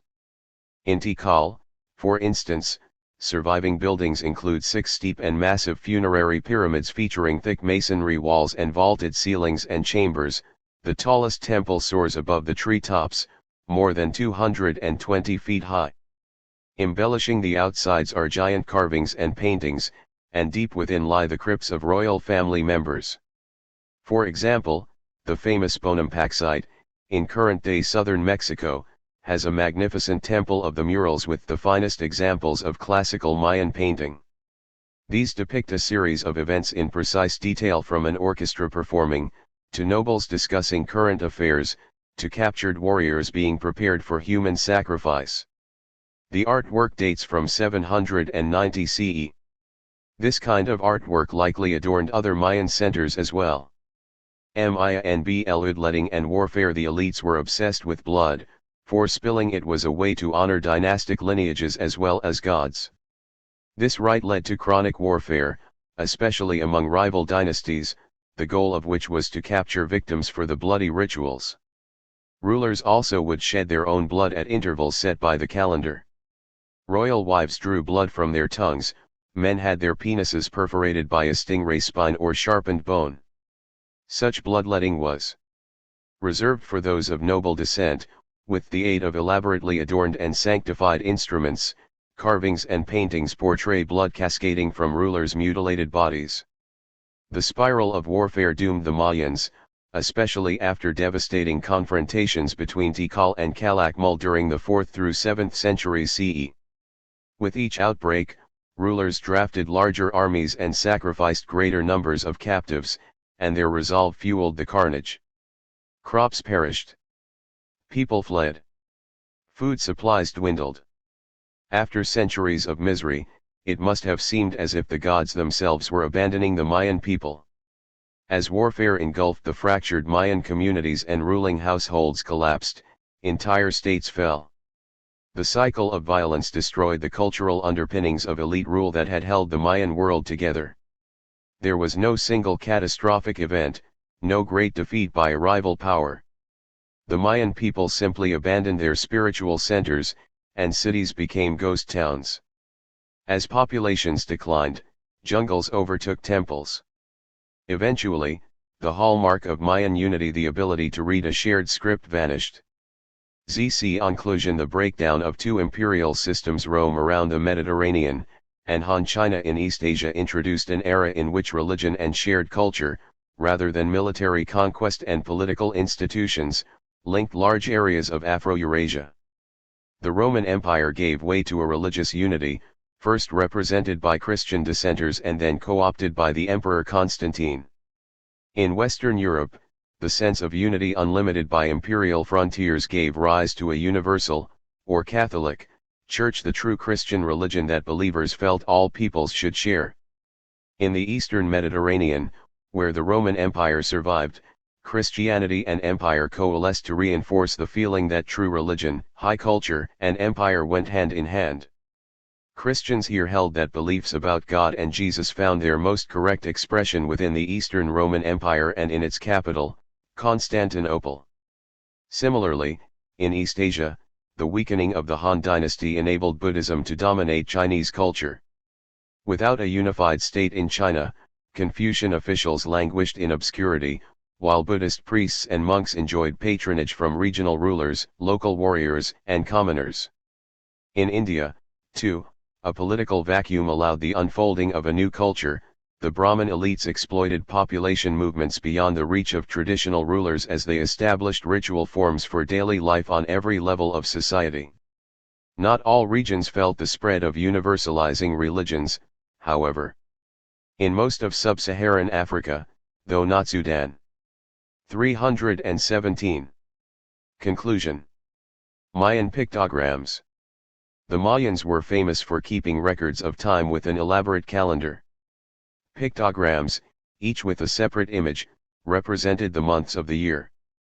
All literate Mayans would have recognized this index. Review and research materials are available at StudySpace, anorto.com/studiespace. KEYTERMS. 318. Chronology: 100 CE, 1 CE, 200 CE, 400 CE, 300 CE. The Mediterranean and North Africa, Southwest Asia, Central Asia, South Asia, East Asia, Sub-Saharan Africa, Mesoamerica. 313 CE. Emperor Constantine legalizes Christianity in Roman Empire. 325 CE. Nicene Creed developed late 4th and 5th centuries. Barbarian invasions of Roman Empire. 220 Sassanians create empire in Iran, Mesopotamia. 324 CE. Constantine establishes new Roman capital at Constantinople. 400 CE. Jewish Talmud produced in the Levant. Buddhism spreads through Central Asia. Buddhism spreads through Central Asia. 300 CE to late 5th century city of Teotihuacan dominates Valley of Mexico. Sogdian merchant communities dominant trade routes through Central Asia. 320 to 550 CE Gupta dynasty rules much of northern India. c.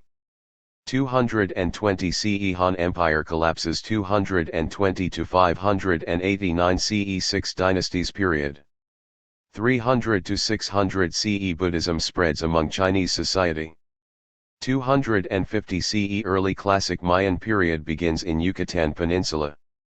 1st or 2nd century CE transformation of Brahmanism to Hinduism begins. Daoism reforms and revives in popularity. 3000 BCE, 1000 CE Bantu migrations from West Africa into Central and Southern Africa. And Ethiopia, where Christianity set down deep roots, belief systems were much more localized. The same pattern emerged in the Americas, where long-distance transportation was harder and language systems had not yielded texts to share with non-believers. But spiritual life was no less profound. Here, it was the strong sense of a shared worldview, a shared sense of purpose, and a shared sense of faith that enabled common cultures to develop. Indeed, the Bantus and Mayans became large-scale common cultures but ruled at the local level. Thus, the period 300 to 600 CE saw the emergence of three great cultural units in Afro-Eurasia, each defined in religious terms: Christianity in the Mediterranean and Southwest Asia, Brahmanism in South Asia, and Buddhism in East Asia. They illustrated the ways in which peoples were converging under larger religious tents, while also becoming more distinct. Universal religions, whether Christian or Buddhist, and universal codes of behavior, such as the Brahmanic laws of Manu, gave people a new way to define themselves and their loyalties. But the pattern would soon change. As we will see, empire would return to East Asia in the form of the mighty Tang dynasty. And the zone stretching from Morocco to Central Asia would find itself united in a gigantic imperial system fashioned by followers of the Prophet Muhammad. S2D questions. 1. Describe the connections between the growing power of Christianity and the political reconfiguration of the Roman Empire. What was the appeal of Christianity in the Roman Empire? 2. Analyze the Sasanian Empire's role in facilitating the spread of universal religions and the development of common cultures in Afro-Eurasia. How did the empire's geographic location support this cross-cultural dissemination? 3. Explain the role of Sogdians and other Central Asian peoples in the dispersion of universal religions. How did they influence East Asian societies in particular? 4. Describe how Brahmanism, Vedic religion, evolved into Hinduism during this era. What factors contributed to this development? 5. Identify key changes in Buddhist thought and practice in South Asia at this time. How did these refinements aid the spread of this religious outlook beyond its homeland? 6. Explain the role of written texts, such as the laws of Manu, the Talmud, the Analects, and the New Testament, in universalizing religion. How did these texts reshape social attitudes towards spiritual behavior and identity? 7. Analyze the ways in which political decentralization affected the growing popularity of Buddhist and other religious ideas in East Asia. To what extent did they challenge Confucian ideas on social and political organization? 8. Analyze the impact of Bantu migrations on the social and cultural geography of sub-Saharan Africa. What set of beliefs helped unite societies in this region? 9. Compare and contrast Mayan society with that of Teotihuacan. To what extent did each represent a common religious and cultural outlook in Mesoamerica at different times? 10. Analyze the extent to which universal religions brought worlds together and pushed them apart. How did religion create new cultural boundaries and rivalries in Afro-Eurasia at this time? 319. Study questions. 500 CE 600 CE 700 CE 800 CE 900 CE 1000 CE 5th century CE collapse of Roman authority in Western Empire. 500 CE Byzantine Empire flourishes in the eastern part of former Roman Empire. 533 to 540 CE Emperor Justinian attempts to revive Roman Empire. Sasanian/Byzantine Wars 542 CE. Bubonic plague begins to ravage Southwest Asia. 8th century Mayan culture reaches its zenith. 560 CE. Turkish Confederacy begins to rule much of Central Asia. 630s, 640s. Xianzang, Chinese Buddhist pilgrim, visits South Asia. 386 to 534 CE. Tuoba Wei dynasty rule in northern China. 5th to 7th centuries CE. Nestorian Christianity spreads along the Silk Road. Chapter 9. New Empires and Common Cultures, 600 to 1000 CE. And 754 CE, the Muslim caliph, ruler, Al-Mansur decided to relocate his capital city. Islam was barely a century old, yet flourishing under its second dynasty, the Abbasids. Al-Mansur wanted to relocate power away from Damascus, the capital of Islam's first dynasty, to the Abbasids' home region on the Iranian plateau to signal its new dawn. After traveling the length of the Tigris and Euphrates rivers in search of a perfect site, the caliph decided to build his capital near an unimposing village called Baghdad. He had good reasons for this selection. The site lay between Mesopotamia's two great rivers at the juncture of the canals that linked them. It was also a powerful symbolic location, close to the ancient capital of the Sasanian Empire, Ctesiphon, where the Arch of Khusro was still standing. It was also the site of earlier Sumerian and Babylonian power. By building at Baghdad, Al-Mansur could reaffirm Mesopotamia's centrality in the world and exalt the universalizing ambitions of Islam. Within 5 years of laying the first brick, towering walls surrounded what soon became known as the Round City, so named because of the way in which the different segments radiated out from the administrative and religious center. Al-Mansur's choice had enduring effects. As the new capital of Islam, Baghdad also became a vital crossroads for commerce. Overnight, the city exploded into a bustling world entrepot. Chinese goods arrived by land and sea, commodities from inner Eurasia flowed in over the Silk Road, and cargo-laden camel caravans wound across Baghdad's western desert, linking the capital with Syria, Egypt, North Africa, and southern Spain. In effect, the unity that the Abbasids imposed from Baghdad intensified the movement of peoples, ideas, innovations, and commodities. Baghdad's eminence and prosperity reflected its role as the center of the Islamic world. Yet, while Islam was gaining ground in Central Afro-Eurasia, Chinese might was surging in East Asia powerfully under the Tang, and Christianity was striving to extend its domains and add to its converts. Unquestionably, however, the two imperial powerhouses of this period were Islam and Tang China, and they are the focus of this chapter. Islam and Tang China were manifestly different worlds. The Islamic State had a universalizing religious mission, to bring humankind under the authority of the religion espoused by the Prophet Muhammad. In contrast, the Tang had no such grandiose religious aspirations, and while the ruling elite supported religious pluralism within China, they did not use Buddhism to expand their control into areas outside China. Instead, the Tang rulers expected that their neighbors would emulate Chinese institutions and pay tribute as symbols of respect to the greatness of the Tang Empire. As Islam's warriors and scholars crossed into Europe and as Chinese influences took deeper root in East Asia, religion and empire once again intertwined to serve as the social foundation across much of Afro-Eurasia. Religions and empires. How religion and empire connect can vary in important ways. In the cases of Christianity and Buddhism, empire was the main vehicle for their growth. In the case of Islam, though, it was religion that created empire. Having swept aside their predecessors in Southwest Asia, Muslim leaders had to form their own institutional system, and as their spiritual aspirations spread, the political imagination evolved into an imperial one. Although they borrowed from the Byzantines and Persians, their reason for establishing an empire was new, to secure, defend, and spread their religion. Whereas Christianity, Buddhism, and Zoroastrianism converted already existing empires to their own views, Islam created its empire from scratch. Given the recent surge of religious energy across Afro-Eurasia, it was perhaps only a matter of time before a prophetic figure would arise among the Arabs. Christianity and Buddhism were laying claim to universal truths, spreading their faiths across wide geographic areas outside their places of origin, and competing groups now had to speak the language of universal religion.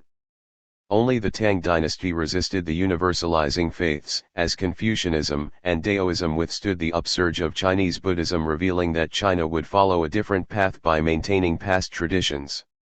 In the 7th century, Arab peoples would become. Why did the new religion of Islam arise in the Arabian Peninsula, and what outside factors influenced Muhammad's religious messages? 322. Chapter 9, New Empires and Common Cultures, 600 to 1000 CE. Onorto ncom/studispak. Why did the new religion of Islam arise in the Arabian Peninsula, and what outside factors influenced Muhammad's religious messages? What factors created a common cultural outlook among Muslim communities in Afro-Eurasia during this era? How did the Tang state balance its restoration of Confucian principles with the growth of new universal religions? To what extent did Japanese and Korean polities imitate Tang China? How did two Christianities come to exist in Western Afro-Eurasia?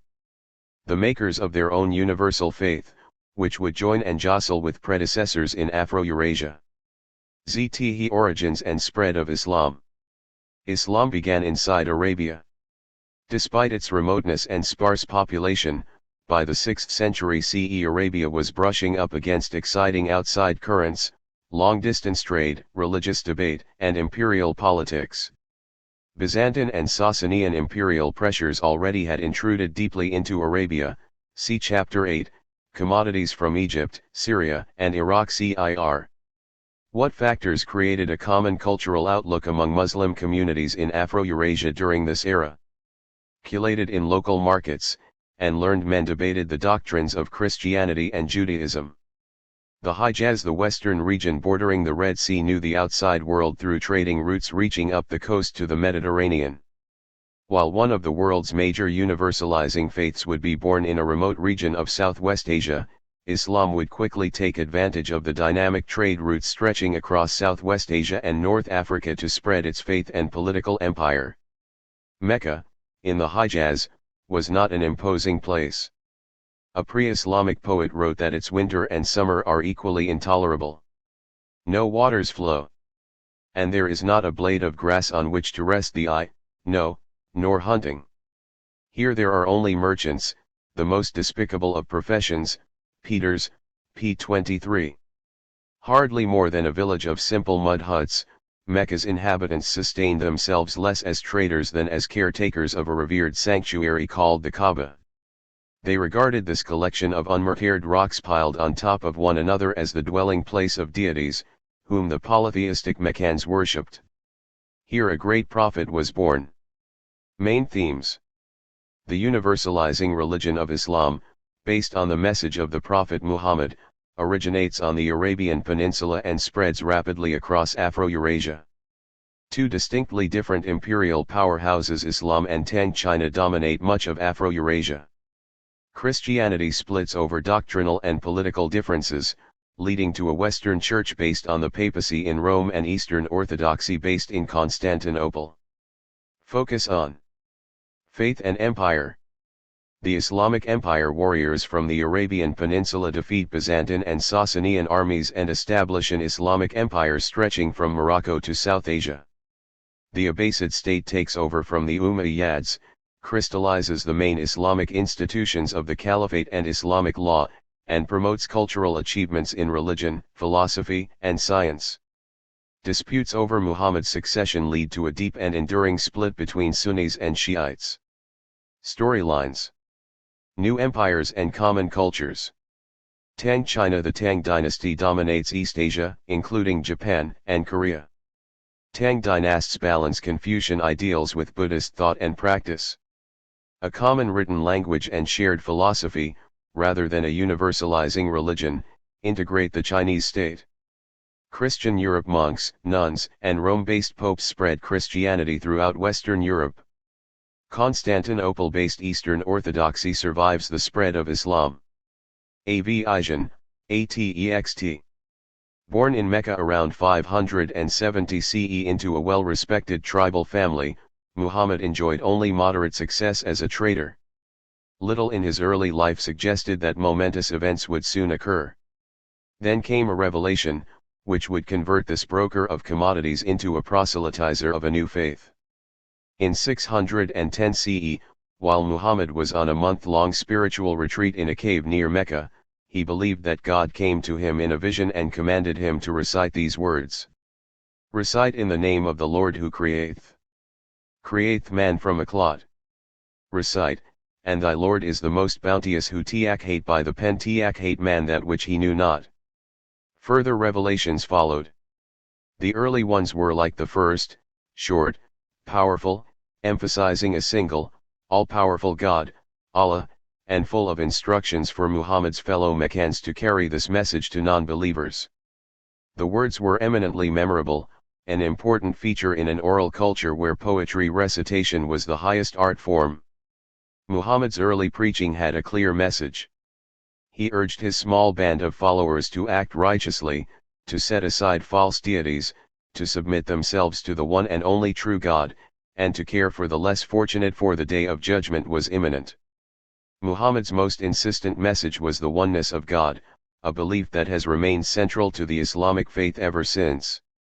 These teachings, compiled into an authoritative version after the Prophet's death, constituted the foundational text of Islam, the Quran. Its 114 chapters, known as surahs, occur in descending order of length. The longest has 300 verses and the shortest, a mere 3. Accepted as the very word of God, they flowed without flaw through God's perfect instrument, the Prophet Muhammad. See primary source, the Quran, 2 surahs in praise of God. Like the Jewish Torah, the Christian Bible, and other foundational texts, this one proclaimed the tenets of a new faith to unite a people and to expand its spiritual frontiers. Its message already had universalist elements, though how far it was to be extended, whether to the tribesmen living in the Arabian Peninsula or well beyond, was not at all clear at first. Muhammad believed that he was a prophet in the tradition of Moses, other Hebrew prophets, and Jesus, and that he communicated with the same God that they did. As we have seen, Christian and Jewish communities existed in the Arabian Peninsula at this time. The city of Yathrib, later called Medina, held a substantial Jewish community. Just how deeply Muhammad understood the tenets of Judaism and Christianity is difficult to determine, but his professed indebtedness to their tradition is a part of Islamic belief. Thmove to Medina. Muslims date the beginning of the Muslim era from the year 622 CE. At this time Muhammad and a small group of followers, opposed by Mecca's leaders because of their radical. 324. Chapter 9, New Empires and Common Cultures, 600 to 1000 CE. Mecca. At the Great Mosque at Mecca, which many consider the most sacred site in Islam, hundreds of thousands of worshippers gather for Friday prayers. Many are performing their religious duty to go on a pilgrimage to the holy places in the Arabian Peninsula. Religious tenets and their challenge to the ruling elite's authority, escape to Medina. Known as the Hijra, breaking off of relations or departure, the perilous 200-mile journey yielded a new form of communal unity, the Ummah, Band of the Faithful. The city of Medina had been facing tribal and religious tensions, and by inviting Muhammad and his followers to take up residence there, its elders hoped that his leadership and charisma would bring peace and unity to their city. Early in his stay Muhammad promulgated a document, the Constitution of Medina, requiring the community's people to refer all disputes to God and him. Medina thus became the birthplace of a new faith called Islam, submission in this case, to the will of God, and a new community called Muslims, those who submit. Now the residents were expected to replace traditional family, clan, and tribal affiliations with loyalty to Muhammad as the one and true prophet of God. From Medina the faithful broadcast their faith and their mission, at first mainly by military means, to the recalcitrants of Mecca and then to all of Arabia and then later to the entire world. In this way, Islam joined Christianity in seeking to bring the whole known world under its authority. See Conquests. In 632, in his early 60s, the Prophet passed away. Islam might have withered without its leader, but the movement remained vibrant thanks to the energy of the early followers, especially Muhammad's first four successors, the rightly. The Quran, 2 surahs in praise of God. The Fatiha. In the name of God the Compassionate, the Merciful. Praise be to God, Lord of the universe, the Compassionate, the Merciful, Sovereign of the Day of Judgment. You alone we worship, and to you alone we turn for help. Guide us to the straight path, the path of those whom you have favored, not of those who have incurred your wrath, nor of those who have gone astray. 1.1 to 1.7. The Most High. In the name of God, the Compassionate, the Merciful. Praise the name of your Lord, the Most High, who has created all things and proportioned them, who has ordained their destinies and guided them, who brings forth the green pasture, then turns it to withered grass. We shall make you recite our revelations, so that you shall forget none of them except as God pleases. He has knowledge of all that is manifest, and all that is hidden. We shall guide you to the smoothest path. Therefore give warning, if warning will avail. He that fears God will heed it, but the wicked sinner will flout it. He shall burn in the gigantic fire, where he shall neither die nor live. Happy shall be the man who purifies himself, who remembers the name of his Lord and prays. Yet you prefer this life, although the life to come is better and more lasting. All this is written in earlier scriptures, the scriptures of Abraham and Moses. 87.1 to 87.19. What themes do these passages reveal about Islam's view of the relationship between God and mortals? Do you find any similarities to the tenets of Judaism and Christianity as you have encountered them in this volume? Source: from the Quran, translated and with notes by N.J. Dawood, Penguin Classics 1956, 5th revised edition 1990. Copyright N.J. Dawood, 1956, 1959, 1966, 1968, 1974, 1990, 1993, 1997, 1999, 2003. Reproduced by permission of Penguin Books Ltd. J. These two surahs from the Quran are relatively short, but they convey some of the essence of Muhammad's message. The Quran opens with a surah known as the Fatiha, of the opening, which in its powerfully prayer-like quality lends itself to frequent recitation. Surah 87, the Most High, provides a deeper insight into the nature of humanity's relationship with God. Primary source: Guided Caliphs. The Arabic word khalifa means successor, and in this context it referred to Muhammad's successors as political rulers over Muslim peoples and the expanding state. Their breakthrough was to institutionalize the new faith. They set the new religion on the pathway to imperial greatness and linked religious uprightness with territorial expansion, empire building, and an appeal to all peoples. Now Islam's expansive spiritual force galvanized its political authority. But what kind of polity would this be? Driven by religious fervor and a desire to acquire the wealth of conquered territories, Muslim soldiers embarked on military conquests and sought to found a far-reaching territorial empire. This expansion of the Islamic State was one aspect of the struggle that they called jihad. From the outset, Muslim religious and political leaders divided the world into two units, the Dar al-Islam, or the world of Islam, and the Dar al-Harb, the world of warfare, seeking nothing less than world dominion. Within 15 years Muslim soldiers had grasped Syria, Egypt, and Iraq, centerpieces of the former Byzantine and Sasanian empires that now became pillars undergirding an even larger Islamic empire. Mastery of desert warfare and inspired military leadership yielded these astonishing exploits, as did the exhaustion of the Byzantine and Sasanian empires after generations of warfare. The Byzantines saved the core of their empire by pulling back to the highlands of Anatolia, where they had readily defensible frontiers. In contrast, the Sassanians gambled all on a final effort. They hurled their remaining military resources against the Muslim armies, only to be crushed. Having lost Iraq and unable to defend the Iranian plateau, the Sassanian Empire passed out of existence, its remnants absorbed into a new imperial regime. The result, Islam acquired political foundations within a generation of its birth. An empire of Arabs. Creating an empire and stabilizing it were two different things. We have seen some come and go, like Alexander's. Others had more stamina. How would Islam fare? For a while, it was unclear. After the assassination of the last of the rightly guided caliphs, Ali, a political vacuum opened. At this point a branch of one of the Meccan clans, the Umayyads, laid claim to Ali's legacy. Having been governors of the province of Syria under Ali, this first dynasty moved the core of Islam out of Arabia to the Syrian city of Damascus. They also introduced a hereditary monarchy to resolve leadership disputes.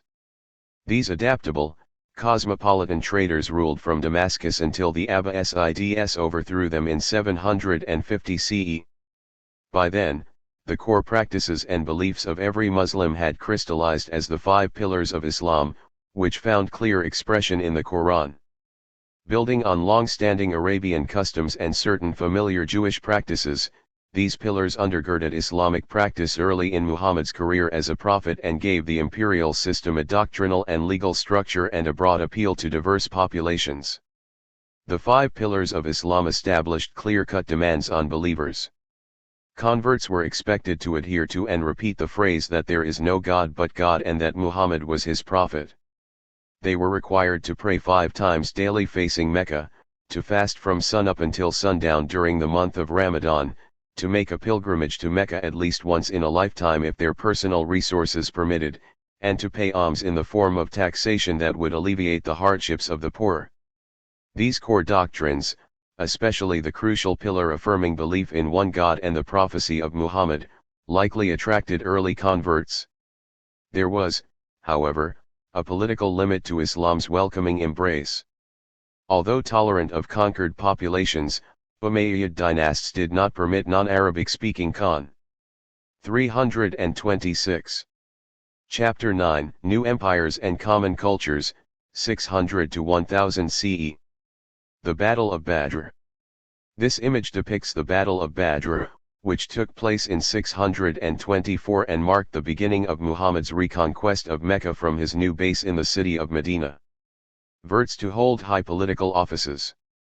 Not until the overthrow of Umayyad rule did the Arabs-only empire come to an end and non-Arab populations become incorporated into the Islamic core. This changed the nature of the emerging empire. For as the political center of Islam moved out of Arabia to Syria, at Damascus, and then with the Abbasids to Mesopotamia, ethnic and geographical diversity replaced what had been ethnic purity. Thus even as the universalizing religion strove to create a common spiritual world, it became more diverse within its political dimensions. Abbasid evolution. As the Umayyad dynasts spread Islam beyond Arabia, some peoples resented the rulers' high-handed ways. For example, the Central Asian province of Khorasan was home to many converts who chafed at their subordination to Arab peoples. Here, religious reformers and political dissidents stressed doctrines of religious purity and depicted the Umayyads as irreligious and politically repressive. A coalition emerged under the Abbasi family, which claimed descent from the Prophet. Soon disgruntled provincial authorities and their military allies, as well as non-Arab converts, joined the movement. These individuals had embraced Islam and learned Arabic, only to discover that they were still second-class citizens. After amassing a sizable military force, the Abbasid coalition trounced the Umayyad ruler in 750 CE. Thereafter the center of the caliphate shifted to Iraq, at Baghdad. Recall the opening anecdote about Al-Mansur, signifying the eastward sprawl of the faith and its empire. It also represented a success for non-Arab groups within Islam without eliminating Arab influence at the dynasty's center, the capital, Baghdad, in Arabic-speaking Iraq. Ultimately, conversion to Islam rested on the zeal of evangelizers and the faith's appeal to converts. Some turned to it for practical reasons, seeking reduced taxes or enhanced power.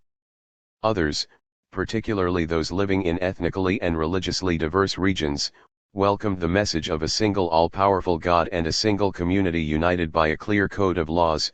They saw it as offering superior answers to thorny secular and spiritual questions.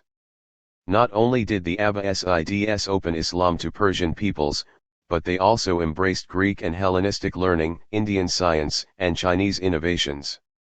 In this fashion, Islam, drawing its original impetus from the teachings and actions of a prophetic figure, followed the trajectory of Christianity and Buddhism and became a faith with a universalist message and appeal. It owed much of its success to its ability to merge the contributions of vastly different geographic and intellectual territories into a rich yet unified culture. See Map 9:1. THC Caliphate. An early challenge for the Abbasid rulers was to determine how traditional, or Arab, they could be and still rule so vast an empire. They chose to keep the bedrock political institution of the early Islamic state, the Caliphate. Signifying both the political and spiritual head of the Islamic community, this institution had arisen as the successor to Muhammad's shining leadership. Although the caliphs exercised political and spiritual authority over the Muslim community, they did not inherit his prophetic powers. Nor were they authorities in religious doctrine. That power was reserved for religious scholars, called ulama. Some of these men were schooled in Islamic law, others were experts in Quranic interpretation, and still others were religious thinkers. Imperial rule reflected borrowed practices from successful predecessors. The Caliphate's leadership style was a mixture of Persian absolute authority and the royal seclusion of the Byzantine emperors who lived in palaces far removed from their subjects. Imperial Islam mingled absolute authority with decentralized power through its envoys in the provinces. This involved a delicate and ultimately unsustainable balancing act. As the empire expanded, it became increasingly decentralized, enabling wily regional governors and competing caliphates in Spain and Egypt to grab power. The political result was an Islamic world shot through with multiple centers of power, nominally led by a weakened Abbasid caliphate. Even as Islam's political center diffused, though, its spiritual center remained fixed in Mecca, where many of the faithful gathered to circle the Kaaba and to reaffirm their devotion to Islam as part of their pilgrimage obligation. The army, the Abbasids, like all rulers, relied on force to integrate their empire. For imperial Islam, as for the Romans, exercising military power required marshalling warriors and soldiers from across Afro-Eurasia. How Arab should the Muslim armies be? In the early stages, leaders had conscripted military forces from local Arab populations, creating citizen armies. But as Arab populations settled down in garrison cities, the Abbasid rulers turned to professional soldiers from the empire's peripheries. Now they recruited from Turkish-speaking communities in Central Asia, and from the non-Arab, Berber-speaking peoples of North Africa and West Africans. Their reliance on foreign, that is, non-Arab military personnel represented a major shift in the Islamic world. Not only did the change infuse the empire with dynamic new populations, but soon these groups gained political authority, just as the barbarians had done in the last centuries of the Roman Empire, see chapters 6 and 8. Having begun as an Arab state and then incorporated strong Persian influence, the Islamic Empire now especially embraced Turkish elements from the pastoral belts of Central Asia. Islamic law, the Sharia, and theology in the Abbasid period, not just the Caliphate but also Islamic law took shape. The Sharia stands as the crucial foundation of 327. The origins and spread of Islam. What factors created a common cultural outlook among Muslim communities in Afro-Eurasia during this era? Islam. It covers all aspects of practical and spiritual life, providing legal principles for marriage contracts, trade regulations, and religious prescriptions such as prayer, pilgrimage rites, and ritual fasting.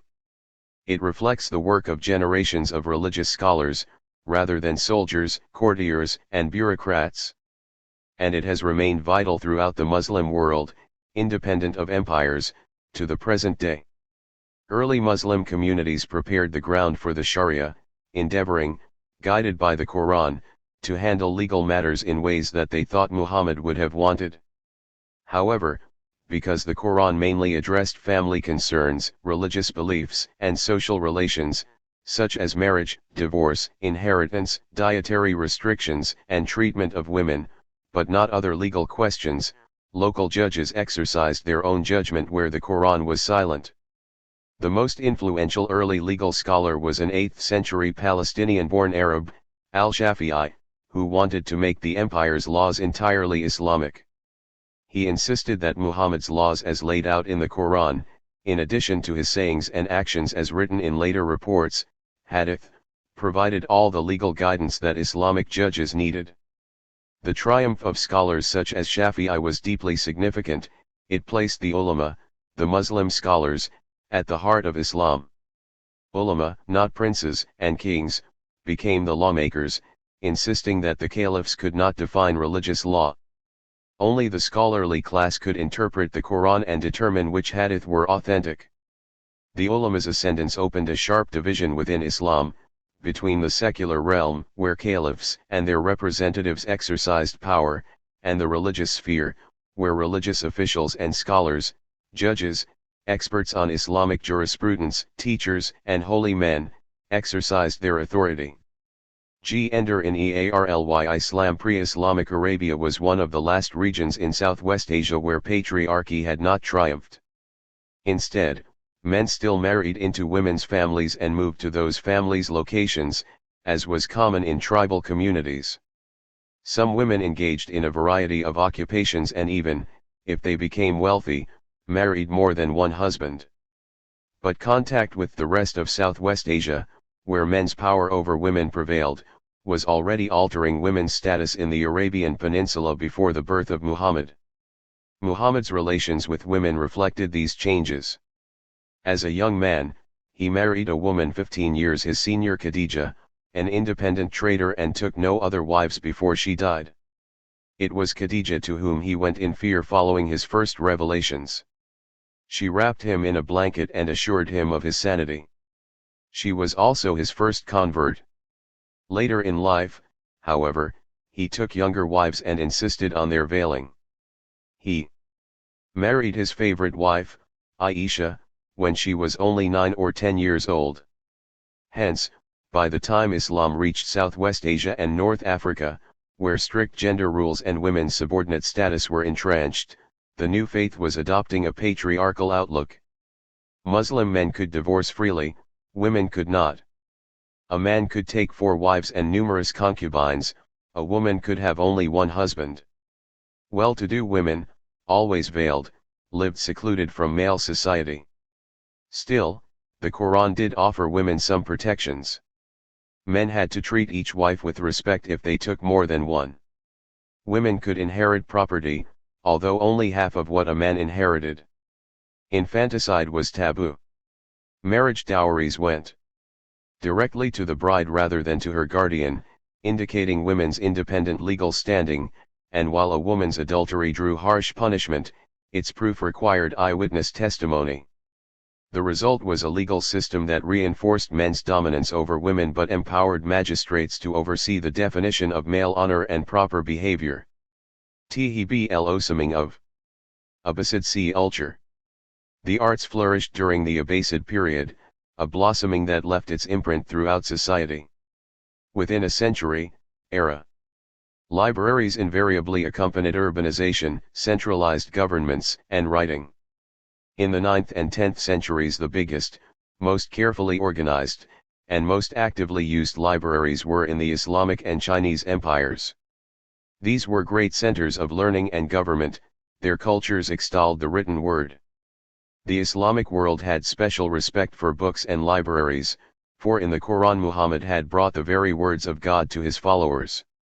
Later generations added to Islam's traditions by collecting sayings attributed to the Prophet, his companions, and the early caliphs, hadith, writing treatises on religious law, Sharia, and assimilating the knowledge of Greeks, Persians, Indians, and Chinese.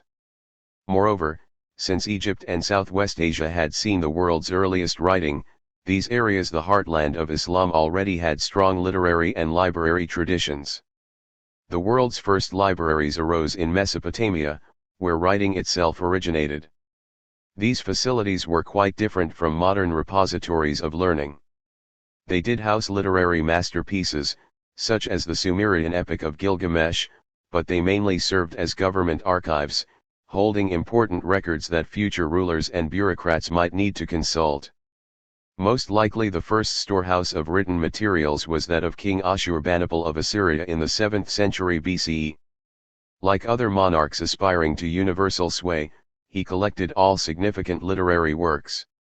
His library at Nineveh contained as many as 25,000 tablets preserving omens, incantations, and hymns.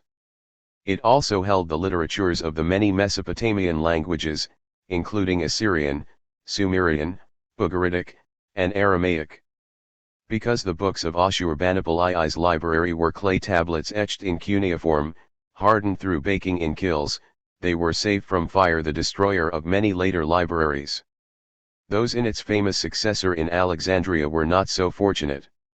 Housed in several buildings, that magnificent library was the pride of Ptolemy I and Ptolemy II, r. 323 to 285, 285 to 246 BCE, two enlightened kings who believed that Greek arts, sciences, and literature were an unmatched legacy for future generations. They set their administrators the task of collecting anything written in Greek. Though the size of Alexandria's holdings is unknown, as few as 40,000 scrolls or as many as 500,000 works, it was almost unimaginably large for the period. But beginning in the 1st century BCE, these collections were repeatedly subject to burning and looting. By the 4th century CE, the immense body of literature was almost entirely lost. The Muslims led the way, as impressive libraries arose in the heartland of Islam. They appeared first in the early mosques, including those in Cairo, Damascus, and Baghdad. But book and manuscript collecting spread rapidly to the outskirts of the Islamic world, where libraries in Timbuktu in West Africa, Samarkand in Central Asia, and Jakarta in Southeast Asia earned high reputations for their extraordinary collections of religious and scientific treatises.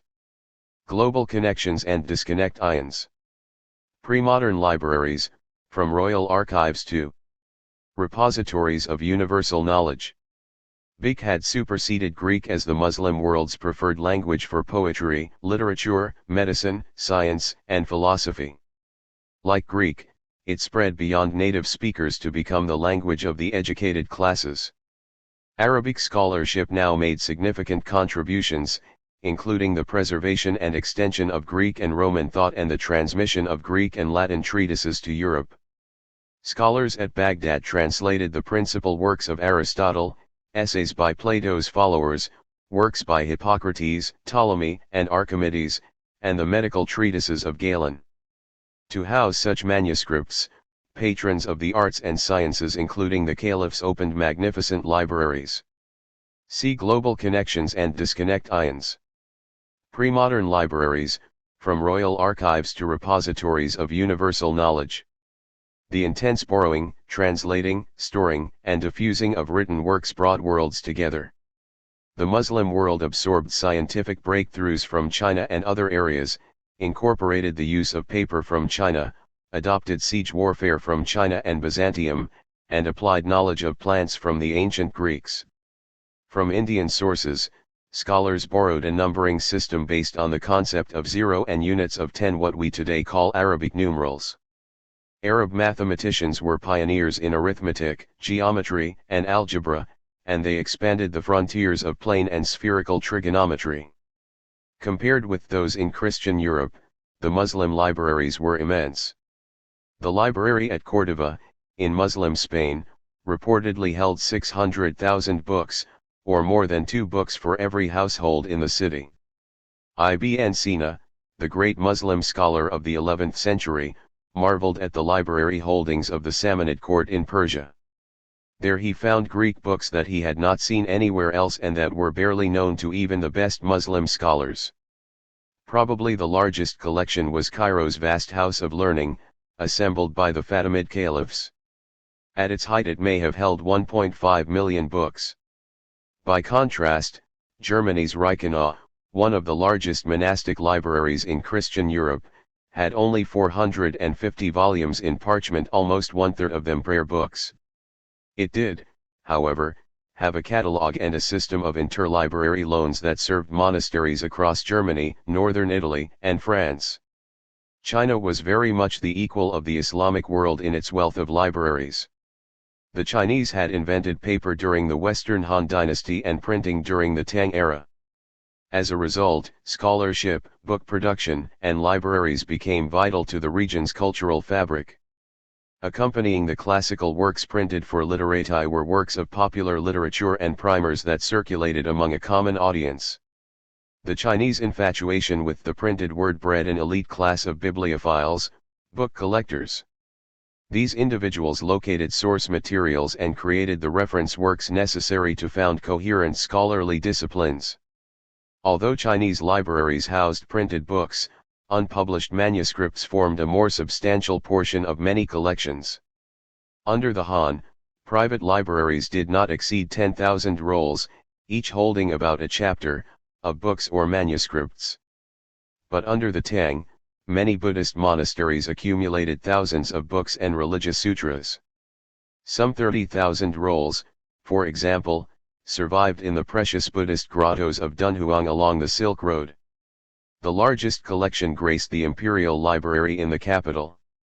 Here in this library scholars toiled as collators and editors to recompile the Confucian classics and dynastic histories for the civil service examination system and for posterity. The Tang Imperial Catalogue indicates that by the early 8th century this library contained some 54,000 unique titles and, including duplicates, about 200,000 rolls. Then as now, libraries were crucial repositories of knowledge and culture. J. Dunhuang Cave Temple. Buddhist temples such as this one served as repositories for tens of thousands of manuscript rolls. Islam in a wider world. As Islam spread and became decentralized, it generated dazzling and often competitive dynasties in Spain, North Africa, and points farther east.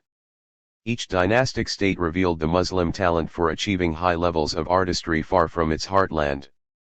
As more peoples came under the roof provided by the Quran, they invigorated a broad world of Islamic learning and science. But growing diversity led to a problem: Islam's political structures could not hold its widely dispersed believers under a single regime.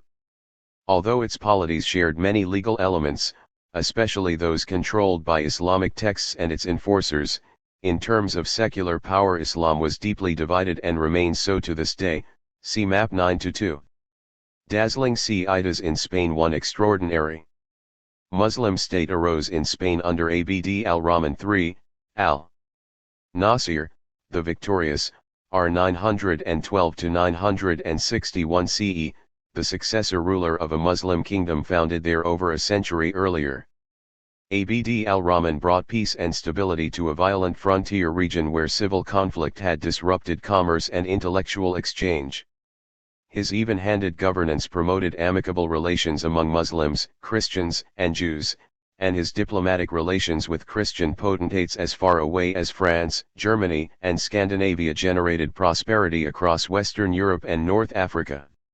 He expanded and beautified the capital city of Córdoba, and his successor made the Great Mosque of Córdoba one of Spain's most stunning sights. The Great Mosque of Córdoba, known in Spanish as La Mezquita, is the oldest standing Muslim building on the Iberian Peninsula. It is a stirring tribute to the architectural brilliance and religious zeal of Iberia's Muslims. Conceived of in 785 CE by the Umayyad ruler Abd al-Rahman I, it was finished within a year of the laying of the foundations. It arose on a site with a rich cultural and political history. Here had existed a Roman temple and later a Gothic church, which after the Arab-Muslim conquest housed both Muslim and Christian believers, the latter permitted by the Muslim conquerors to worship under the same roof. Convinced that this building could no longer accommodate the area's increasing Muslim population, Abd al-Rahman I sketched out the plan of the mosque. He commanded that it be built in the form of a perfect square. Its most striking features were alternating red and white arches, made of jasper, onyx, marble, and granite and fashioned from materials from the Roman temple and other buildings in the vicinity. These huge double arches hoisted the ceiling to 40 feet and filled the interior with light and cooling breezes. Around the doors and across the walls Arabic calligraphy proclaimed Muhammad's message and asserted the superiority of Arabic as God's chosen language. At this time, competition among rival rulers spurred artistic creativity. Soon the Islamic world resembled a series of dazzling lanterns, each vying to outdo the others in brilliance. When Abd al-Rahman III built an extravagant city, Madinat al-Zahra, next to Cordoba, his goal was to overshadow the splendor of Islam's most fabled cities, including Baghdad and Al-Qayrawan, in northeast Tunisia. He surrounded the city's administrative offices and mosque with verdant gardens of lush tropical and semi-tropical plants, tranquil pools, fountains that spouted cooling waters, and sturdy aqueducts that carried potable water to the city's inhabitants. Madinat al-Zahra was meant to be paradise on earth. A Central Asian galaxy of talent, the other end of the Islamic Empire, 8,000 miles east of Spain, enjoyed an equally spectacular cultural flowering. In a territory where Greek culture had once sparkled and where Sogdians had become leading intellectuals, Islam was now the dominant faith and the source of intellectual ferment. The Abbasid rulers in Baghdad delighted in surrounding themselves with learned men from this region. The Barmaki family, who for several generations held high administrative offices under the Abbasids, came from the Central Asian city of Balkh. They had been Buddhists living under the serene gaze of the great carved Buddhas of Bamiyan, see Chapter 8. This family prospered under Islam and enjoyed remarkable influence in Baghdad. Loyal servants of the Caliph, they made sure that all wealth and talent from the crossroads of Asia found their way to Baghdad, as they themselves had done. In turn, the Barmakis were devoted patrons of the arts. They promoted and collected Arabic translations of Persian, Greek, and Sanskrit manuscripts, and they encouraged Central Asian scholars to enhance their learning by moving to Baghdad. One of their protégés, the Islamic cleric al-Bukhari, d. 870 CE, was Islam's most dedicated collector of hadith, which provided vital knowledge about the Prophet's life. Others made notable contributions to science and mathematics.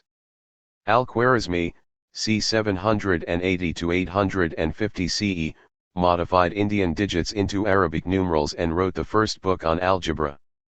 The renowned Abbasid philosopher Al-Farabi, d. 950 CE, from a Turkish military family, also made his way to Baghdad, where he studied Hellenistic Christian teachings. Although he considered himself a Muslim, he thought good societies. 333. The origins and spread of Islam. What factors created a common cultural outlook among Muslim communities in Afro-Eurasia during this era? The Great Mosque of Cordoba. The Great Mosque of Cordoba was built in the 8th century by the Umayyad ruler Abd al-Rahman I and added to by other Muslim rulers, including al-Hakim II, who succeeded Abd al-Rahman III, considered by many historians to have been the most powerful and effective of the Spanish Umayyad caliphs. Would succeed only if their rulers implemented political tenets espoused in Plato's Republic. He championed a virtuous first chief to rule over an Islamic commonwealth in the same way that Plato had favored a philosopher king. In the 11th century the Abbasid Caliphate began to decline, weakening under overextension and the influx of outsider groups, the same problems the Roman Empire had faced. Scholars no longer trekked to the court at Baghdad. Yet the region's intellectual vitality remained strong, for young men of learning found patrons among local rulers. Consider Ibn Sina, known in the West as Avicenna, 980 to 1037 CE. He grew to adulthood in Bokhara, practiced medicine in the courts of various Islamic rulers, and spent his later life in central Persia. Schooled in the Quran, Arabic secular literature, philosophy, geometry, and Indian and Euclidean mathematics, Ibn Sina was a master of many disciplines. His canon of medicine stood as the standard medical text in both Southwest Asia and Europe for centuries. Islam in sub-Saharan Africa. Islam also crossed the Sahara Desert and penetrated well into Africa, carried by traders and scholars, see map 9-3. By the 7th and 8th centuries, Islamic adventurers were pouring into sub-Saharan West Africa, where they exchanged weapons and textiles for gold, salt, and slaves. Trade did more than join West Africa to North Africa. It also generated prodigious wealth, which allowed centralized political kingdoms to develop. The most celebrated was Ghana, which lay at the terminus of North Africa's major trading routes. Of Ghana, scholars know little. The first to mention it was a Baghdadi scholar, who in the 8th century described it as the land of gold. A century later, an Arab geographer wrote of the kingdom of Ghana, the king of which is very powerful. In his country there are gold mines. Under his authority are other kingdoms, and gold is found in all of these regions, Phage, p. 15. Although Muslim traders frequented the state, its rulers were not Muslims. Still, Ghana's pomp and power impressed visitors. In 1067 to 1068, a geographer from the Muslim province of Andalusia in Spain, wrote of a resplendent king who heard grievances against officials in a domed pavilion around which stand 10 horses covered with gold-embroidered materials. Behind the king stand 10 pages holding shields and swords decorated with gold, and on his right are the sons of the vassal kings of his country wearing splendid garments and their hair plaited with gold. Levzion and Spalding, p. 16. See also primary source, Ghana as seen by a Muslim observer in the 11th century. Seafaring Muslim traders carried Islam into East Africa via the Indian Ocean. There is evidence of a small 8th century Islamic trading community at Lamu, along the northern coast of present-day Kenya, and by the mid-9th century other coastal trading communities had sprung up. They all exported ivory and, possibly, slaves. On the island of Pate, off the coast of Kenya, the inhabitants of Shanga constructed the region's first mosque. This simple structure was replaced 200 years later by a mosque capable of holding all adult members of the community when they gathered for their Friday prayers. By the 10th century, the East African coast featured a mixed African-Arab culture. The region's evolving Bantu language absorbed Arabic words and before long gained a new name, Swahili, derived from the Arabic plural of the word meaning coast. 334. Chapter 9, New Empires and Common Cultures, 600 to 1000 CE. Ibn Sina. Ibn Sina was a versatile scholar, most famous for his canon of medicine. 335. The origins and spread of Islam. What factors created a common cultural outlook among Muslim communities in Afro-Eurasia during this era? Ghana as seen by a Muslim observer in the 11th century. Co-religionists, people of the same religion, appear before him, they genuflect and throw dust on their heads. Such is the way in which they salute their sovereign. The Muslims show their respect for the king by clapping their hands. The religion of the Negroes is paganism and fetishism. The land of Ghana is not healthy and has few people. Travelers who pass through the area during the height of the agricultural season are rarely able to avoid becoming sick. When the grains are at their fullest and are ready for harvesting is the time when mortality affects visitors. The best gold in the land comes from Giro, a town located 18 days' journey from the capital. All of the gold found in the mines of the empire belongs to the sovereign, but the sovereign allows the people to take gold dust. Without this precaution, the gold would become so abundant that it would lose much of its value. It is claimed that the king owns a piece of gold as large as an enormous rock. From this excerpt, how much can you learn about the Kingdom of Ghana? Try drawing a sketch of the region based on the description in the second paragraph. What influence did Islam have in the empire? What aspects of the excerpt reveal the extent of Islam's acceptance? What elements of Ghana most interested the author? Source: Abu Ubaid el-Bikri, Description de l'Afrique septentrionale, revised and corrected edition, translated by William MacGuckin Deslane, Paris, A. Maisonneuve, 1965, pages 327 to 31, translated from the French by Robert Tigner. J. The following excerpt is from an 11th century manuscript written by a Muslim serving under the Umayyads in Spain. Its author, Abdullah Abu Ubaid al-Bakri, produced a massive general geography and history of the known world, as did many Muslim scholars of the period. This manuscript has special value because it provides information about West Africa, a region in which the Spanish rulers had great interest and into which Islam had been spreading for several centuries. Primary source. Ghana is the title of the king of the people. The name of the country is Abukar. The ruler who governs the people at the present time, the year 460 after the Hijra and 1067 to 68 CE, is called Tenkamain. He came to the throne in 455 His predecessor, who was named Basi, began his reign at the age of 85. He was a prince worthy of great praise as much for his personal conduct as for his zeal in the pursuit of justice and his friendship to Muslims. Ghana is composed of 2 towns situated in a plain. The one inhabited by Muslims is large and contains 12 mosques, in which the congregants celebrate the Friday prayer. All of these mosques have their imams, their muezzins, and their salaried readers. The city possesses judges and men of great erudition. The city where the king resides is 6 miles away and carries the name El Gaba, meaning the forest. The territory separating these 2 locations is covered with dwellings, constructed out of rocks and the wood of the acacia tree. The dwelling of the king consists of a chateau and several surrounding huts, all of which are enclosed by a wall-like structure. In the ruler's town, close to the royal tribunal, is a mosque where Muslims come when they have business with the ruler in order to carry out their prayers. The royal interpreters are chosen from the Muslim population, as was the state treasurer and the majority of the state ministers. The opening of a royal meeting is announced by the noise of a drum, which they call a daba, and which is formed from a long piece of dug-out wood. Upon hearing the drumming, the inhabitants assemble. When the king's opposition within Islam, Shi'ism, and the rise of the Fatimids. Islam's whirlwind rise generated internal tensions from the start. It is hardly surprising that a religion that extolled territorial conquests and created a large empire in its first decades would also spawn dissident religious movements that challenged the existing imperial structures.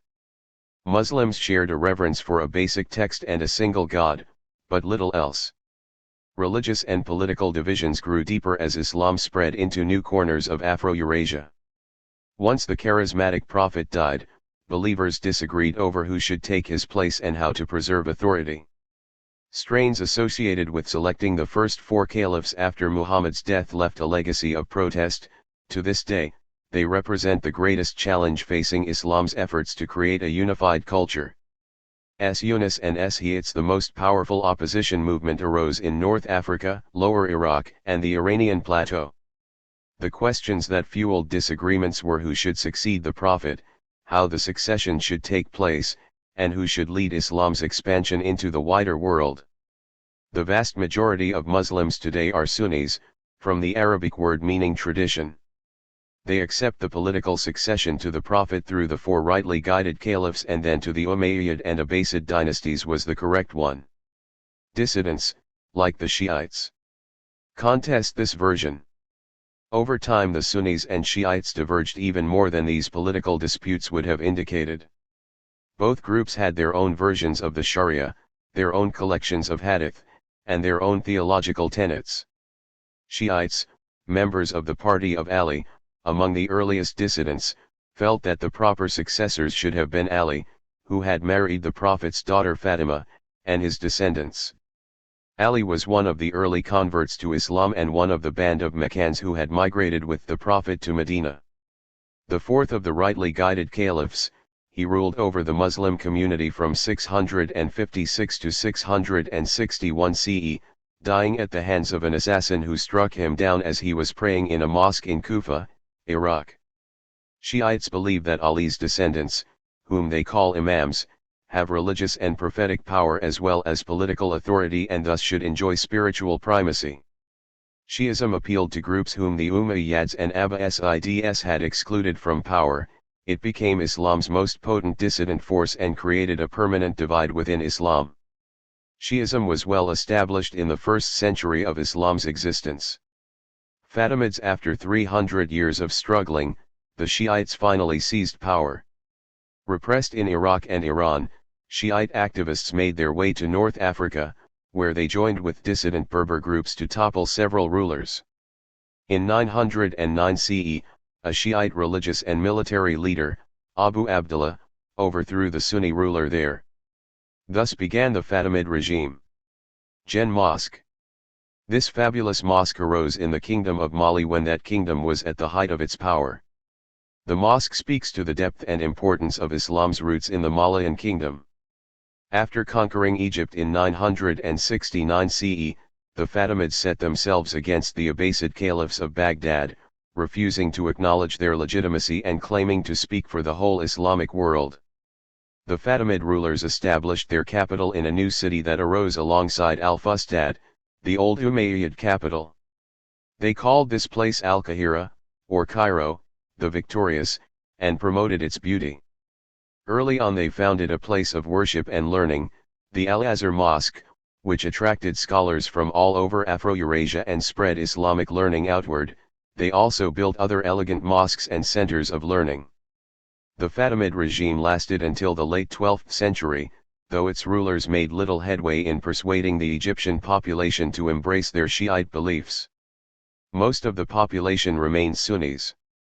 Agriculture in the Muslim world. At the time Islam was spreading, the Muslim world was also experiencing significant developments in agriculture. Indeed, rural bounty gave the new belief system resources to plow into its expansion. By now, India had replaced Mesopotamia as the source of a dazzling array of new crops. Most of them originated in Southeast Asia, made their way to India, and dispersed from there throughout the Muslim world. These crops included rice, taro, sour oranges, lemons, limes, and most likely coconut palm trees, sugarcane, bananas, plantains, and mangoes. Sorghum and possibly cotton and watermelons arrived from Africa. Only the eggplant was indigenous to India. Although these staple crops spread quickly to East Asia, their westward movement was slower. Not until the Muslim conquest of Sindh in northern India in 711 CE did territories to the west fully discover the crop innovations pioneered in Southeast Asia. India fascinated the Arabs, and they exploited its agricultural offerings to the hilt. Soon a revolution in crops and diet swept through the Muslim world. Sorghum supplanted millet and the other grains of antiquity because it was hardier, had higher yields, and required a shorter growing season. Citrus trees added flavor to the diet and provided refreshing drinks during the summer heat. Increased cotton cultivation led to a greater demand for textiles. For over 300 years, farmers from northwest India to Spain, Morocco, and West Africa made impressive use of the new crops. They increased agricultural output, slashed fallow periods, and grew as many as 3 crops on lands that formerly yielded 1. See Map 9-4. As a result, farmers could feed larger urban communities. As cities grew, the countryside became more densely populated and even more productive. Al-Azhar Mosque. The Mosque of Al-Azhar is Cairo's most important ancient mosque. Built in the 10th century by the Fatimid conquerors and rulers of Egypt, it quickly became a leading center for worship and learning, frequented by Muslim clerics and admired in Europe. By 1000 CE Islam, which had originated as a radical religious revolt in a small corner of the Arabian Peninsula, had grown into a vast political and religious empire. It had become the dominant political and cultural force in the middle regions of Afro-Eurasia. Like its rival in this part of the world, Christianity, it aspired to universality. But unlike Christianity, it was linked from its outset to political power. Muhammad and his early followers created an empire to facilitate the expansion of their faith, while their Christian counterparts inherited an empire when Constantine embraced the new faith. A vision of a world under the jurisdiction of Muslim caliphs, adhering to the dictates of the Sharia, drove Muslim armies, merchants, and scholars to territories thousands of miles away from Mecca and Medina.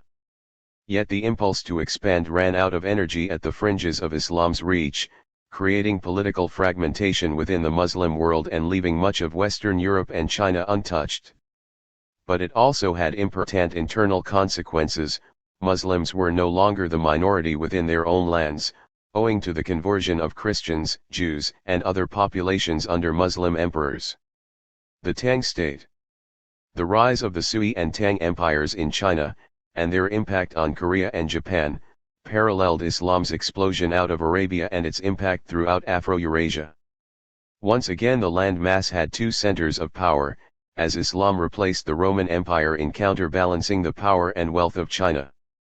However, this bipolar world differed significantly from that of the Roman and Han empires. In the centuries since their waning, Eurasian and African worlds had drawn much closer through trade, conversion, and regular political contacts. Now the two powerhouses competed for dominance in Central Asia, sharing influences and even mobile populations that weaved back and forth across porous borders between Islamic and Chinese territories. China was both a recipient of foreign influences and a source of influences on its neighbors. Indeed, it was becoming the hub of East Asian integration. Like the Umayyads and the Abbasids, the Tang dynasty, 608 to 907 CE, promoted a cosmopolitan culture. Under its rule Buddhism, medicine, and mathematics from India gave China's chief cities an international flavor. Buddhist monks from Bactria, Greeks, Armenians, and Jews from Constantinople, Muslim envoys from Samarkand and Persia, Vietnamese tributary missions from Annam, nomadic chieftains from the Siberian plains, officials and students from Korea, and monkeyish visitors from Japan all rubbed elbows in the streets of Chang'an and Luoyang. Ideas traveled east as well, notably to Korea and Japan, where Daoism and Buddhism made inroads. Similarly, Chinese statecraft, as expressed through the Confucian classics, struck the early Koreans and Japanese as the best model for their own state building. Agriculture in Sihina. The agrarian transformation that swept through South Asia and the Muslim world also took East Asia by storm, see above. Indeed, China received the same crops that Islamic cultivators were carrying westward. Rice was critical. New varieties entered from the south, and groups migrating from the north, after the collapse of the Han Empire, eagerly took them up. Soon Chinese farmers became the world's most intensive wet-field rice cultivators. Early and late ripening seeds supported 2 or 3 plantings a year. Comparize. How did the Tang state balance its restoration of Confucian principles with the growth of new universal religions? Introduced from central Vietnam, was especially popular for its drought resistance and rapid ripening. Because rice needs ample water, Chinese hydraulic engineers went into the field to design water-lifting devices, which peasant farmers used to construct hillside rice paddies. They also dug more canals linking rivers and lakes, see map 9-5, and even drained swamps, alleviating the malaria that had long troubled the region. Their efforts yielded a booming and constantly moving rice frontier. Territorial expansion. Under the Tang dynasty. After the fall of the Han, China had faced a long period of political instability, see Chapter 8. Ultimately, though, Tang rulers restored Han models of empire building. Their claims that an imperial system could outperform small states found a receptive audience in a populace fatigued by internal chaos. The Tang dynasty expanded the boundaries of the Chinese state and re-established its dominance in East and Central Asia. A sudden change in the course of the Yellow River, not the first such environmental calamity, see Chapter 7, caused extensive flooding on the North China Plain and set the stage for the emergence of the Tang dynasty. Revolts ensued as the population faced starvation. Li Yuan marched on Chang'an and took the throne for himself. He promptly established the Tang dynasty and began building a strong central government. First he increased the number of provinces and counties and expanded the bureaucracy.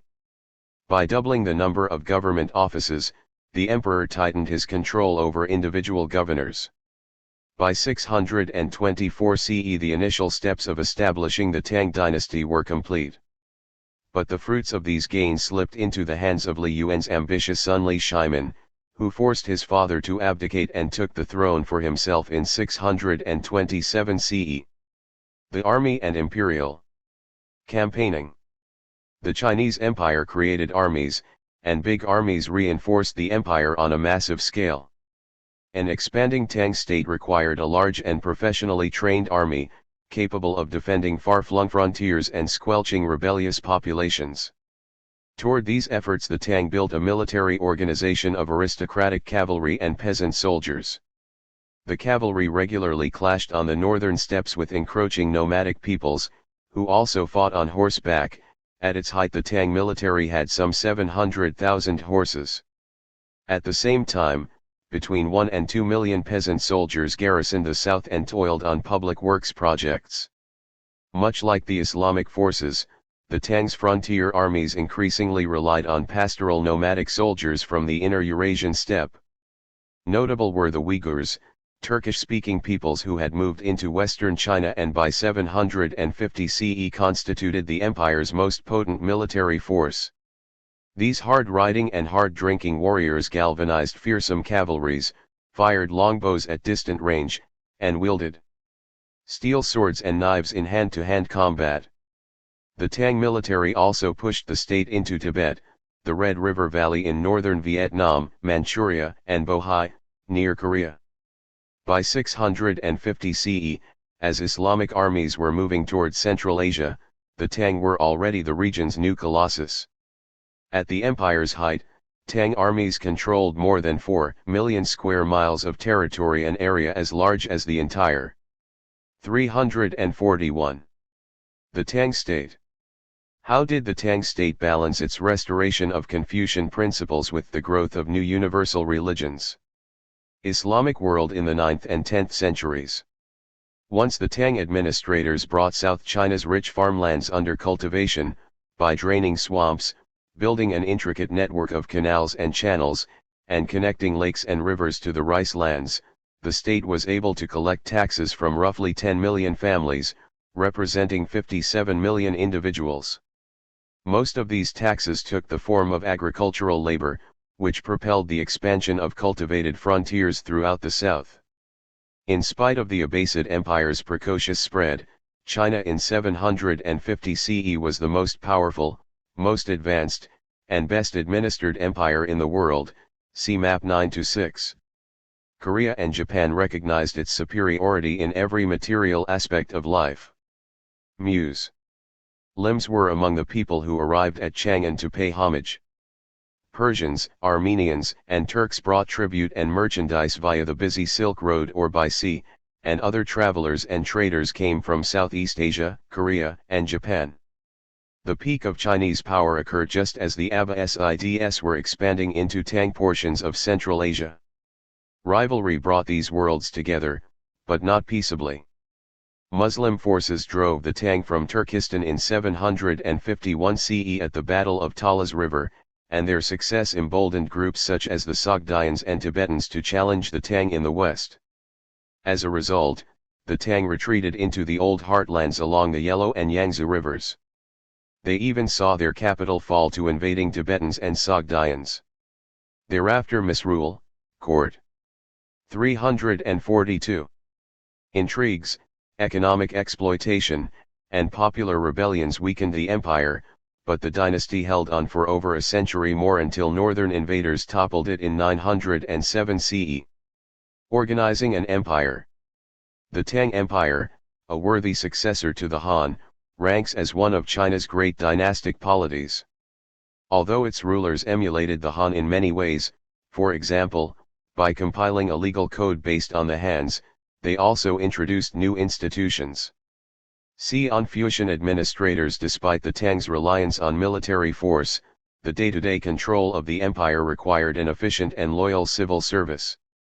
Whereas a shared spiritual commitment to Islam held together the multilingual, multi-ethnic, and even multi-religious Islamic empire, the Tang found other ways to integrate remote territories and diverse groups.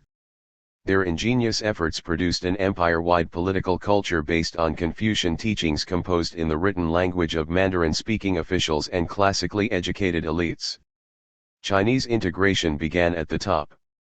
Entry into the ruling group required knowledge of Confucian ideas and all of the commentaries on the Confucian classics. It also required skill in the intricate classical Chinese language, in which this literature was written. These skills were as crucial in forging a Chinese cultural and political solidarity as Islam was for the Abbasid state or Christianity was for Europe and the Byzantine Empire. Most important in reinforcing the Tang state were the world's first fully written civil service examinations. These examinations, which tested sophisticated literary skills and the Confucian classics, were the only route to the top echelons of power and the ultimate means of uniting the Chinese state. Candidates for office, whom local elites recommended, gathered in the capital triennially to take qualifying exams. They had been trained since the age of 3 in the classics and histories, either by their families or in Buddhist temple schools. Most failed the grueling competition, however. Those who were successful underwent further trials to evaluate their character and determine the level of their appointments. New officials were selected from the pool of graduates on the basis of social conduct, eloquence, skill in calligraphy and mathematics, and legal knowledge. See primary source, the pressures of maintaining empire by examination. When Emperor Li Shimin observed the new officials obediently parading out of the 343. The Tang state. How did the Tang state balance its restoration of Confucian principles with the growth of new universal religions? China trade. In this 7th century silk painting, we see envoys from the busy Silk Road bearing tribute to gain access to the lucrative China trade. Tang official. Tang officials were selected through competitive civil examinations in order to limit the power of Buddhist and Daoist clerics.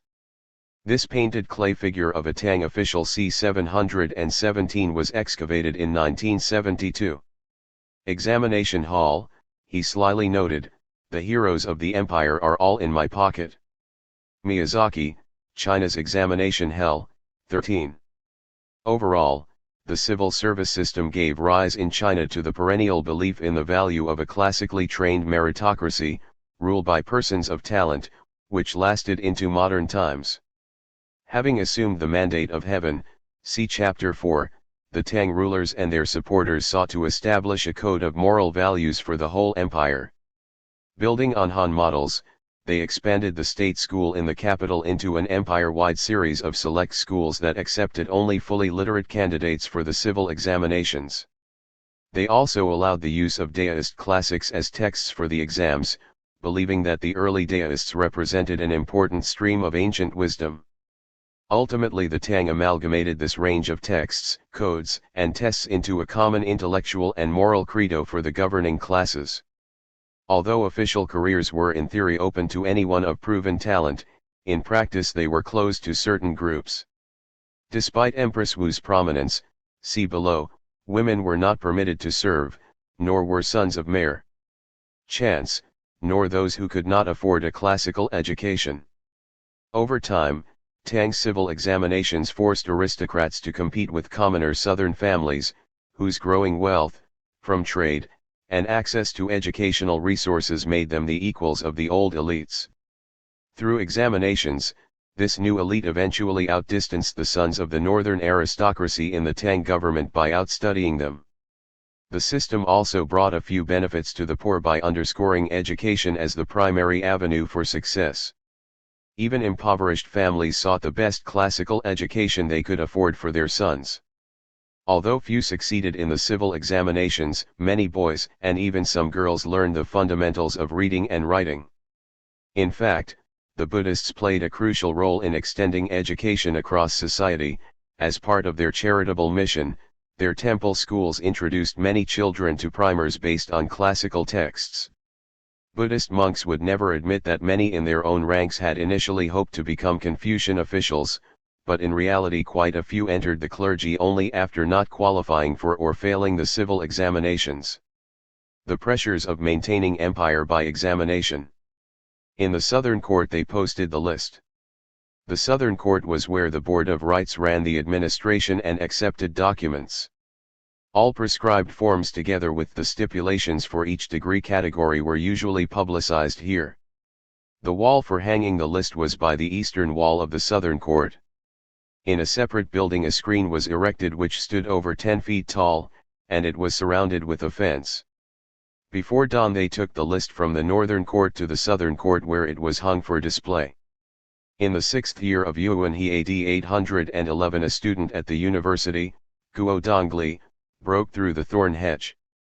The thorn hedge was below the fence. There was another outside the main gate of the Southern Court. He then ripped up the ornamental list Venbang. It was because of this that afterwards they often came out of the gateway of the Department of State Affairs with a mock list. The real list was displayed a little later. Why were the stakes so high in the civil examinations? What happened to those who failed? Was the Tang civil examination system an open system that tested talent, that is, a meritocracy? Can you relate to the candidate's anxiety in terms of your own experiences, for example, waiting for college acceptance letters or your year-end grade point average? Source: Wang Dingbao, 870-940, quoted in Oliver J. Moore, Rituals of Recruitment in Tang China, Leiden, Brill, 2004, p. 175. J. Young and old competed equally in the Tang examination halls. The rituals of success were alluring to youths, while the tortures of failure weighed heavily on older competitors still seeking an elusive degree. For all, the tensions of seeing the posted list of successful candidates following years of preparation for young boys, and even more years of defeat for old men, were intensely personal responses to success or failure. The few who passed would look back on that day with relief and pride. Primary source: See Hina SF email Imperor. Not all Tang power brokers were men. Women also wielded influence in the court, usually behind the scenes, but sometimes publicly. Consider Empress Wu, who dominated the court in the late 7th and early 8th centuries. She deftly exploited the examination system to check the power of aristocratic families and consolidated courtly authority by creating groups of loyal bureaucrats, who in turn preserved loyalty to the dynasty at the local level. Born into a noble family, Wu Zhao played music and mastered the Chinese classics as a young girl. By age 13, because she was witty, intelligent, and beautiful, Wu was recruited to Li Shiman's court, where she became his favorite concubine. She also fell in love with his son. When Li Shiman died, his son assumed power and became the Emperor Jiaozong. Wu became the new emperor's favorite concubine and gave birth to the sons he required to succeed him. As the mother of the future emperor, Wu enjoyed heightened political power. Subsequently, she took the place of Jiaozong's Empress Wang by accusing her, falsely, of killing Wu's newborn daughter. Jiaozong believed Wu and married her. After Jiaozong suffered a stroke, Wu became administrator of the court, a position equal to the emperor's. She created a secret police force to spy on her opposition, and she jailed or killed those who stood in her way, including Empress Wang. Upon the emperor's death, Wu outmaneuvered her eldest sons, placed her youngest son in power, and named herself as his regent. Shortly thereafter she seized power in her own right as Empress Wu, r. 684-705 CE, becoming the only female ruler in Chinese history. She expanded the military and recruited her administrators from the civil examination candidates to oppose her enemies at court. Challenging Confucian beliefs that subordinated women, Wu elevated their position. She ordered scholars to write biographies of famous women, and she empowered her mother's clan by assigning high political posts to her relatives. Later, she moved her court from Chang'an to Luoyang, where she tried to establish a new Zhou dynasty in imitation of the Confucian period. Despite Wu's ruthless climb to power, her rule was relatively benign and competent. She elevated Buddhism over Daoism as the favored state religion, invited the most gifted Buddhist scholars to her capital at Luoyang, built Buddhist temples, and subsidized spectacular cave sculptures. In fact, Chinese Buddhism achieved its highest officially sponsored development in this period. Eunuk's Tang rulers protected themselves and their possessions, including their women, with loyal and well-compensated men. So did the Abbasids. The caliphs in Baghdad chose young male slaves as their personal guards, although males known as eunuchs, who were surgically castrated as youths and thus sexually impotent, also protected the harem. Similarly, Tang emperors relied on castrated males from the lower classes to protect the royal family. By the late 8th century, more than 4,500 eunuchs were fully entrenched in the Tang Empire's institutions, wielding significantly more court power than the male slaves in Baghdad. The chief eunuch controlled the military. Through him, the military power of court eunuchs extended to every province and garrison station in the empire, forming an all-encompassing network. In effect, the eunuch bureaucracy mediated between the emperor and the provincial governments. Under Emperor Xianzong, r. 806 to 820 CE, eunuchs acted as a third pillar of the government, working alongside the official bureaucracy and the imperial court. By establishing clear career patterns for eunuchs that paralleled those in the civil service, Xianzong sparked a striking rise in their levels of literacy and their cultural attainments. Yet by 838 CE, the delicate balance of power among throne, eunuchs, and civil officials had evaporated. Eunuchs became an unruly political force in late Tang politics, and their scheming plots equaled those of the slaves guarding the Abbasid caliph and his harem. An economic revolution. In both the Abbasid Caliphate and Tang China, political stability fueled remarkable economic achievements. Highlighting China's success were rising agricultural production based on an egalitarian land allotment system, an increasingly fine handicrafts industry, a diverse commodity market, and a dynamic urban life.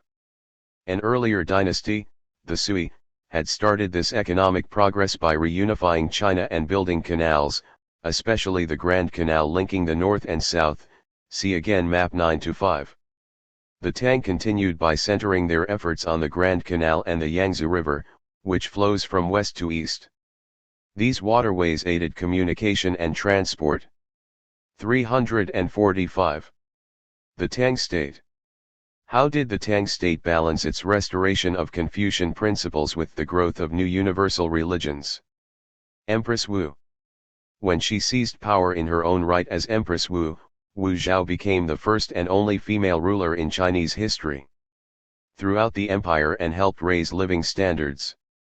The south grew richer, largely through the backbreaking labor of immigrants from the north. Fertile land along the Yangtze became China's new granary, and areas south of the Yangtze became its demographic center. Chinese merchants took full advantage of the Silk Road to trade with India and the Islamic world, but when rebellions in northwest China and the rise of Islam in Central Asia jeopardized the land route, the Silk Road by sea became the avenue of choice. From all over Asia and Africa, merchant ships arrived in South China ports bearing intoxicating cargoes of spices, medicines, and jewelry in exchange for Chinese silks and porcelain, see again map 9-6. Chang'an became the richest city in the world, with its million or so residents including foreigners of every description.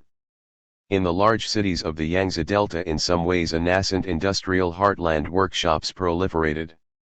Their reputations spread far and wide for the elegance of their wares, which included rich brocades, silk fabrics, fine paper, intricately printed woodblocks, unique iron casts, and exquisite porcelains. Art collectors especially valued Tang tricolor pottery, fired up to 900 degrees Celsius in the Sui, 1200 to 1300 degrees Celsius in Song, and decorated with brilliant hues of yellow, green, white, brown, and blue.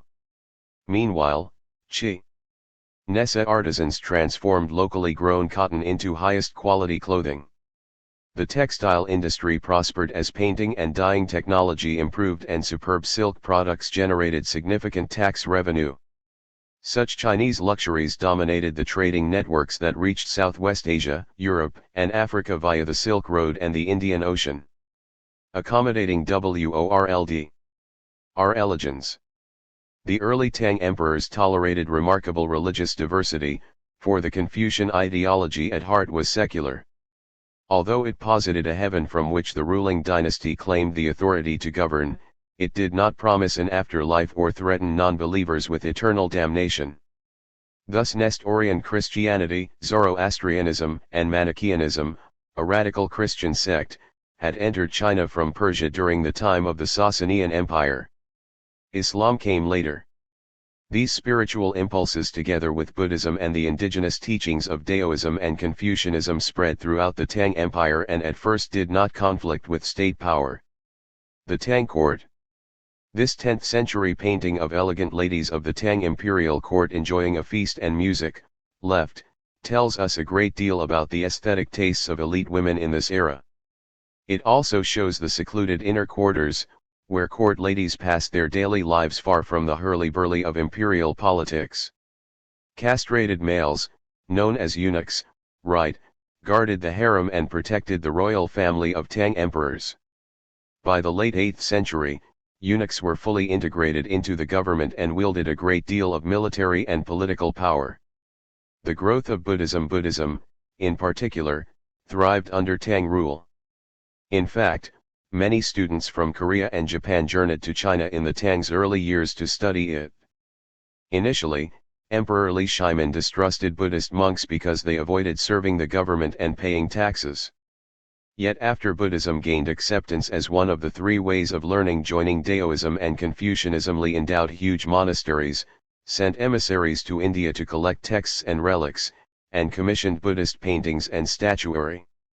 Caves along the Silk Road, such as those at Dunhuang, provided ideal venues for monks to paint the inside walls of caves where religious rites and meditation took place.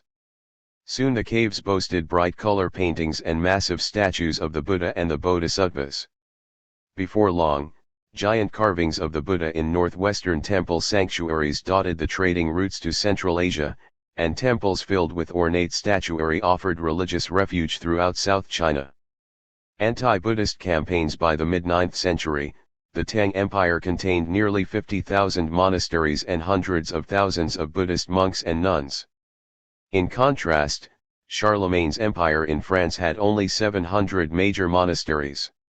Such success by a foreign religion, in conjunction with the initial decline of the Tang dynasty, threatened China's Confucian and Daoist leaders. So they attacked Buddhism, arguing that its values conflicted with Confucian and Daoist traditions. One of the first to attack was the scholar official Han Yu, who represented the rising literati from the south. His memorial of 819 protested the emperor's plan to bring a relic of the Buddha to the capital for exhibition. Striking a note that would have been inconceivable under the early Tang's cosmopolitanism, Han Yu attacked Buddhism as a foreign doctrine of barbarian peoples who were different in language, culture, and knowledge. These objections earned him exile to the southern province of Guangdong. Yet, 2 decades later the state began suppressing Buddhist monasteries and confiscating their wealth, fearing that religious loyalties would undermine political ones. Increasingly intolerant Confucian scholar administrators argued that the Buddhist monastic establishment threatened the imperial order. They accused Buddhists of undermining kinship values and traditional family relations. They claimed that members of the clergy were conspiring to destroy the state, the family, and the body. Gradually the Tang government began challenging the power of monastic communities. Piecemeal measures against the monastic orders gave way in the 840s CE to open persecution. Emperor Wuzong, for instance, closed more than 4,600 monasteries and destroyed 40,000 temples and shrines. More than 260,000 Buddhist monks and nuns endured a forced return to secular life, after which the state parceled out monastery lands to tax-paying landlords and peasant farmers.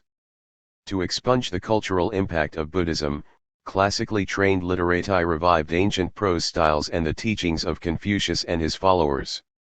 Linking classical scholarship, ancient literature, and Confucian morality, they constructed a cultural fortress that reversed the early Buddhist successes in China. The persecution of Buddhism in this period raises 2 important points. First, in China, it was government, the Tang, that brought religion, the Buddhist monastic communities, Under its control, in Latin Europe, in contrast, it was religion, the Christian Church, that dominated government, Dians. One of the four sacred mountains. This monastery on Mount Song is famous because in 527 an Indian priest, Bodhidharma, arrived there to initiate the Zen school of Buddhism in China. Feudal states. Second, because the Chinese bureaucracy was steeped in the traditions of Confucianism and Daoism, it had a power base that Buddhism lacked. China's most prominent universalizing religion was thus vulnerable once Emperor Wuzong began to persecute it. Ultimately, the Tang era represented the triumph of homegrown ideologies, Confucianism and Daoism, over universalizing religion, Buddhism. The result was persistent religious pluralism within China. Fall of Tang China. China's deteriorating economic conditions in the 9th century led to peasant uprisings, some led by unsuccessful examination candidates. These revolts eventually brought down the dynasty. In the 10th century, China fragmented into regional states and entered a new era of decentralization. Even the Song dynasty that emerged in 960 CE could not overcome the disunity. Only the Mongols, invading steppe peoples, were later able to restore the glory of the Han and Tang empires. Early Korea and Japan. While China was opening up to the cultures of its western regions, its own culture was reaching out to the east to Korea and, eventually, to Japan, see map 9-7. Being colored by Buddhism, these influences were somewhat flexible and less distinctly Chinese, although Confucianism in Japan, Korea, and Vietnam was tailored to each country's scale and needs. To comprehend Korean and Japanese history of this era, we need to explore developments that predated the Koryo Kingdom of Korea and the Japanese experience of the 9th and 10th centuries. EARLY Korea.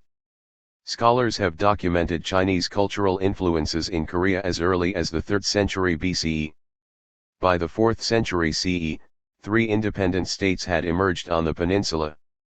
This division into the 3 kingdoms of Korea lasted until 668 CE, when one of these states, Silla, gained control over the entire peninsula and unified it. Unification under the Silla unification enabled the Koreans to establish a government modeled on the Tang. To what extent did Japanese and Korean polities imitate Tang China? Imperial state. Now Silla dispatched annual embassies to the Chinese capital and regularly sent students and monks. As a result, literary Chinese became the written language of Korean elites, not their vernacular, as Latin did among diverse populations in medieval Europe. Koreans much later in the 15th century devised a phonetic system for writing their own language based on simplified Chinese characters, but most official writing continued in the literary Chinese form. In spite of Chinese influences, the loyalty of most non-Chinese Koreans was to their kinship groups. These early Koreans believed that birth, not displays of learned achievement, should be the source of influence in religious and political life. Korean holy men and women, known today as shamans, who interceded with gods, demons, and ancestral spirits, remained prominent in local village life. The culture stressed small-scale agriculture for harvesting grains, fishing along the coasts, and hunting in the vast northern forests. Silla's fortunes became entwined with the Tangs to such an extent that once the Tang declined, Silla also began to fragment. Moreover, it had never established a full-blown Tang-style government. Koryo dynasty in 936 CE, Wan Khan, a rebel leader, absorbed Silla into the northern-based Koryo kingdom, an act that tenuously reunified the country. The Koryo dynasty, from which the country's modern name derives, began to construct a new cultural identity by enacting a bureaucratic system, which replaced the archaic tribal system that the Silla had maintained. The Koryo went beyond earlier Silla reforms and fully established Tang-style civil service examinations to select officials who would govern at court and in the provinces. Wan Khan's heirs consolidated control over the peninsula and strengthened its political and economic foundations by following the Tang's bureaucratic and land allotment systems. During this period, Korea, like Tang China itself, suffered continual harassment from northern tribes such as the Khitan. This particular group exploited the fall of the Tang dynasty to control northern Chinese lands after 907 CE, establishing themselves in what is modern-day Manchuria. Reflecting the repercussions of this troubled period, Korean artisans anxiously carved wooden printing blocks for 81,258 scriptures from the Buddhist canon as an offering to the Buddha to protect them from invading enemies, but in vain. The Korean royal family at the time was under siege, and they hoped that the wood blocks would elicit a change in fortune. The scriptures were hidden away in a single temple, and when rediscovered they represented the most comprehensive and intact version of the Buddhist canon written in the Chinese script. After being overwhelmed by the Khitan in 1010, the Koryo dynasty revived, only to be invaded by the Mongols in 1231, see chapter 10. Nevertheless, the dynasty managed to last until 1392. Japan. Like Korea, Japan also felt influences emanating from China, and it responded by thwarting and accommodating them at the same time. But Japan enjoyed added autonomy. It was an archipelago of islands, more easily separated from the main land, although also internally more fragmented. Beginning in the Ice Age, tribal groups known as the Yomon, from 10,000 years ago to 400 BCE, and the Yayoi, 400 BCE, 250 CE, dominated prehistoric Japan. The early Yomon wandered into Japan when it was still part of the Asian mainland, see chapter 1. Thereafter, several nomadic groups from Asia. 349. Early Korea and Japan. To what extent did Japanese and Korean polities imitate Tang China? Migrated to Japan via Korea. Subsequently, in the mid-3rd century, a warlike group also originating in Asia arrived by sea from Korea and imposed military and social power on southern Japan. These conquerors, known as the tomb culture because of their elevated burial sites, unified Japan by extolling their imperial ancestors and maintaining their social hierarchy. They also introduced a belief in the power of female shamans, who married into the imperial clans. These women became rulers of early Japanese kinship groups, combining religious and political power much like the early Korean holy men and women described above. Chinese dynastic records describe the early Japanese, with whom Imperial China had contact in this period, as a dwarf people who maintained a rice and fishing economy. The Japanese farmers also mastered Chinese-style sericulture, the production of raw silk by raising silkworms. The Yamato Emperor and the Shinto origins of the Japanese sacred identity. In time, the complex aristocratic society that had developed within the tomb culture gave rise to a Yamato-dominated Japanese state that incorporated native Japanese as well as Korean migrants. In becoming the ruling faction, the Yamato clan elevated themselves along with their belief system, based on ancestor worship, into a national religion known as Shinto. Shinto means the way of the deities. Shinto beliefs derived from the early Japanese groups who believed that after death a person's soul, or spirit, became a Shinto kami, or local deity, provided that it was nourished and purified through proper rituals and festivals. This burial tradition continues in Japan today.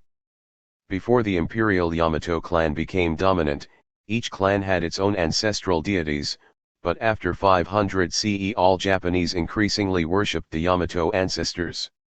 Their origins went back to the 4th century tomb culture of the Yamato Plain, the region now known as Nara, south of Osaka. Other regional ancestral deities later became subordinate to the Yamato deities, who claimed direct lineage from the primary Shinto deity Amaterasu, the sun goddess and creator of the sacred islands of Japan. Tomb culture. Daisenryo Kofun, in Osaka, is allegedly the tomb of Emperor Nintoku, dating from the 5th century. Creation myth. Tsuchoka Yoshitoshi, 1839–1892, depicted Japan's creation myth in Amaterasu appearing from the cave. To lure Amaterasu, the goddess of the sun, out so that light would return to the world, the other gods performed a ribald dance. P. Rin's S. Hotoku and the Taika P. Political Re. Forms after 587 CE. The Soga kinship group, originally from Korea but by 500 CE a minor branch of the Yamato imperial family, became Japan's leading family and controlled the Japanese court through intermarriage. Soon, they were attributing everything that was innovative in their culture to their own Prince Shotoku, 574 to 622 CE, a direct descendant of the Soga and thus of the Yamato imperial family as well. Contemporary Japanese scribes claimed that Prince Shotoku, rather than Korean immigrants, introduced Buddhism to Japan and that his illustrious reign sparked Japan's rise as an exceptional island kingdom. Shotoku promoted both Buddhism and Confucianism, thus enabling Japan, like its neighbor China, to be accommodating to numerous religions. Although earlier Korean immigrants had laid the groundwork for the growth of these views, Shotoku was credited with introducing these faiths into the native religious culture, Shinto.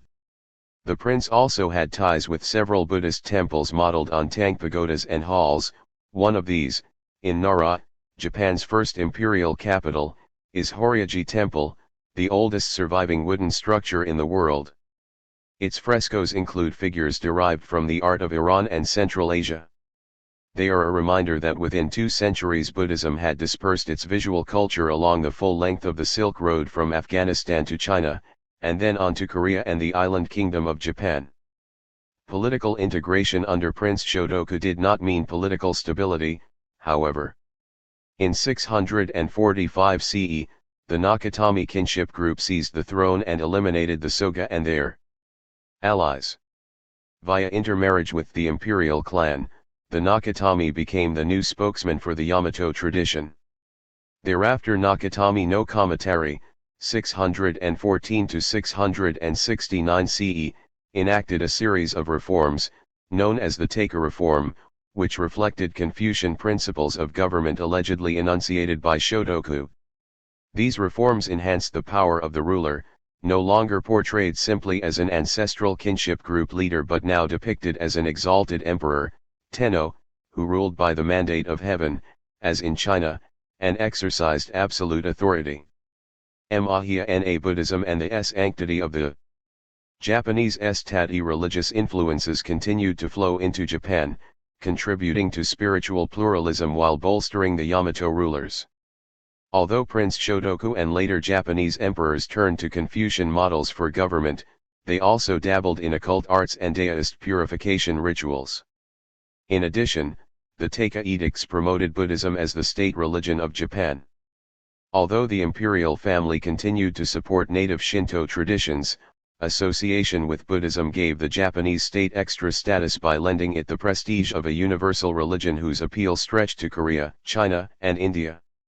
State-sponsored spiritual diversity led native Shinto cults to formalize a creed of their own.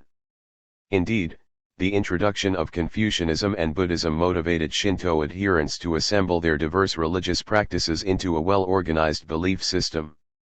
Shinto priests now collected ancient liturgies, and Shinto rituals, such as purification rites to ward off demons and impurities, gained recognition in the official Department of Religion. 351. Early Korea and Japan. To what extent did Japanese and Korean polities imitate Tang China? Prince Shotoku Taishi. Shotoku was instrumental in the establishment of Buddhism in Japan, although his actual historical role was overstated. In this hanging scroll painting from the early 14th century, left, he is idealized as a 16-year-old son, holding an incense censer and praying for the recovery of his sick father, the Emperor Yomei, R 585 to 587 CE. The main hall of the Horyaji Temple in Nara, Japan, right. Although the Japanese welcomed elements of the Buddhist faith, they did not fully accept the traditional Buddhist view that the state was merely a vehicle to propagate moral and social justice for the ruler and his subjects. Instead, the Japanese saw their emperor, the embodiment of the state, as an object of worship, a sacred ruler, one in a line of luminous Shinto gods, a supreme kami, a divine force in his own right. Thus, Buddhism as imported from China and Korea changed in Japan to serve the interests of the state, much as Christianity served the interests of European monarchs, and Islam served the Islamic dynasties. The Christian West. Seen from the Mediterranean and the Islamic worlds, Europe by now seemed little more than a warrior-dominated realm. In the 5th century, the mighty Roman military machine gave way to a multitude of warrior leaders whose principal allegiances were local affiliations. Yet major innovations were underway. The leading force was Christianity, and its universalizing agents were missionaries and monks. The political ideal of the Roman Empire cast a vast shadow over the Western Europeans, but the inheritor of the mantle of Rome was a spiritual institution, the Roman Catholic Church, whose powerful head, the Pope, was based in Rome. See map 9-8. See Harlemagne's fledgling empire. In 802 CE, Harun al-Rashid, the ruler of Baghdad, sent the gift of an elephant to Charlemagne, the king of the Franks, in northern Europe. The elephant caused a sensation among the Franks, who saw the gift as an acknowledgement of Charlemagne's power. In fact, Harun often sent rare beasts to distant rulers as a gracious reminder of his own formidable power. In his eyes, Charlemagne's empire was a minor principality. This was an empire that Charlemagne ruled for over 40 years, often traveling 2,000 miles a year on campaigns of plunder and conquest.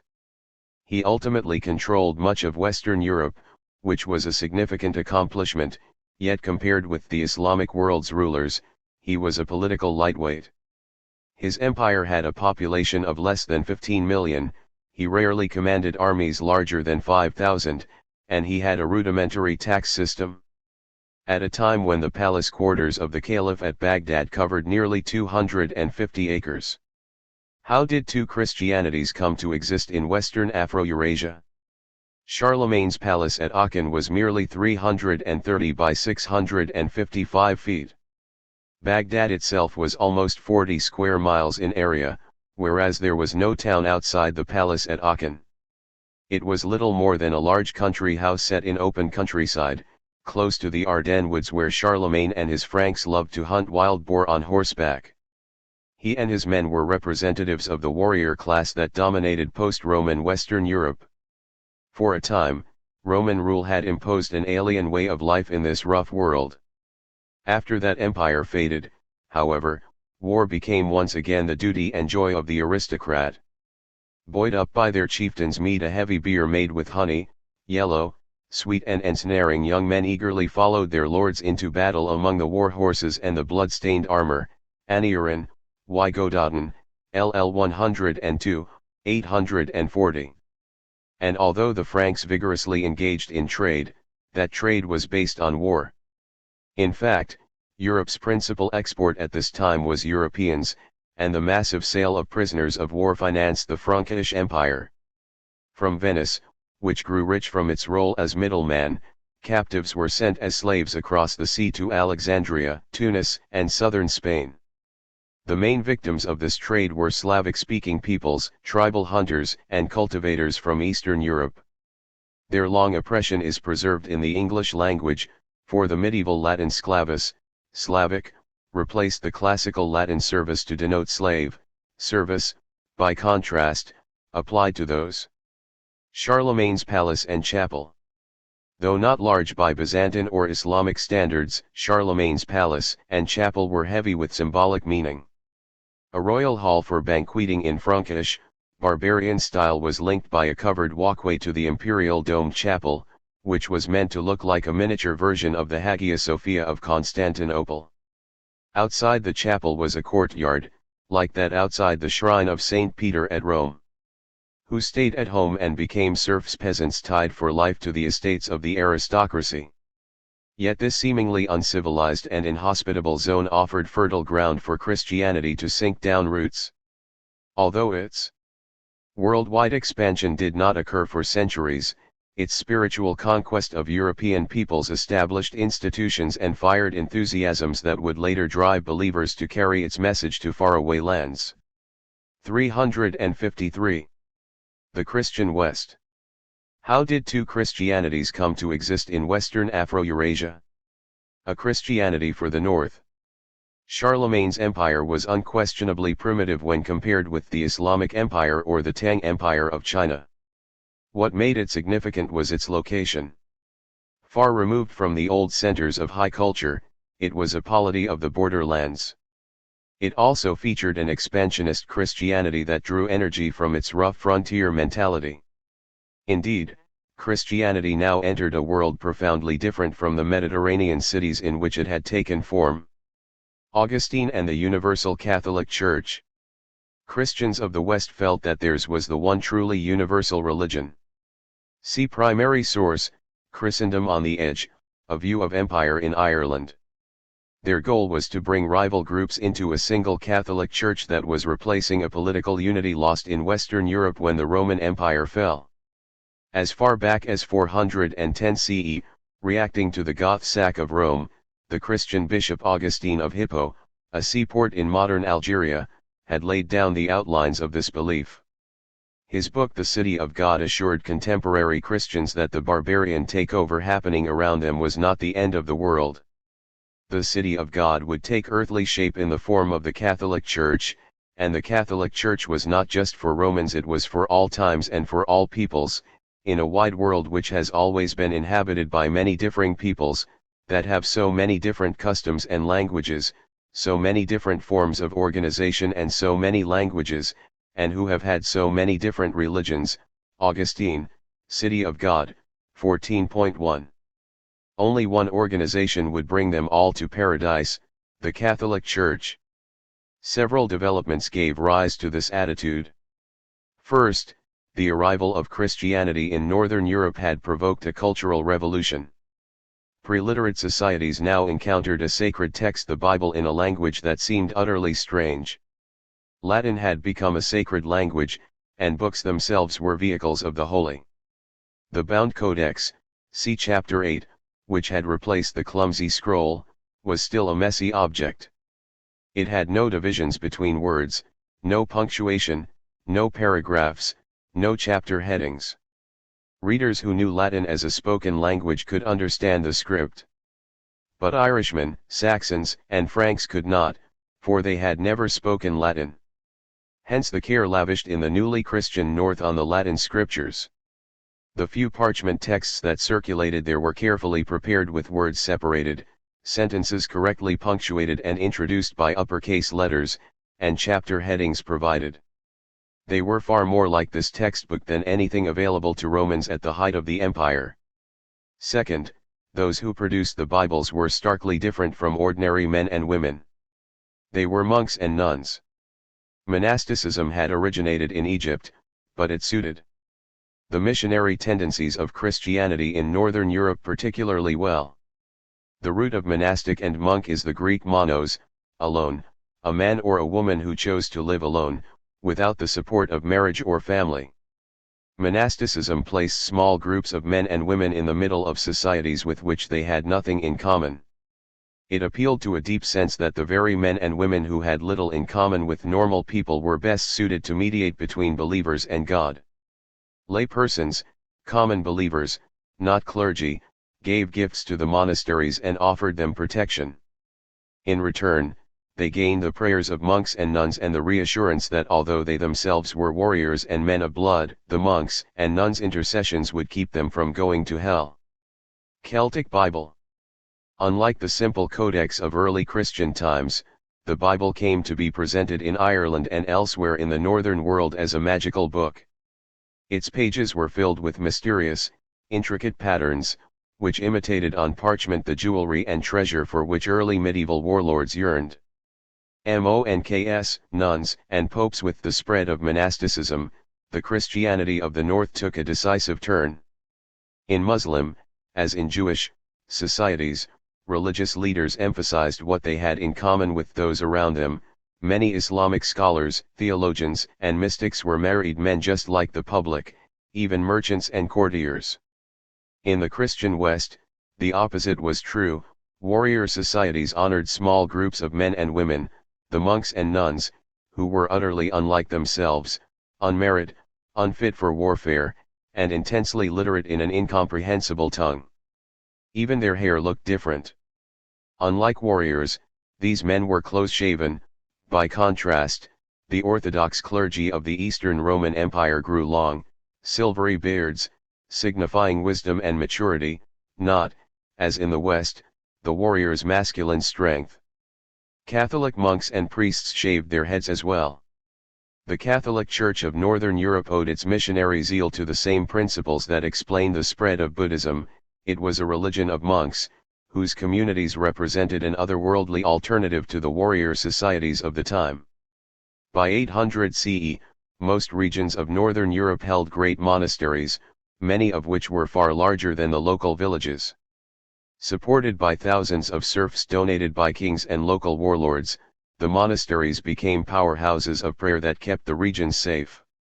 Northern Christianity also gained new ties to an old center, the city of Rome.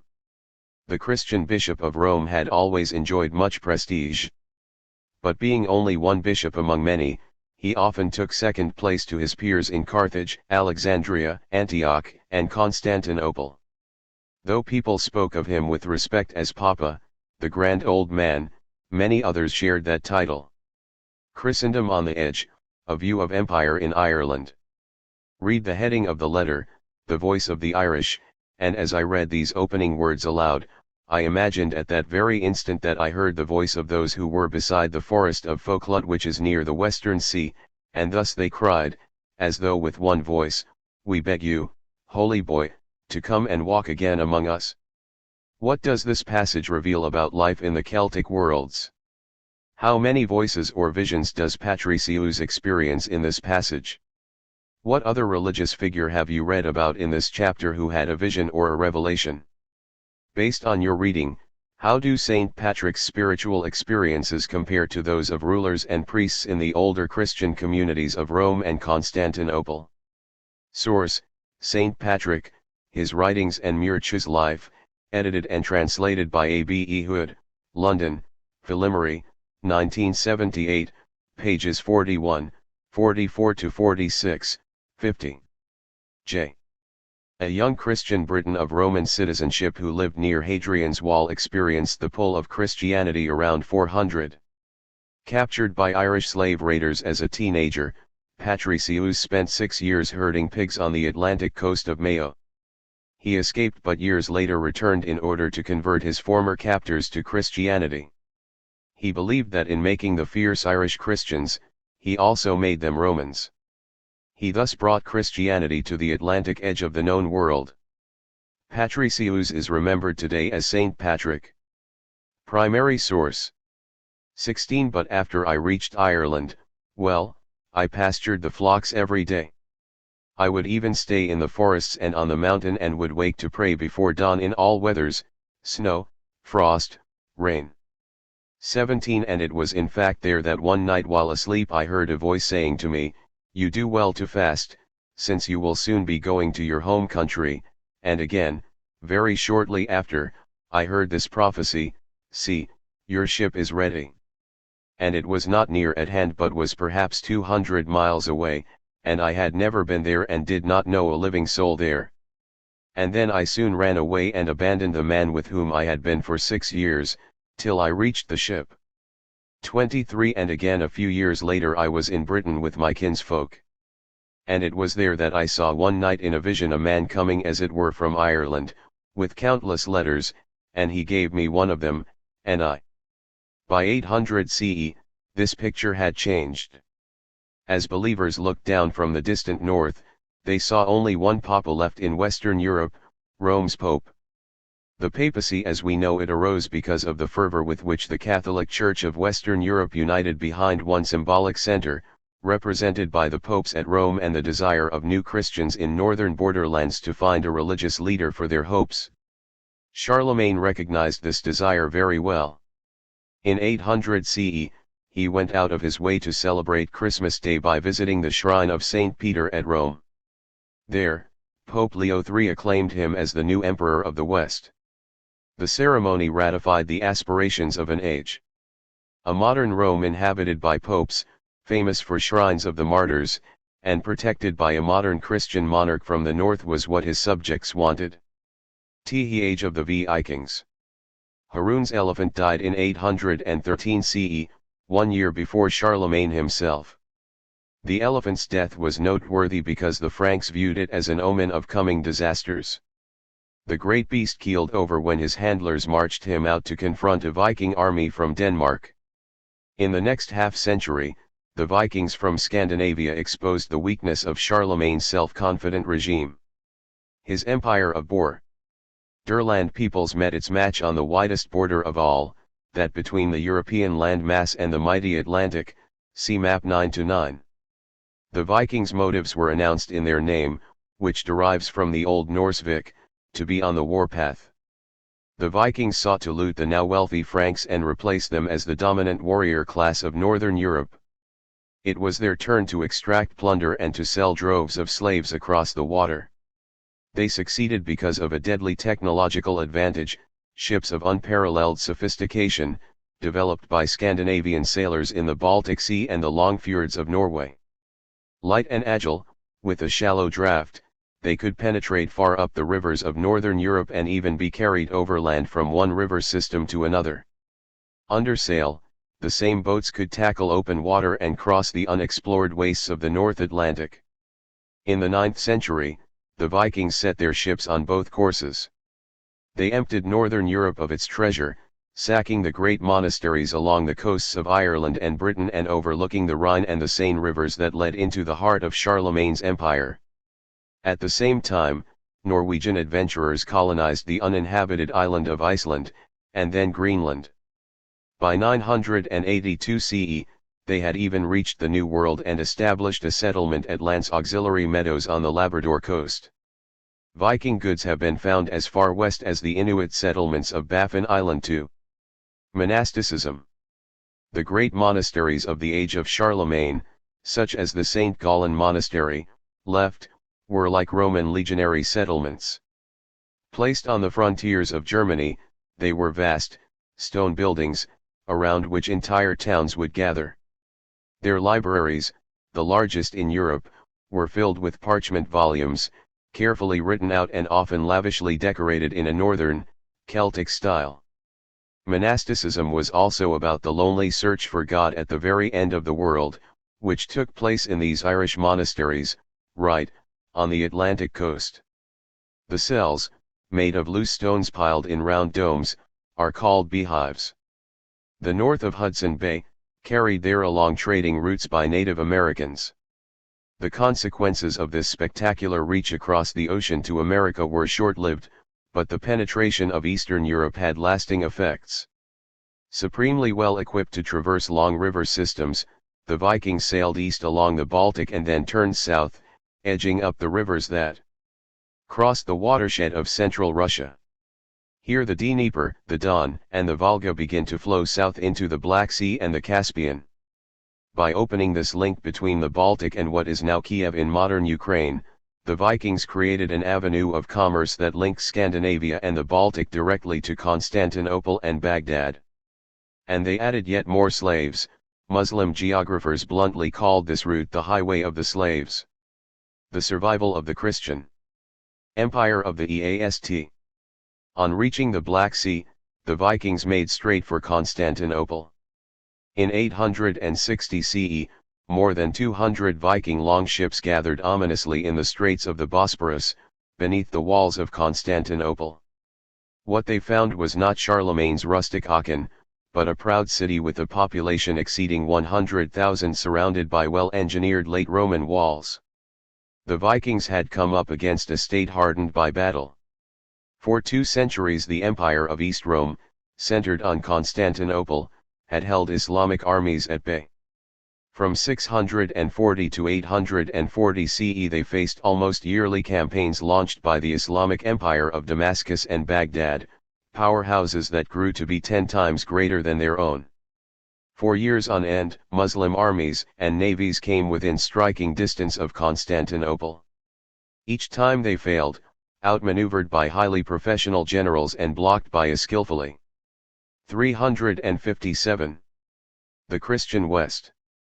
How did 2 Christianities come to exist in Western Afro-Eurasia? The coronation of Charlemagne. This is how the coronation of Charlemagne at Rome in 800 CE was remembered in medieval Western Europe. This painting stresses the fact that it was the Pope who placed the crown on Charlemagne's head, thereby claiming him as a ruler set up by the Catholic Church for the Catholic Church. But in 800 contemporaries saw the Pope as recognizing the fact that Charlemagne had already deserved to be emperor. The rise of the papacy to greater prominence and power in later medieval Europe caused this significant re-remembering of the event. Augsburg ship. The Viking ship was a triumph of design. It could be rowed up the great rivers of Europe, and, at the same time, its sail could take it across the Atlantic. Constructed line of fortresses that controlled the roads across Anatolia. The Christian Empire of East Rome fought the caliphs of Baghdad to a draw. The Viking fleet was even less well suited to assault Constantinople, as the Empire of East Rome had a deadly technological advantage in naval warfare, Greek fire, a combination of petroleum and potassium that, when sprayed from siphons, would explode in a great sheet of flame on the water. A previous emperor had used it to destroy the Muslim fleet as it lay at anchor within sight of Constantinople. Now, a century and a half later, the experience and weaponry of East Rome were too much for the Vikings, and their raid was a spectacular failure. Greek Orthodox Christianity in the long run, the sense of having outlasted so many military emergencies bolstered the morale of East Roman Christianity and led to its unexpected flowering. Not just Constantinople but Justinian's glorious church, the Hagia Sophia, its heart had survived. That great building and the solemn Greek liturgy that reverberated within its domed spaces might not impress Catholic Franks, but upon seeing it the Scandinavian adventurers were awestruck. Here was the central church of a Christian empire that for half a millennium had represented all that was most venerable in the Christian tradition. In the 10th century, as Charlemagne's empire collapsed in Western Europe, large areas of Eastern Europe became Greek Orthodox, not Catholic. As a result, Greek Christianity gained a spiritual empire in Southwest Asia. The conversion of Russian peoples and Balkan Slavs to Greek Orthodox Christianity was a complex process. It reflected a deep admiration for Constantinople on the part of Russians, Bulgarians, and other Slav princes. It was an admiration as intense as that of any Western Catholic for the Roman popes. This admiration amounted to awe, as shown by the famous story of the conversion to Greek Christianity of the rulers of Kiev, descendants of Vikings. The envoys reported, "We went among the Germans, the Catholic Franks, and we saw them performing many ceremonies in their churches, but we beheld no glory there. Then we went to Greece, in fact, to Constantinople and Hagia Sophia, and the Greeks led us to the edifices where they worship their God, and we knew not whether we were in heaven or on earth. For on earth there is no such splendor or such beauty, and we are at a loss to describe it. We cannot forget that beauty." Cross and Sherbowitzwester, the Russian Primary Chronicle, 111. By the year 1000, there were two Christianities, the new and confident borderland Roman Catholicism of Western Europe, and an ancient Greek Orthodoxy, protected against extinction by the iron framework of a Roman state inherited from Constantine and Justinian. Together both strands of the faith constituted the realm of Christendom, the entire portion of the world in which Christianity prevailed. Western Catholics believed that their church was destined to expand everywhere. East Romans were less euphoric but more tenacious. They believed that their church would forever survive the regular ravages of invasion. It was a significant difference in attitude, and neither side liked the other. East Romans considered the Franks barbarous and grasping. Western Catholics contemptuously called the East Romans Greeks and condemned them for their Byzantine cunning. Thus, like Islam, the Christian world was divided. But its differences were not about the basic tenets of the faith, like those of Shiite and Sunni Islam. They were differences in heritage, customs, and levels of civilization. At that time, the Orthodox world was considerably more ancient and more cultured than the world of the Catholic West. And it dealt with Islam differently. At Constantinople, Eastern Christianity held off Muslim forces that constantly threatened the integrity of the great city and its Christian hinterlands. In the West, by contrast, Muslim expansionism reached all the way to the Iberian Peninsula. Western Christendom, led by the Roman papacy, did not feel the same intimidation from Islam. It set about spreading Christianity to pagan tribes in the north, and it began to contemplate retaking lands from the Muslims. The period 600 to 1000 CE saw heightened movement across cultural boundaries as well as an insistence on the distinctiveness of individual societies. Commodities, technological innovations, ideas, merchants, adventurers, and scholars traveled from one end of Afro-Eurasia to the other, and up and down coastal Africa. Spreading religion into new frontiers accompanied this mercantile activity. The proximity of the period's two powerhouses Abbasid Islam and Tang China facilitated the dynamic movement. Conclusion. Despite the intermixing, new political and cultural boundaries were developing that would split this landmass in ways it could never have imagined. The most important dividing force was Islam, which challenged and slowed the spread of Christianity. As a consequence, Afro-Eurasia's major cultural zones began to compete in terms of religious and cultural doctrines. The Islamic Abbasid Empire pushed back the borders of the Tang Empire. But the conflict grew particularly intense between the Islamic and Christian worlds, where the clash involved faith as well as frontiers. The Tang Empire revived Confucianism, insisting on its political and moral primacy as the foundation of a new imperial order, and it embraced the classical written language as another unifying element. By doing so, the Tang counteracted universalizing foreign religions, notably Buddhism, but also Islam spreading into the Chinese state. The same adaptive strategies influenced new systems on the Korean peninsula and in Japan. In some circumstances, faith followed empire and relied on rulers' support or tolerance to spread the word. This was gelling stone. Carved on the side of this great stone, Christ appears to be almost swallowed up in an intricate pattern of lines. For the Vikings, complicated interweaving like serpents or twisted gold jewelry was a sign of majesty. Hence, in this, the first Christian monument in Denmark, Christ is part of an ancient pattern of carving, which brought good luck and victory to the king.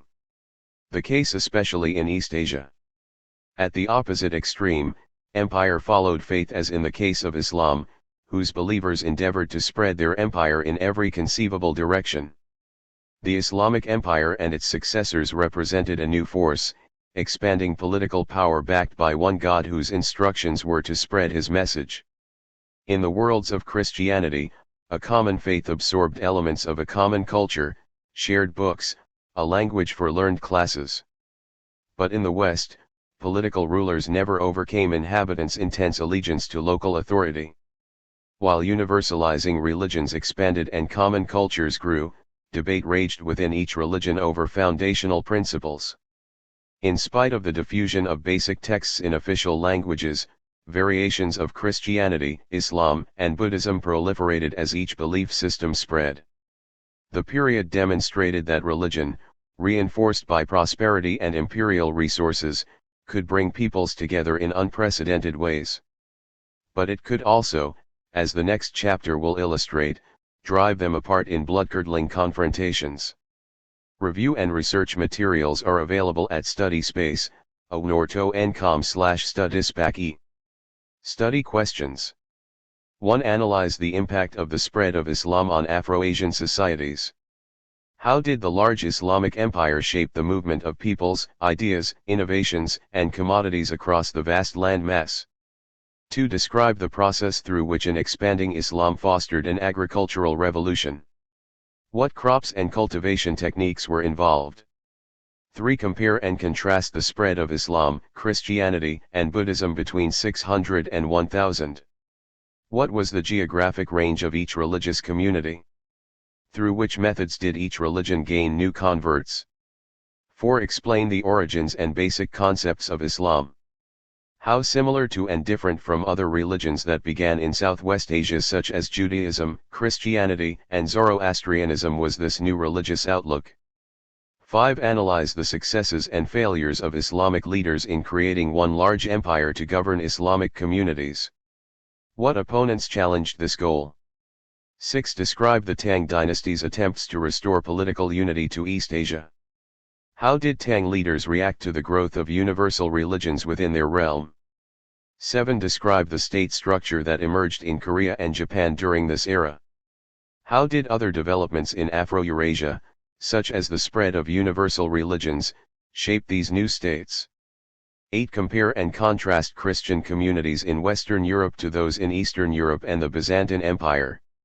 What factors contributed to each region's distinctiveness?